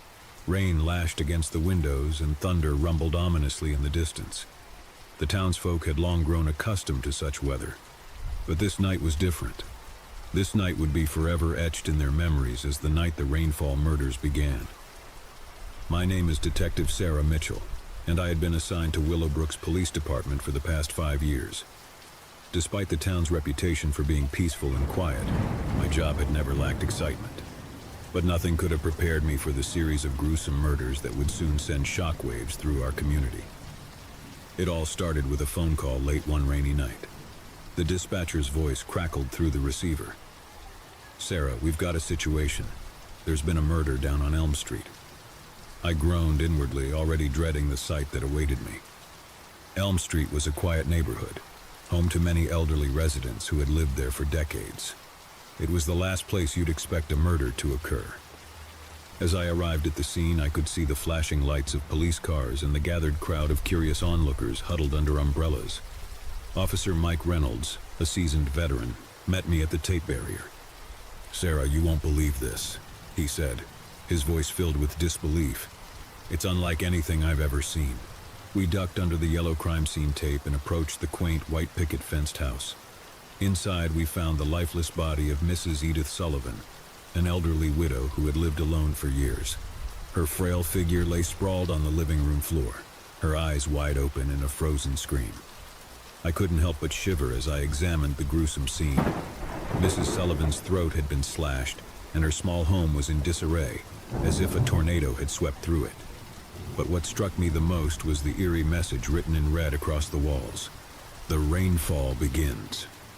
My mind raced as I tried to make sense of the cryptic message. What did it mean? Who would do such a thing, and why? The rain outside continued to pour relentlessly, creating a disconcerting backdrop to the gruesome discovery. I knew this case was unlike any I had ever encountered, and it was only the beginning. In the days that followed, the rainfall murders continued to terrorize Willowbrook. Each murder was as gruesome as the last, with the victims chosen seemingly at random. The only common thread was the cryptic message scrawled across the crime scenes. "The rainfall begins." The town was gripped by fear, and my team and I worked tirelessly to piece together any clues that might lead us to the killer. But the investigation seemed to be going in circles, with no clear motive or suspect in sight. One rainy evening, as I sat in my dimly lit office, my thoughts turned to the victims. They ranged in age from young to old, and there was no apparent connection between them. It was as though the killer was selecting victims at random, leaving a trail of death and despair in their wake. I couldn't shake the feeling that there was a deeper meaning behind the cryptic message. "The rainfall begins" had to be a clue, a key to understanding the killer's motives. But what did it signify? As I pondered the message, a call came in from Officer Reynolds. "Sarah, we've got another one. This time it's the Johnsons, a couple in their 60s. My heart sank as I rushed to the scene, my mind racing with questions. What did the Rainfall murders have to do with the rain itself? And why was this town being plagued by such a gruesome and relentless killer? The investigation into the Rainfall murders stretched on for weeks, and our frustration grew with each passing day. The killer left no fingerprints, no witnesses, and no discernible pattern to their crimes.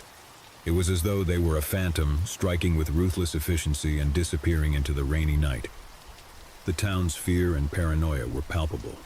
Residents locked their doors and windows, and children were no longer allowed to play outside. Willowbrook had become a town under siege, and there seemed to be no end in sight. One rainy night, as I sat in my car outside the latest crime scene, I couldn't help but feel a growing sense of hopelessness. The rain was relentless, as it had been for weeks, and it felt like an omen of the darkness that had descended upon our town. I gazed out at the rainy streets, my mind a whirlwind of questions. What did the killer want? What was the significance of the rain and their twisted agenda? And how could we stop them before they struck again? My thoughts were interrupted by the sudden appearance of a figure in my rearview mirror. A hooded figure, cloaked in darkness, was approaching my car. I reached for my weapon, my heart pounding, as the figure drew nearer. But instead of attacking, the figure handed me a small envelope and disappeared into the rainy night. I watched in shock as they melted into the shadows, leaving me with the mysterious package. With trembling hands, I opened the envelope and found a single note inside. It read, "Meet me at the old Rainfall Bridge tonight at midnight. Come alone." I knew it was a risk, but I couldn't ignore the possibility that this message was from the killer. It was a chance to finally confront the darkness that had consumed our town. As midnight approached, I drove to the old Rainfall Bridge, a decrepit structure that had long been abandoned. The rain was still falling, a steady downpour that seemed to intensify as I reached my destination. I parked my car and stepped out into the darkness, clutching my weapon tightly. The bridge creaked and groaned beneath my feet as I made my way to the center, where a lone figure awaited me. The figure stepped into the dim light and I gasped in shock. It was Emily, a woman I had known for years, who had recently moved to Willowbrook. She had always been quiet and reserved, but I had never suspected her of being involved in the Rainfall murders. "Emily," I said, my voice trembling. "What is this? Are you involved in the murders?" She shook her head, her eyes filled with fear and desperation. "No, Detective Mitchell, I'm not the killer. I've been trying to stop them." I was taken aback by her words. "Stop them? What do you mean?" Emily explained that she had moved to Willowbrook to escape a troubled past, one that had haunted her for years. She had been plagued by nightmares and visions of the Rainfall murders, and she believed that the rain itself held the key to stopping the killer. "It's like a curse," she said, her voice quivering. "The rain speaks to me, Detective Mitchell. It shows me things I can't explain. I've been trying to decipher its messages and stop the killer before they strike again." I listened in disbelief as Emily described her eerie connection to the rain. She claimed that the rain had revealed to her the identity of the killer and the location of their next victim. It was a bizarre and unbelievable story, but there was something in her eyes that made me believe she was telling the truth. As we spoke, the rain continued to fall, its relentless rhythm serving as a backdrop to our conversation. Emily begged me to help her stop the killer, to put an end to the Rainfall murders once and for all. With no other leads or suspects, I had no choice but to follow Emily's guidance. She led me to a secluded spot in the woods where we waited in the darkness, listening to the rain and watching for any signs of the killer's approach. Hours passed and I began to doubt the validity of Emily's claims. But just as I was about to suggest we leave, I heard a faint noise in the distance, the sound of footsteps approaching through the rain-soaked leaves. I tightened my grip on my weapon as the figure drew nearer. And then, through the darkness and rain, I saw them. The hooded figure responsible for the Rainfall murders.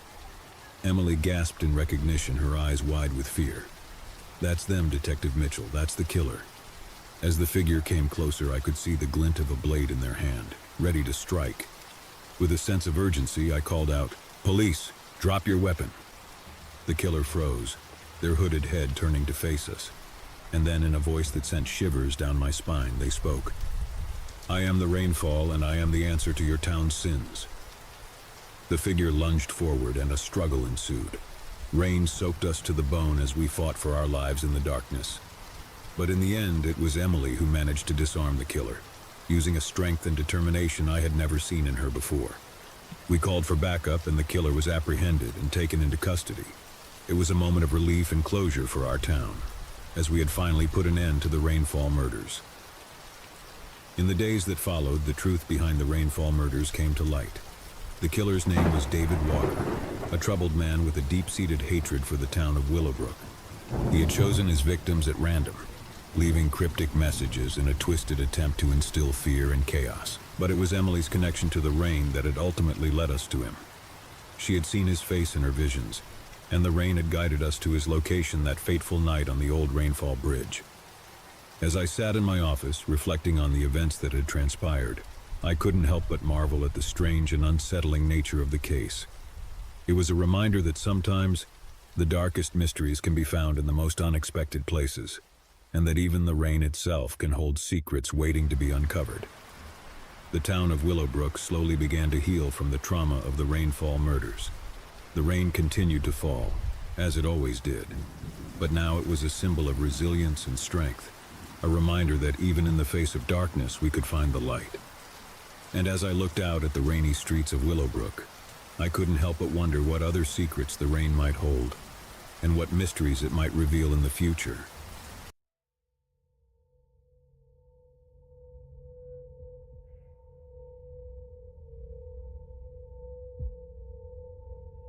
Working the night shift at Walmart was never the highlight of my week.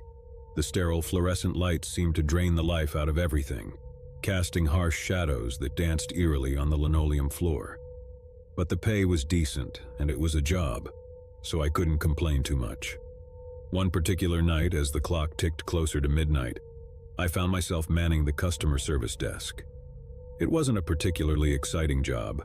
I spent most of my time handling returns and dealing with the occasional irate customer. But that night was different, as I would soon discover. I had just finished processing a return when I saw him. He stood at the entrance, lingering in the faint-lit vestibule. His silhouette was framed by the automatic sliding doors, and something about him immediately sent a shiver down my spine. The man was tall and gaunt, his features obscured by the hood of his tattered coat. He wore dark, worn-out jeans that seemed to sag under their own weight, and his shoes were scuffed and filthy. But what really caught my attention were his eyes, or rather the lack of them. His face was hidden in the shadows, and I couldn't make out any facial features, just two dark voids where his eyes should have been.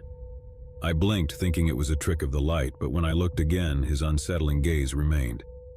It was as though he had no eyes at all, just empty sockets staring into the store. I felt a freezing sensation, and I couldn't tear my gaze away from him. As the automatic doors slid shut behind him, he stepped into the store, his footsteps almost inaudible on the polished floor. I watched in a mix of curiosity and unease as he moved deeper into the store, his hooded head bowed slightly as if in contemplation. I quickly glanced around the store to see if any of my coworkers had noticed the strange man, but they were all busy with their tasks, oblivious to his presence. Part of me wanted to alert someone, call security, or at least keep an eye on him, but another part of me hesitated, unsure of what to make of the situation. After all, he was just a customer, albeit a peculiar one. I decided to keep an eye on him from the customer service desk, rationalizing that it was my job to monitor the store. As I watched, he wandered aimlessly through the aisles, occasionally picking up an item, only to put it back haphazardly. His movements were jerky, almost mechanical, and there was an unsettling air of purposelessness about him. Time seemed to stretch as I observed him, and I couldn't shake the feeling that something was profoundly wrong. It was as though he didn't belong here, as if he were a glitch in the system, an anomaly in the orderly world of Walmart. As the minutes turned into hours, the store grew quieter, and the few remaining customers hurried through their shopping, eager to leave. The man, however, remained, seemingly unfazed by the late hour. It was almost as if he were waiting for something or someone. I watched him for what felt like an eternity, my unease growing with each passing moment. Then, to my surprise, he abruptly stopped in front of the customer service desk, his empty gaze fixed on me. My heart pounded in my chest as I met his eyeless stare and a cold sweat formed on my brow. "Can I help you with something?" I asked, my voice quivering slightly. He didn't respond. Instead, he extended a bony hand, the fingers unnaturally long and thin, and placed a crumpled piece of paper on the counter. I cautiously picked it up and unfolded it, my eyes widening in shock as I read the scrawled message. "They're coming for you." My heart raced and I looked up at the man, my mind racing with fear and confusion. "Who's coming for me?" I demanded, my voice trembling. The man remained silent, his hooded head still bowed. I felt a growing sense of dread, as though I had stumbled into a nightmare from which there was no escape. I decided to call for help. I picked up the store phone and dialed the security extension, but there was no answer, just static on the line. Panic welled up inside me as I realized I was on my own, with this mysterious man who seemed to defy reason. I glanced around, hoping to catch the attention of one of my coworkers, but they were all preoccupied with their tasks, oblivious to the tension that had gripped the store. It was as if I were trapped in a parallel reality, isolated with this enigmatic stranger. I turned my attention back to the man who had now stepped closer to the desk, his hood concealing his face even more. "Who are you?" I asked, my voice quivering. He finally spoke, his voice low and raspy, sending a shiver down my spine. "I am a harbinger of the inevitable," he said cryptically. I didn't know what to make of his words, but they filled me with a sense of foreboding. "What do you want from me?" I asked, my voice barely above a whisper. He reached into the pocket of his coat and pulled out a small, worn-out photograph. He slid it across the counter toward me, and my hands trembled as I picked it up. The photograph was old and faded, depicting a group of people standing in front of a dilapidated house. It looked like it had been taken decades ago. Among the people in the photo, one figure stood out, the man himself, his face whole, his eyes filled with life. I looked up at him, my confusion deepening. "Is this you?" He nodded slowly. It was once. I couldn't make sense of it. The man in the photograph bore no resemblance to the eyeless, hooded figure before me. "What happened to you?" I asked, my curiosity overcoming my fear. He didn't answer directly, instead choosing to speak in riddles. "I have seen the depths of the abyss, tasted the darkness that lies beyond the veil of reality. I have glimpsed the true nature of existence, and it has taken everything from me." I didn't know what to say.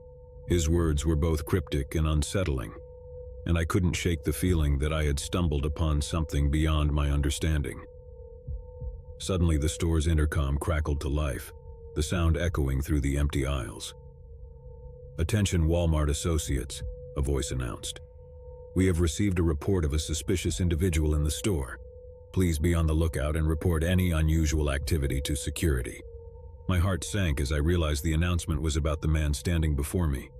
I had to act quickly. I grabbed the phone and dialed the security extension again, hoping someone would pick up this time. To my relief, a voice answered on the other end. "Security, what's your emergency?" I quickly explained the situation, the strange man, the cryptic message, and the unsettling photograph. The security officer assured me they would dispatch someone immediately. As I hung up the phone, I turned to the man who had remained strangely calm throughout the ordeal. "Security is on their way," I said, my voice trembling. "You need to stay here until they arrive." He nodded, seemingly unfazed by the impending arrival of security. "I will wait," he said softly. Minutes felt like hours as I stood behind the customer service desk, the man standing before me, his hooded head bowed in contemplation. The store remained eerily quiet, the harsh fluorescent lights casting long shadows that seemed to dance in rhythm with my racing heart. Finally, the sound of approaching footsteps broke the silence. 2 security officers, clad in blue uniforms, entered the store, their flashlights cutting through the darkness. I rushed to meet them, explaining the situation and pointing to the mysterious man. The security officers approached the man cautiously, their flashlights illuminating his hooded face. They exchanged wary glances as they questioned him, but he remained cryptic and evasive, offering no concrete answers. As the officers handcuffed him and led him away, I couldn't help but feel a sense of relief. The ordeal was over, and I could finally breathe easy. But even as I watched him being escorted out of the store, I couldn't shake the feeling that there was more to the story, that the man's enigmatic words held a deeper meaning. Days turned into weeks, and the memory of that unsettling night at Walmart began to fade. Life returned to its usual routine, and I tried to put the bizarre encounter behind me. Then one evening, as I was leaving work, I found a small envelope waiting for me at the customer service desk. It was addressed to me in handwriting I didn't recognize. I cautiously opened it and found a single piece of paper inside, along with another faded photograph. The photograph depicted the same group of people standing in front of the dilapidated house. But there was something different about it. The man who had been eyeless in the previous photograph now had eyes, dark and piercing, staring into the camera with an intensity that sent a shiver down my spine. On the back of the photograph, a message was scrawled in the same handwriting as the envelope. "The abyss is patient. It waits for those who seek to understand its secrets. Beware the truths you seek, for they may consume you." I couldn't make sense of it. Who had sent me this message, and what did it mean?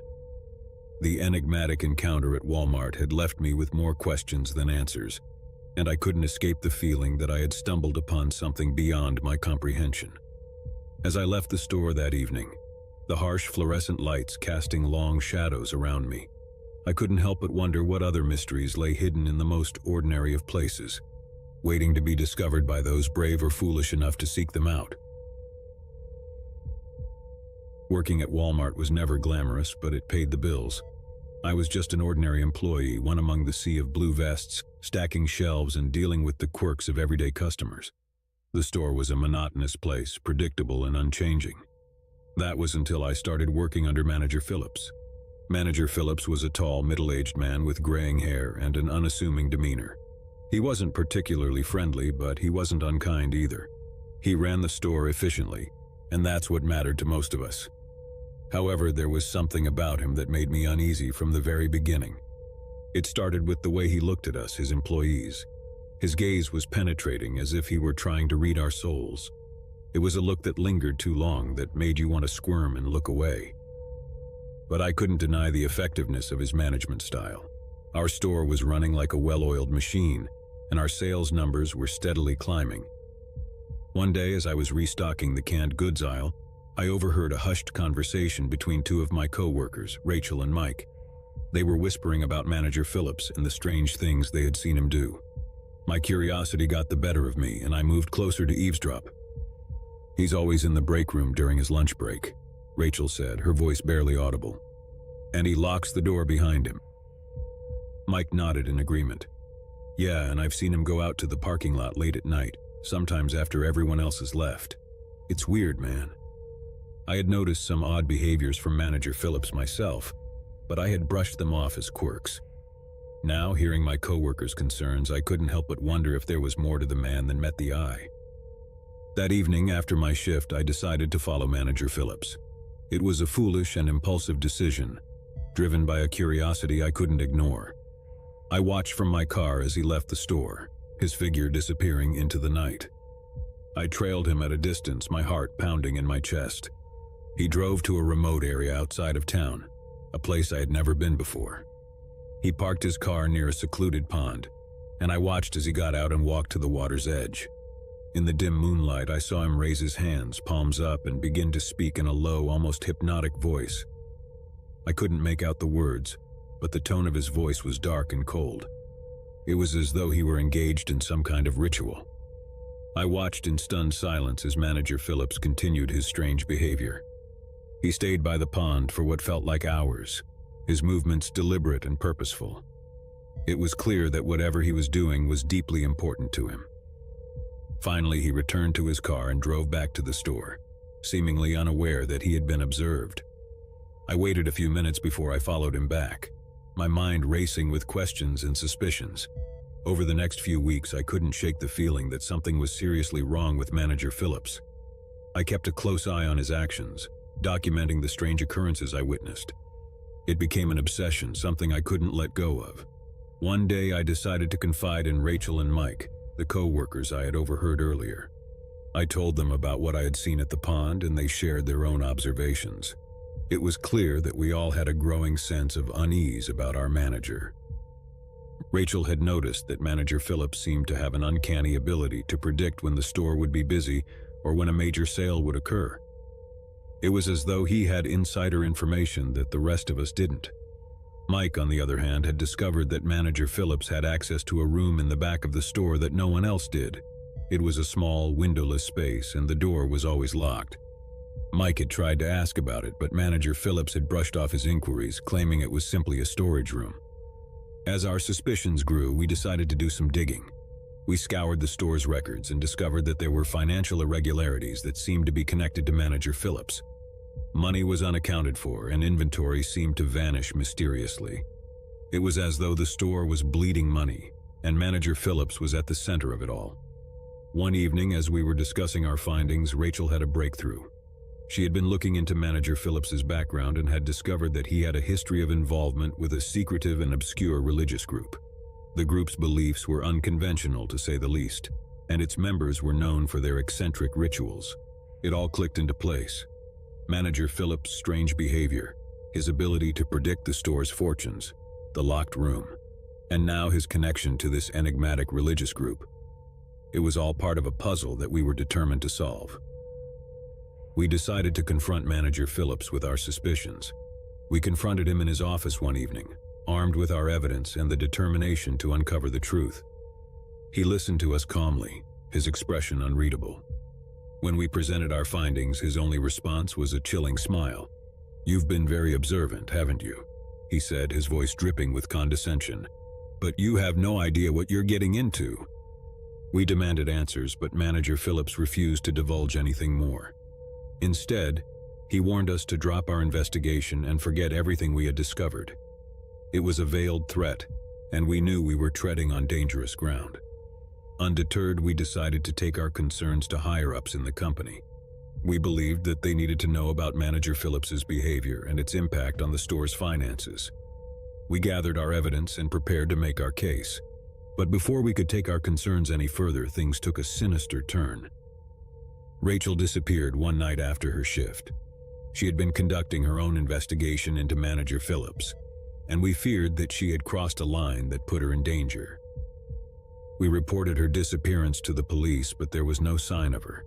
It was as though she had vanished without a trace, leaving us with a growing sense of dread and helplessness. Mike and I were now the only ones left to unravel the mystery of Manager Phillips. We knew that we were risking our own safety, but we couldn't turn back. We had to uncover the truth, not only for Rachel's sake, but for our own as well. We continued to gather evidence, documenting every irregularity and suspicious behavior we could find. The financial discrepancies grew more alarming, and it became clear that Manager Phillips was siphoning money from the store for reasons known only to him. One night, as I was going through some old records in the break room, I discovered something creeped me out. I found a photo of Manager Phillips with a group of people, all dressed in robes, standing in front of a dark, imposing building. It was the same building I had seen in my dreams, the one that haunted me with its foreboding presence. The photo was old, faded, but there was no mistaking Manager Phillips's face among the group. It was as though he had a connection to that sinister place. I showed the photo to Mike, and he recognized the building as well. It was located on the outskirts of town, and it had always been associated with rumors of strange rituals and secretive gatherings. With this new piece of evidence, we decided to investigate the building ourselves. We couldn't ignore the possibility that it held the key to uncovering Manager Phillips's dark secret.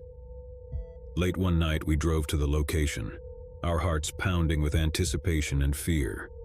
The building loomed before us, a dark and imposing structure that seemed to radiate malevolence. We knew we were walking into the unknown, and we were prepared for whatever we might find. As we entered the building, the air grew cold and the silence was oppressive. We made our way through a cloudy lit hallway, our flashlights cutting through the darkness. The building was filled with strange symbols and markings, and the walls seemed to pulse with an otherworldly energy. Finally, we reached a large, cavernous chamber, and what we saw inside made our blood run cold. Manager Phillips stood at the center of the room, surrounded by a group of robed figures. They were engaged in a ritual, their voices raised in a chant.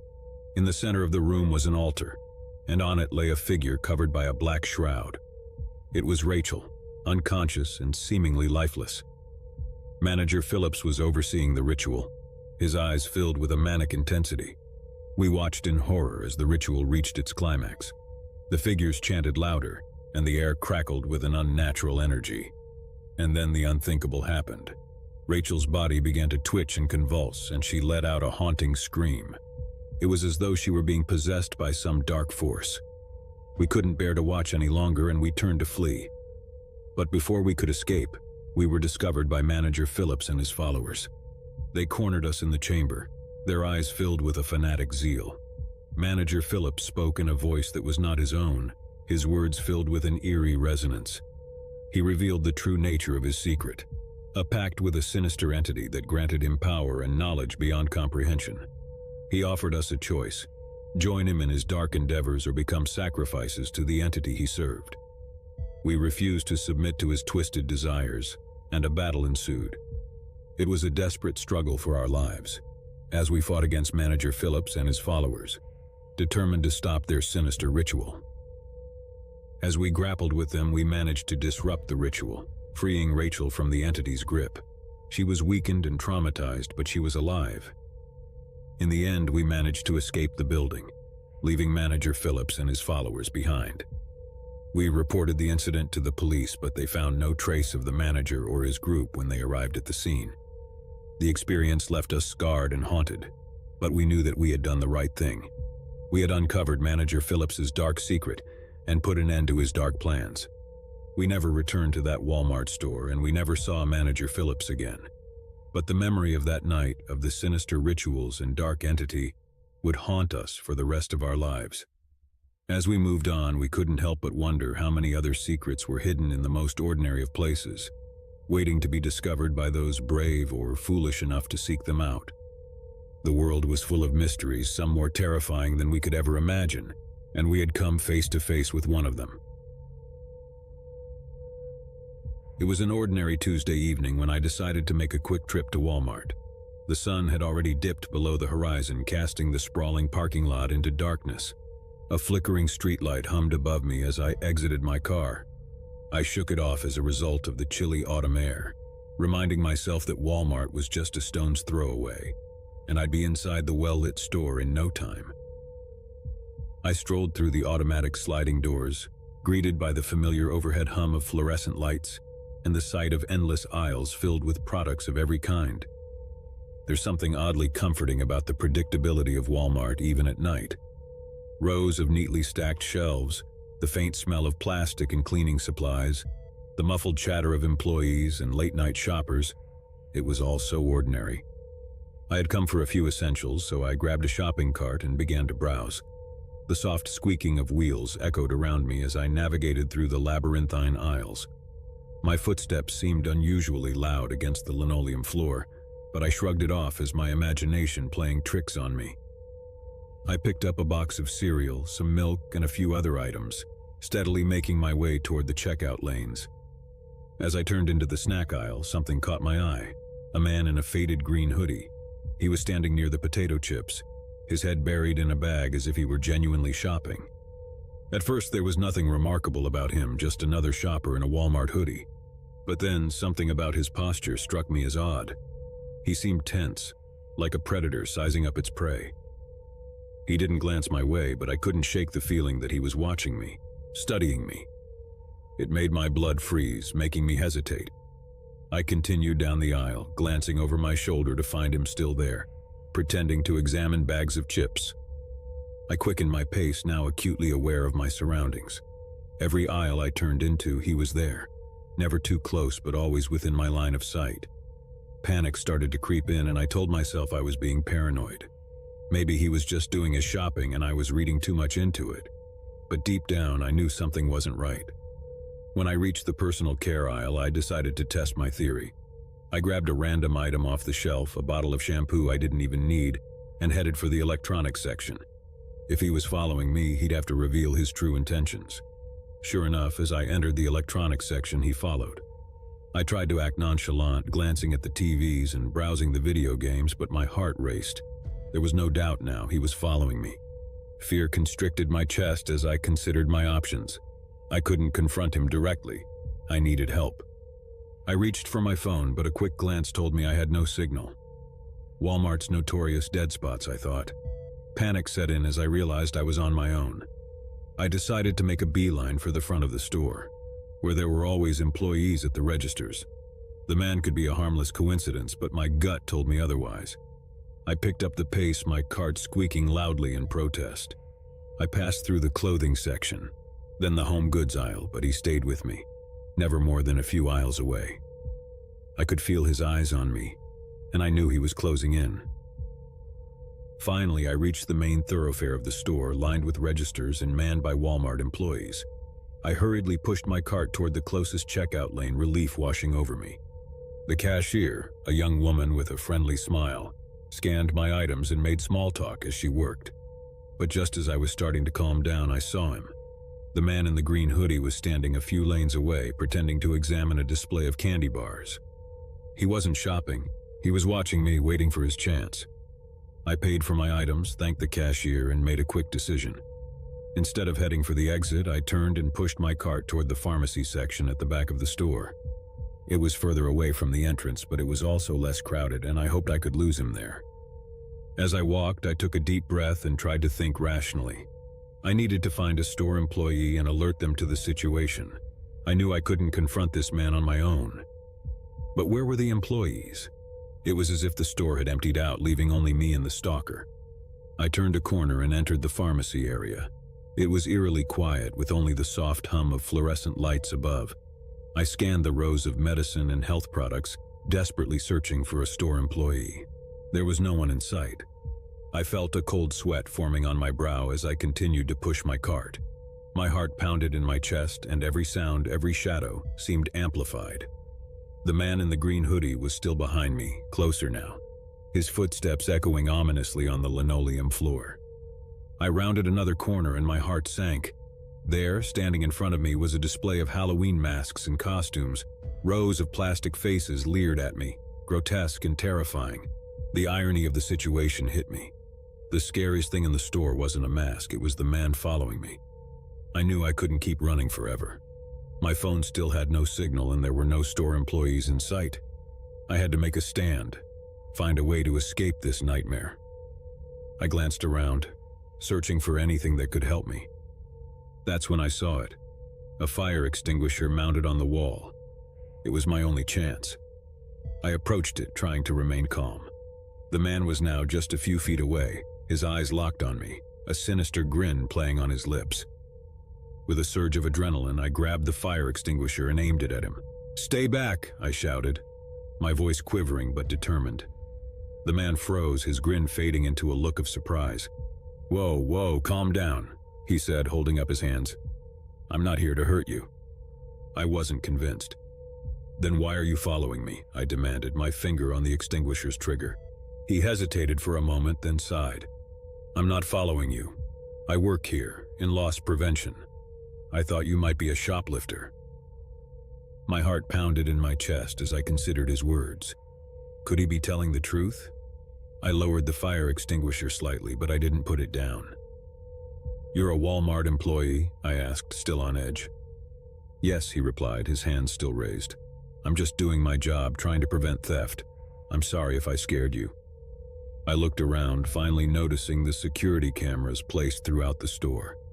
It made sense. He was an employee trying to protect the store's assets. I felt a wave of embarrassment wash over me as I realized my mistake. I thought you were stalking me," I admitted, feeling foolish. He nodded sympathetically. "I can see how it might have looked that way. I should have introduced myself and explained, but I didn't want to blow my cover." Relief flooded through me as I lowered the fire extinguisher completely and handed it back to him. "I'm sorry for overreacting," I said, my voice shaky. "It's just that, well, it's been a really strange night." He offered a friendly smile. "No worries. I'm Chris, by the way. I promise I won't be following you anymore." We both chuckled nervously, and I finally started to relax. Chris walked me to the front of the store where other employees were now visible at the registers. He explained the situation to a manager who assured me they would review the security footage to confirm everything was okay. As I left the store, I couldn't help but laugh at the absurdity of it all. What had started as a routine trip to Walmart had turned into a terrifying ordeal, all because of a misunderstanding. I realized that sometimes fear can distort our perceptions and lead us to make rash decisions. From that night on, I never looked at Walmart the same way. It was no longer just a place to shop. It was a reminder that even the most ordinary settings can become the backdrop for a terrifying encounter. And as I drove away, I couldn't shake the feeling that the man in the green hoodie had given me a glimpse into the darker side of the ordinary world. A world where shadows lurked in every aisle, and fear could turn even the most mundane moments into a nightmare.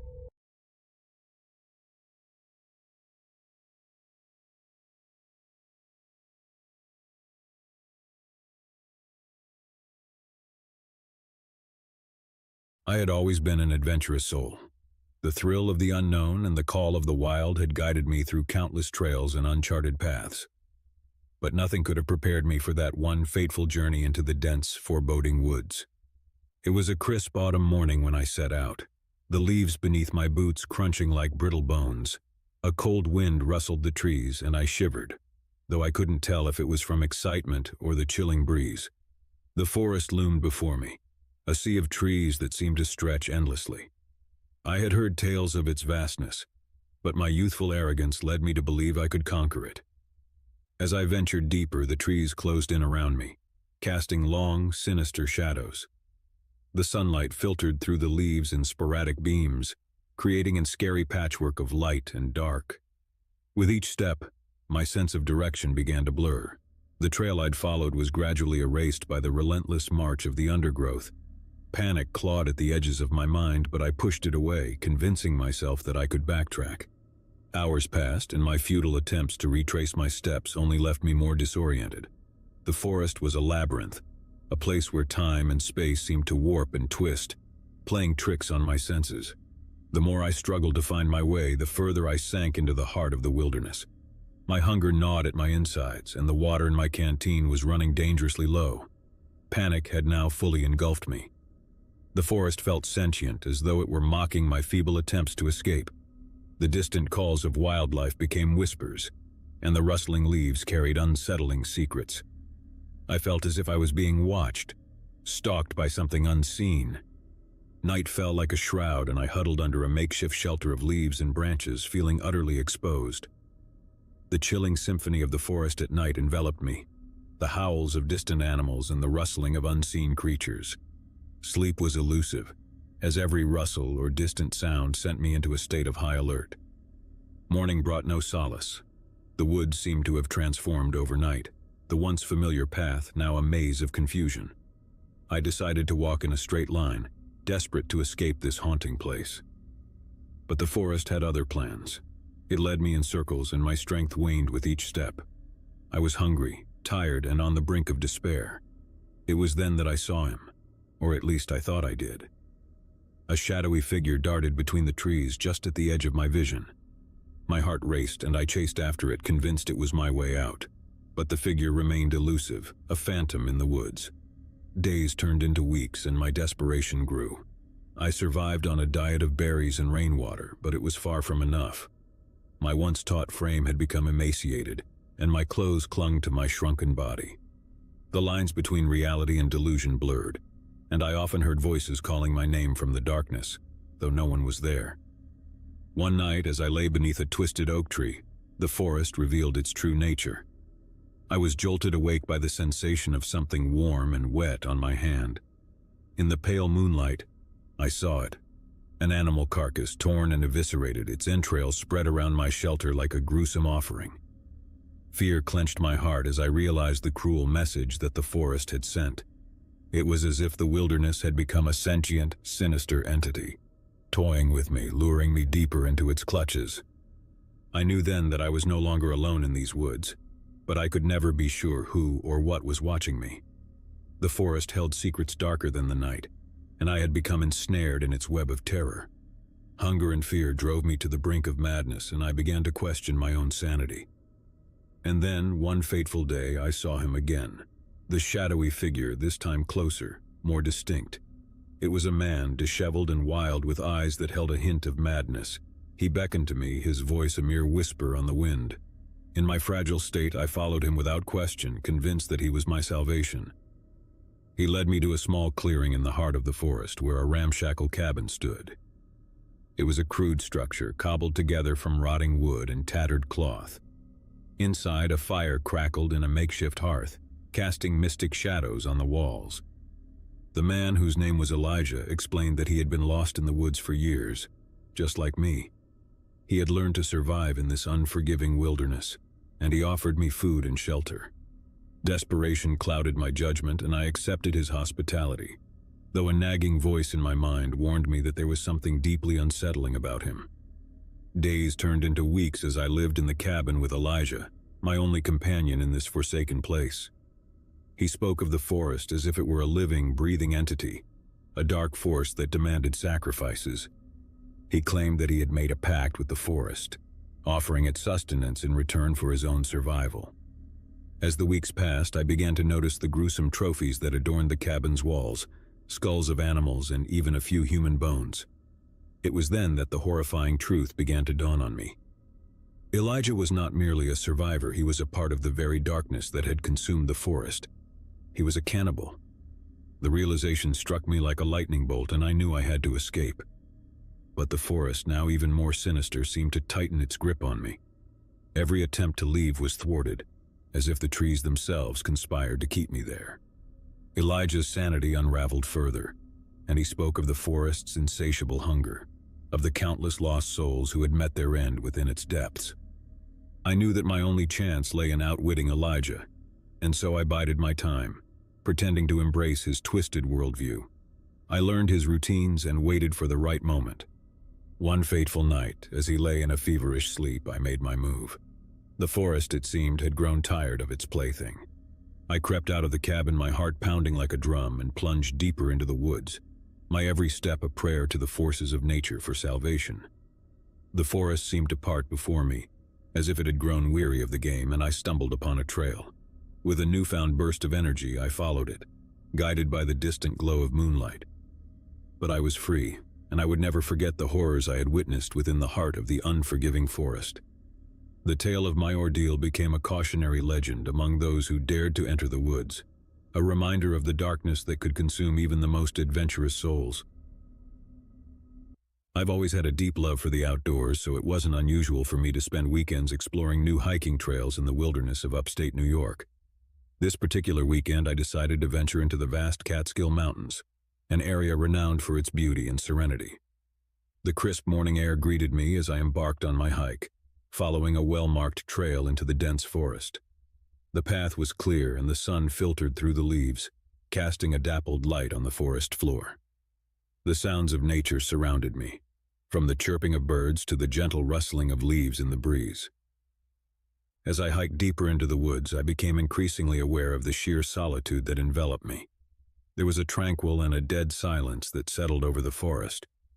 Although I was alone, I couldn't help but feel as if unseen eyes were watching my every step. The feeling was unnerving, but I shrugged it off as a product of the profound quiet. Hours passed as I ventured further into the forest. The trail had become narrower and the dense underbrush encroached on both sides. I felt a sense of vulnerability, a realization that I was in a remote area where help was far from reach. My goal for the day had been to reach a pristine mountain lake I had read about, nestled deep within the Catskills. It was rumored to be a hidden gem, a place of breathtaking beauty. But as the day wore on, I began to worry that I had veered off the path. I took out my map and compass to assess my location, but to my shock, I couldn't find them. Panic surged through me as I realized that I must have left them behind at my last rest stop. I cursed my carelessness, but told myself that I could rely on my intuition and make my way back. I turned to retrace my steps, but to my surprise, the trail I had been following seemed to have disappeared. The once clear path had become an overgrown tangle of branches and underbrush. I fought back the rising fear and decided to push forward, confident that I could eventually find my way back to the main trail. The hours passed and my sense of unease deepened as I continued to walk deeper into the woods. The forest around me had grown unfamiliar, and I couldn't shake the feeling that I was lost. The towering trees seemed to loom over me, their branches blocking out the sunlight. The stillness of the woods was broken only by the occasional call of a distant bird. As the day turned into evening, I made the difficult decision to set up camp. I gathered wood for a fire and constructed a makeshift shelter using branches and leaves. The night was quiet and dark, save for the soft rustling of leaves in the wind. The following morning, I was determined to find my way back to civilization. I scoured the area for any signs of the trail, but it was as if the path had vanished entirely. I couldn't understand how I had managed to get so disoriented in what should have been a straightforward hike. I continued to walk, driven by a growing sense of desperation. The forest felt like a labyrinth, with no clear direction or landmarks to guide me.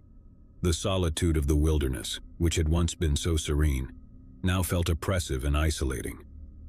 Each step I took seemed to lead me further into the depths of the forest, away from the familiar world I had known. The shadows of the trees cast long shapes on the ground, and the silence was punctuated only by the sounds of my own footsteps.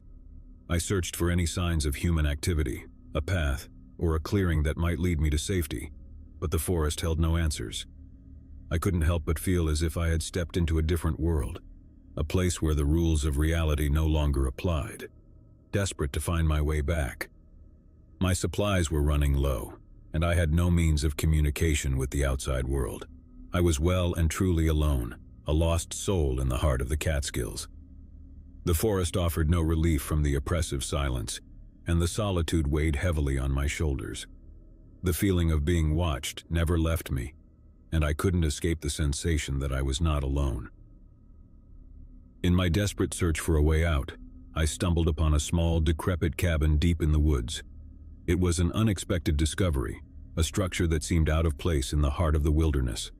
I approached cautiously, the cabin's weathered walls casting long, creepy shadows in the fading light. Inside, I found the remnants of a life long gone. Old furniture, rusted cookware, and faded photographs covered the cabin's interior. It was as if time had stood still, frozen in a moment from the past. I couldn't help but wonder who had lived in the cabin and what had become of them. The place seemed abandoned, but there was an unsettling feeling of being watched, as if the walls themselves held secrets. I spent the night in the cabin, sheltered from the elements. The hours passed slowly, the darkness outside growing more oppressive. I couldn't escape the feeling that the forest was closing in around me, that I was a mere intruder in a place that did not belong to me. The following morning, I continued my journey through the woods, determined to find a way out. But the forest seemed intent on keeping its secrets. I came across strange symbols carved into the trees, intricate patterns that seemed to form a trail of their own. I followed them, hoping they would lead me to safety, but they only seemed to take me deeper into the wilderness. The sense of isolation and despair deepened with each passing day. I couldn't shake the feeling that I was being drawn deeper into the heart of the forest, as if it had a scary will of its own. I fought to keep my hope alive, clinging to the belief that I would one day find my way back to civilization. The forest had become my prison, a place of fear and uncertainty, and I was a lost soul in a realm of shadows and enigma. In the end, I couldn't escape the feeling that I had ventured into a world where time had no meaning, a place where the boundaries between the known and the unknown had blurred and merged. The forest had become a place of isolation and fear, and I was forever lost in its depths. My ordeal in the wilderness had been a descent into the unknown, a journey into a realm of solitude and desperation. The forest had revealed its enigmatic and unforgiving nature, and I had emerged from the experience forever changed. I had returned from the depths of the wilderness, but the memories of my time lost in the woods would continue to haunt me, a reminder of the beauty and the dangers that exist in the natural world. I've always been a nature enthusiast, and hiking has been a passion of mine for as long as I can remember. It was a sunny Saturday morning when I decided to embark on a solo hiking adventure in a remote and less traveled part of the Rocky Mountains. The idea was to find tranquility, to escape the bustling city life and reconnect with nature. The trail I chose led into an uncharted territory, a region that had been rarely explored by hikers. It was an area rich in dense forests, rolling hills, and breathtaking vistas. The promise of solitude and a genuine wilderness experience excited me. The day began with optimism and a sense of adventure. The early morning sun cast long shadows through the trees as I hiked deeper into the woods. The trail was marked, but it became increasingly overgrown and less maintained as I progressed. It was clear that few had ventured this far, but that only added to the appeal. The songs of birds and the rustling of leaves underfoot accompanied me. As the day wore on, I paused by a tranquil creek to refill my water bottle. The sun dappled the water's surface, and I could see small fish darting in the clear stream. I was in awe of the untouched beauty of the place. My goal was to reach a high ridge from which I'd have a panoramic view of the surrounding wilderness. I knew I would need to make camp up there for the night. With each step, I felt more disconnected from the outside world and more attuned to the wilderness that enveloped me. As the sun began to set, I found the perfect spot on the ridge to set up my campsite. I pitched my tent near the edge where I'd have a clear view of the sunrise. I sat by the fire, cooking a simple meal, and watching the stars twinkle above. But as night fell, the forest around me came alive with strange sounds. Owls hooted in the distance and the leaves rustled in the breeze. It was the kind of experience I had yearned for, and I was fully in my element. However, it was during the night that my journey took an unsettling turn. I awoke to a cold, chilling howl that echoed through the trees.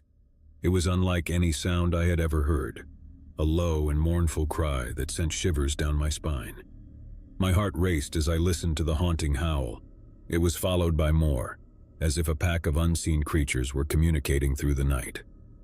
Fear gripped me, and I realized that I was not alone in the wilderness.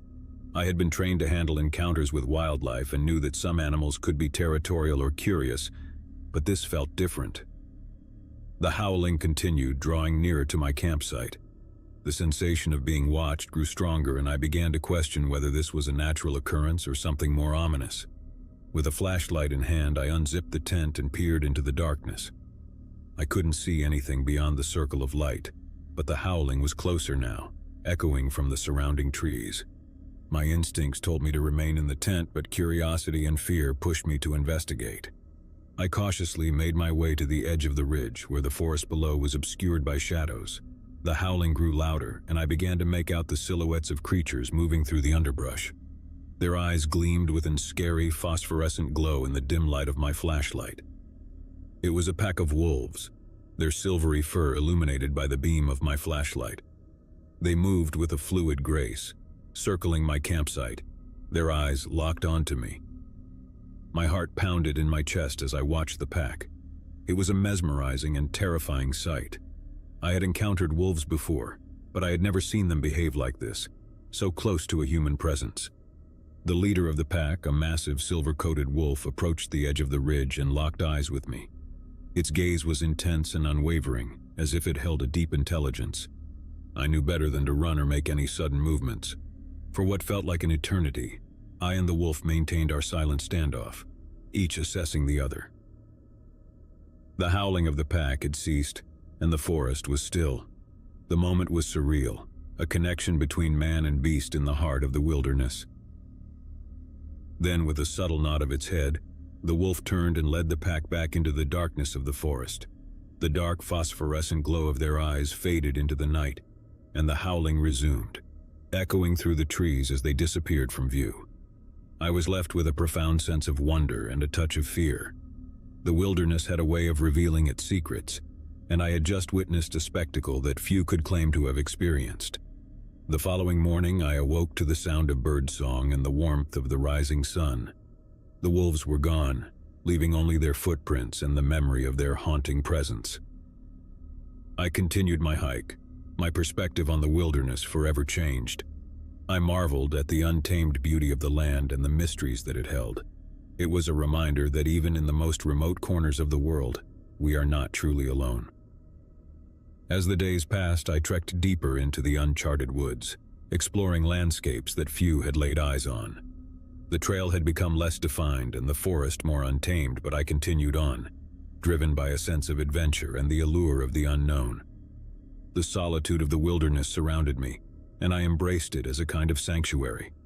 I couldn't help but feel that the forest had revealed a side of itself to me, a realm that few would ever have the privilege to witness. But as time passed, I began to realize that I was venturing deeper into uncharted territory, away from the well-trodden paths of civilization.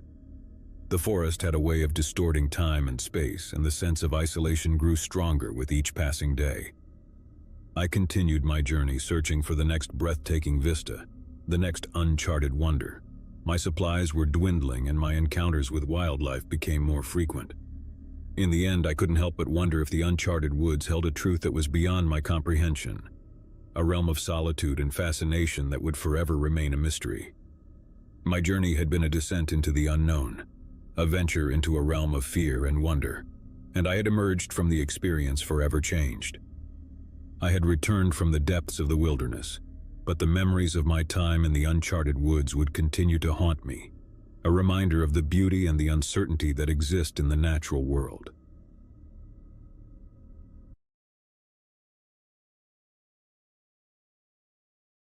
As I sit here alone in this forgotten room, the memories of that fateful summer flood back, like a relentless tide of darkness.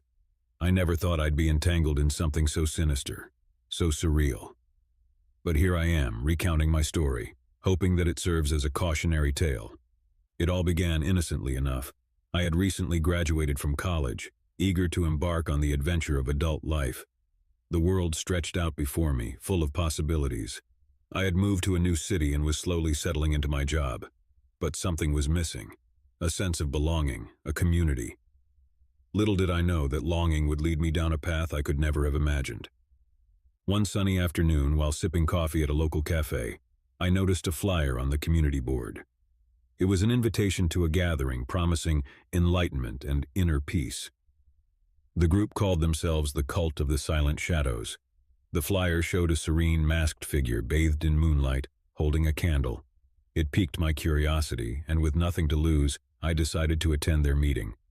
The address led me to an unassuming building on the outskirts of town.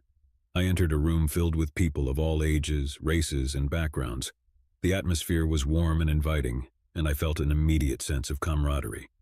It seemed like the community I had been searching for. Their leader, a charismatic man named Gabriel, took the stage.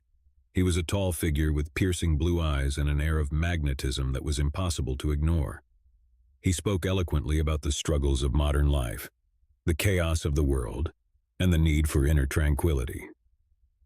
"We are the Silent Shadows," he proclaimed, "and we offer you a path to serenity, away from the noise and distractions of the outside world."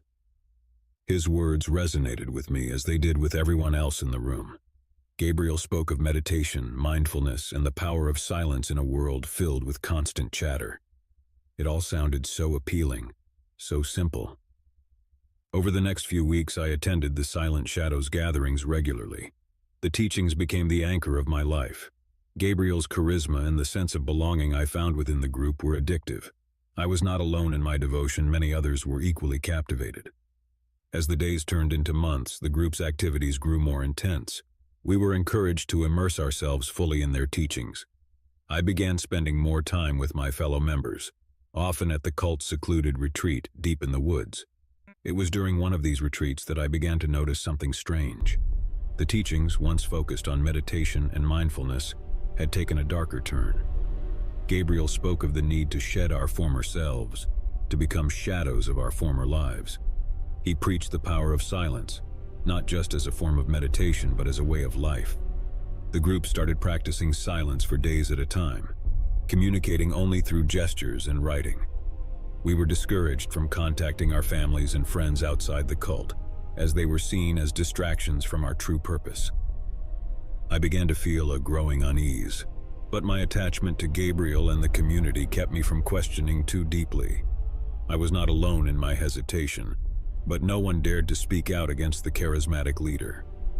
One evening, as the sun set behind the trees, Gabriel gathered us around a roaring bonfire. The atmosphere was charged with anticipation. Gabriel announced that to become true Silent Shadows, we must undergo a ritual of purification. The ritual involved fasting for 3 days, spending all our waking hours in complete silence and meditating by the fire. It was meant to cleanse our minds and souls, to make us more receptive to the cult's teachings. I felt a knot of dread in my stomach, but couldn't bring myself to refuse. As the days of fasting passed, I became increasingly weak. My body ached, and my mind felt like a stormy sea. The silence, once soothing, now pressed down on me like a heavy weight. It was as if we were all sinking into a darkness, a collective silence that threatened to swallow us whole. On the third night of the ritual, something changed. As we meditated around the fire, the flames seemed to dance with an eerie, unnatural intensity. Gabriel stood at the center, his eyes closed in deep concentration. Then, with a sudden and unsettling calmness, he began to chant in a language I didn't recognize. The chant grew louder and more fervent, and the flames leaped higher, casting bizarre, flickering shadows on the faces of the cult members. I watched in growing horror as the atmosphere shifted from one of serenity to something altogether different. It was at that moment that I realized the true nature of the silent shadows. We were not a community seeking enlightenment and inner peace. We were pawns in Gabriel's grand delusion. He had manipulated us into a cult of silence, using our vulnerability and desire for belonging against us. I knew I had to escape. With trembling hands, I rose from my meditation spot and slowly backed away from the fire. The cult members were so engrossed in the ritual that they didn't notice my departure. I slipped into the darkness of the woods, my heart pounding like a drum. As I made my way back to civilization, I couldn't help but wonder about the fate of my fellow cult members. Had they truly become the silent shadows Gabriel had envisioned? Or had they fallen victim to a madness born of silence and isolation? I reported the cult to the authorities, but by the time they arrived at the retreat, it was empty. Gabriel and his followers had vanished, leaving behind only the lingering echoes of their chilling silence. In the years that followed, I rebuilt my life, forever haunted by the memory of the silent shadows. I learned the hard way that the quest for belonging and purpose can sometimes lead us down the darkest of paths, and I vowed to never let the shadows of silence consume me again.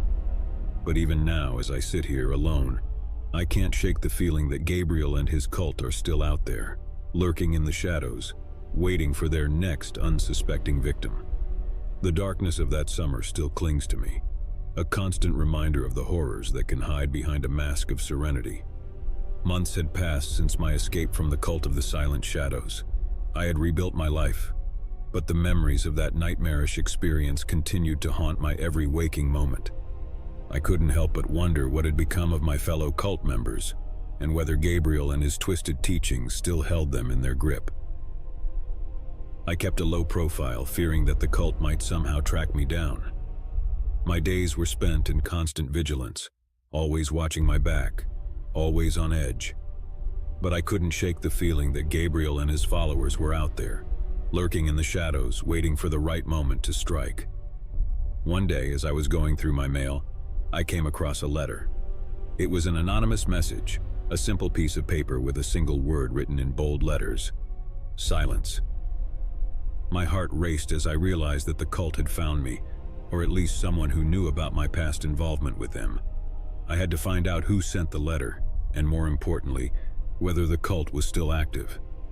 I began to dig deeper, retracing my steps and reaching out to former cult members who had managed to break free like me. It wasn't easy. Many were still too frightened to talk, but gradually I pieced together a picture of what had transpired after my escape. It seemed that in the wake of my departure, the cult had become even more secretive and reclusive. They had changed their meeting locations frequently, always staying one step ahead of anyone who might be looking for them. Gabriel's hold on his followers had grown stronger, and his teachings had taken a more extreme turn. Rumors circulated that the cult had become involved in criminal activities, using their collective silence as a cover for illegal operations. But these were only whispers, and concrete information was hard to come by. Determined to expose the cult and bring an end to their reign of silence, I reached out to a journalist friend who had a reputation for investigating secretive organizations. With the evidence I had gathered, we began to dig deeper into the activities of the cult of the silent shadows. Our investigation led us down a twisted and treacherous path. We followed leads, interviewed former cult members, and even managed to infiltrate some of their gatherings undercover. What we discovered was chilling. The cult had evolved into a tightly knit, secretive society with Gabriel as its unquestioned leader. His charisma and manipulative tactics had only grown more potent over time.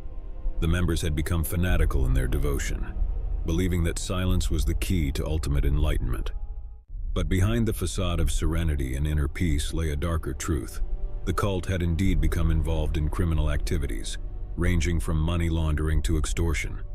Their network stretched far and wide, with members in positions of power and influence across various industries. As we delved deeper into our investigation, we realized that exposing the cult would not be easy. They had eyes and ears everywhere, and anyone who tried to speak out against them faced threats, intimidation, and even violence. But we were determined to unmask the shadows and bring an end to their reign of terror. We compiled our findings, collected evidence, and prepared to blow the lid off the cult of the Silent Shadows. Our investigative report was set to be published in a major newspaper, promising to expose the cult's criminal activities and the dangers they posed to society. But as the publication date drew nearer, I couldn't shake the feeling that we were walking into a trap. My fears were realized on the night before the report was scheduled to be released. I received another anonymous message, this time more ominous than the first. It was a simple warning: silence is golden. I immediately contacted my journalist friend, and we decided to go public with the threats we had received. We believed that the cult would think twice about taking any drastic action if their actions were brought to light.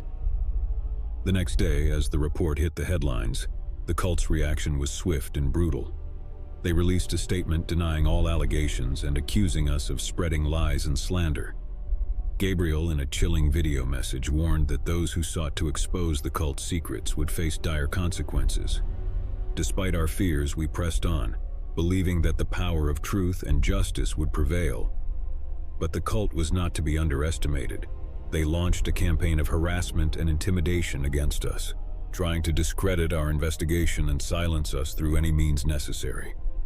As the pressure mounted, my journalist friend and I received a tip that Gabriel and his inner circle would be holding a secret gathering in an isolated location. It was an opportunity we couldn't pass up. We contacted law enforcement and provided them with the information we had gathered. On the night of the raid, we accompanied the police to the remote location where the cult's gathering was taking place. The tension was palpable as we approached the compound. We knew that this would be the moment of reckoning, the final showdown with the cult of the Silent Shadows. As we stormed the compound, a fierce battle ensued. Gabriel and his followers, armed with unwavering devotion and a willingness to protect their secrets at all costs, put up a formidable resistance. But the combined efforts of law enforcement and the evidence we had gathered proved to be their undoing. Gabriel was arrested, and his mask of charisma finally shattered. The cult members were taken into custody, their reign of silence broken. The truth about their criminal activities was exposed for the world to see. In the aftermath of the raid, I couldn't help but reflect on the journey that had led me from a naive seeker of belonging to an unwitting victim of a dangerous cult, and finally to a crusader for justice. The cult of the Silent Shadows had been dismantled, its darkness brought into the light. But the scars it had left on my psyche and the lives of its former members would never fully heal. I had learned the hard way that the search for meaning and community could sometimes lead to places of unimaginable darkness. The experience left me with a profound sense of caution and a determination to be vigilant against the allure of charismatic leaders and their promises of enlightenment. As I looked back on the long and harrowing journey, I couldn't help but wonder if the shadows of the cult would ever truly fade away, or if they would continue to haunt me, like a lingering echo of silence in the darkest corners of my mind. My name is Sarah, and I grew up in a quiet suburban neighborhood with my loving parents, David and Linda, and my younger brother, Michael. We were an ordinary family, leading an ordinary life. Our days were filled with school, work, and the occasional family outing. But that all changed one fateful day. It was a crisp autumn afternoon when we first encountered the cult. David had taken us to the local farmers market, a place we often visited on weekends. As we strolled among the stalls, sampling fresh produce and enjoying the vibrant atmosphere, a woman approached us. She was dressed in simple robes, her demeanor calm and serene. "Hello," she said with a warm smile. "I couldn't help but notice your family. You seem like kindred spirits." We exchanged pleasantries, and the woman introduced herself as Emily. She spoke of a community called the Tranquil Souls, a group of like-minded individuals seeking inner peace and enlightenment. Emily's words were captivating, and we found ourselves drawn to her presence. Over the following weeks, Emily became a frequent visitor to our home. She brought with her the teachings of the Tranquil Souls, a philosophy centered around mindfulness, meditation, and a simpler way of life. She spoke of finding tranquility in a chaotic world, and her words resonated deeply with my family. One evening, as we sat around the dinner table, Emily proposed that we attend one of the Tranquil Souls gatherings. "It's an opportunity to experience our community firsthand," she said, "to see if it aligns with your desires for inner peace." We were hesitant at first, but the allure of tranquility and the sense of belonging that Emily offered were too enticing to resist. With her guidance, we made the decision to visit the Tranquil Souls. Our first gathering with the Tranquil Souls was held in an idyllic rural setting. A small group of people dressed in robes similar to Emily's welcomed us with open arms. They exuded an air of serenity that was both captivating and unnerving. The teachings of the Tranquil Souls revolved around meditation, minimalism, and the renunciation of worldly possessions.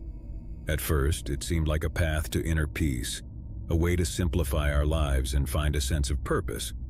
But as time went on, the teachings became increasingly extreme. We were encouraged to sever ties with our old lives and to embrace a life of austerity. The cult members spoke in hushed tones about the need to transcend the material world and reach a higher state of consciousness. My family and I became increasingly isolated from our friends and extended family as the Tranquil Souls became the center of our lives. Emily, once a mere acquaintance, had become our de facto leader. Her charisma and unwavering devotion to the cult were impossible to resist. As the cult's grip on our family tightened, I began to notice disturbing changes in my parents and brother. They had become increasingly distant, their eyes vacant and hollow. The cult's teachings had taken a darker turn, emphasizing the need for complete submission and the rejection of individuality. I tried to reason with my family, to convince them that we were headed down a dangerous path, but my words fell on deaf ears. They saw me as an outsider, a threat to their newfound sense of purpose. One evening, I overheard a chilling conversation between my parents and Emily. They spoke of a final ceremony that would allow them to transcend the material world and achieve true enlightenment. The details were shrouded in secrecy, but the sense of foreboding in the air was palpable. Terrified for my family's safety, I reached out to a childhood friend, Rebecca, who had been concerned about our sudden withdrawal from society. I confided in her about the Tranquil Souls and their increasingly sinister teachings. Rebecca, now a journalist, took it upon herself to investigate the cult. She uncovered a trail of disappearances, financial irregularities, and allegations of mind control associated with the Tranquil Souls. It became clear that the cult was not what it appeared to be. Together, we devised a plan to rescue my family from the clutches of the Tranquil Souls. We contacted law enforcement, providing them with the evidence Rebecca had gathered. It was a race against time to stop the impending final ceremony. As the authorities prepared to raid the cult's compound, Rebecca and I infiltrated the Tranquil Souls in disguise. We attended one of their gatherings, where the atmosphere was tense with anticipation. The cult members, dressed in their robes, gathered around a massive bonfire. Emily stood at the center, her eyes closed in deep concentration. The cult's teachings had culminated in this moment, and I feared what would happen next. As the authorities closed in on the compound, Rebecca and I sprang into action. We distracted the cult members, urging them to reconsider their choices, while law enforcement moved in to apprehend Emily and the cult leaders. A tense standoff ensued, but ultimately the cult members, my family included, were freed from the clutches of the Tranquil Souls. Emily and the cult leaders were arrested, their twisted beliefs exposed for all to see. In the aftermath of the rescue operation, my family and I faced a long and difficult journey of recovery. The hold of the Tranquil Souls had left deep scars, both physical and psychological. But with the support of therapy and the love of our extended family and friends, we began the process of healing. Rebecca's investigative reporting on the cult led to a nationwide expose, shedding light on the dangers of cults and the tactics they use to manipulate and control their members. The Tranquil Souls were disbanded and their leaders faced justice for their crimes. As I look back on that harrowing chapter of our lives, I can't help but reflect on the thin line between seeking inner peace and falling prey to the allure of a charismatic leader and a dangerous ideology. My family and I emerged from the darkness stronger and wiser, with a newfound appreciation for the importance of critical thinking and the bonds of love that hold a family together. The tranquil souls may have left their mark on us, but we refused to let their darkness define us. We were survivors, and we were determined to live our lives with newfound strength, resilience, and a commitment to never let the shadows of a cult engulf us again. My name is Mark, and I've always considered myself a rational and level-headed individual. I was in a loving relationship with my girlfriend, Emily, who shared my passion for adventure and self-improvement. We enjoyed exploring new places, seeking out unique experiences, and pushing the boundaries of our comfort zones. Life was a grand adventure with Emily by my side. One sunny afternoon, as Emily and I were sipping coffee at our favorite local cafe, she excitedly showed me a beautifully designed invitation. It was embossed with intricate symbols and read, "The Benevolent Cult of the Hidden Truth." Emily explained that she had stumbled upon this group online and had been following their teachings for a while. She believed that they held the key to enlightenment and personal growth. The idea of joining a group called a cult made me uneasy, but Emily insisted that it was different. She claimed that they were focused on self-improvement, kindness, and uncovering hidden truths about oneself and the world. With her enthusiasm and persuasive arguments, I reluctantly agreed to attend their introductory meeting. The introductory meeting took place in a cozy yet elegant room in an inconspicuous building. We were greeted by friendly and seemingly ordinary individuals who welcomed us warmly.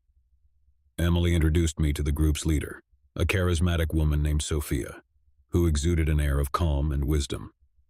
Sophia began by explaining the group's philosophy centered around kindness, self-discovery, and the pursuit of hidden truths. She emphasized that they were not a typical cult, but rather a community of like-minded individuals seeking to improve themselves and make the world a better place. Emily and I attended several more meetings, each one focusing on personal development, mindfulness, and the cultivation of empathy. The group's teachings were captivating, and I started to believe that perhaps I had misunderstood the word cult. As the months went by, Emily became increasingly involved in the benevolent cult of the hidden truth. She attended their gatherings more frequently, sometimes staying overnight at their retreats. She spoke passionately about the positive changes she was experiencing and urged me to become more involved. But something didn't sit right with me.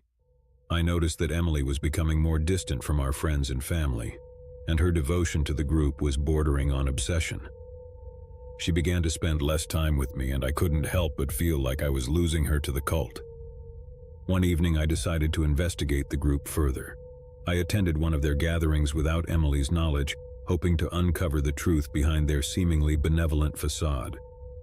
As I arrived at the retreat, I noticed a serene atmosphere, with participants engaged in meditation and deep philosophical discussions. Sophia, the charismatic leader, led a session focused on the concept of inner purity and the need to shed one's past to embrace a brighter future. But then, as the night wore on, I witnessed something terrifying. The group's teachings took a darker turn. Sophia began speaking about the ultimate truth that could only be achieved through sacrifice. She spoke of letting go of one's attachments, even to loved ones, to attain a higher state of consciousness. I knew I had to act quickly. The group's teachings had taken a disturbing turn, and I feared for Emily's safety. I reached out to a friend, Alex, who had experience in investigating cults and the tactics they used to manipulate their members. Together, we delved deeper into the benevolent cult of the hidden truth, uncovering a trail of disappearances, financial irregularities, and allegations of psychological manipulation. It became clear that this cult was far more sinister than it appeared. We also discovered that Sophia, the cult's leader, had a history of leading similar groups that had all ended in tragedy. She had a talent for drawing in vulnerable individuals and using her charisma to exploit them. With the evidence we had gathered, Alex and I contacted law enforcement and shared our findings. It was clear that Emily was in grave danger, along with the other members of the cult. We knew that we had to act swiftly to rescue them from Sophia's grip. We devised a plan to infiltrate the cult's compound during one of their retreats. With the help of law enforcement, we would apprehend Sophia and her followers and put an end to their reign of darkness. The night of the rescue mission was tense with anticipation.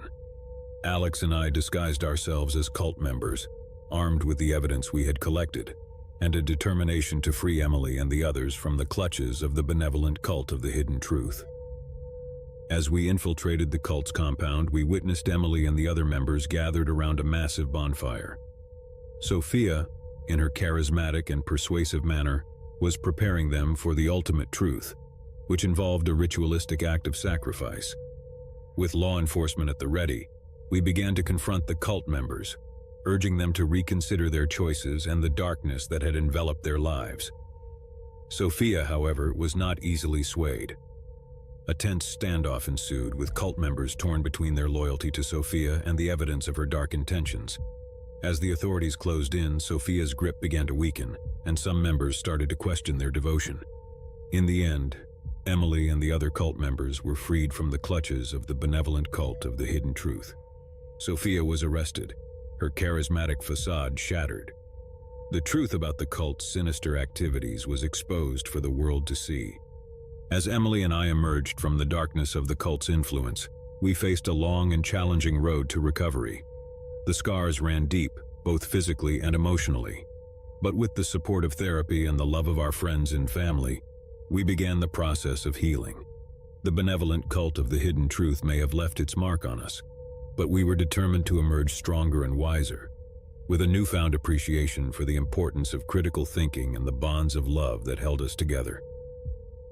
Looking back on that harrowing chapter of our lives, I can't help but reflect on the fine line between seeking personal growth and falling prey to the manipulative tactics of a charismatic leader.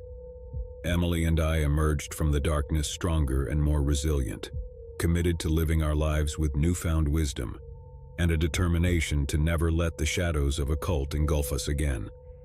The benevolent cult of the hidden truth may have temporarily ensnared our lives, but it ultimately failed to extinguish the light of reason and love that guided us back to the truth. In a quiet, unassuming town nestled deep within the heart of the countryside, secrets festered like mold in the damp corners of forgotten basements. The town was a place where people whispered of mysterious happenings and unsettling tales that kept them awake at night. None of these tales, however, could match the scary legend of the grave robber. The townsfolk had always known something wasn't right about the old cemetery on the outskirts of town. The cemetery had existed for generations, but it was more than just a final resting place for the deceased. It was a place of ominous stories and ominous sightings. For many, it was nothing more than a place they visited during daylight hours, never daring to linger once the sun began to dip below the horizon. The townspeople knew the grave robber's name but dared not utter it aloud for fear that even mentioning it would summon his dark presence. He was known as Elias Thorne, a man with a shadowy past and a reputation that would crack even the hardest of men of those who whispered about him. Elias had a penchant for lurking in the shadows, his gaunt face concealed by a tattered hood and his bony fingers clutching an old rusty spade. The grave robber was no common criminal. He was driven by a morbid obsession, a compulsion to unearth the secrets that lay beneath the ground. He wasn't interested in valuables or riches. Instead, he sought something more sinister. No one could quite understand his motives, but it was clear that he was on a relentless quest to unearth the past. The townspeople were haunted by the unsolved mystery that surrounded Elias Thorne. Whispers of his late-night visits to the cemetery had spread like wildfire. Some claimed to have seen him, his hunched figure silhouetted against the pale moonlight, while others spoke of creepy sounds and restless spirits. But these tales were always hushed, never reported to the authorities, for fear of retribution from the enigmatic grave robber. As the years passed, the mystery deepened. No one could explain why Elias chose to disturb the graves, why he unearthed the dearly departed, and what he did with them. The townspeople grew more and more wary, and some believed that he was conducting a sinister experiment, perhaps searching for a long-lost treasure buried in the depths of the cemetery. One crisp autumn evening, as a harvest moon hung low in the sky, a brave soul decided it was time to uncover the truth about Elias Thorne. Matthew Dawson, a local investigator with a relentless curiosity, had heard enough rumors and could no longer bear the weight of uncertainty. Dawson began researching the history of the cemetery, poring through old records and archives. He discovered that the cemetery was much older than anyone had suspected, dating back to the town's founding in the 18th century. It was said to be the final resting place of a long-forgotten family, the Wraithmoors, whose dark history was entwined with the town's own. As Dawson delved deeper into his research, he unearthed a disturbing connection between Elias Thorne and the Wraithmoors. It was rumored that Elias was a distant relative of the family, a black sheep who had been cast out due to his twisted obsessions. The Wraithmoors had been known for their bizarre rituals, and it was said that they had been practitioners of dark magic. Dawson's investigation led him to conclude that Elias Thorne was seeking something hidden in the depths of the Wraithmoor family crypt. It was believed that the crypt contained not only the remains of the family but also a repository of forbidden knowledge and arcane artifacts. Armed with his newfound knowledge, Dawson decided to confront Elias Thorne on a fateful night when the moon was at its zenith. He knew that he needed to reveal the truth and put an end to the grave robber's reign of terror. Dawson ventured to the cemetery, shrouded in darkness, and approached the Wraithmoor family crypt. There he found Elias Thorne hard at work, his spade clinking against the cold stone surface. Dawson watched in horror as Elias uncovered the heavy crypt lid, revealing a chamber filled with ancient tomes and arcane relics. With a voice trembling with fear, Dawson demanded answers from Elias. The grave robber's eyes, hollow and devoid of emotion, met Dawson's gaze.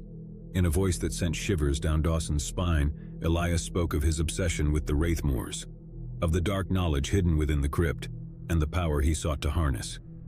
Elias confessed to practicing the same dark arts as his ancestors, believing that the secrets contained within the crypt held the key to ultimate power.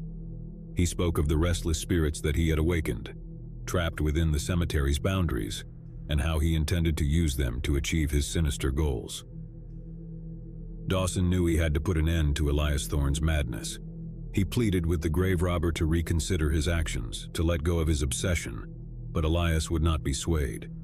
With a chilling grin, he reached for a cursed amulet from the crypt, a relic said to grant dark powers. As Elias raised the amulet, Dawson lunged forward, knocking it from his grasp. A struggle ensued, with the two men locked in a desperate battle for control of the sinister artifact. The ground beneath them seemed to tremble as the amulet crackled with unholy energy. The amulet's power was unleashed in a cataclysmic burst of energy. The ground shook and the earth itself seemed to rebel against the dark forces at play. The crypt crumbled, burying Elias Thorne beneath its rubble, and sealing the ancient secrets within. Dawson managed to escape the collapsing crypt, but the cemetery had changed forever.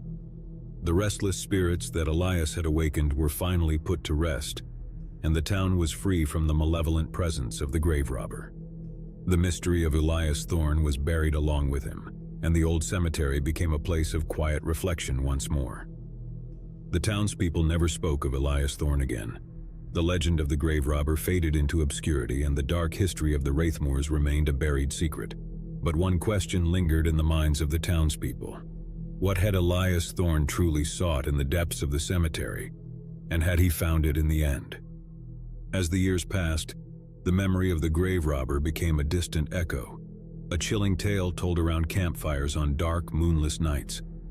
The town moved on, but the shadow of Elias Thorne continued to haunt their dreams, a reminder of the darkness that could lurk in even the most unassuming of places. And so the mystery of the grave robber remained, a story that would never be forgotten, a tale of obsession, darkness, and the unearthing of secrets that should have remained buried for all eternity. Years passed, and the town's legend of Elias Thorne began to fade from memory. The once dreaded cemetery was now a tranquil place, its overgrown paths and time-worn headstones standing as silent witnesses to the past. But some residents couldn't shake the feeling that there were still secrets buried beneath the ground, waiting to be unearthed. One such resident was Sarah Whitman, a young historian with a keen interest in the town's history. Sarah had grown up listening to the stories of Elias Thorne and the Wraithmoor family, and she had always been intrigued by the mystery that surrounded them. She was determined to pick up where Matthew Dawson had left off and delve deeper into the enigma that shrouded the cemetery. Sarah began her investigation by poring over the old records, letters, and diaries of the town's founding families. She spent countless hours in the town's dusty archives, uncovering long-forgotten documents that shed light on the Wraithmoor family's dark past. She also studied Elias Thorne's genealogy, tracing his bloodline back to its origin. As Sarah delved deeper into her research, she uncovered a startling revelation. The Wraithmore family had indeed practiced dark arts, but it wasn't just dark magic they were involved in. They had been pioneers in the study of alchemy and the transmutation of elements, seeking the elixir of life itself. The family had believed that immortality was within their grasp, and their experiments led to mysterious disappearances and unsettling legends. Sarah's research revealed that Elias Thorne's obsession with the Wraithmores had been driven by a belief that they had discovered the key to eternal life hidden within the crypt. He believed that the crypt's contents held the final piece of the puzzle, the culmination of centuries of experimentation. The Wraithmores' experiments were nothing short of alchemical madness, and the secrets they had sought were both tantalizing and horrifying. Sarah couldn't help but wonder if Elias Thorne had succeeded in his quest, or if he had met a fate worse than death in his relentless pursuit. Sarah was haunted by the story of the cursed amulet that had caused the cataclysmic showdown between Elias Thorne and Matthew Dawson. She decided to revisit the wreckage of the family crypt, hoping to find clues that had been overlooked. Among the rubble and broken stones, she discovered a shard of the amulet, still emanating in dark energy. As she touched the fragment, Sarah felt a rush of unearthly sensations. Visions of the Wraithmores' experiments, their twisted pursuits, and the restless spirits they had awakened flooded her mind. She knew that the shard held a connection to the family's cursed past, and that it held the power to reveal the truth behind Elias Thorne's obsession. Sarah's quest for answers took her deeper into the dark history of the Wraithmores and their experiments. She was able to piece together a chilling account of their alchemical pursuits, their belief in the elixir of life, and the horrifying results of their experiments. It became clear that Elias Thorne had indeed unearthed the crypt's secrets. In his relentless quest for power and immortality, he had discovered the elixir the Wraithmores had sought. He had taken their research to its final terrifying conclusion, and he had achieved a form of eternal existence. However, the price for such a dark triumph had been high. The restless spirits he had awakened, the cataclysmic power of the amulet, and the burden of the Wraithmores' dark legacy had all taken their toll. Elias Thorne had become a prisoner of the very immortality he had sought, a tormented soul bound to the cemetery for all time. Armed with the knowledge of the crypt's secrets, Sarah realized that the only way to free Elias Thorne and the tormented spirits was to reverse the dark alchemical rituals of the Wraithmores. She embarked on a journey to gather the necessary components to create a counter-ritual, one that would restore balance to the cemetery and release the trapped souls. As Sarah worked tirelessly to break the curse, she faced challenges and obstacles that tested her determination and courage. She enlisted the help of local experts in alchemy and ancient rituals, studying forgotten texts and seeking guidance from those who had knowledge of the arcane. After months of research and preparation, the day of the counter-ritual arrived. Sarah, accompanied by a small group of trusted individuals, returned to the cemetery and entered the ruined crypt. They performed the ritual with precision, invoking the power of light and restoration to counteract the darkness that had plagued the Wraithmores for centuries. As the ritual reached its climax, a surge of energy enveloped the crypt, and the restless spirits, including Elias Thorne, were released from their torment.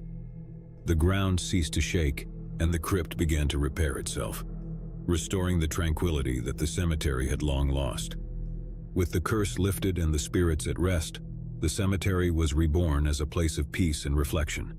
The dark chapter in the town's history was finally closed, and the legend of Elias Thorne took on a new significance. Sarah's tireless efforts had not only unveiled the truth behind the grave robber's obsession, but it also brought closure to a long-forgotten story of alchemical folly and the pursuit of immortality. The townspeople, once haunted by their own history, now found solace in the newfound peace that Sarah had brought to the cemetery. The town's residents came to view Elias Thorne in a different light. No longer a malevolent grave robber, he became a figure shrouded in tragedy. His relentless pursuit of immortality had led him down a path of darkness, but in the end it was his quest that had ultimately restored peace to the cemetery. The memory of Elias Thorne, the grave robber, lived on as a cautionary tale, a reminder of the dangers of obsession and the consequences of tampering with the unknown. The town would never forget the legend, but they would remember it with a newfound understanding and respect for the mysteries of life and death. In the end, the cemetery stood as a testament to the enduring power of history and the complexity of human nature. The town's past was filled with tales of darkness, but it was also marked by the resilience of those like Sarah Whitman who sought to uncover the truth. The legacy of the grave robber lived on in the form of stories, whispered secrets, and the undying curiosity of those who were drawn to the enigmatic cemetery. And as the years passed, new mysteries and legends would continue to surface, each adding another layer to the town's rich tapestry of history. So the tale of the grave robber Elias Thorne remained a haunting mystery, a story of obsession, redemption, and the unending quest to unravel the secrets.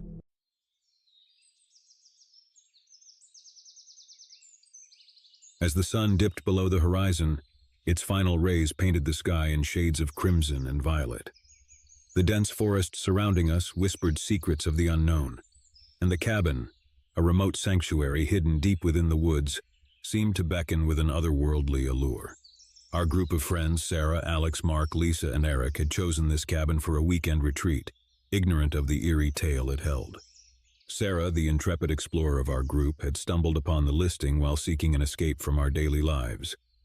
The cabin was a two-story structure, its weathered facade hinting at the stories etched into its very wood. Little did we know this weekend would etch its own chapter into the cabin's history. The first night passed relatively uneventfully. We arrived with excitement, unpacked, and settled into the cozy interior of the cabin. The fireplace crackled with warmth, dispelling the chill that clung to the air. We enjoyed a hearty meal, shared laughter, and played card games long into the night. The cabin embraced us with its charm, and the unsettling feeling that had loomed on our arrival seemed to ebb away. The following day, we decided to explore the forest, its dense trees looming like ancient sentinels. The air was cool.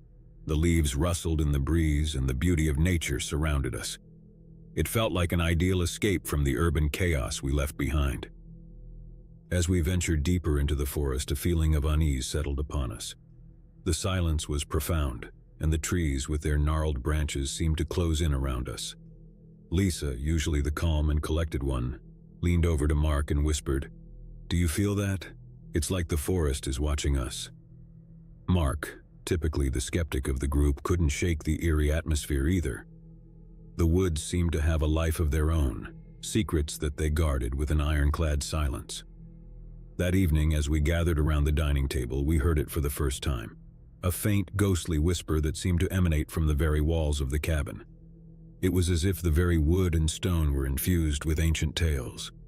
An uneasy shiver rippled through us, and we exchanged concerned glances. Eric, the one with an insatiable curiosity, couldn't resist the urge to investigate the source of the sound. The whisper seemed to guide him to a small locked room within the cabin.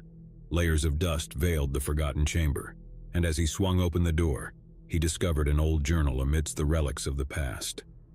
The journal had aged, its pages yellowed and brittle.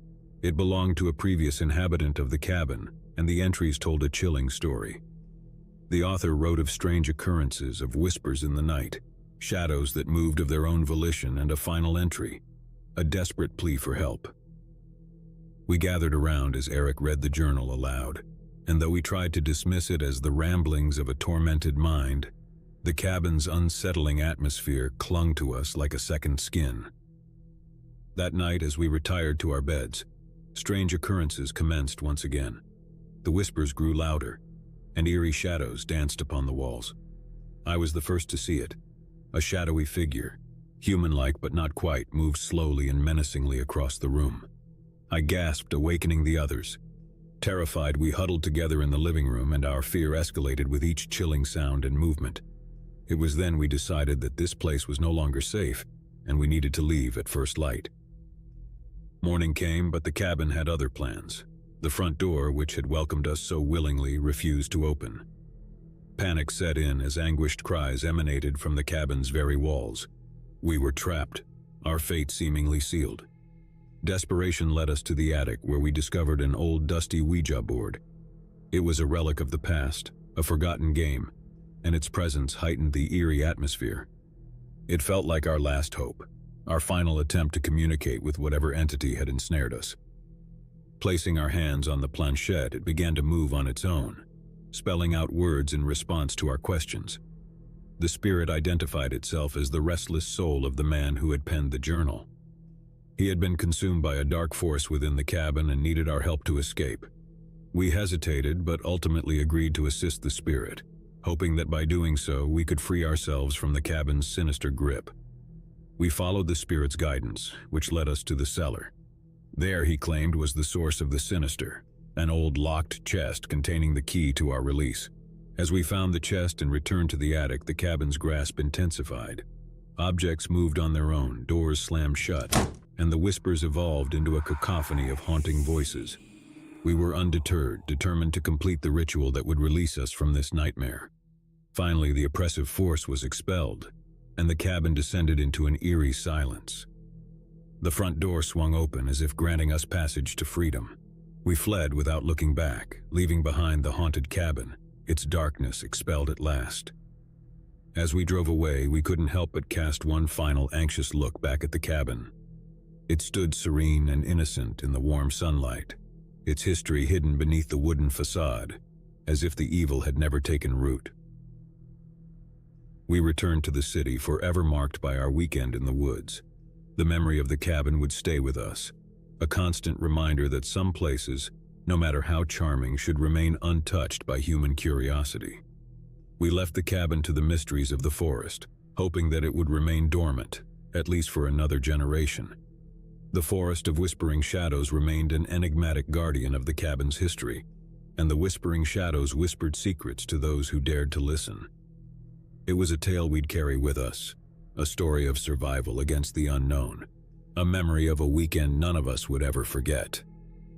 The memories of our haunting weekend at the Whispering Shadows cabin remained etched in our minds long after we returned to the familiarity of city life. We tried to move forward, but the eerie events of that retreat were not so easily forgotten. It was as if the cabin's history had left an indelible mark on our souls, and as time passed, that mark only grew more pronounced. Sarah, the one who had originally found the cabin, bore the burden of that experience more than anyone else. She couldn't let go of the feeling that something remained unresolved, a story left incomplete. Her determination to unveil the cabin's dark history became an obsession, a mission to confront her own fears and put an end to the secrets that haunted that secluded place. As she delved deeper into the cabin's history, Sarah uncovered a trail of stories and tragedies that had unfolded over the years. The cabin had changed hands multiple times, each owner leaving behind tales of unexplainable occurrences and bizarre accidents. The most recent owner, a reclusive scholar of the occult, had mysteriously vanished, leaving behind an unfinished manuscript that hinted at a mysterious presence residing in the cabin. The book contained cryptic rituals meant to bind the being, but it was incomplete, leaving the entity unrestrained. Sarah became convinced that the key to ending the cabin's curse lay in completing the ritual and sealing the entity. Her determination was unwavering, and she believed that our group, bound by the memories of that fateful weekend, owed it to the cabin's lost souls and to future visitors to confront our fears and put an end to the malevolence. Despite the reservations of the group, we agreed to return to the Whispering Shadows cabin, driven by a mixture of curiosity, determination, and lingering dread. The closer we got to our destination, the more the unease we had felt before seemed to wrap itself around us once more. As we arrived at the cabin, an eerie silence greeted us, as if the forest itself held its breath. The cabin stood before us, its history shrouded in shadows, and it seemed to welcome us back with an unsettling sense of anticipation. We crossed its threshold not as unsuspecting visitors, but as individuals haunted by memories we couldn't forget. The moment we entered, the whispers began anew, soft and forlorn, as though the cabin itself yearned for release. We descended into the cellar, the incomplete manuscript in hand, determined to complete the ritual that had eluded its former owner. As we followed the ritual steps, the cabin seemed to resist. Objects moved on their own, doors slammed shut, and the whispers grew more insistent. The atmosphere became tense and threatening, as though the cabin itself fought to protect the entity that dwelled within. But we pressed on, united by our shared goal, determined to complete the ritual and bring an end to the cabin's terror. The final steps of the incantation were heavy with foreboding, and the air crackled with an unseen force. As the last words left our lips, The cabin let out a chilling scream, its walls seemingly protesting the expulsion of the dark presence. In that moment, the cabin itself seemed to wither and age, as if the very life force that had sustained it was being drained away. We left the cabin for the final time, the forest surrounding it now echoing with a newfound stillness. The cabin had changed.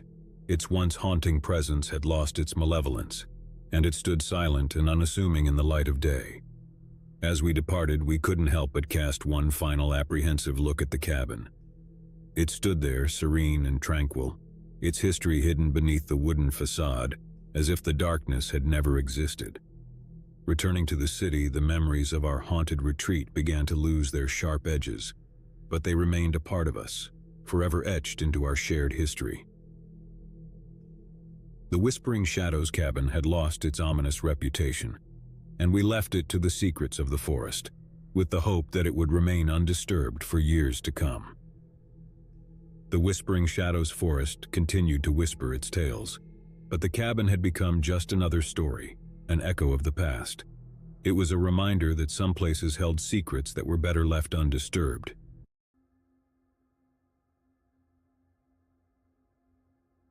The night shift was always my least favorite part of the job. The empty hallways of St. Martin's retirement home seemed to echo with the ghostly memories of its inhabitants. The corridors played tricks on my tired eyes, and the creaks and groans of the old building were unnerving. But it was a paycheck and I had bills to pay. As the new night nurse on duty, I was responsible for the well-being of the elderly residents during the darkest hours. Most of them slept through the night, but a few would occasionally need my assistance. The isolation of the night shift only heightened my unease. It was as if the building itself was haunted by the shadows of the past. The first few weeks were relatively uneventful, except for the occasional patient needing assistance to the bathroom or a glass of water. But as the nights passed, I began to notice peculiar things. The residents, particularly the ones with dementia, would sometimes speak in hushed tones to no one in particular. They claimed to see figures standing at the foot of their beds or hear distant whispers. I tried to reassure them, chalking it up to their old age and fragile mental states. But deep down, their stories sent a cold feeling down my spine. And then there was Mrs. Henderson. Mrs. Henderson was an elderly woman who lived in room 212. She was sharp for her age, a former librarian who still possessed a wealth of knowledge. But as the weeks went by, I noticed she became increasingly agitated during my shifts. One night as I entered her room to check on her, she grabbed my arm with surprising strength. Her eyes were wide with fear as she whispered, "They're watching. Don't you see them, dear? They're always there." I followed her gaze, but there was nothing to see. The room was empty, save for the soft glow of the nightlight. I tried to soothe her, telling her it was just her imagination. But deep down, I couldn't shake the feeling that something was amiss. As days turned into weeks, I noticed a pattern. The residents' restlessness seemed to increase with each passing night. They would talk of shadowy figures, distant voices, and faces in the windows. I began to doubt my own sanity, wondering if the isolation and dark atmosphere of the retirement home were playing tricks on my mind. One night, as I made my rounds, I heard a faint sound coming from the basement. It was a soft, melodic hum that made my blood freeze. I decided to investigate, my curiosity getting the best of me. I descended the creaky stairs, and as I reached the bottom, the humming grew louder. The basement was a labyrinthine maze of storage rooms and long-forgotten furniture. The source of the humming seemed to be coming from one of the rooms at the end of the corridor. The door was slightly ajar, and a pale, eerie light seeped through the crack. As I pushed the door open, I was met with a scene that froze me in my tracks. In the center of the room, a group of elderly residents sat in a circle, their faces twisted with a strange mix of fear and ecstasy. They were chanting in a language I couldn't comprehend, their voices rising and falling in an unsettling rhythm. In the center of the circle was Mrs. Henderson, her eyes rolled back in her head, her frail body swaying to the haunting melody. My heart raced as I watched the bizarre spectacle unfold before me. I had no idea what I was witnessing, but it felt like something out of a nightmare. I couldn't move, couldn't speak as the chanting continued. It was as if time had stopped, and I was trapped in this surreal, otherworldly moment. I finally mustered the courage to step back and quietly close the door, retreating to the safety of the narrow corridor. My mind raced with questions and fear. What were they doing? What was the purpose of that strange ritual? I decided to consult my supervisor in the morning, hoping for an explanation. The morning couldn't come soon enough. I rushed to my supervisor's office, my heart pounding with anxiety. I explained what I had witnessed in the basement, expecting shock and disbelief. But to my surprise, my supervisor's face remained unnervingly calm. "That's nothing to worry about," he said with a dismissive wave of his hand. "Sometimes they just do strange things at night. It's part of their condition." I tried to protest, to convey the urgency of the situation, but he brushed it off as the ramblings of confused elderly residents. I couldn't help but feel as though there was more to the story than he was letting on. That night I couldn't get the image of the basement ritual out of my mind. I felt a growing sense of unease, a gnawing fear that there was something sinister lurking in the shadows of St. Martin's retirement home. As I made my rounds that evening, I couldn't help but notice the tension in the air. The residents seemed more restless than ever, their eyes darting around as if they were constantly on edge. It was as if the retirement home had become a pressure cooker ready to burst at any moment. And then it happened. As I entered Mrs. Henderson's room, I found her lying in bed, her eyes wide with terror. She pointed a trembling finger towards the window, her voice barely more than a whisper. "They're here," she said, her voice quivering. "The watchers in the night. They're waiting for you." I turned to look out the window, half expecting to see some malevolent presence lurking in the darkness. But there was nothing, just the same empty courtyard and the distant glow of streetlights. I tried to calm Mrs. Henderson, but her fear was palpable. She clutched my arm and begged me not to leave her alone. I decided to stay with her, hoping to provide some comfort in the face of her overwhelming terror. As the night wore on, Mrs. Henderson's fear only intensified. She spoke of the watchers in the night, of the things they had seen and the terrible secrets they held. It was a chilling narrative that creeped me out. Suddenly, the lights in the room flickered and dimmed, casting mysterious shadows on the walls. Mrs. Henderson's grip on my arm tightened, and she gasped in terror. I turned to look at the window, and that's when I saw them. Figures, dark and indistinct, stood outside the window. They were tall and featureless, their outlines shifting and swaying in the night breeze. Mrs. Henderson's eyes were locked onto them, her face a mask of pure horror. I tried to pull the curtains shut to block out the nightmarish figures, but they seemed to flicker in and out of existence, as if they were ethereal and insubstantial. I was overcome with a sense of dread, a feeling that we were being watched by something vicious and beyond our understanding.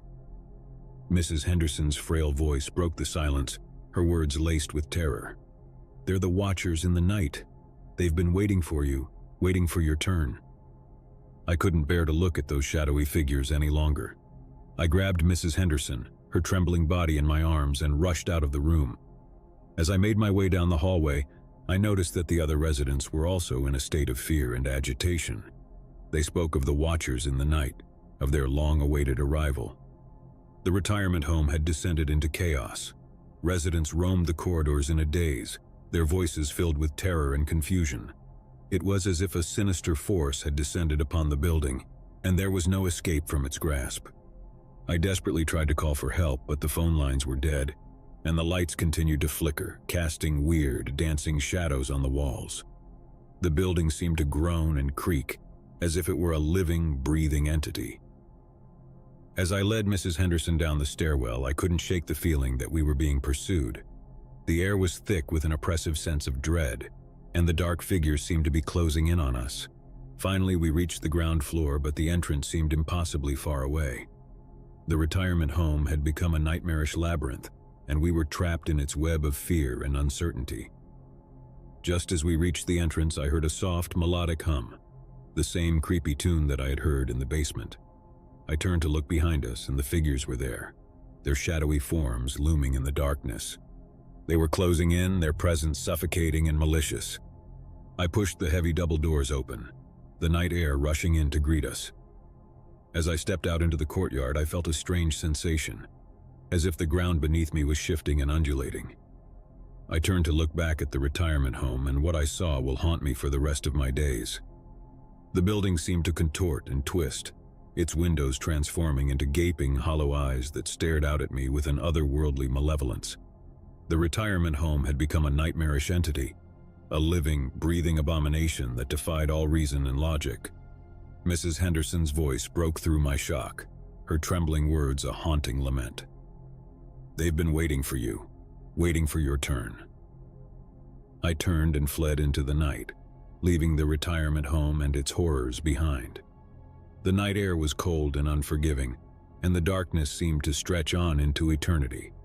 As I stumbled through the streets, I couldn't help but wonder what had become of the residents and the sinister figures that had pursued us. I was haunted by the memory of the retirement home, a place where the boundaries between reality and nightmare had blurred and twisted. The night shift had turned into a night of terror, a night that would forever haunt my dreams. The retirement home and its dark secrets were now a part of me, an unending nightmare that I could never escape. And as I walked through the cold, unforgiving darkness, I couldn't help but wonder if the retirement home was still there, waiting for its next victim, waiting for my turn to come. Working the night shift in a small research facility was always a creepy experience. The building was situated on the outskirts of town, surrounded by dense forest and far from the comforting glow of the city lights. As a laboratory assistant, I had grown used to the solitude of the night, but one particular night would forever change the way I viewed the facility. My shift began like any other. The research facility specialized in studying rare plants and their potential medicinal properties. Most nights, the silence was broken only by the soft hum of the air conditioning system and the distant chirping of crickets. But that night was different. As I made my rounds, checking on the various experiments, I noticed something odd. In one of the isolated containment chambers, a peculiar plant had grown much larger than it should have. It was a rare species known as luminaris, with phosphorescent leaves that emitted a soft, eerie glow. But this plant had exceeded its normal size and now filled the chamber. I approached the containment chamber, my curiosity piqued. The soft green glow of the luminaris leaves cast a surreal, almost otherworldly light on the surroundings.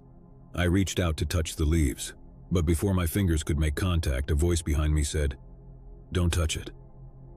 Startled, I spun around to see Dr. Eleanor Weber, the head researcher. She was known for her reclusive nature and rarely ventured into the facility during the night. Her face was pale, and her eyes held a mixture of fear and fascination. "What's going on, Dr. Weber?" I asked, bewildered by the strange occurrence. "Why has this plant grown so large?" She didn't answer immediately, her eyes fixed on the luminaris. Finally, she spoke, her voice barely more than a whisper. "It's not just the size, it's the rate of growth. I've never seen anything like it." We both watched in silence as the luminaris continued to expand, its leaves pulsating with a strange light. Dr. Weber's fear was palpable, and I couldn't help but feel a growing sense of unease. As we left the containment chamber, she explained that the luminaris had been a subject of intense research for years. Its unique properties made it a potential game-changer in the pharmaceutical industry. But its cultivation was notoriously difficult, with growth rates measured in millimeters over months, not inches and hours. Dr. Weber believed that something extraordinary had occurred, something beyond our comprehension. She was determined to find answers, and as the night progressed, we delved deeper into the anomaly. Our investigation led us to the main research lab where the luminaris seeds were stored. To our shock, the seeds had begun to germinate, their tiny shoots pushing through the soil. It was as if an invisible force was propelling their growth. Dr. Weber took a sample of the anomalous plant, and we returned to her office to examine it under the microscope. What we discovered was beyond belief. The plant cells showed signs of accelerated growth, as if they had been subjected to some unknown force. As the night wore on, we became increasingly absorbed in our research, forgetting about the time. The luminaris anomaly was unlike anything we had ever seen, and it held a dark, magnetic allure. At around 3 a.m., while we were engrossed in our research, a low, guttural sound echoed through the facility. Dr. Weber and I exchanged worried glances. The sound was unnatural, a discordant blend of whispers and growls. We decided to investigate, following the sound to its source. It led us to a remote section of the facility that housed the staff quarters. As we approached, the strange noises grew louder and more unsettling. It was as if the building itself was alive with a sinister presence. Inside one of the quarters, we discovered a horrifying scene. The room had been torn apart, furniture scattered, and the walls were covered in strange symbols. At the center of the room was the facility's janitor, Mr. Ramirez. He was huddled in a corner, his eyes vacant, and he muttered incoherently. Dr. Weber tried to speak to him, to understand what had happened, but Mr. Ramirez's words were a nonsensical jumble. He kept repeating the word growth over and over. We called for security and Mr. Ramirez was escorted from the facility. But the sense of dread remained. The mysterious anomaly of the luminaris and the strange events of the night had left us all deeply unnerved. We returned to the main lab, determined to find answers. As we examined the luminaris sample, Dr. Weber made a chilling discovery. The plant cells were mutating, merging with other organisms in ways that defied the laws of nature. The more we delved into the research, the more we realized that we were dealing with something far beyond our understanding. Dr. Weber's fascination had given way to fear, and I couldn't help but feel that we had stumbled upon something malevolent. We worked through the night, our research becoming increasingly frantic as the luminaries continued to grow and mutate. The sounds that had plagued us earlier had returned, filling the facility with a sense of foreboding. At around 4 a.m., as we reached a breakthrough in our research, a blinding flash of light filled the lab. We shielded our eyes, stumbling back in shock. When the light subsided, we were met with an astonishing sight. The luminaris had grown to an enormous size, its leaves stretching out like dark, outstretched hands. It pulsed with a green light, filling the lab with an otherworldly glow. Dr. Weber and I exchanged horrified glances. The luminaris had become a monstrous, mutated entity, its presence dominating the room. It was as if it had absorbed the very essence of the facility. We tried to retreat to escape the nightmarish scene, but the door to the lab had become sealed shut. Panic set in as we realized we were trapped with the abomination. The luminaris leaves seemed to reach out, as if they had a mind of their own. We fought to break free, our desperate struggles doing little against the overwhelming power of the luminaris. The plant seemed to pulse with malevolence, its unnatural growth spiraling out of control. As the luminaris closed in, the facility itself seemed to come alive, the walls shifting and contorting as if they were part of some grotesque living organism. The guttural sounds grew louder, filling the air with a cacophony of whispers and growls. Dr. Weber and I clung to each other, our fear mounting as the monstrous plant closed in.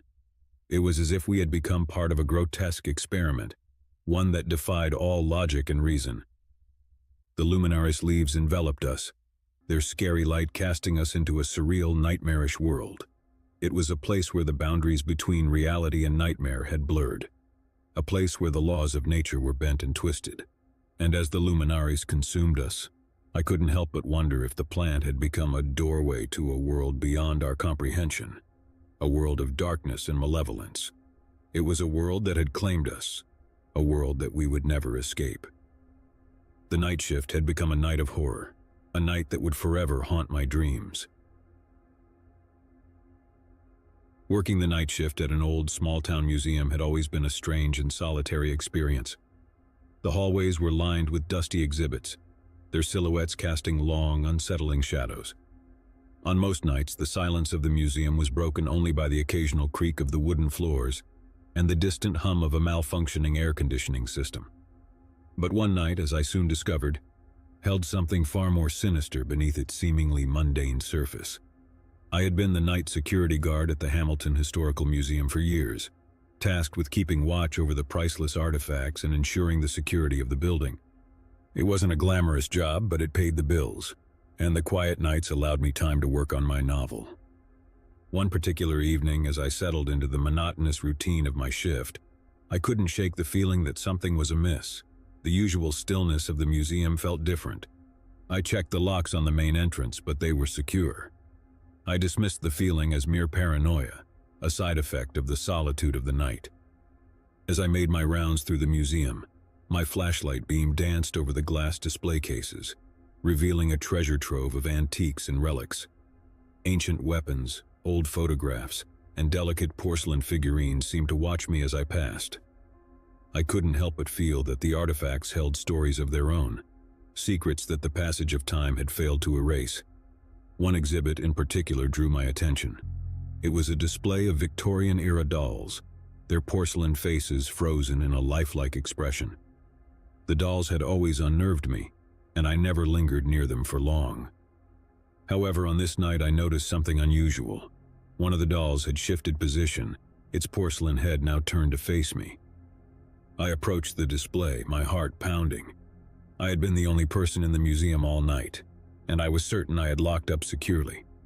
But there it was, the doll, its tiny, lifeless eyes seemingly following my every move. I reached out to examine the doll, my fingers trembling.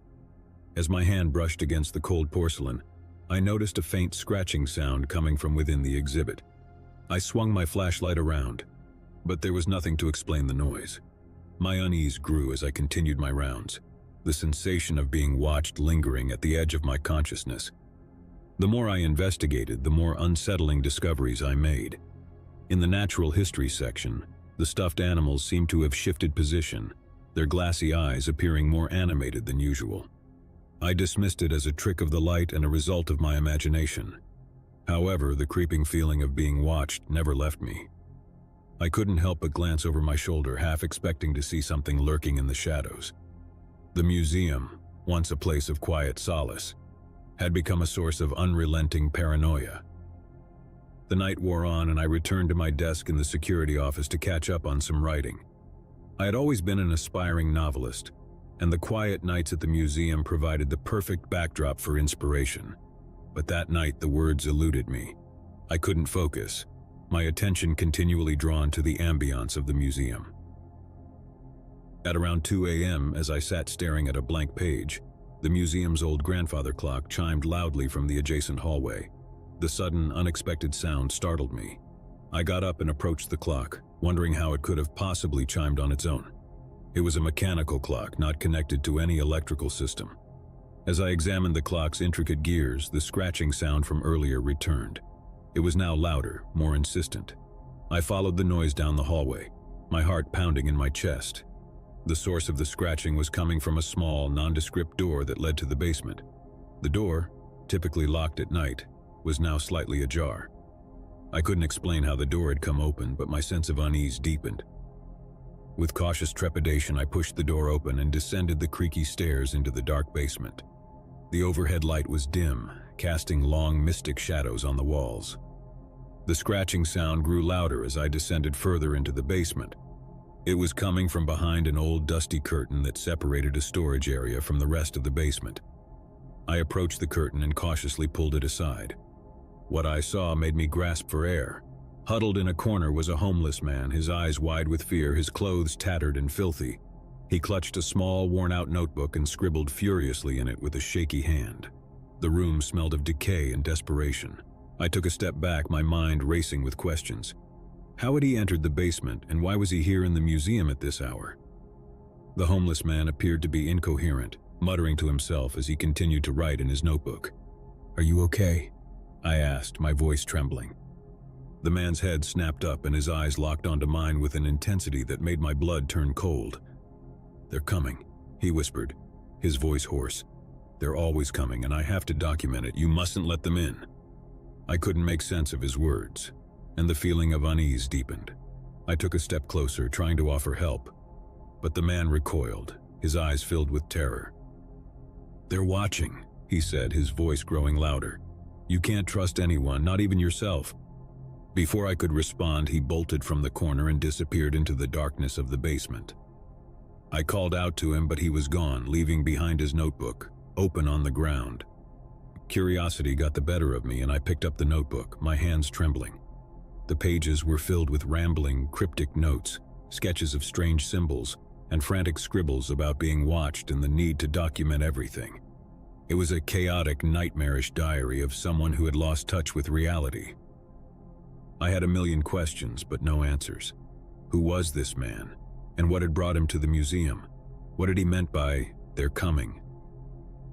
As the night dragged on, I couldn't shake the feeling of being watched. The homeless man's ominous warning echoed in my mind, and I couldn't help but wonder if there was more to the museum than met the eye. The sense of unease had escalated into a full-blown paranoia. Around 3 a.m., I made my way back to the security office, intending to call the authorities about the intruder. But the moment I picked up the phone, a chilling sound filled the room. A soft, melodic hum that seemed to emanate from the museum itself. I turned to look out into the hallway, and there, standing in the dim light, was a group of people. They were dressed in black, their faces obscured by masks. They moved silently, in perfect unison, as if they were part of some ritual. My heart raced as I watched the bizarre spectacle unfold. The group of masked figures moved in a circular formation, their movements fluid and graceful. It was a surreal, otherworldly performance. I couldn't explain what I was witnessing, and I couldn't tear my eyes away from the haunting scene. The humming sound grew louder, filling the air with a hypnotic melody. And then, with a sudden jerky movement, the group of figures raised their arms in unison and pointed toward me. The sight sent a jolt of terror through my body, and I stumbled back, my pulse racing. I dropped the phone and fumbled for the door to the security office, desperate to escape the nightmarish scene. But the door was stuck and I couldn't get it open. The humming sound grew louder and the masked figures continued to point in my direction. I was trapped, surrounded by the enigmatic performance. The sense of dread deepened as I realized that the homeless man's warning had come true. I was being watched, and I had no way to escape. As the figures closed in, their masks devoid of expression, I couldn't help but wonder what their intentions were and what secrets the museum held. The night shift had taken a surreal, nightmarish turn, and I was left with an overwhelming sense of dread, my every instinct screaming at me to run, to escape the bizarre, sinister spectacle unfolding before my eyes. But the figures advanced, their hands reaching out, and the world around me began to warp and distort. It was as if reality itself had become unhinged, and I was trapped in a waking nightmare, a place where the boundaries between the mundane and the inexplicable had blurred and twisted. And as the figures closed in, their masks a chilling mask of indifference, I couldn't help but wonder if I would ever escape the enigmatic grip of the night shift, if I would ever uncover the truth behind the museum's eerie and unsettling mysteries.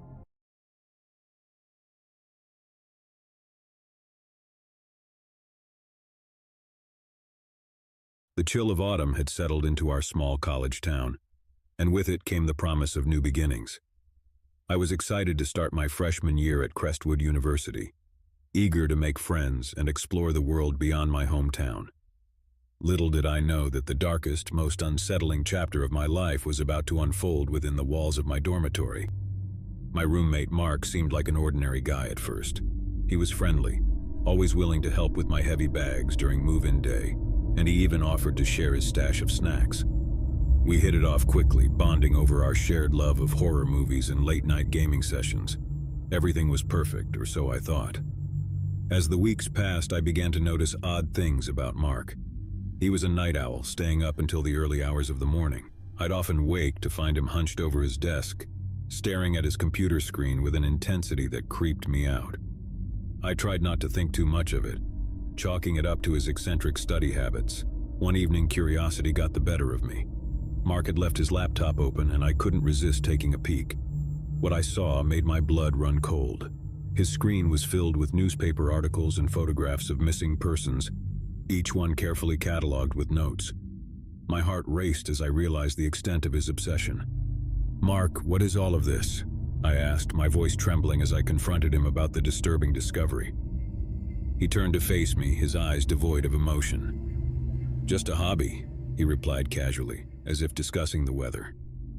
"I'm interested in unsolved mysteries, that's all." But it wasn't just the obsession with missing persons that unnerved me. Mark's behavior grew increasingly erratic. He would disappear for days on end, claiming he was visiting his family or taking impromptu trips. Whenever he returned, he'd bring back strange, unmarked packages that he stashed in the depths of our closet. I tried to distance myself from Mark, spending more time with my new friends on campus, but he always managed to pull me back into his world. He'd invite me to movie nights or offer me his snacks, and I'd find myself unable to refuse. It was as though he had some strange power over me, a magnetic pull I couldn't resist. One evening after a particularly long gaming session, I couldn't hold back my questions any longer. "Mark, what are those packages you keep bringing back? And why do you always leave in the middle of the night?" He grinned a chilling, predatory smile. "I have a secret," he whispered, his voice laced with menace. "But I can't tell you just yet. You'll find out soon enough." I should have run then, fled from the darkness that seemed to envelop my roommate. But fear held me captive, and I couldn't tear myself away from the web he'd woven around me. Weeks turned into months, and the campus buzzed with rumors of missing students. It was as if our peaceful college town had become a breeding ground for tragedy. I couldn't help but connect the dots, wondering if Mark's obsession with missing persons had taken a sinister turn. One night, as I lay in bed unable to sleep, I heard the creaking of our closet door. My heart pounded in my chest as I watched in horror as Mark emerged, carrying one of the mysterious packages. He didn't notice me, too consumed by whatever dark purpose drove him. I watched in terror as he unwrapped the package, revealing a collection of photographs, all of them featuring me.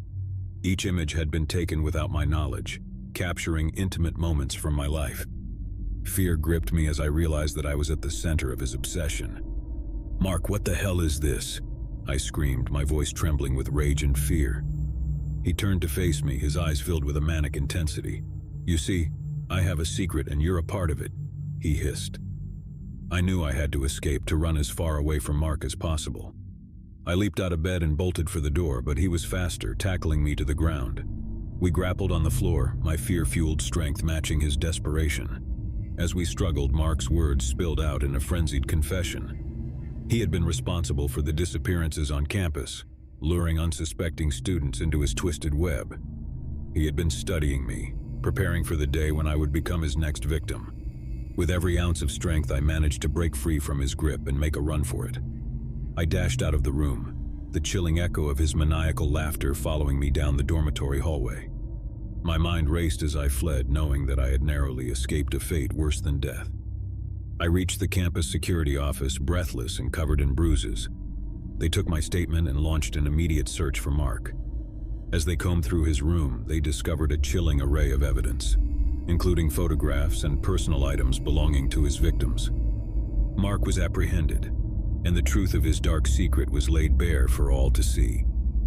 He had been living a double life, posing as an ordinary college student while hiding a sinister obsession with abducting and tormenting his fellow classmates. In the aftermath, I couldn't shake the feeling of dread that had taken hold of me. The scars, both physical and emotional, ran deep, a constant reminder of the horrors I had narrowly escaped. Crestwood University would never be the same, and neither would I. As the seasons changed and the years passed, I found solace in therapy and the support of my friends and family. Mark was locked away, never to harm another soul, but the nightmares of that fateful year would haunt me forever. The darkness that had once resided within my own dormitory had been exposed, but the true nature of Mark's secret would forever remain a chilling mystery, one that I hoped would fade into obscurity, never to be unearthed again. But the story didn't end with Mark's capture. As the investigation deepened, the authorities discovered a network of hidden chambers beneath our dormitory, each one containing evidence of Mark's depraved activities. The underground lair was a chilling maze of photographs, journals, and mementos, each one linked to a different victim. It became clear that Mark had been operating in secret for years, selecting his victims with disturbing precision. He had meticulously documented their lives, collecting information and mementos that allowed him to assume their identities. It was a nightmare beyond comprehension, a secret so dark and twisted that it defied explanation. The campus was in shock, and the media descended upon Crestwood University, hungry for every detail of the horrifying discovery. Students and their families demanded answers, and the university was forced to confront the unthinkable truth that had festered beneath their very noses. As the investigation continued, more victims were identified, and the full scope of Mark's crimes became clear. Families were reunited with their missing loved ones, but the scars of their ordeals ran deep. Crestwood University would never fully recover from the stain of Mark's actions, and the dormitory where the nightmare had unfolded was forever tainted. In the years that followed, I tried to move on with my life, but the memories of that fateful year continued to haunt me. I couldn't escape the feeling of being watched, of a darkness that lingered in the corners of my mind. The nightmares persisted, a relentless reminder of the horror I had endured. As I walked the halls of Crestwood University, I couldn't help but wonder how many other secrets lay hidden beneath the surface, how many other nightmares were waiting to be uncovered. The campus had been forever changed by the darkness that had taken root within its walls, a darkness that had nearly claimed me as its victim. The legacy of Mark's dark secret would cast a long shadow over Crestwood University, a chilling reminder that even in the most ordinary of places, the most sinister of secrets could be lurking, waiting to be revealed. And so, as I looked out at the campus that had once been a place of promise and hope, I couldn't help but wonder if the darkness that had consumed Mark might one day resurface, casting its sinister shadow once again. I had always thought of myself as someone who could handle life's twists and turns with ease. After all, I had weathered my fair share of ups and downs over the years. But nothing could have prepared me for the peculiar turn my life would take when I moved in with my new roommate, Alex. It was a sweltering summer day when I first met Alex. I'd been searching for a roommate to share the rent of my small 2-bedroom apartment, and he had responded to my online ad. We met at a nearby cafe, and our initial conversation was pleasant enough. Alex was a tall, wiry man in his early 30s, with a mop of unruly brown hair and an awkward but endearing smile. We quickly agreed to become roommates. His rent payment would be a lifesaver for me, and Alex assured me that he was quiet and kept to himself, which sounded like a dream come true for a roommate. Little did I know that his reserved demeanor would soon unravel into a series of bizarre and unsettling behaviors. The first sign that something was amiss came in the form of late-night noises. At first, I chalked it up to the usual settling sounds of an old apartment building. But as the weeks went by, the noises became more distinct and scary. I would hear faint whispers and soft thumps in the middle of the night, as if Alex were engaged in some mysterious nocturnal activity. One night, unable to ignore it any longer, I ventured out of my room to investigate. I found Alex sitting cross-legged in the living room, surrounded by an array of candles. He was hunched over a worn leather-bound book, muttering incantations in a language I couldn't recognize. His eyes were wide, unblinking, and filled with an intensity that made my blood freeze. "Alex, what are you doing?" I stammered, my voice trembling with a mix of fear and confusion. He looked up at me, his eyes momentarily vacant, before a twisted smile crept across his face. "Just some late-night reading," he replied cryptically before closing the book and extinguishing the candles. I returned to my room, my heart pounding in my chest. The encounter had left me deeply unsettled, but I convinced myself that it was nothing more than an eccentric habit, a quirk that I could tolerate in a roommate. As the weeks turned into months, Alex's behavior grew increasingly erratic. He would spend hours locked in his room, and when he emerged, he would be carrying strange items, a taxidermy crow, an antique dagger, and even a collection of unmarked vials filled with murky liquids. I had no idea what he was doing with these items, but it was clear that he was immersed in some bizarre and unsettling hobby. One evening, I returned home from work to find our living room transformed into a makeshift altar.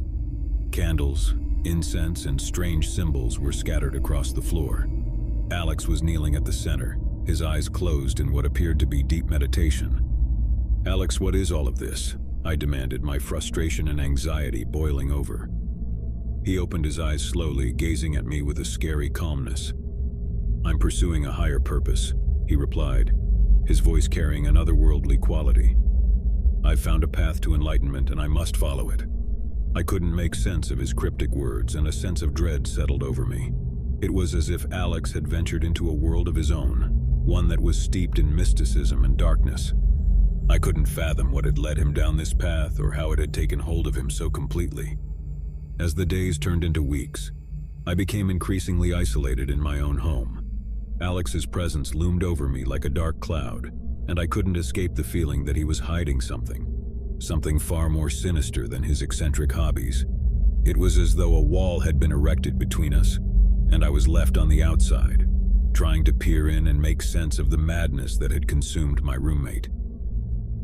One night, unable to sleep, I decided to investigate further.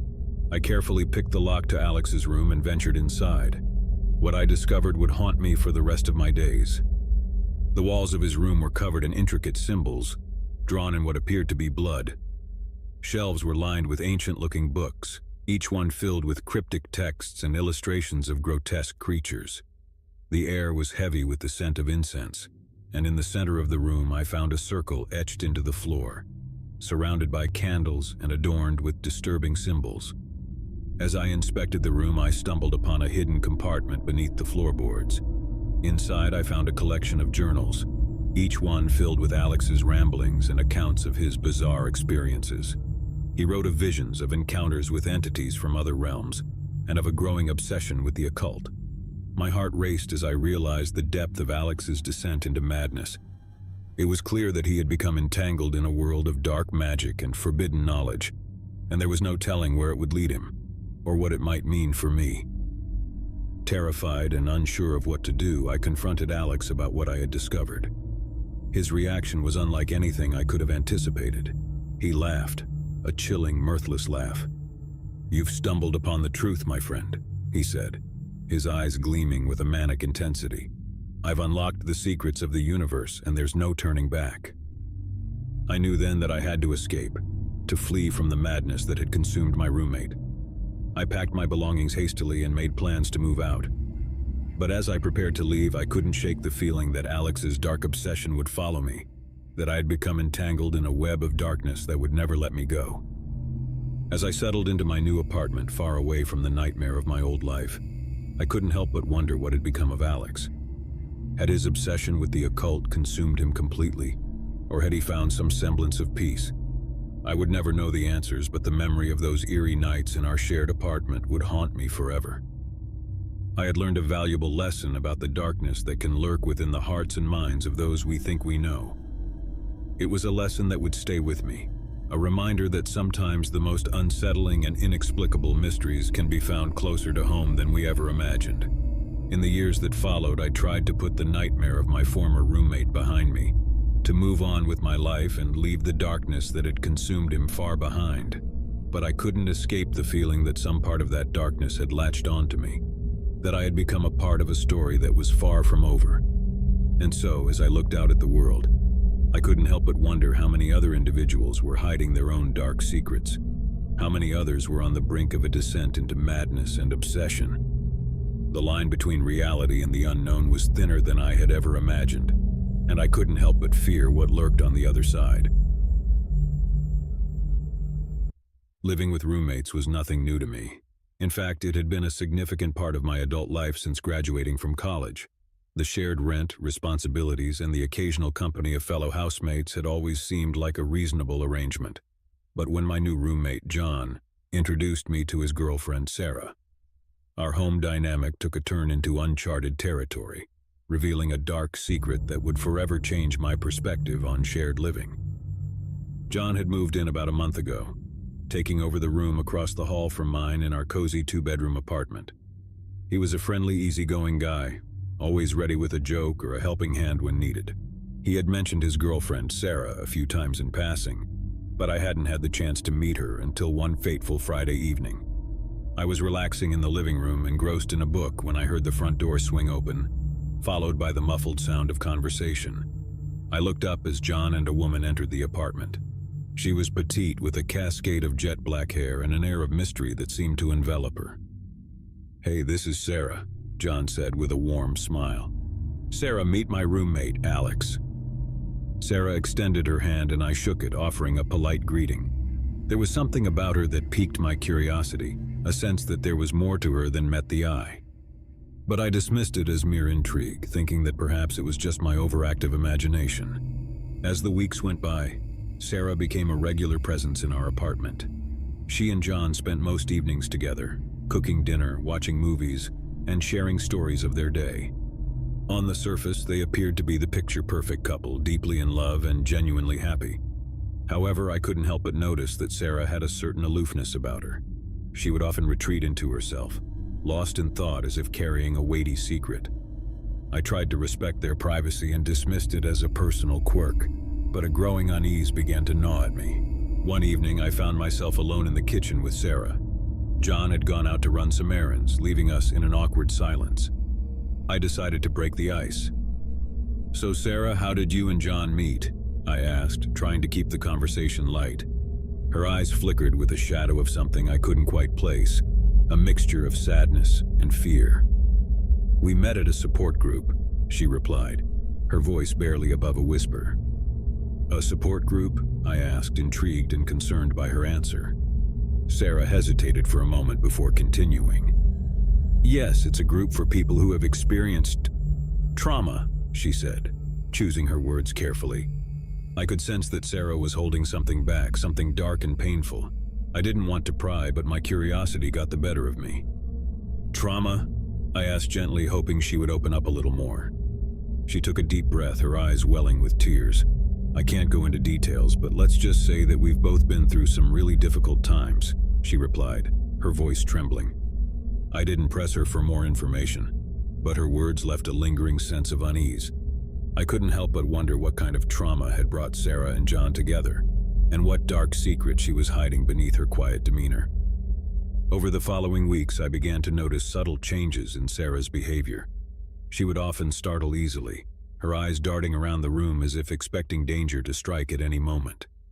Her cheerful moments with John grew fewer, replaced by long periods of brooding silence.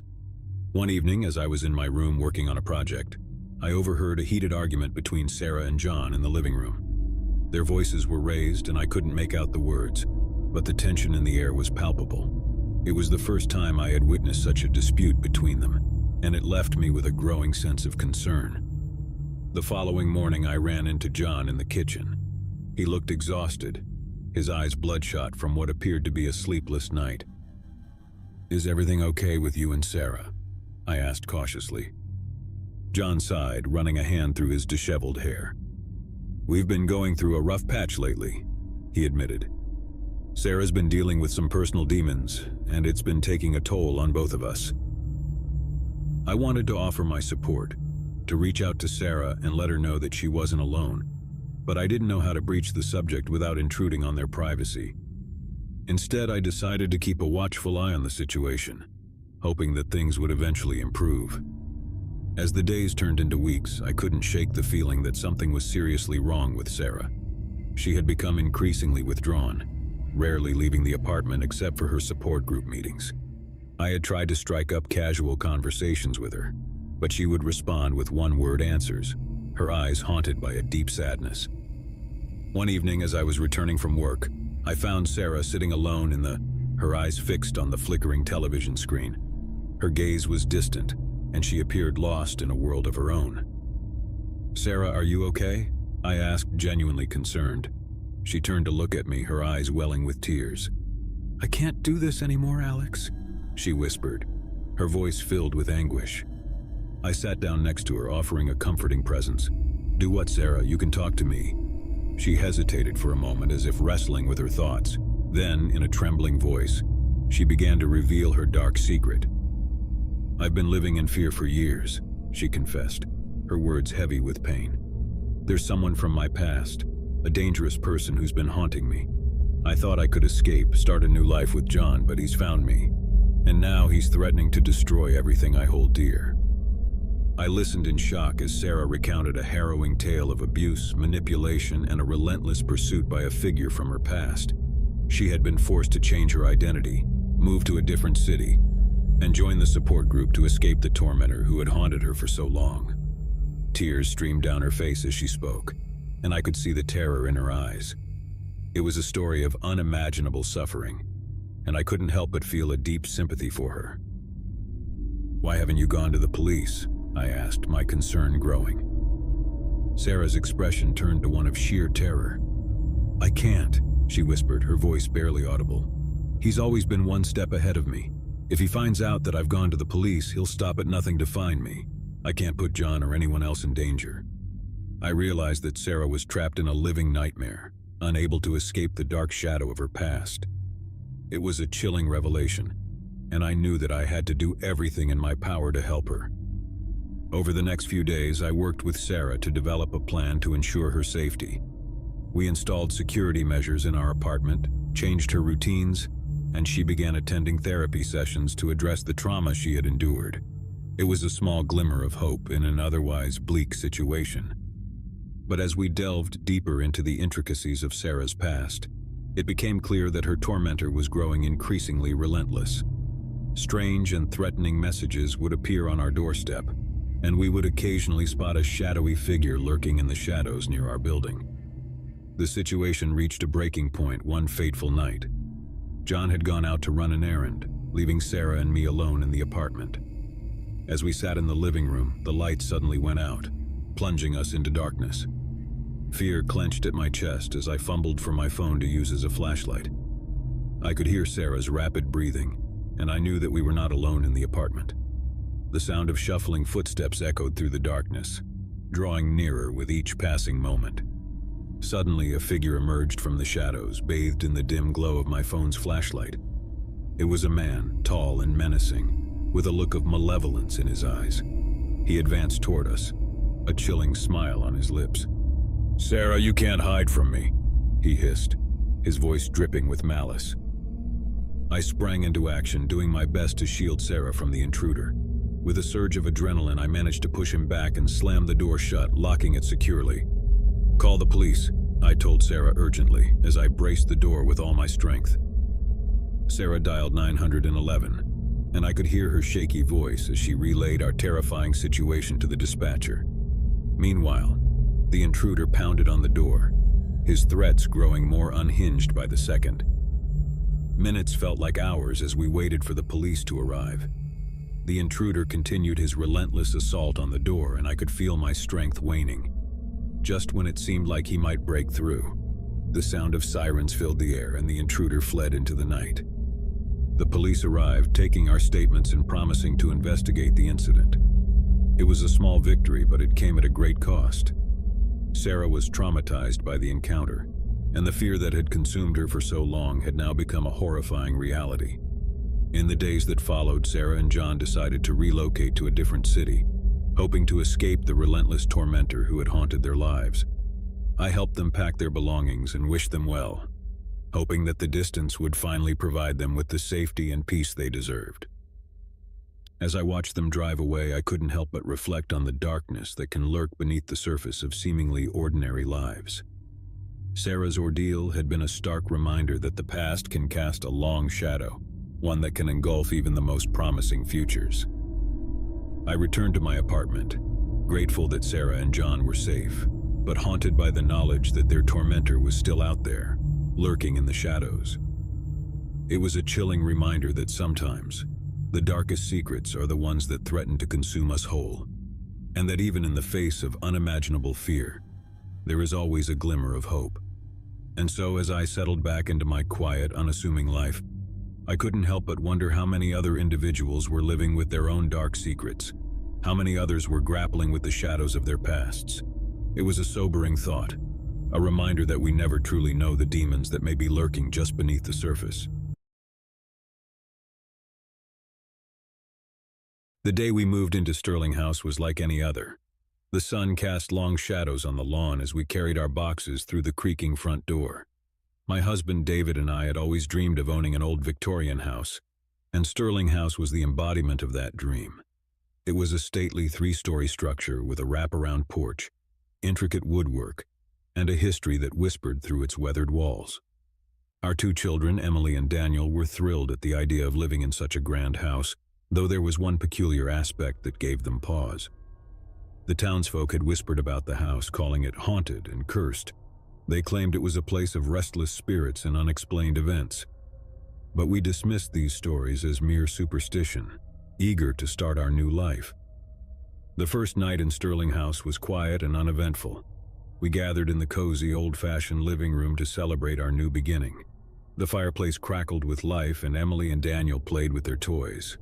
The only thing that seemed odd was the faint odor of roses that lingered in the air, but we attributed it to some old potpourri left behind by the previous owners.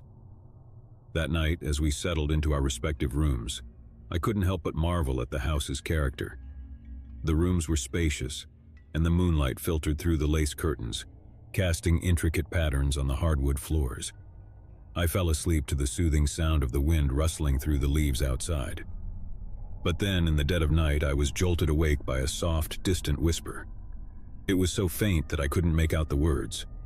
I lay in bed, straining my ears, but the voice disappeared as quickly as it had come. I shook off the cold feeling, blaming it on my imagination running wild. Over the next few weeks, strange things began to happen. Emily started having vivid nightmares, waking up in tears, speaking of a dark figure at the foot of her bed. Daniel claimed he saw his toys move on their own and heard whispers in the hallways. I too experienced the whispered voices at odd hours, and the scent of roses became more pronounced. David, ever the skeptic, brushed off our concerns, attributing it to stress and our overactive imaginations. He urged us to embrace the house's charm and history, rather than fear its supposed hauntings. One day, while I was cleaning out the attic, I came across a stack of old, dusty journals. They were filled with the handwritten thoughts and experiences of previous residents. The entries were a mix of mundane daily life and accounts of strange occurrences that mirrored our own. One sentence from the year 1923 stood out. "The whispers persist, and I can't bear to sleep in the master bedroom anymore. The scent of roses lingers, and I often feel a cold presence by my side. I know not what haunts this house, but I am certain it is not of this world." The journal was filled with similar stories, and it sent a cold breeze down my back. I shared my discovery with David, who, despite his skepticism, couldn't deny the scary connection between our experiences and those of the previous residents. As our unease grew, we decided to investigate the house's history. We discovered that a family named the Sterlings had lived in the house for generations until it was sold to the family we had purchased it from. The Sterlings had been prominent in the town, known for their wealth and power. Rumor had it that the family had a dark side, dabbling in the occult and dark practices. Determined to put an end to the unsettling occurrences, we decided to contact a local historian to learn more about the Sterling family's past. The historian, Mrs. Anderson, was a frail elderly woman with a wealth of knowledge about the town's history. She invited us to her home to share her findings.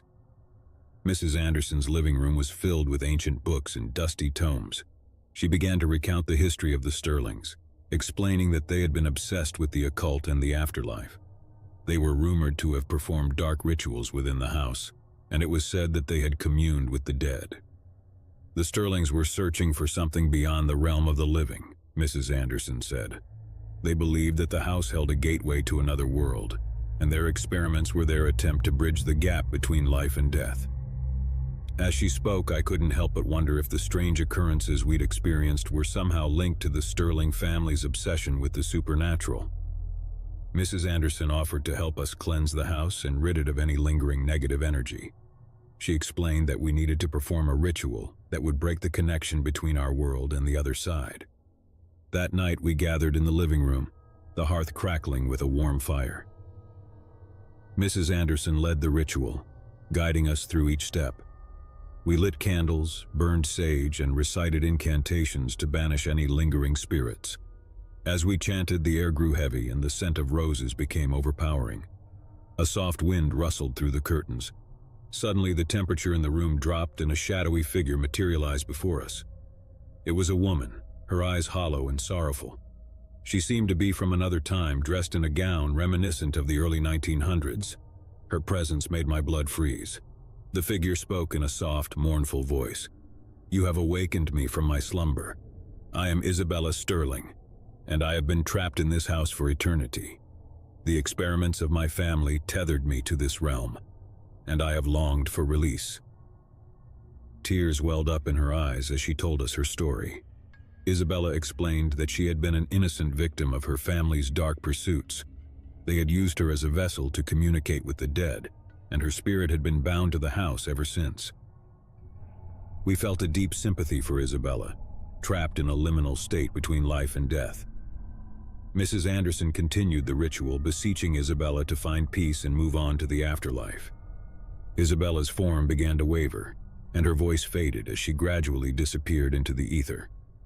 The room grew still and the scent of roses lifted. It was as though the weight of centuries had been lifted from Sterling House. We completed the ritual, ensuring that Isabella's spirit had found the release it had longed for. In the days that followed, the house felt different. The air was lighter, and the unsettling occurrences ceased. Emily and Daniel's nightmares subsided, and the whispers that had haunted us for weeks disappeared. It was as if the house had been cleansed of its dark past. Sterling House, once a place of fear and uncertainty, had become a warm and welcoming home. Isabella's presence no longer lingered, and the history that had whispered through its walls was now a distant echo. We had finally found peace in our new home. As the years passed, we cherished our time in Sterling House. It had become a place of happiness, where our family had grown.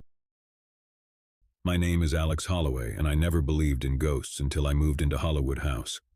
I had inherited the old Victorian mansion from a distant relative I'd never met. The news of my sudden inheritance came as a shock, but the prospect of living in such a grand, historic house excited me. Little did I know that the house came with a history that would test the very limits of my skepticism. I had always considered myself a rational, level-headed person. I was an engineer by profession, and I approached life with a practical and analytical mindset. Ghost stories were nothing more than tales told around campfires designed to scare and amuse. But that was before I set foot in Hollywood House. The mansion sat atop a hill overlooking the sleepy town of Hollywood. The exterior was a sight to behold, with its ornate architecture, towering turrets, and sprawling gardens.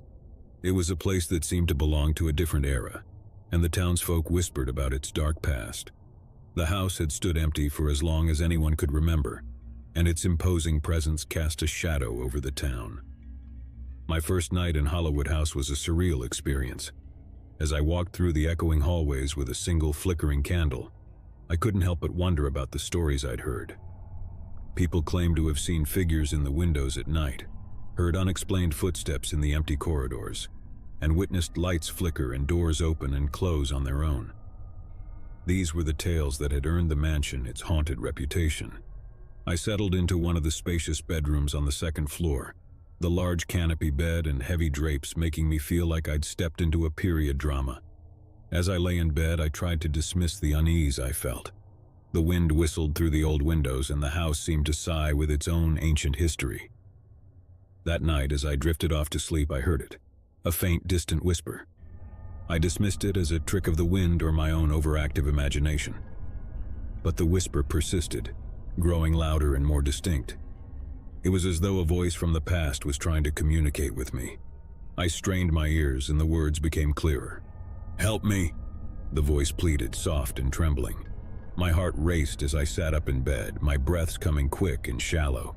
The voice sounded desperate, like a soul in torment. I leaped out of bed and searched the room, but there was no one to be found.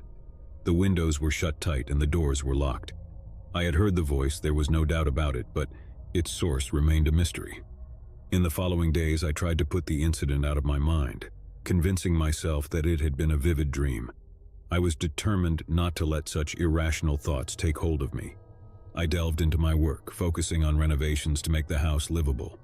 However, the feeling of being watched and the whispers persisted. It was as though the house itself was trying to communicate with me, to tell me something I couldn't yet comprehend. One evening, as I was exploring the dusty attic, I came across a trove of old letters and journals. They were written by the previous inhabitants of Hollywood House, the Eldridges, who had lived there in the late 19th century. The journals were filled with accounts of strange occurrences that mirrored my own experiences. One of them caught my eye. The house is not what it seems. It harbors a presence that defies explanation. We hear the whispers at night, voices from another world, and the shadows move with a purpose we cannot comprehend. The house is cursed, and it hungers for something we cannot fathom. The journals were filled with similar stories, of doors that opened on their own, of apparitions in the hallways, and of voices that pleaded for help. The Eldridges had lived in constant fear, and they eventually abandoned the house, leaving it to decay. I couldn't ignore the striking similarities between their experiences and my own. The house was not just haunted, it was cursed, as if an insatiable darkness clung to its very foundations. As I continued my research, I learned that the house had been built on the site of a tragic event, a fire that had claimed the lives of several townspeople. It was said that the souls of those who had perished in the fire were never at rest, and their restless spirits haunted the mansion. My skepticism wavered as the evidence piled up. The history of Hollywood House was filled with inexplicable events and unexplained phenomena. It was clear that the house held secrets that defied logic and reason. One night, as I sat in the library, the whispers grew louder. They seemed to surround me, as if the walls themselves were trying to communicate. I strained to listen, and the voice became distinct, a woman's voice filled with anguish. "Help me," she implored, her words resonating with sorrow. I followed the voice to the grand staircase, where a shadowy figure materialized before me. It was a woman, her eyes filled with despair. She was dressed in a gown from a bygone era, and her form flickered in and out of existence. "My name is Eleanor," she said, her voice trembling. "I died in the fire, and my spirit has been trapped here ever since. You are our only hope." Eleanor's story was one of tragedy. She had been a resident of Hollywood, a young woman with dreams and aspirations, until the fateful night of the fire. She had perished along with others, and their spirits had been bound to the house, unable to find peace. I couldn't turn my back on Eleanor's plea for help. I reached out to a local historian, Mr. Thompson, who had spent years researching the history of Hollywood House. He explained that the house was a focal point for paranormal activity, a place where the veil between the living and the dead was thin. With Mr. Thompson's guidance, we decided to conduct a ritual to free the trapped souls and cleanse the house of its dark history. We gathered in the living room, surrounded by candles and incense, and recited incantations passed down through generations. As we chanted, the atmosphere grew heavy, and the air seemed to vibrate with energy. The whispers in the walls intensified, as if the spirits were aware of our intentions. I felt a presence in the room, a gathering of souls seeking release. Suddenly, the room grew icy cold, and the shadowy figures of the trapped souls materialized before us. Eleanor, along with others, stood in a solemn assembly, their eyes filled with gratitude and longing. The atmosphere was charged with emotion as we completed the ritual. The spirits began to fade, their forms dissolving into the ether. Eleanor's voice, filled with relief, echoed through the room. "Thank you," she whispered, and then she was gone. The house fell silent, and the weight of its cursed history seemed to lift. The whispers were gone, and the oppressive atmosphere had dissipated. I had not only inherited a haunted house, but had played a part in setting its restless souls free. In the weeks that followed, Hollywood House no longer felt haunted. It was a place of serenity, with no whispers or unexplained phenomena. The history of the mansion had changed from one of darkness to one of redemption. As I continued my life in Hollywood, I couldn't help but reflect on the mysteries of the house. I had learned that sometimes the unexplainable defied the rational mind. The spirits that had haunted the house were not malevolent, but trapped souls seeking release from their torment. I had been a part of their liberation, and the experience had forever altered my perception of the supernatural. Hollywood House, once a place of fear and uncertainty, had become a sanctuary of peace and redemption. Its history no longer whispered of despair, but of the resilience of the human spirit and the power of compassion and understanding. And as I looked out at the town of Hollywood from the mansion's grand windows, I knew that the house had found its own peace, and so had I. And as I looked out at the town of Hollywood from the mansion's grand windows, I knew that the house had found its own peace, and so had I. I had always imagined that the first year of marriage would be full of love, laughter, and adventure. My husband John and I were excited to begin this journey together. Little did we know that our adventure would take us to a place shrouded in mystery and darkness, a house with a history that had the townsfolk filled with fear. The house stood at the end of Willow Street, an imposing Victorian structure that loomed over the neighborhood. The moment we laid eyes on it, we fell in love. The high, arched windows, the ornate wooden details, and the sprawling garden in the back. Everything about the house was perfect. We were told that it had been empty for years, but no one seemed eager to share the reason. As we moved in, I couldn't help but feel a sense of trepidation. The house had an air of antiquity, with creaking floorboards and long, dark hallways. The previous owner had left behind old, dusty furniture that seemed to belong to another era. The entire place was a throwback to the 19th century. We spent our first few days unpacking and exploring our new home. The living room was adorned with a grand fireplace, and a beautiful chandelier hung from the ceiling. It was the perfect place for cozy evenings together. The kitchen, though outdated, had a charming feel, and I couldn't wait to cook our first meal there. The bedroom, with its heavy drapes and old-fashioned wardrobe, was both enchanting and slightly eerie. It wasn't long before strange occurrences began. At first, it was the soft whispers that seemed to emanate from the walls. John and I exchanged nervous glances as we tried to make out the words. The whispers were unintelligible, but they sounded like voices from another time. One evening, as we sat in the living room, we heard the whispers again. This time, I was certain that the voice said, "Help me." I shivered and looked at John, who had a concerned expression. He dismissed it as a draft or our imagination, but the unease lingered. As the weeks went by, the whispers grew more frequent.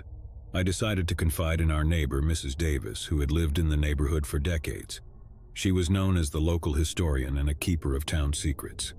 Mrs. Davis listened to my story with a knowing look. "That house, dear," she began. "It has a history and not a pleasant one. It was built by a wealthy family in the late 1800s, the Chattertons. They were reclusive, strange people, and the townsfolk had always whispered about their dark practices." She paused for effect. "The Chattertons dabbled in the occult, trying to communicate with the dead. They believed the house had a connection to the spirit world, and they performed rituals in the hopes of unlocking its secrets." My heart raced as I realized that the whispers we heard might be connected to the Chattertons' experiments. Mrs. Davis went on, "It said that they summoned a presence they couldn't control, and it cursed the house. After that, no one dared to live there, and the Chatterton family vanished without a trace." I couldn't believe what I was hearing. The house we had so eagerly moved into had a dark and chilling history. But what could we do? We had just started our life together, and leaving wasn't an option. We decided to research the house's history and learn more about the Chatterton family. Our research led us to old newspaper clippings and journal entries from the late 1800s. The more we discovered, the more we realized the depth of the Chatterton family's obsession with the supernatural. They believed that the house was a portal to the afterlife and that they could communicate with the dead through seances and dark rituals. One journal in particular made my pulse rise. "The whispers grow louder, and I fear we have awakened something dark.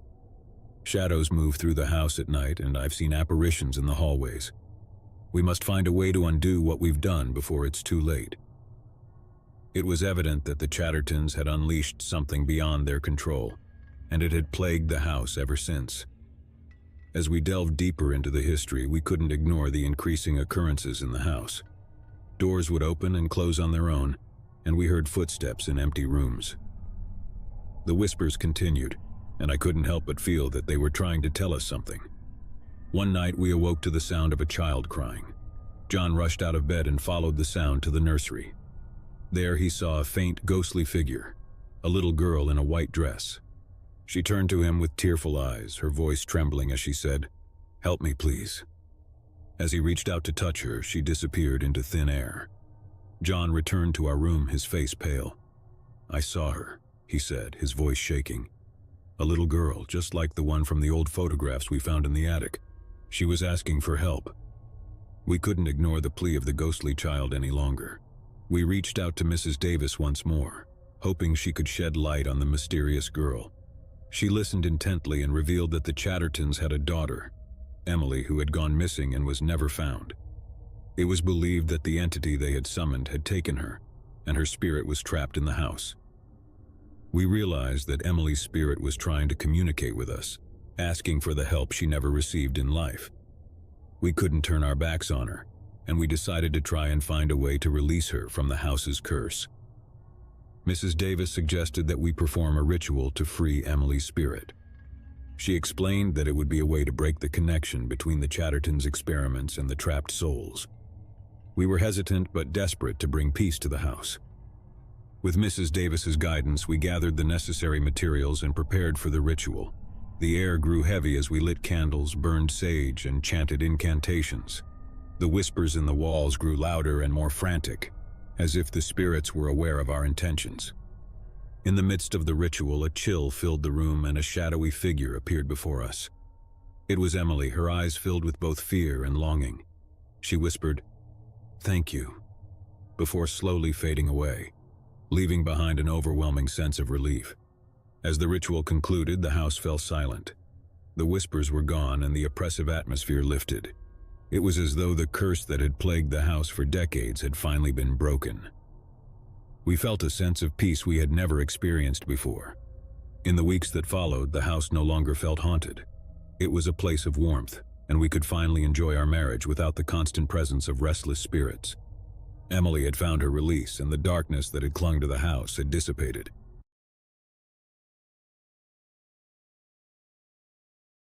As I watched my family's car disappear into the distance, I couldn't help but feel a growing sense of unease. My parents were heading out of town for the weekend, leaving me alone in our old creaky house. I was no stranger to solitude, but this time felt different. A heavy feeling settled in my chest, and an unshakable feeling of dread began to creep into my thoughts. The house itself was a relic of the past, a grand structure with imposing pillars and a sprawling, overgrown garden. It was beautiful in its own way, but as the sun dipped below the horizon and shadows stretched across the property, it transformed into something foreboding. I reluctantly closed the front door and locked it, the click echoing through the empty hallway. The house felt too big, too silent, and suddenly, I felt too small. The first night alone in a house could be daunting, but as time wore on, I had imagined myself growing into the role. I could make my own meals, watch my favorite movies, and revel in the freedom of being the master of my own domain. Yet as I moved from room to room, something about the darkness outside felt oppressive, as if it were closing in on me. I made my way to the kitchen, trying to shake off the feeling of unease. The familiar space, with its warm wooden cabinets and cozy ambience, was meant to be comforting. However, the faintest hint of a draft seemed to whisper through the room. I tightened the shawl around my shoulders and decided to prepare a simple meal to distract myself. As I stood at the stove, the low hum of the refrigerator and the ticking of the kitchen clock were the only sounds that reached my ears. The house was eerily silent, and with each creak and groan, I couldn't help but feel as though it had a life of its own. I had always known it was old, but that night, it felt ancient, bearing secrets from generations long past. I finished my meal and tried to find solace in the glow of the television. I put on a comedy, but even the laugh track couldn't drown out the unsettling sense of isolation. The show's canned laughter sounded more like mocking than mirth, and I switched it off, casting the room into silence once more. Reluctantly, I made my way upstairs to my bedroom. The old wooden steps creaked beneath my weight, creating a symphony of unsettling sounds. I couldn't help but look over my shoulder, half expecting to see something lurking in the shadows behind me. Of course, there was nothing there, but that didn't stop the creeping feeling that I was not alone. My bedroom, with its soft muted colors and familiar scent, should have been a sanctuary, but that night, it was just another chamber in the house of unease. The window offered a view of the moonlit garden, its unkempt hedges and statues shrouded in a cold glow. I closed the curtains and turned off the lights, plunging the room into darkness. Lying in bed, I couldn't help but listen to the strange sounds of the old house. It was as if it were alive, breathing in the night, exhaling soft sighs and whispers. I closed my eyes and tried to remind myself that it was just an old house, that my unease was nothing more than my imagination running wild. Yet, despite my rationalizations, I couldn't shake the feeling that I was being watched. Hours passed, and the darkness seemed to press down on me, heavy and suffocating. I tossed and turned in bed, unable to find comfort. The gentle, rhythmic ticking of the clock in the hallway only served to remind me of the relentless passage of time. Just as I felt myself drifting into sleep, a noise from downstairs jolted me awake. It was a soft but distinct thud, followed by the sound of something scraping against the floor. My heart began to race, and I strained to listen. Silence settled in the room once more. I debated whether to investigate the source of the noise, but fear kept me frozen in place. The darkness outside my window seemed impenetrable, and the shadows in the room appeared to twist and contort. My imagination was running wild, but I couldn't shake the feeling that something sinister lurked in the house. Another noise, this one louder and more distinct, broke the silence. It was the unmistakable sound of footsteps, slow and deliberate, coming up the stairs. My heart pounded in my chest as the footsteps drew nearer, the creaking of the old wooden steps growing louder. I clutched the blanket tightly, unsure of what to do. My first instinct was to call the police, but the feeling of vulnerability kept me rooted in place. The footsteps reached the top of the staircase and drew closer to my bedroom. Panic surged through me, and I scrambled out of bed, searching for a place to hide. The closet seemed like the safest option, and I squeezed into it, pulling the door closed as quietly as I could. I left a slight crack to peer through, my eyes fixed on the dimly lit room beyond. The footsteps grew louder, and the door to my bedroom slowly creaked open. A figure emerged from the darkness, barely visible in the moonlight. It was a man, tall and slender, dressed in tattered clothing. His face was obscured, hidden by the shadows. He moved with a deliberate, almost predatory grace, as if he knew the house intimately. The intruder's presence sent a cold feeling down my spine. He moved through the room, his eyes scanning every corner. The moonlight revealed a gaunt face with hollow cheeks and a scruffy beard. In his hand, he held a knife, its blade gleaming in the dim light. I held my breath as the intruder approached the closet. His steps were slow and deliberate, and I prayed that he wouldn't discover me. The closet door seemed like paper, too flimsy to protect me from the danger lurking just outside. My heart pounded in my chest, drowning out all other sounds. The man's hand reached for the closet door, and I braced myself for the inevitable. But then, just as his fingers brushed the wood, he hesitated. A low growl echoed through the room, causing the intruder to freeze. The sound was not human. It was primal and filled with menace. I strained to see what had caused it, and my eyes widened in terror. From the darkness of the room, a pair of glowing eyes emerged. They were feral, belonging to a creature that shouldn't exist within the confines of the house. The growl grew louder, more menacing, and the intruder backed away from the closet. In that moment, fear gave way to curiosity. I couldn't see the creature clearly, but I had the distinct feeling that it was not a typical household pet. It was something wild and untamed, a guardian of the darkness. The intruder, sensing that he was outmatched, fled from the room, leaving the closet door ajar. I waited, my heart still racing as the growling receded into the distance. I had narrowly escaped a terrifying encounter, and the feeling of dread had shifted to one of profound gratitude. Hours passed, and the first light of dawn began to filter through the curtains. With trembling hands, I emerged from the closet, still cautious and unsure of what I might find. The house was silent once more, and the intruder was gone. But the encounter had left an indelible mark on me. As I watched the sunrise, I couldn't help but feel a sense of awe for the mysterious guardian that had protected me. The old house had revealed a hidden secret, a protector of the night that had stood between me and danger. The rest of the weekend passed without incident, and when my parents returned, I shared my harrowing experience with them. They were understandably shocked and concerned, but we found no sign of the intruder, and the police were unable to determine his identity. In the following weeks, I began to research the history of the house, hoping to uncover the origins of the guardian that had saved me. It was then that I stumbled upon an old, faded photograph, hidden in a dusty corner of the attic. The photograph depicted a man, tall and slender, dressed in tattered clothing.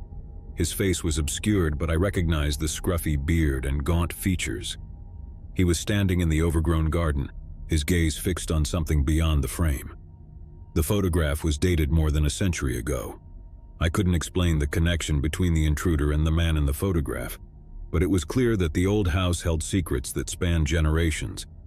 The guardian that had protected me was a mystery, a part of the house's history that had come to life in the darkest of moments. As time passed, the sense of unease in the old house began to fade, replaced by a feeling of reverence for the guardian that had watched over it for generations.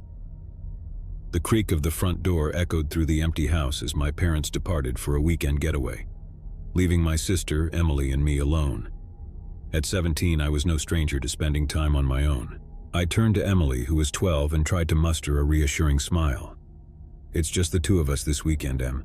We've got the whole house to ourselves." She nodded, her eyes wide with a mix of excitement and trepidation. "Yeah, but it's kind of creepy when it's so quiet." I couldn't argue with her. The silence in the house was overwhelming, a heavy presence that seemed to settle in every corner. I told myself it was the absence of our parents that made the house seem so much larger and emptier than usual. We had our dinner in the cozy kitchen, chatting about school and life, doing our best to chase away the unease. But no matter how much we talked, the silence of the house lingered in the background, like a watchful spirit. After dinner, I suggested we watch a movie to distract ourselves from the disconcerting atmosphere. We settled on a comedy, and Emily's laughter filled the room as the characters on the screen stumbled through their ridiculous antics. It was a welcome distraction, but even as we laughed, I couldn't shake the feeling that we were not alone. The movie ended and Emily stifled a yawn. "I'm heading to bed, you coming?" I shook my head. "I'll join you later. Just going to check things out downstairs first." She gave me a worried look but didn't protest. With a quick goodnight, she headed upstairs, leaving me alone in the dimly lit living room. The house seemed to creak and groan as I moved through it, its age and weight pressing down on me. The silence was so profound that it felt as though it was closing in, squeezing the very air from the room. I took a deep breath and tried to shake off the feeling of dread. As I passed the hallway leading to the basement, I heard a faint sound, like a whisper carried on the wind. I paused, my heart racing, straining to hear more. But the house remained still, as though it had swallowed the sound. Chalking it up to my imagination, I continued my exploration of the house. I made my way to the large, darkened living room, where heavy drapes blocked out the moonlight. I switched on the overhead light, dispelling some of the darkness that clung to the room. The furniture was old, relics from a different time, and the room held a sense of history that was both fascinating and unsettling. I'd heard stories of past occupants, tales of love and loss, of joy and sorrow, and sometimes it felt as though those stories were imprinted on the very walls. I moved to the bookshelves that lined one wall, running my fingers over the spines of old books and photo albums. As I leafed through one album, I came across a series of faded photographs. They depicted a family, a couple with 2 children, in a house that looked strikingly similar to the one I now lived in. There was something haunting about those photographs, a sense of familiarity and yet a gnawing discomfort. The faces in the photographs were unfamiliar, but I couldn't shake the feeling that they were somehow connected to the house, as though the past had reached out to touch the present. With a shiver, I closed the album and returned it to the shelf. The room had grown colder, and I could feel the presence of the past, lingering like a shadow in the corners. I decided it was time to head upstairs and join Emily. The heavy silence of the house had grown oppressive, and the stories of the past were pressing in on me. As I climbed the stairs, I could have sworn I heard a faint whisper behind me, a voice carried on the wind, but when I turned, there was nothing there. I joined Emily in our shared bedroom, the dim glow of her nightlight casting dark shadows on the walls. She was already asleep, her breathing soft and steady. I climbed into my own bed, trying to put the unsettling feeling of the house behind me. But the night brought no solace. As I lay in the darkness, I couldn't escape the feeling of being watched. The room seemed to pulse with an unsettling energy, and I could hear the soft rustling of fabric and the gentle creak of floorboards, as if someone were moving through the house. Hours passed, and I couldn't shake the feeling that I was not alone in the room. I turned to look at Emily, half expecting to see a figure lurking in the shadows. But there was nothing there, and my unease only deepened. I decided to check on the source of the sounds, telling myself that it was probably just the old house settling. I climbed out of bed and made my way to the hallway. The darkness was thick, like a shroud, and I moved cautiously, guided only by the faint moonlight filtering through the windows. As I descended the stairs, the sounds grew louder, more distinct. It was as though the house had come to life, its walls murmuring secrets that had been long buried. I followed the sounds to the living room, where the overhead light flickered to life, casting a creepy glow on the room. And there, in the center of the room, I saw her, a young girl, no older than Emily, with long dark hair and eyes that held a haunting sadness. She was dressed in an old-fashioned nightgown, her feet bare and dirty. She looked at me with a mixture of fear and longing, as though she had been waiting for someone to finally see her. My heart raced as I took in the sight of the ghostly figure before me. I had heard the stories, tales of a young girl who had lived in the house long ago and had vanished without a trace. It was said that she had never left the house, that her spirit still lingered in the dark corners, searching for something lost. I couldn't move, couldn't breathe, as the young girl reached out a hand toward me, her fingers trembling. And then, with a soft, plaintive whisper, she spoke. "Help me."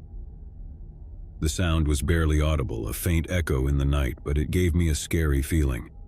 I knew I had to do something, to find out what had happened to this lost soul, to help her find peace. But as I took a step toward her, she faded away, dissolving into the shadows. The house fell silent once more, the only sound the thudding of my own heart. I returned to my room, my mind racing with questions and fear. The young girl's presence had shaken me to my core, and I couldn't escape the feeling that her story was entwined with the history of the house. Morning came, and I told Emily about the ghostly encounter. She listened with wide eyes, her fear mirrored in my own. We decided to investigate the history of the house, hoping to uncover the mystery of the young girl and the stories that had been passed down through generations. Our research revealed a tragic tale. The young girl, named Isabella, had lived in the house with her family in the late 1800s. She had vanished one fateful night, leaving her family in despair. Despite extensive searches, she was never found, and her disappearance had remained a haunting mystery. As we delved deeper into the history, we learned that the house had passed through various owners over the years, and each had their own stories of unexplained phenomena and ghostly encounters. It seemed that Isabella's spirit had remained in the house, searching for answers and perhaps someone who could finally help her find peace. Determined to uncover the truth, we embarked on a quest to find out what had happened to Isabella. We scoured old records, visited local archives, and even interviewed descendants of past owners. Slowly, we pieced together a narrative of a family torn apart by tragedy, a series of secrets, and the mystery of a lost girl who had never found her way home. As we delved deeper into the past, we began to experience more encounters with Isabella's ghost. She appeared to us at night, her presence both scary and heart-wrenching. She would speak in soft, mournful whispers, imploring us to help her, to uncover the truth of what had happened on that fateful night so long ago. We couldn't deny her plea, and our determination to unravel the mystery only grew stronger. Together, we combed through the old attic, searching for clues that had remained hidden for generations. And then, as we sifted through dusty boxes and tattered letters, we made a discovery that creeped me out. Hidden beneath a pile of old photographs, we found a letter, its pages yellowed with age. It was a letter from Isabella to her parents, written on the night of her disappearance. In it, she revealed a secret, a forbidden love that had torn her family apart. As we read the letter, it became clear that Isabella had run away from home, unable to bear the pain of her family's disapproval. She had hoped to find her true love and start a new life, but fate had other plans. The letter ended abruptly, with no indication of what had happened to her. Armed with this new information, we continued our investigation, determined to uncover the full story of Isabella's disappearance. We tracked down old family records and discovered that she had indeed run away, eloping with her love, a poor artist from a neighboring town. Their love had been forbidden and their families had disowned them. Isabella and her love had struggled to make a life together, but tragedy had struck. They had been separated, and Isabella had vanished without a trace. Our research led us to a small, forgotten cemetery on the outskirts of town, where we found the final piece of the puzzle. Isabella's grave, a simple weathered headstone, marked her resting place. The date of her death was the same as the night she had disappeared. With heavy hearts, we realized that Isabella's ghost had been searching for closure, for someone to uncover the truth of her story. We had brought her one step closer to finding peace, but her presence in the house had not yet faded. We decided to hold a small private ceremony at Isabella's grave, a gesture of remembrance and closure. As we stood by her headstone, the air grew heavy, and we felt the weight of the past. Emily and I said our goodbyes to Isabella, thanking her for the lessons she had taught us about love, loss, and the enduring power of the human spirit.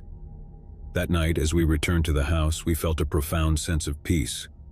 Isabella's ghost, it seemed, had found the closure she had longed for, and the house was no longer filled with the haunting presence of the past. In the years that followed, the old house became a place of warmth and comfort, a sanctuary for our family. I sat alone in our old family home, the soft ticking of the antique clock on the wall the only sound to break the heavy silence. My parents had left for a week-long business trip, and I had volunteered to take care of our aging dog Max while they were away. I was 16 and spending a week on my own wasn't new to me. But as the evening sun dipped below the horizon and shadows stretched across the rooms, a feeling of unease crept in. The house, built in the early 1900s, bore the weight of its history, and every creak and groan seemed to carry with it a whisper of the past. Max, an old and arthritic Labrador, lay at my feet. His presence was comforting, a reminder of the familiar in this sea of uncertainty. I stroked his graying fur, my fingers finding solace in the soft rhythm of his breath. The first night alone in the house felt oddly disquieting. I made a simple dinner, and as I ate, the empty chairs around the dining table seemed to watch me, their emptiness unsettling. I turned on some music, hoping to drown out the silence, but it only seemed to echo through the empty rooms. After dinner, I took Max for a short walk in the garden, the chilly evening air offering a welcome break from the stifling quiet of the house. As we made our way back inside, the soft rustling of leaves in the garden seemed to carry secrets of their own. I shook off the feeling of unease and closed the door, locking it securely behind us. The evening passed uneventfully, and I settled in the living room to watch a movie. The flickering light from the screen cast shifting shadows across the walls, and for a moment I felt as if the house were holding its breath. I brushed the feeling aside and tried to immerse myself in the film. As the movie ended and the room plunged into darkness, I realized that it was time to head to bed. Max followed me upstairs, his slow, deliberate steps echoing through the hallway. The house was silent, and as I climbed into bed, I couldn't help but feel as though I were being watched.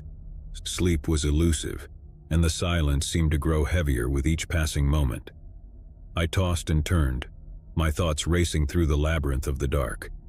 The old house felt like a living, breathing entity, its walls listening to secrets long buried. Then, in the stillness of the night, a sound broke through, a soft, rhythmic tapping, like a finger gently rapping on a window pane. I listened intently, straining to locate the source of the sound. It was persistent, almost like a distant melody, and it seemed to be coming from somewhere within the house.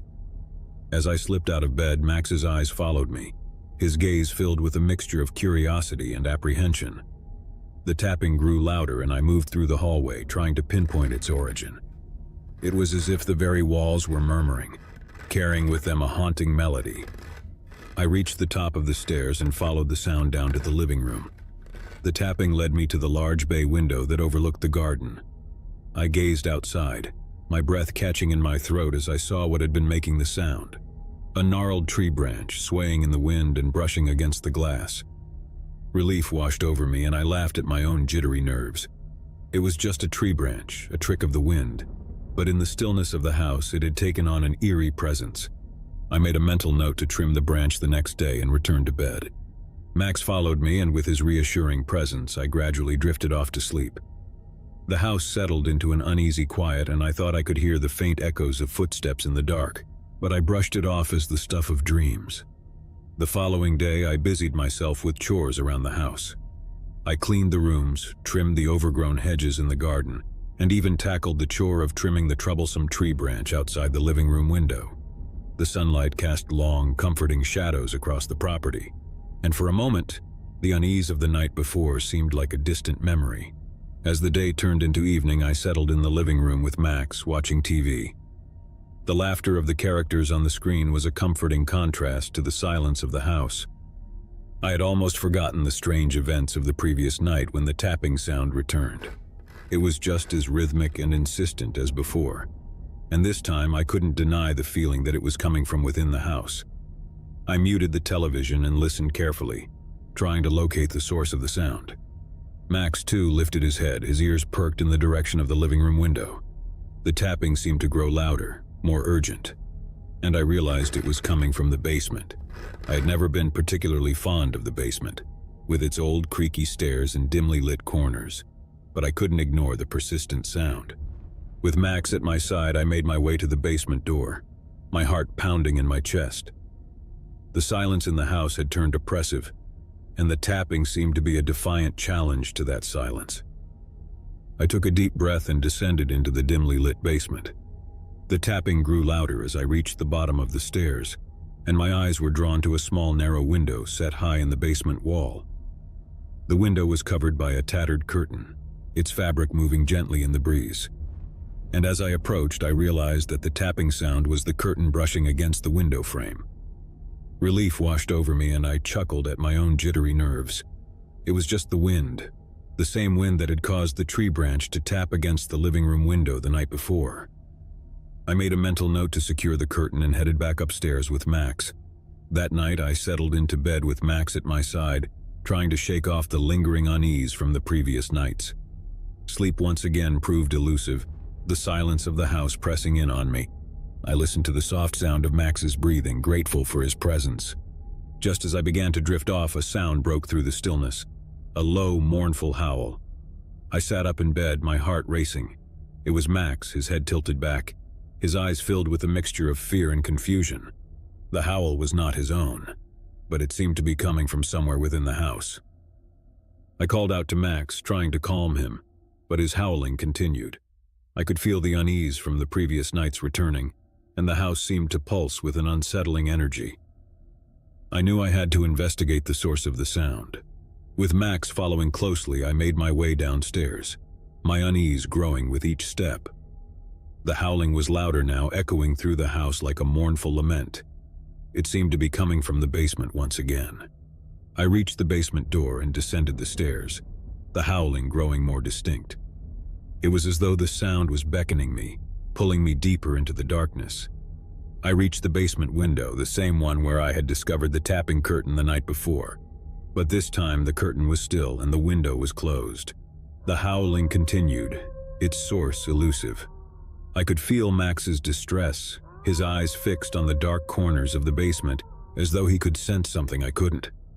I called out once more, trying to calm Max and to dispel the unease that had settled over me. And then, just as suddenly as it had begun, the howling ceased. The house fell into silence once more, the only sound the soft ticking of the antique clock on the wall. I retreated from the basement, Max at my side, a sense of foreboding settling over me.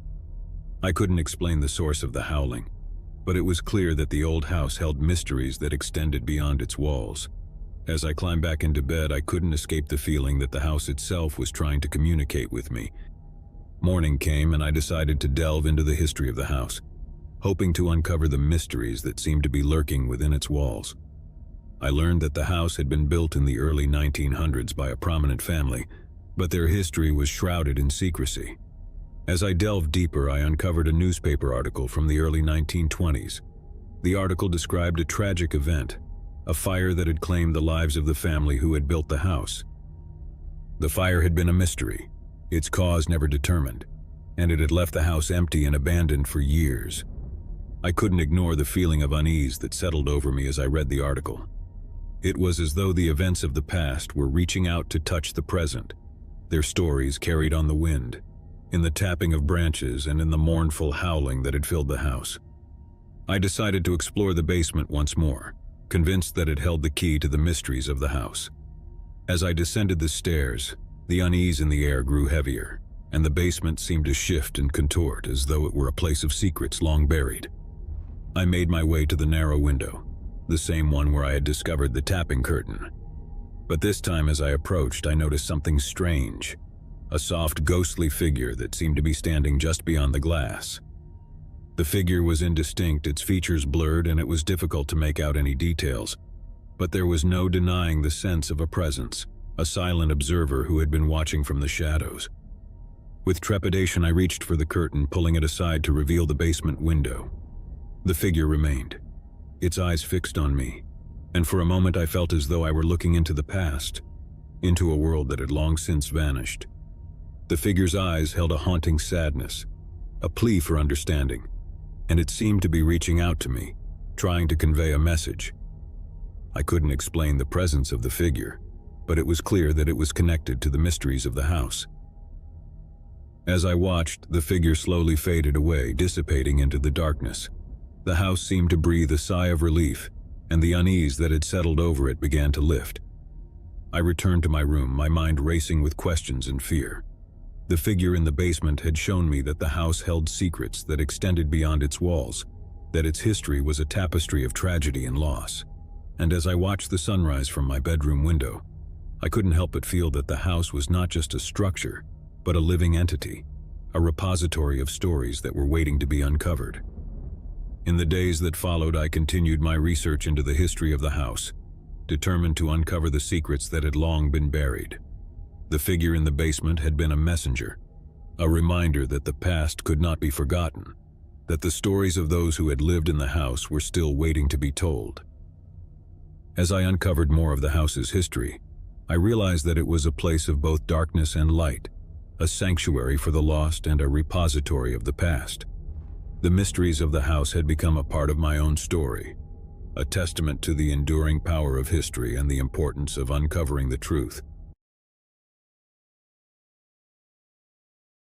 The Royal Crescent Hotel was a beacon of luxury and charm in the heart of the city, a place where history and opulence intertwined to create an experience like no other.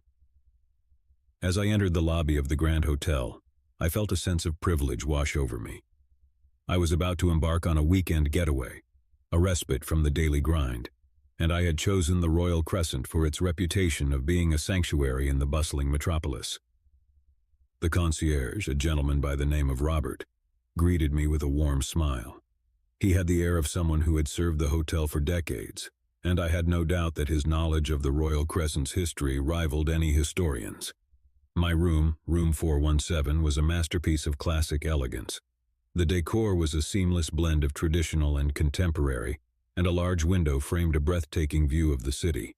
The city lights spread out like a sparkling tapestry, and I was eager to immerse myself in the luxurious comfort that the Royal Crescent promised. That first evening, I decided to explore the city. The streets were alive with energy, the cacophony of traffic and the hum of conversations filling the air. I roamed the city's bustling markets, indulging in street food and reveling in the vibrant life that surrounded me. The night was filled with laughter, the harmonious blend of languages, and the sweet melodies of street musicians. It was well past midnight when I returned to the Royal Crescent, and the hotel's lobby had transformed into a haven of tranquility. The creepy space exuded an air of timeless elegance, and the concierge, a gentleman named Mr. Lawrence, greeted me with a polite nod. The fourth floor, where room 417 was located, was quiet as I made my way down the corridor. The plush carpeting muffled my footsteps, and the sconces that lined the walls cast elongated shadows. It was as if the corridor had slipped into another era, one where time moved at a slower pace. As I approached the door to room 417, I noticed something unusual. The brass plaque, which typically displayed the room number, was blank. It was as if the room didn't exist, or it was intentionally concealed. The sight sent a cold feeling down my back, but I attributed it to a quirky detail of an old hotel. Turning the handle, I entered the room, ready to unwind and savor the comforts of the Royal Crescent. However, the atmosphere within the room was unnaturally cold. I checked the thermostat, which was set at a moderate temperature. Yet the chill persisted. I couldn't help but wonder if the old building had heating issues. I decided to draw the heavy curtains to take in the city's magnificent view, but they refused to budge. It was as if they were frozen in place, resisting my efforts to reveal the world outside. I tugged at them with increasing frustration, but they remained immovable. The room's atmosphere was growing increasingly oppressive, and I made my way to the bathroom, hoping to freshen up and shake off the discomfort. However, when I turned on the faucet, icy water rushed out, sending an electric shock through my fingers. I quickly turned it off, bewildered by the unexpected frigidity. I began to wonder if there was an issue with the hotel's plumbing.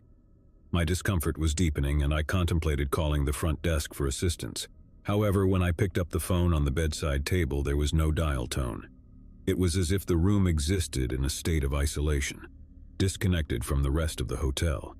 I decided to leave room 417 and speak with the concierge about the peculiarities I had encountered.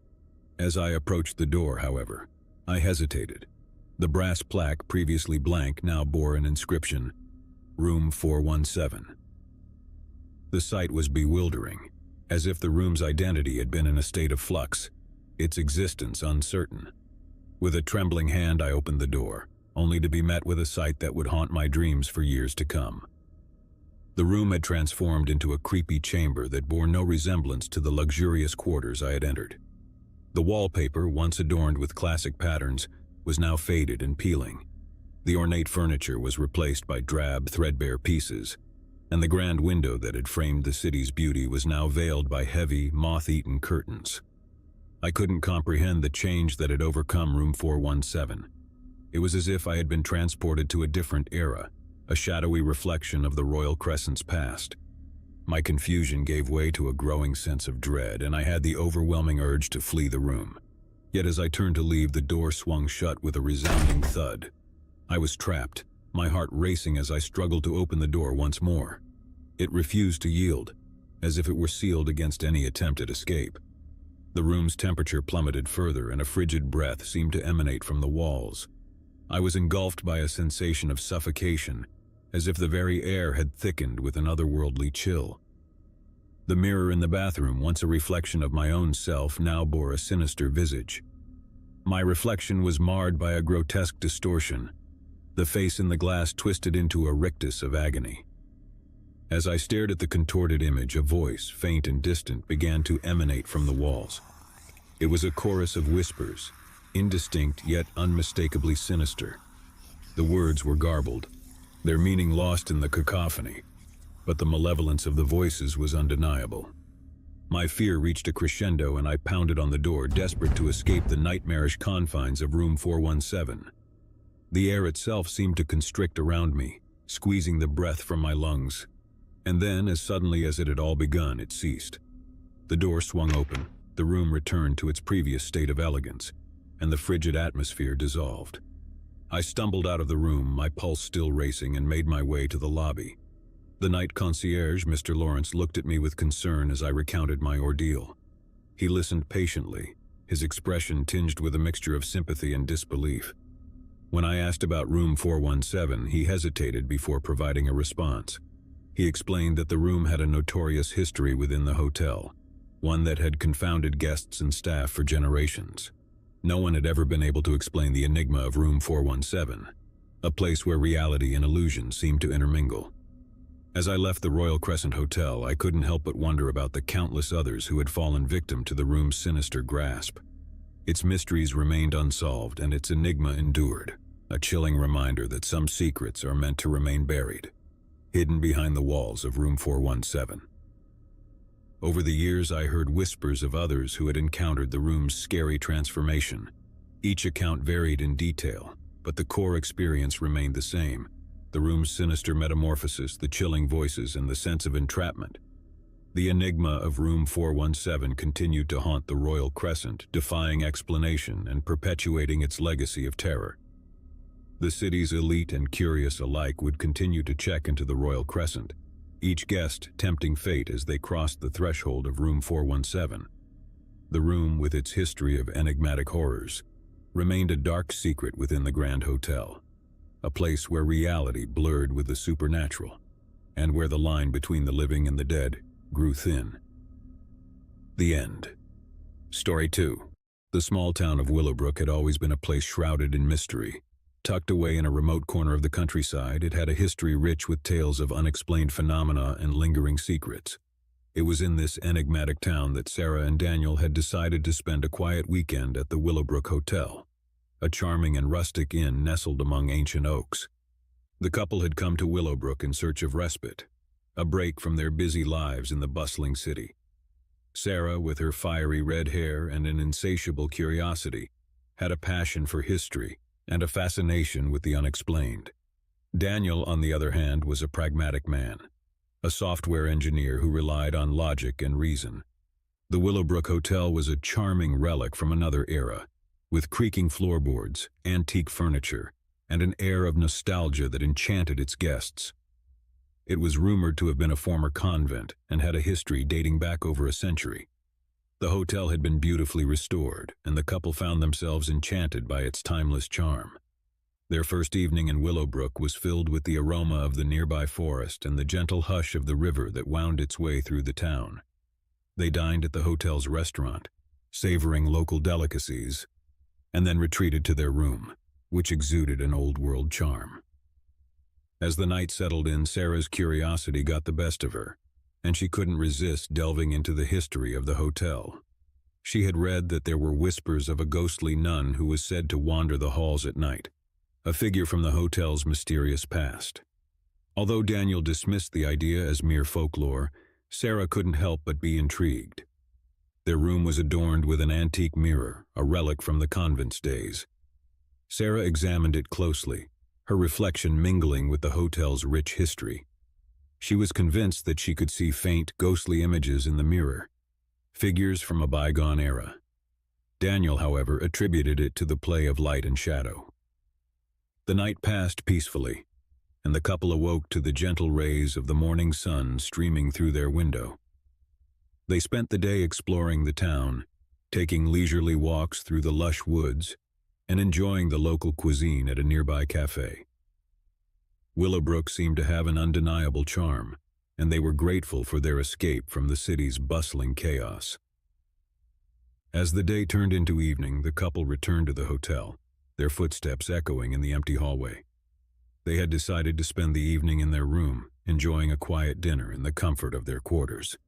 The sun dipped below the horizon, casting long shadows in the dimming light. It was while they were dining that the first unusual occurrence took place. The lights in their room flickered and then dimmed, casting the chamber in a dark twilight. Sarah dismissed it as an electrical glitch, but a sense of disquiet settled over Daniel. The couple decided to retire for the night, the light of a single lamp illuminating their path. As they settled into bed, they couldn't shake the feeling that they were not alone. It was as if the room held a silent, watchful presence, and the air seemed charged with an unspoken history. Sarah, still intrigued by the tales of the ghostly nun, suggested conducting a séance, a playful attempt to connect with the past. She lit a few candles, and they held hands, closing their eyes. The room was filled with an expectant silence, broken only by the soft murmur of the nearby river. Suddenly the candles flickered and extinguished, plunging the room into darkness. An icy breeze seemed to sweep through the chamber, and the couple felt a strange presence enveloping them. Sarah's curiosity had quickly given way to fear, and she urged Daniel to stop the séance. The room seemed to respond, and the lights flickered back to life. Despite their unease, the couple attributed the bizarre experience to their imagination, heightened by the stories they had heard. They decided to sleep, hoping for a more peaceful night, but their night was anything but peaceful. As they lay in bed, a soft, ethereal voice filled the room. It was a whisper, barely audible but unmistakably present. The words were garbled like a forgotten language, and the voice seemed to resonate from the walls themselves. Sarah and Daniel exchanged nervous glances, their unease deepening. They couldn't pinpoint the source of the voice, and the air seemed charged with an otherworldly energy. As the whispering continued, it seemed to grow louder and more insistent. Suddenly, a shadowy figure materialized at the foot of their bed. It was a nun dressed in an antiquated habit, her face obscured by a veil. She was a phantom from the past, her form translucent and wavering. The couple watched in paralyzed horror as the ghostly figure extended a bony hand towards them. In a panic, Sarah and Daniel fled from their bed, their hearts pounding with terror. They rushed out of their room and into the hallway, their breathless flight taking them deeper into the hotel's ancient corridors. The corridor was poorly lit, and the flickering sconces cast mysterious shifting shadows. The couple found themselves in a labyrinth of hallways, their sense of direction muddled by the hotel's convoluted layout. The oppressive air seemed to close in around them, and the echoes of their footsteps reverberated through the silence. As they ventured further into the hotel, they encountered more spectral figures, each one a silent sentinel from the past. The ghostly nuns seemed to glide through the walls, their presence hauntingly real. The couple's fear was now mingled with a growing sense of disorientation. In the distance, they heard a soft, mournful chant, a haunting melody that seemed to beckon them. The voice, a chorus of ethereal nuns, echoed through the hallways, leading them deeper into the hotel's enigmatic heart. Sarah and Daniel couldn't resist the call, their curiosity overpowering their fear. They followed the haunting melody, their footsteps guided by an unseen force. The walls themselves seemed to pulse with a forgotten history, a narrative of secrets and regrets. The chant led them to a grand chamber, a place that seemed untouched by time.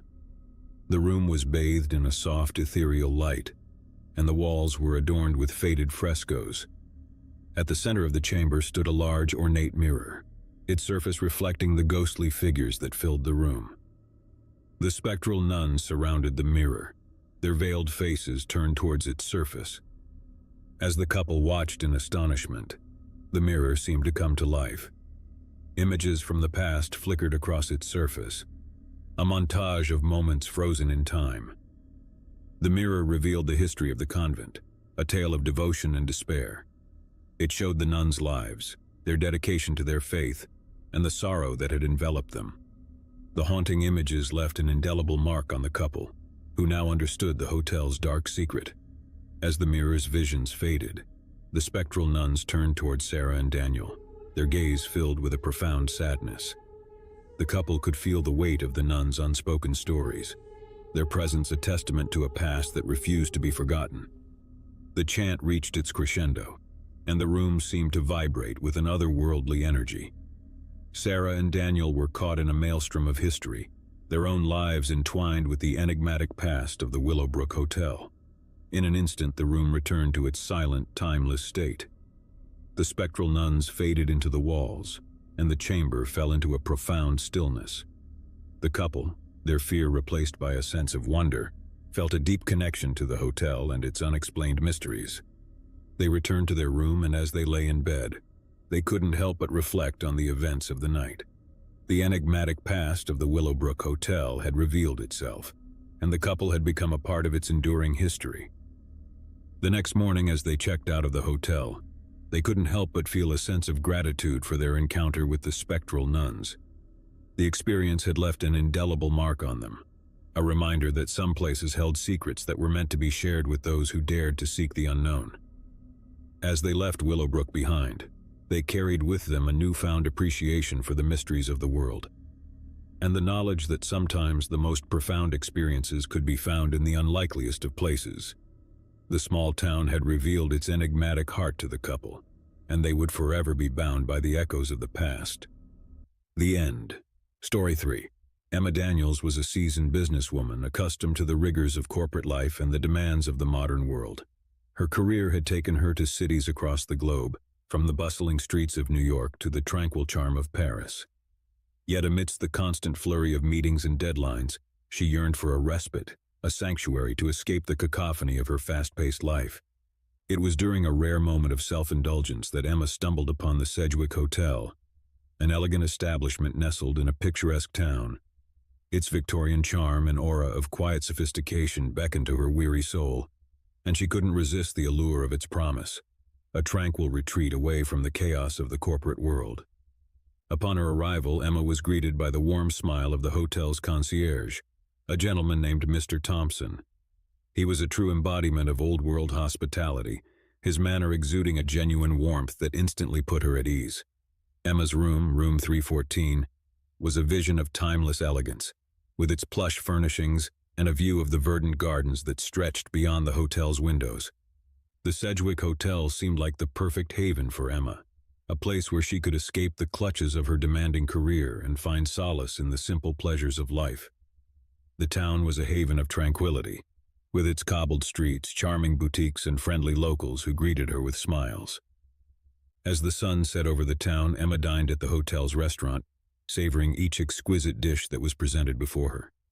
The flavors were a symphony for her senses, and she marveled at how this quaint town could hold such culinary treasures. After dinner, she retired to her room, eager to savor the quiet solitude it offered. As Emma settled into the plush armchair by the window, a sense of serenity washed over her. The room seemed to embrace her, its soothing ambience a balm for her weary soul. She decided to spend the evening lost in a good book, immersing herself in the world of fiction as the town's lights twinkled beyond her window. Yet as the night deepened and the town grew quiet, Emma became aware of a faint sound that seemed to echo through the walls. It was a soft, almost imperceptible noise, like a distant whisper that teased her senses. She paused, her book forgotten in her lap as she strained to discern the source of the sound. The noise seemed to emanate from the room next door, room 315. It was a barely audible murmur, indistinct yet persistent. Emma couldn't help but wonder if her neighbor had left a television or a radio on, its volume lowered to a mere whisper. As the minutes passed, the noise continued, its soft cadence growing increasingly unsettling. Emma could hear voices, muffled and hushed, as if a conversation was taking place in the adjacent room. Yet the words remained unintelligible, their meaning eluding her. Intrigued and perturbed in equal measure, Emma decided to investigate the source of the sound. She rose from her chair and crossed to the door that connected her room to room 315. She hesitated for a moment, her hand poised to knock, but before she could do so, the noise ceased abruptly. Confused and disconcerted, Emma returned to her room, unsure of what to make of the strange occurrence. She had barely settled back into her armchair when the noise resumed, as if in response to her departure. The whispered voices continued, their tone growing increasingly agitated. Determined to unravel the mystery, Emma decided to knock on the door of room 315. She could no longer ignore the enigmatic sounds that had captured her attention. With a sense of trepidation, she crossed to the adjoining door and rapped her knuckles against its surface. The noise inside room 315 ceased once more, and there was a moment of silence. Then the door creaked open slowly, revealing the interior of the neighboring room. Emma peered inside, her heart pounding, but there was no one to be seen. The room appeared empty, its furnishings untouched. There was no sign of a television or a radio, and the whispered voices had fallen silent. Emma's sense of disquiet deepened, and she couldn't help but wonder if she had imagined the entire episode. Feeling both bewildered and embarrassed, she withdrew from room 315, allowing the door to swing shut behind her. She returned to her room, determined to put the strange occurrence behind her and resume her evening of relaxation. But the whispered voices refused to be forgotten. They seemed to echo in her mind, haunting her thoughts and refusing to release their hold. As Emma lay in her bed, the sound of the hushed conversation filled her ears once more, as if it emanated from the very walls themselves. Unable to ignore the enigmatic voices any longer, Emma called the front desk and spoke with Mr. Thompson, the concierge. She explained the strange sounds coming from room 315 and requested that someone investigate the matter.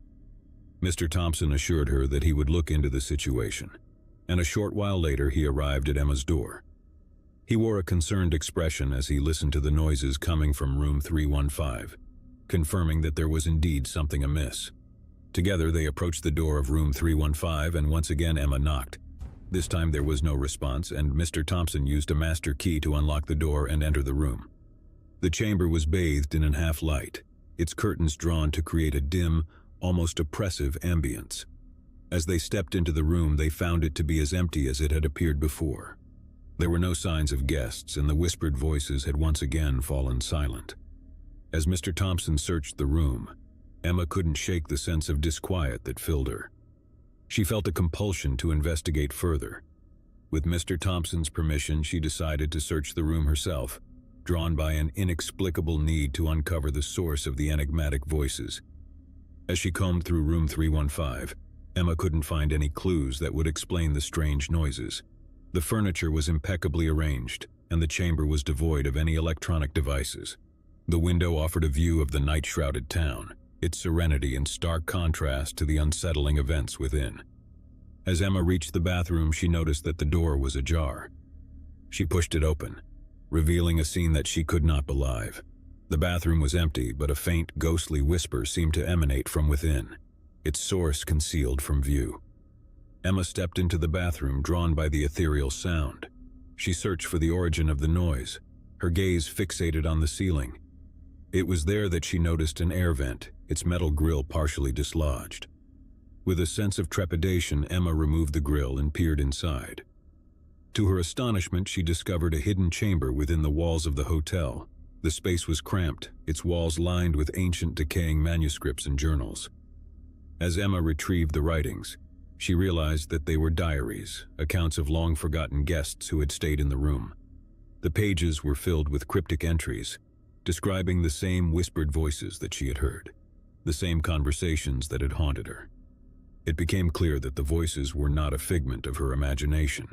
The diaries revealed that countless guests had reported similar experiences, and the room itself had gained a sinister reputation. The writing spoke of an inexplicable presence, of voices that seemed to transcend time and space. Emma couldn't help but be captivated by the diaries, their words drawing her deeper into the enigma of room 315. As she continued to read, she discovered that the room had been the site of unexplained phenomena for decades, with guests reporting whispered voices, shadowy apparitions, and a sense of being watched. Intrigued and unnerved, Emma returned to her room, the diaries in hand, and shared her discoveries with Mr. Thompson. The hotel staff had been unaware of the hidden chamber within the walls, and the revelation left them with a sense of unease. Together, Emma and Mr. Thompson decided to conduct a thorough investigation into the history of room 315. They sought out local archives, delving into the town's past in search of answers. What they uncovered was a chilling tale of tragedy and unexplained occurrences. Room 315 had once been part of a grand mansion that had stood on the hotel's grounds. The mansion had been the residence of a wealthy family, the Howards, who had lived there in the late 19th century. The family had been known for their reclusive nature, and had rarely been seen in the town. As Emma and Mr. Thompson delved deeper into the history of the Howards, they discovered that the family's isolation had been shrouded in mystery. Rumors abounded that they had been involved in arcane practices and had been consumed by a sense of foreboding. The diaries penned by various guests who had stayed in room 315 over the years revealed a recurring theme.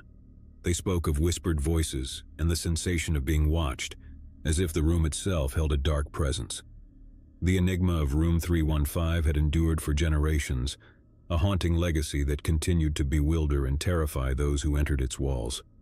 It was as if the room had become a repository of the past, a place where the voices of the Howards and their unexplained secrets continued to echo. The hotel staff decided to seal off room 315, no longer allowing guests to stay there. Emma returned to her room, the diaries a testament to the enigmatic history of the Sedgwick Hotel.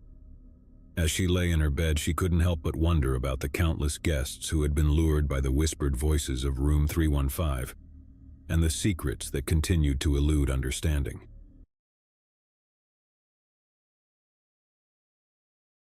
The soft murmur of chatter and the clinking of cutlery filled the elegant restaurant as diners indulged in fine cuisine. It was a place where laughter, romance, and exquisite dishes danced together, and the soft glow of candlelight cast an enchanting spell over the room. Sarah and Mark had chosen this restaurant for their anniversary, eager to celebrate their 2 years of love and devotion in a place known for its exquisite culinary delights. As the couple sat at their table, exchanging smiles and holding hands across the polished mahogany, a subtle unease began to creep over them. Sarah had noticed a man sitting alone at the bar, his gaze fixated on their table. His dark, piercing eyes seemed to bore into her, making her skin prickle with discomfort. She nudged Mark and nodded subtly in the direction of the bar. "Mark, do you see that man at the bar?" she whispered, trying not to alarm the other diners. Mark turned to glance discreetly at the bar and saw the stranger. A shiver ran down his spine as he observed the man, dressed in a perfectly tailored suit that exuded an aura of affluence, yet his eyes were devoid of warmth. "Yeah, I see him," Mark replied in a hushed tone. "He's been staring at us for a while now. It's unsettling." Unsure of what to do, Sarah and Mark returned their attention to their meal, hoping the strange man would lose interest and move on. But his gaze remained unwavering, an unsettling presence that cast a dark cloud over their special evening. The hours passed, and the stranger's relentless stare continued to haunt them. Each time Sarah and Mark tried to catch his eye, he looked away, as if playing a sinister game. Their celebration had turned into an anxious ordeal, and they debated leaving the restaurant early.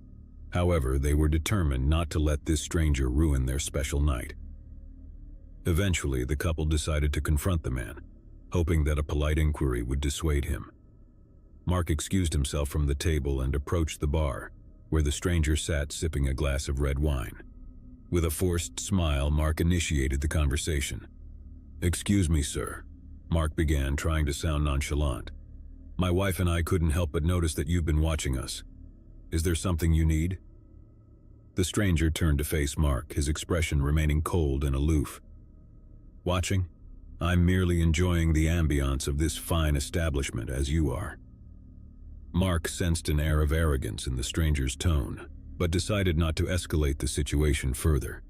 He returned to their table and whispered to Sarah, "I talked to him, and he claims he's just here for the ambiance. Let's finish our meal and go." But as they resumed their dinner, the creepy sensation of being watched persisted. It seemed as if the stranger had intensified his gaze, his unrelenting eyes now locked onto Sarah, who could feel his presence like a weight on her soul. In a last-ditch effort to defuse the situation, Mark summoned the restaurant manager and discreetly informed him of their discomfort. The manager approached the stranger and engaged him in a quiet conversation.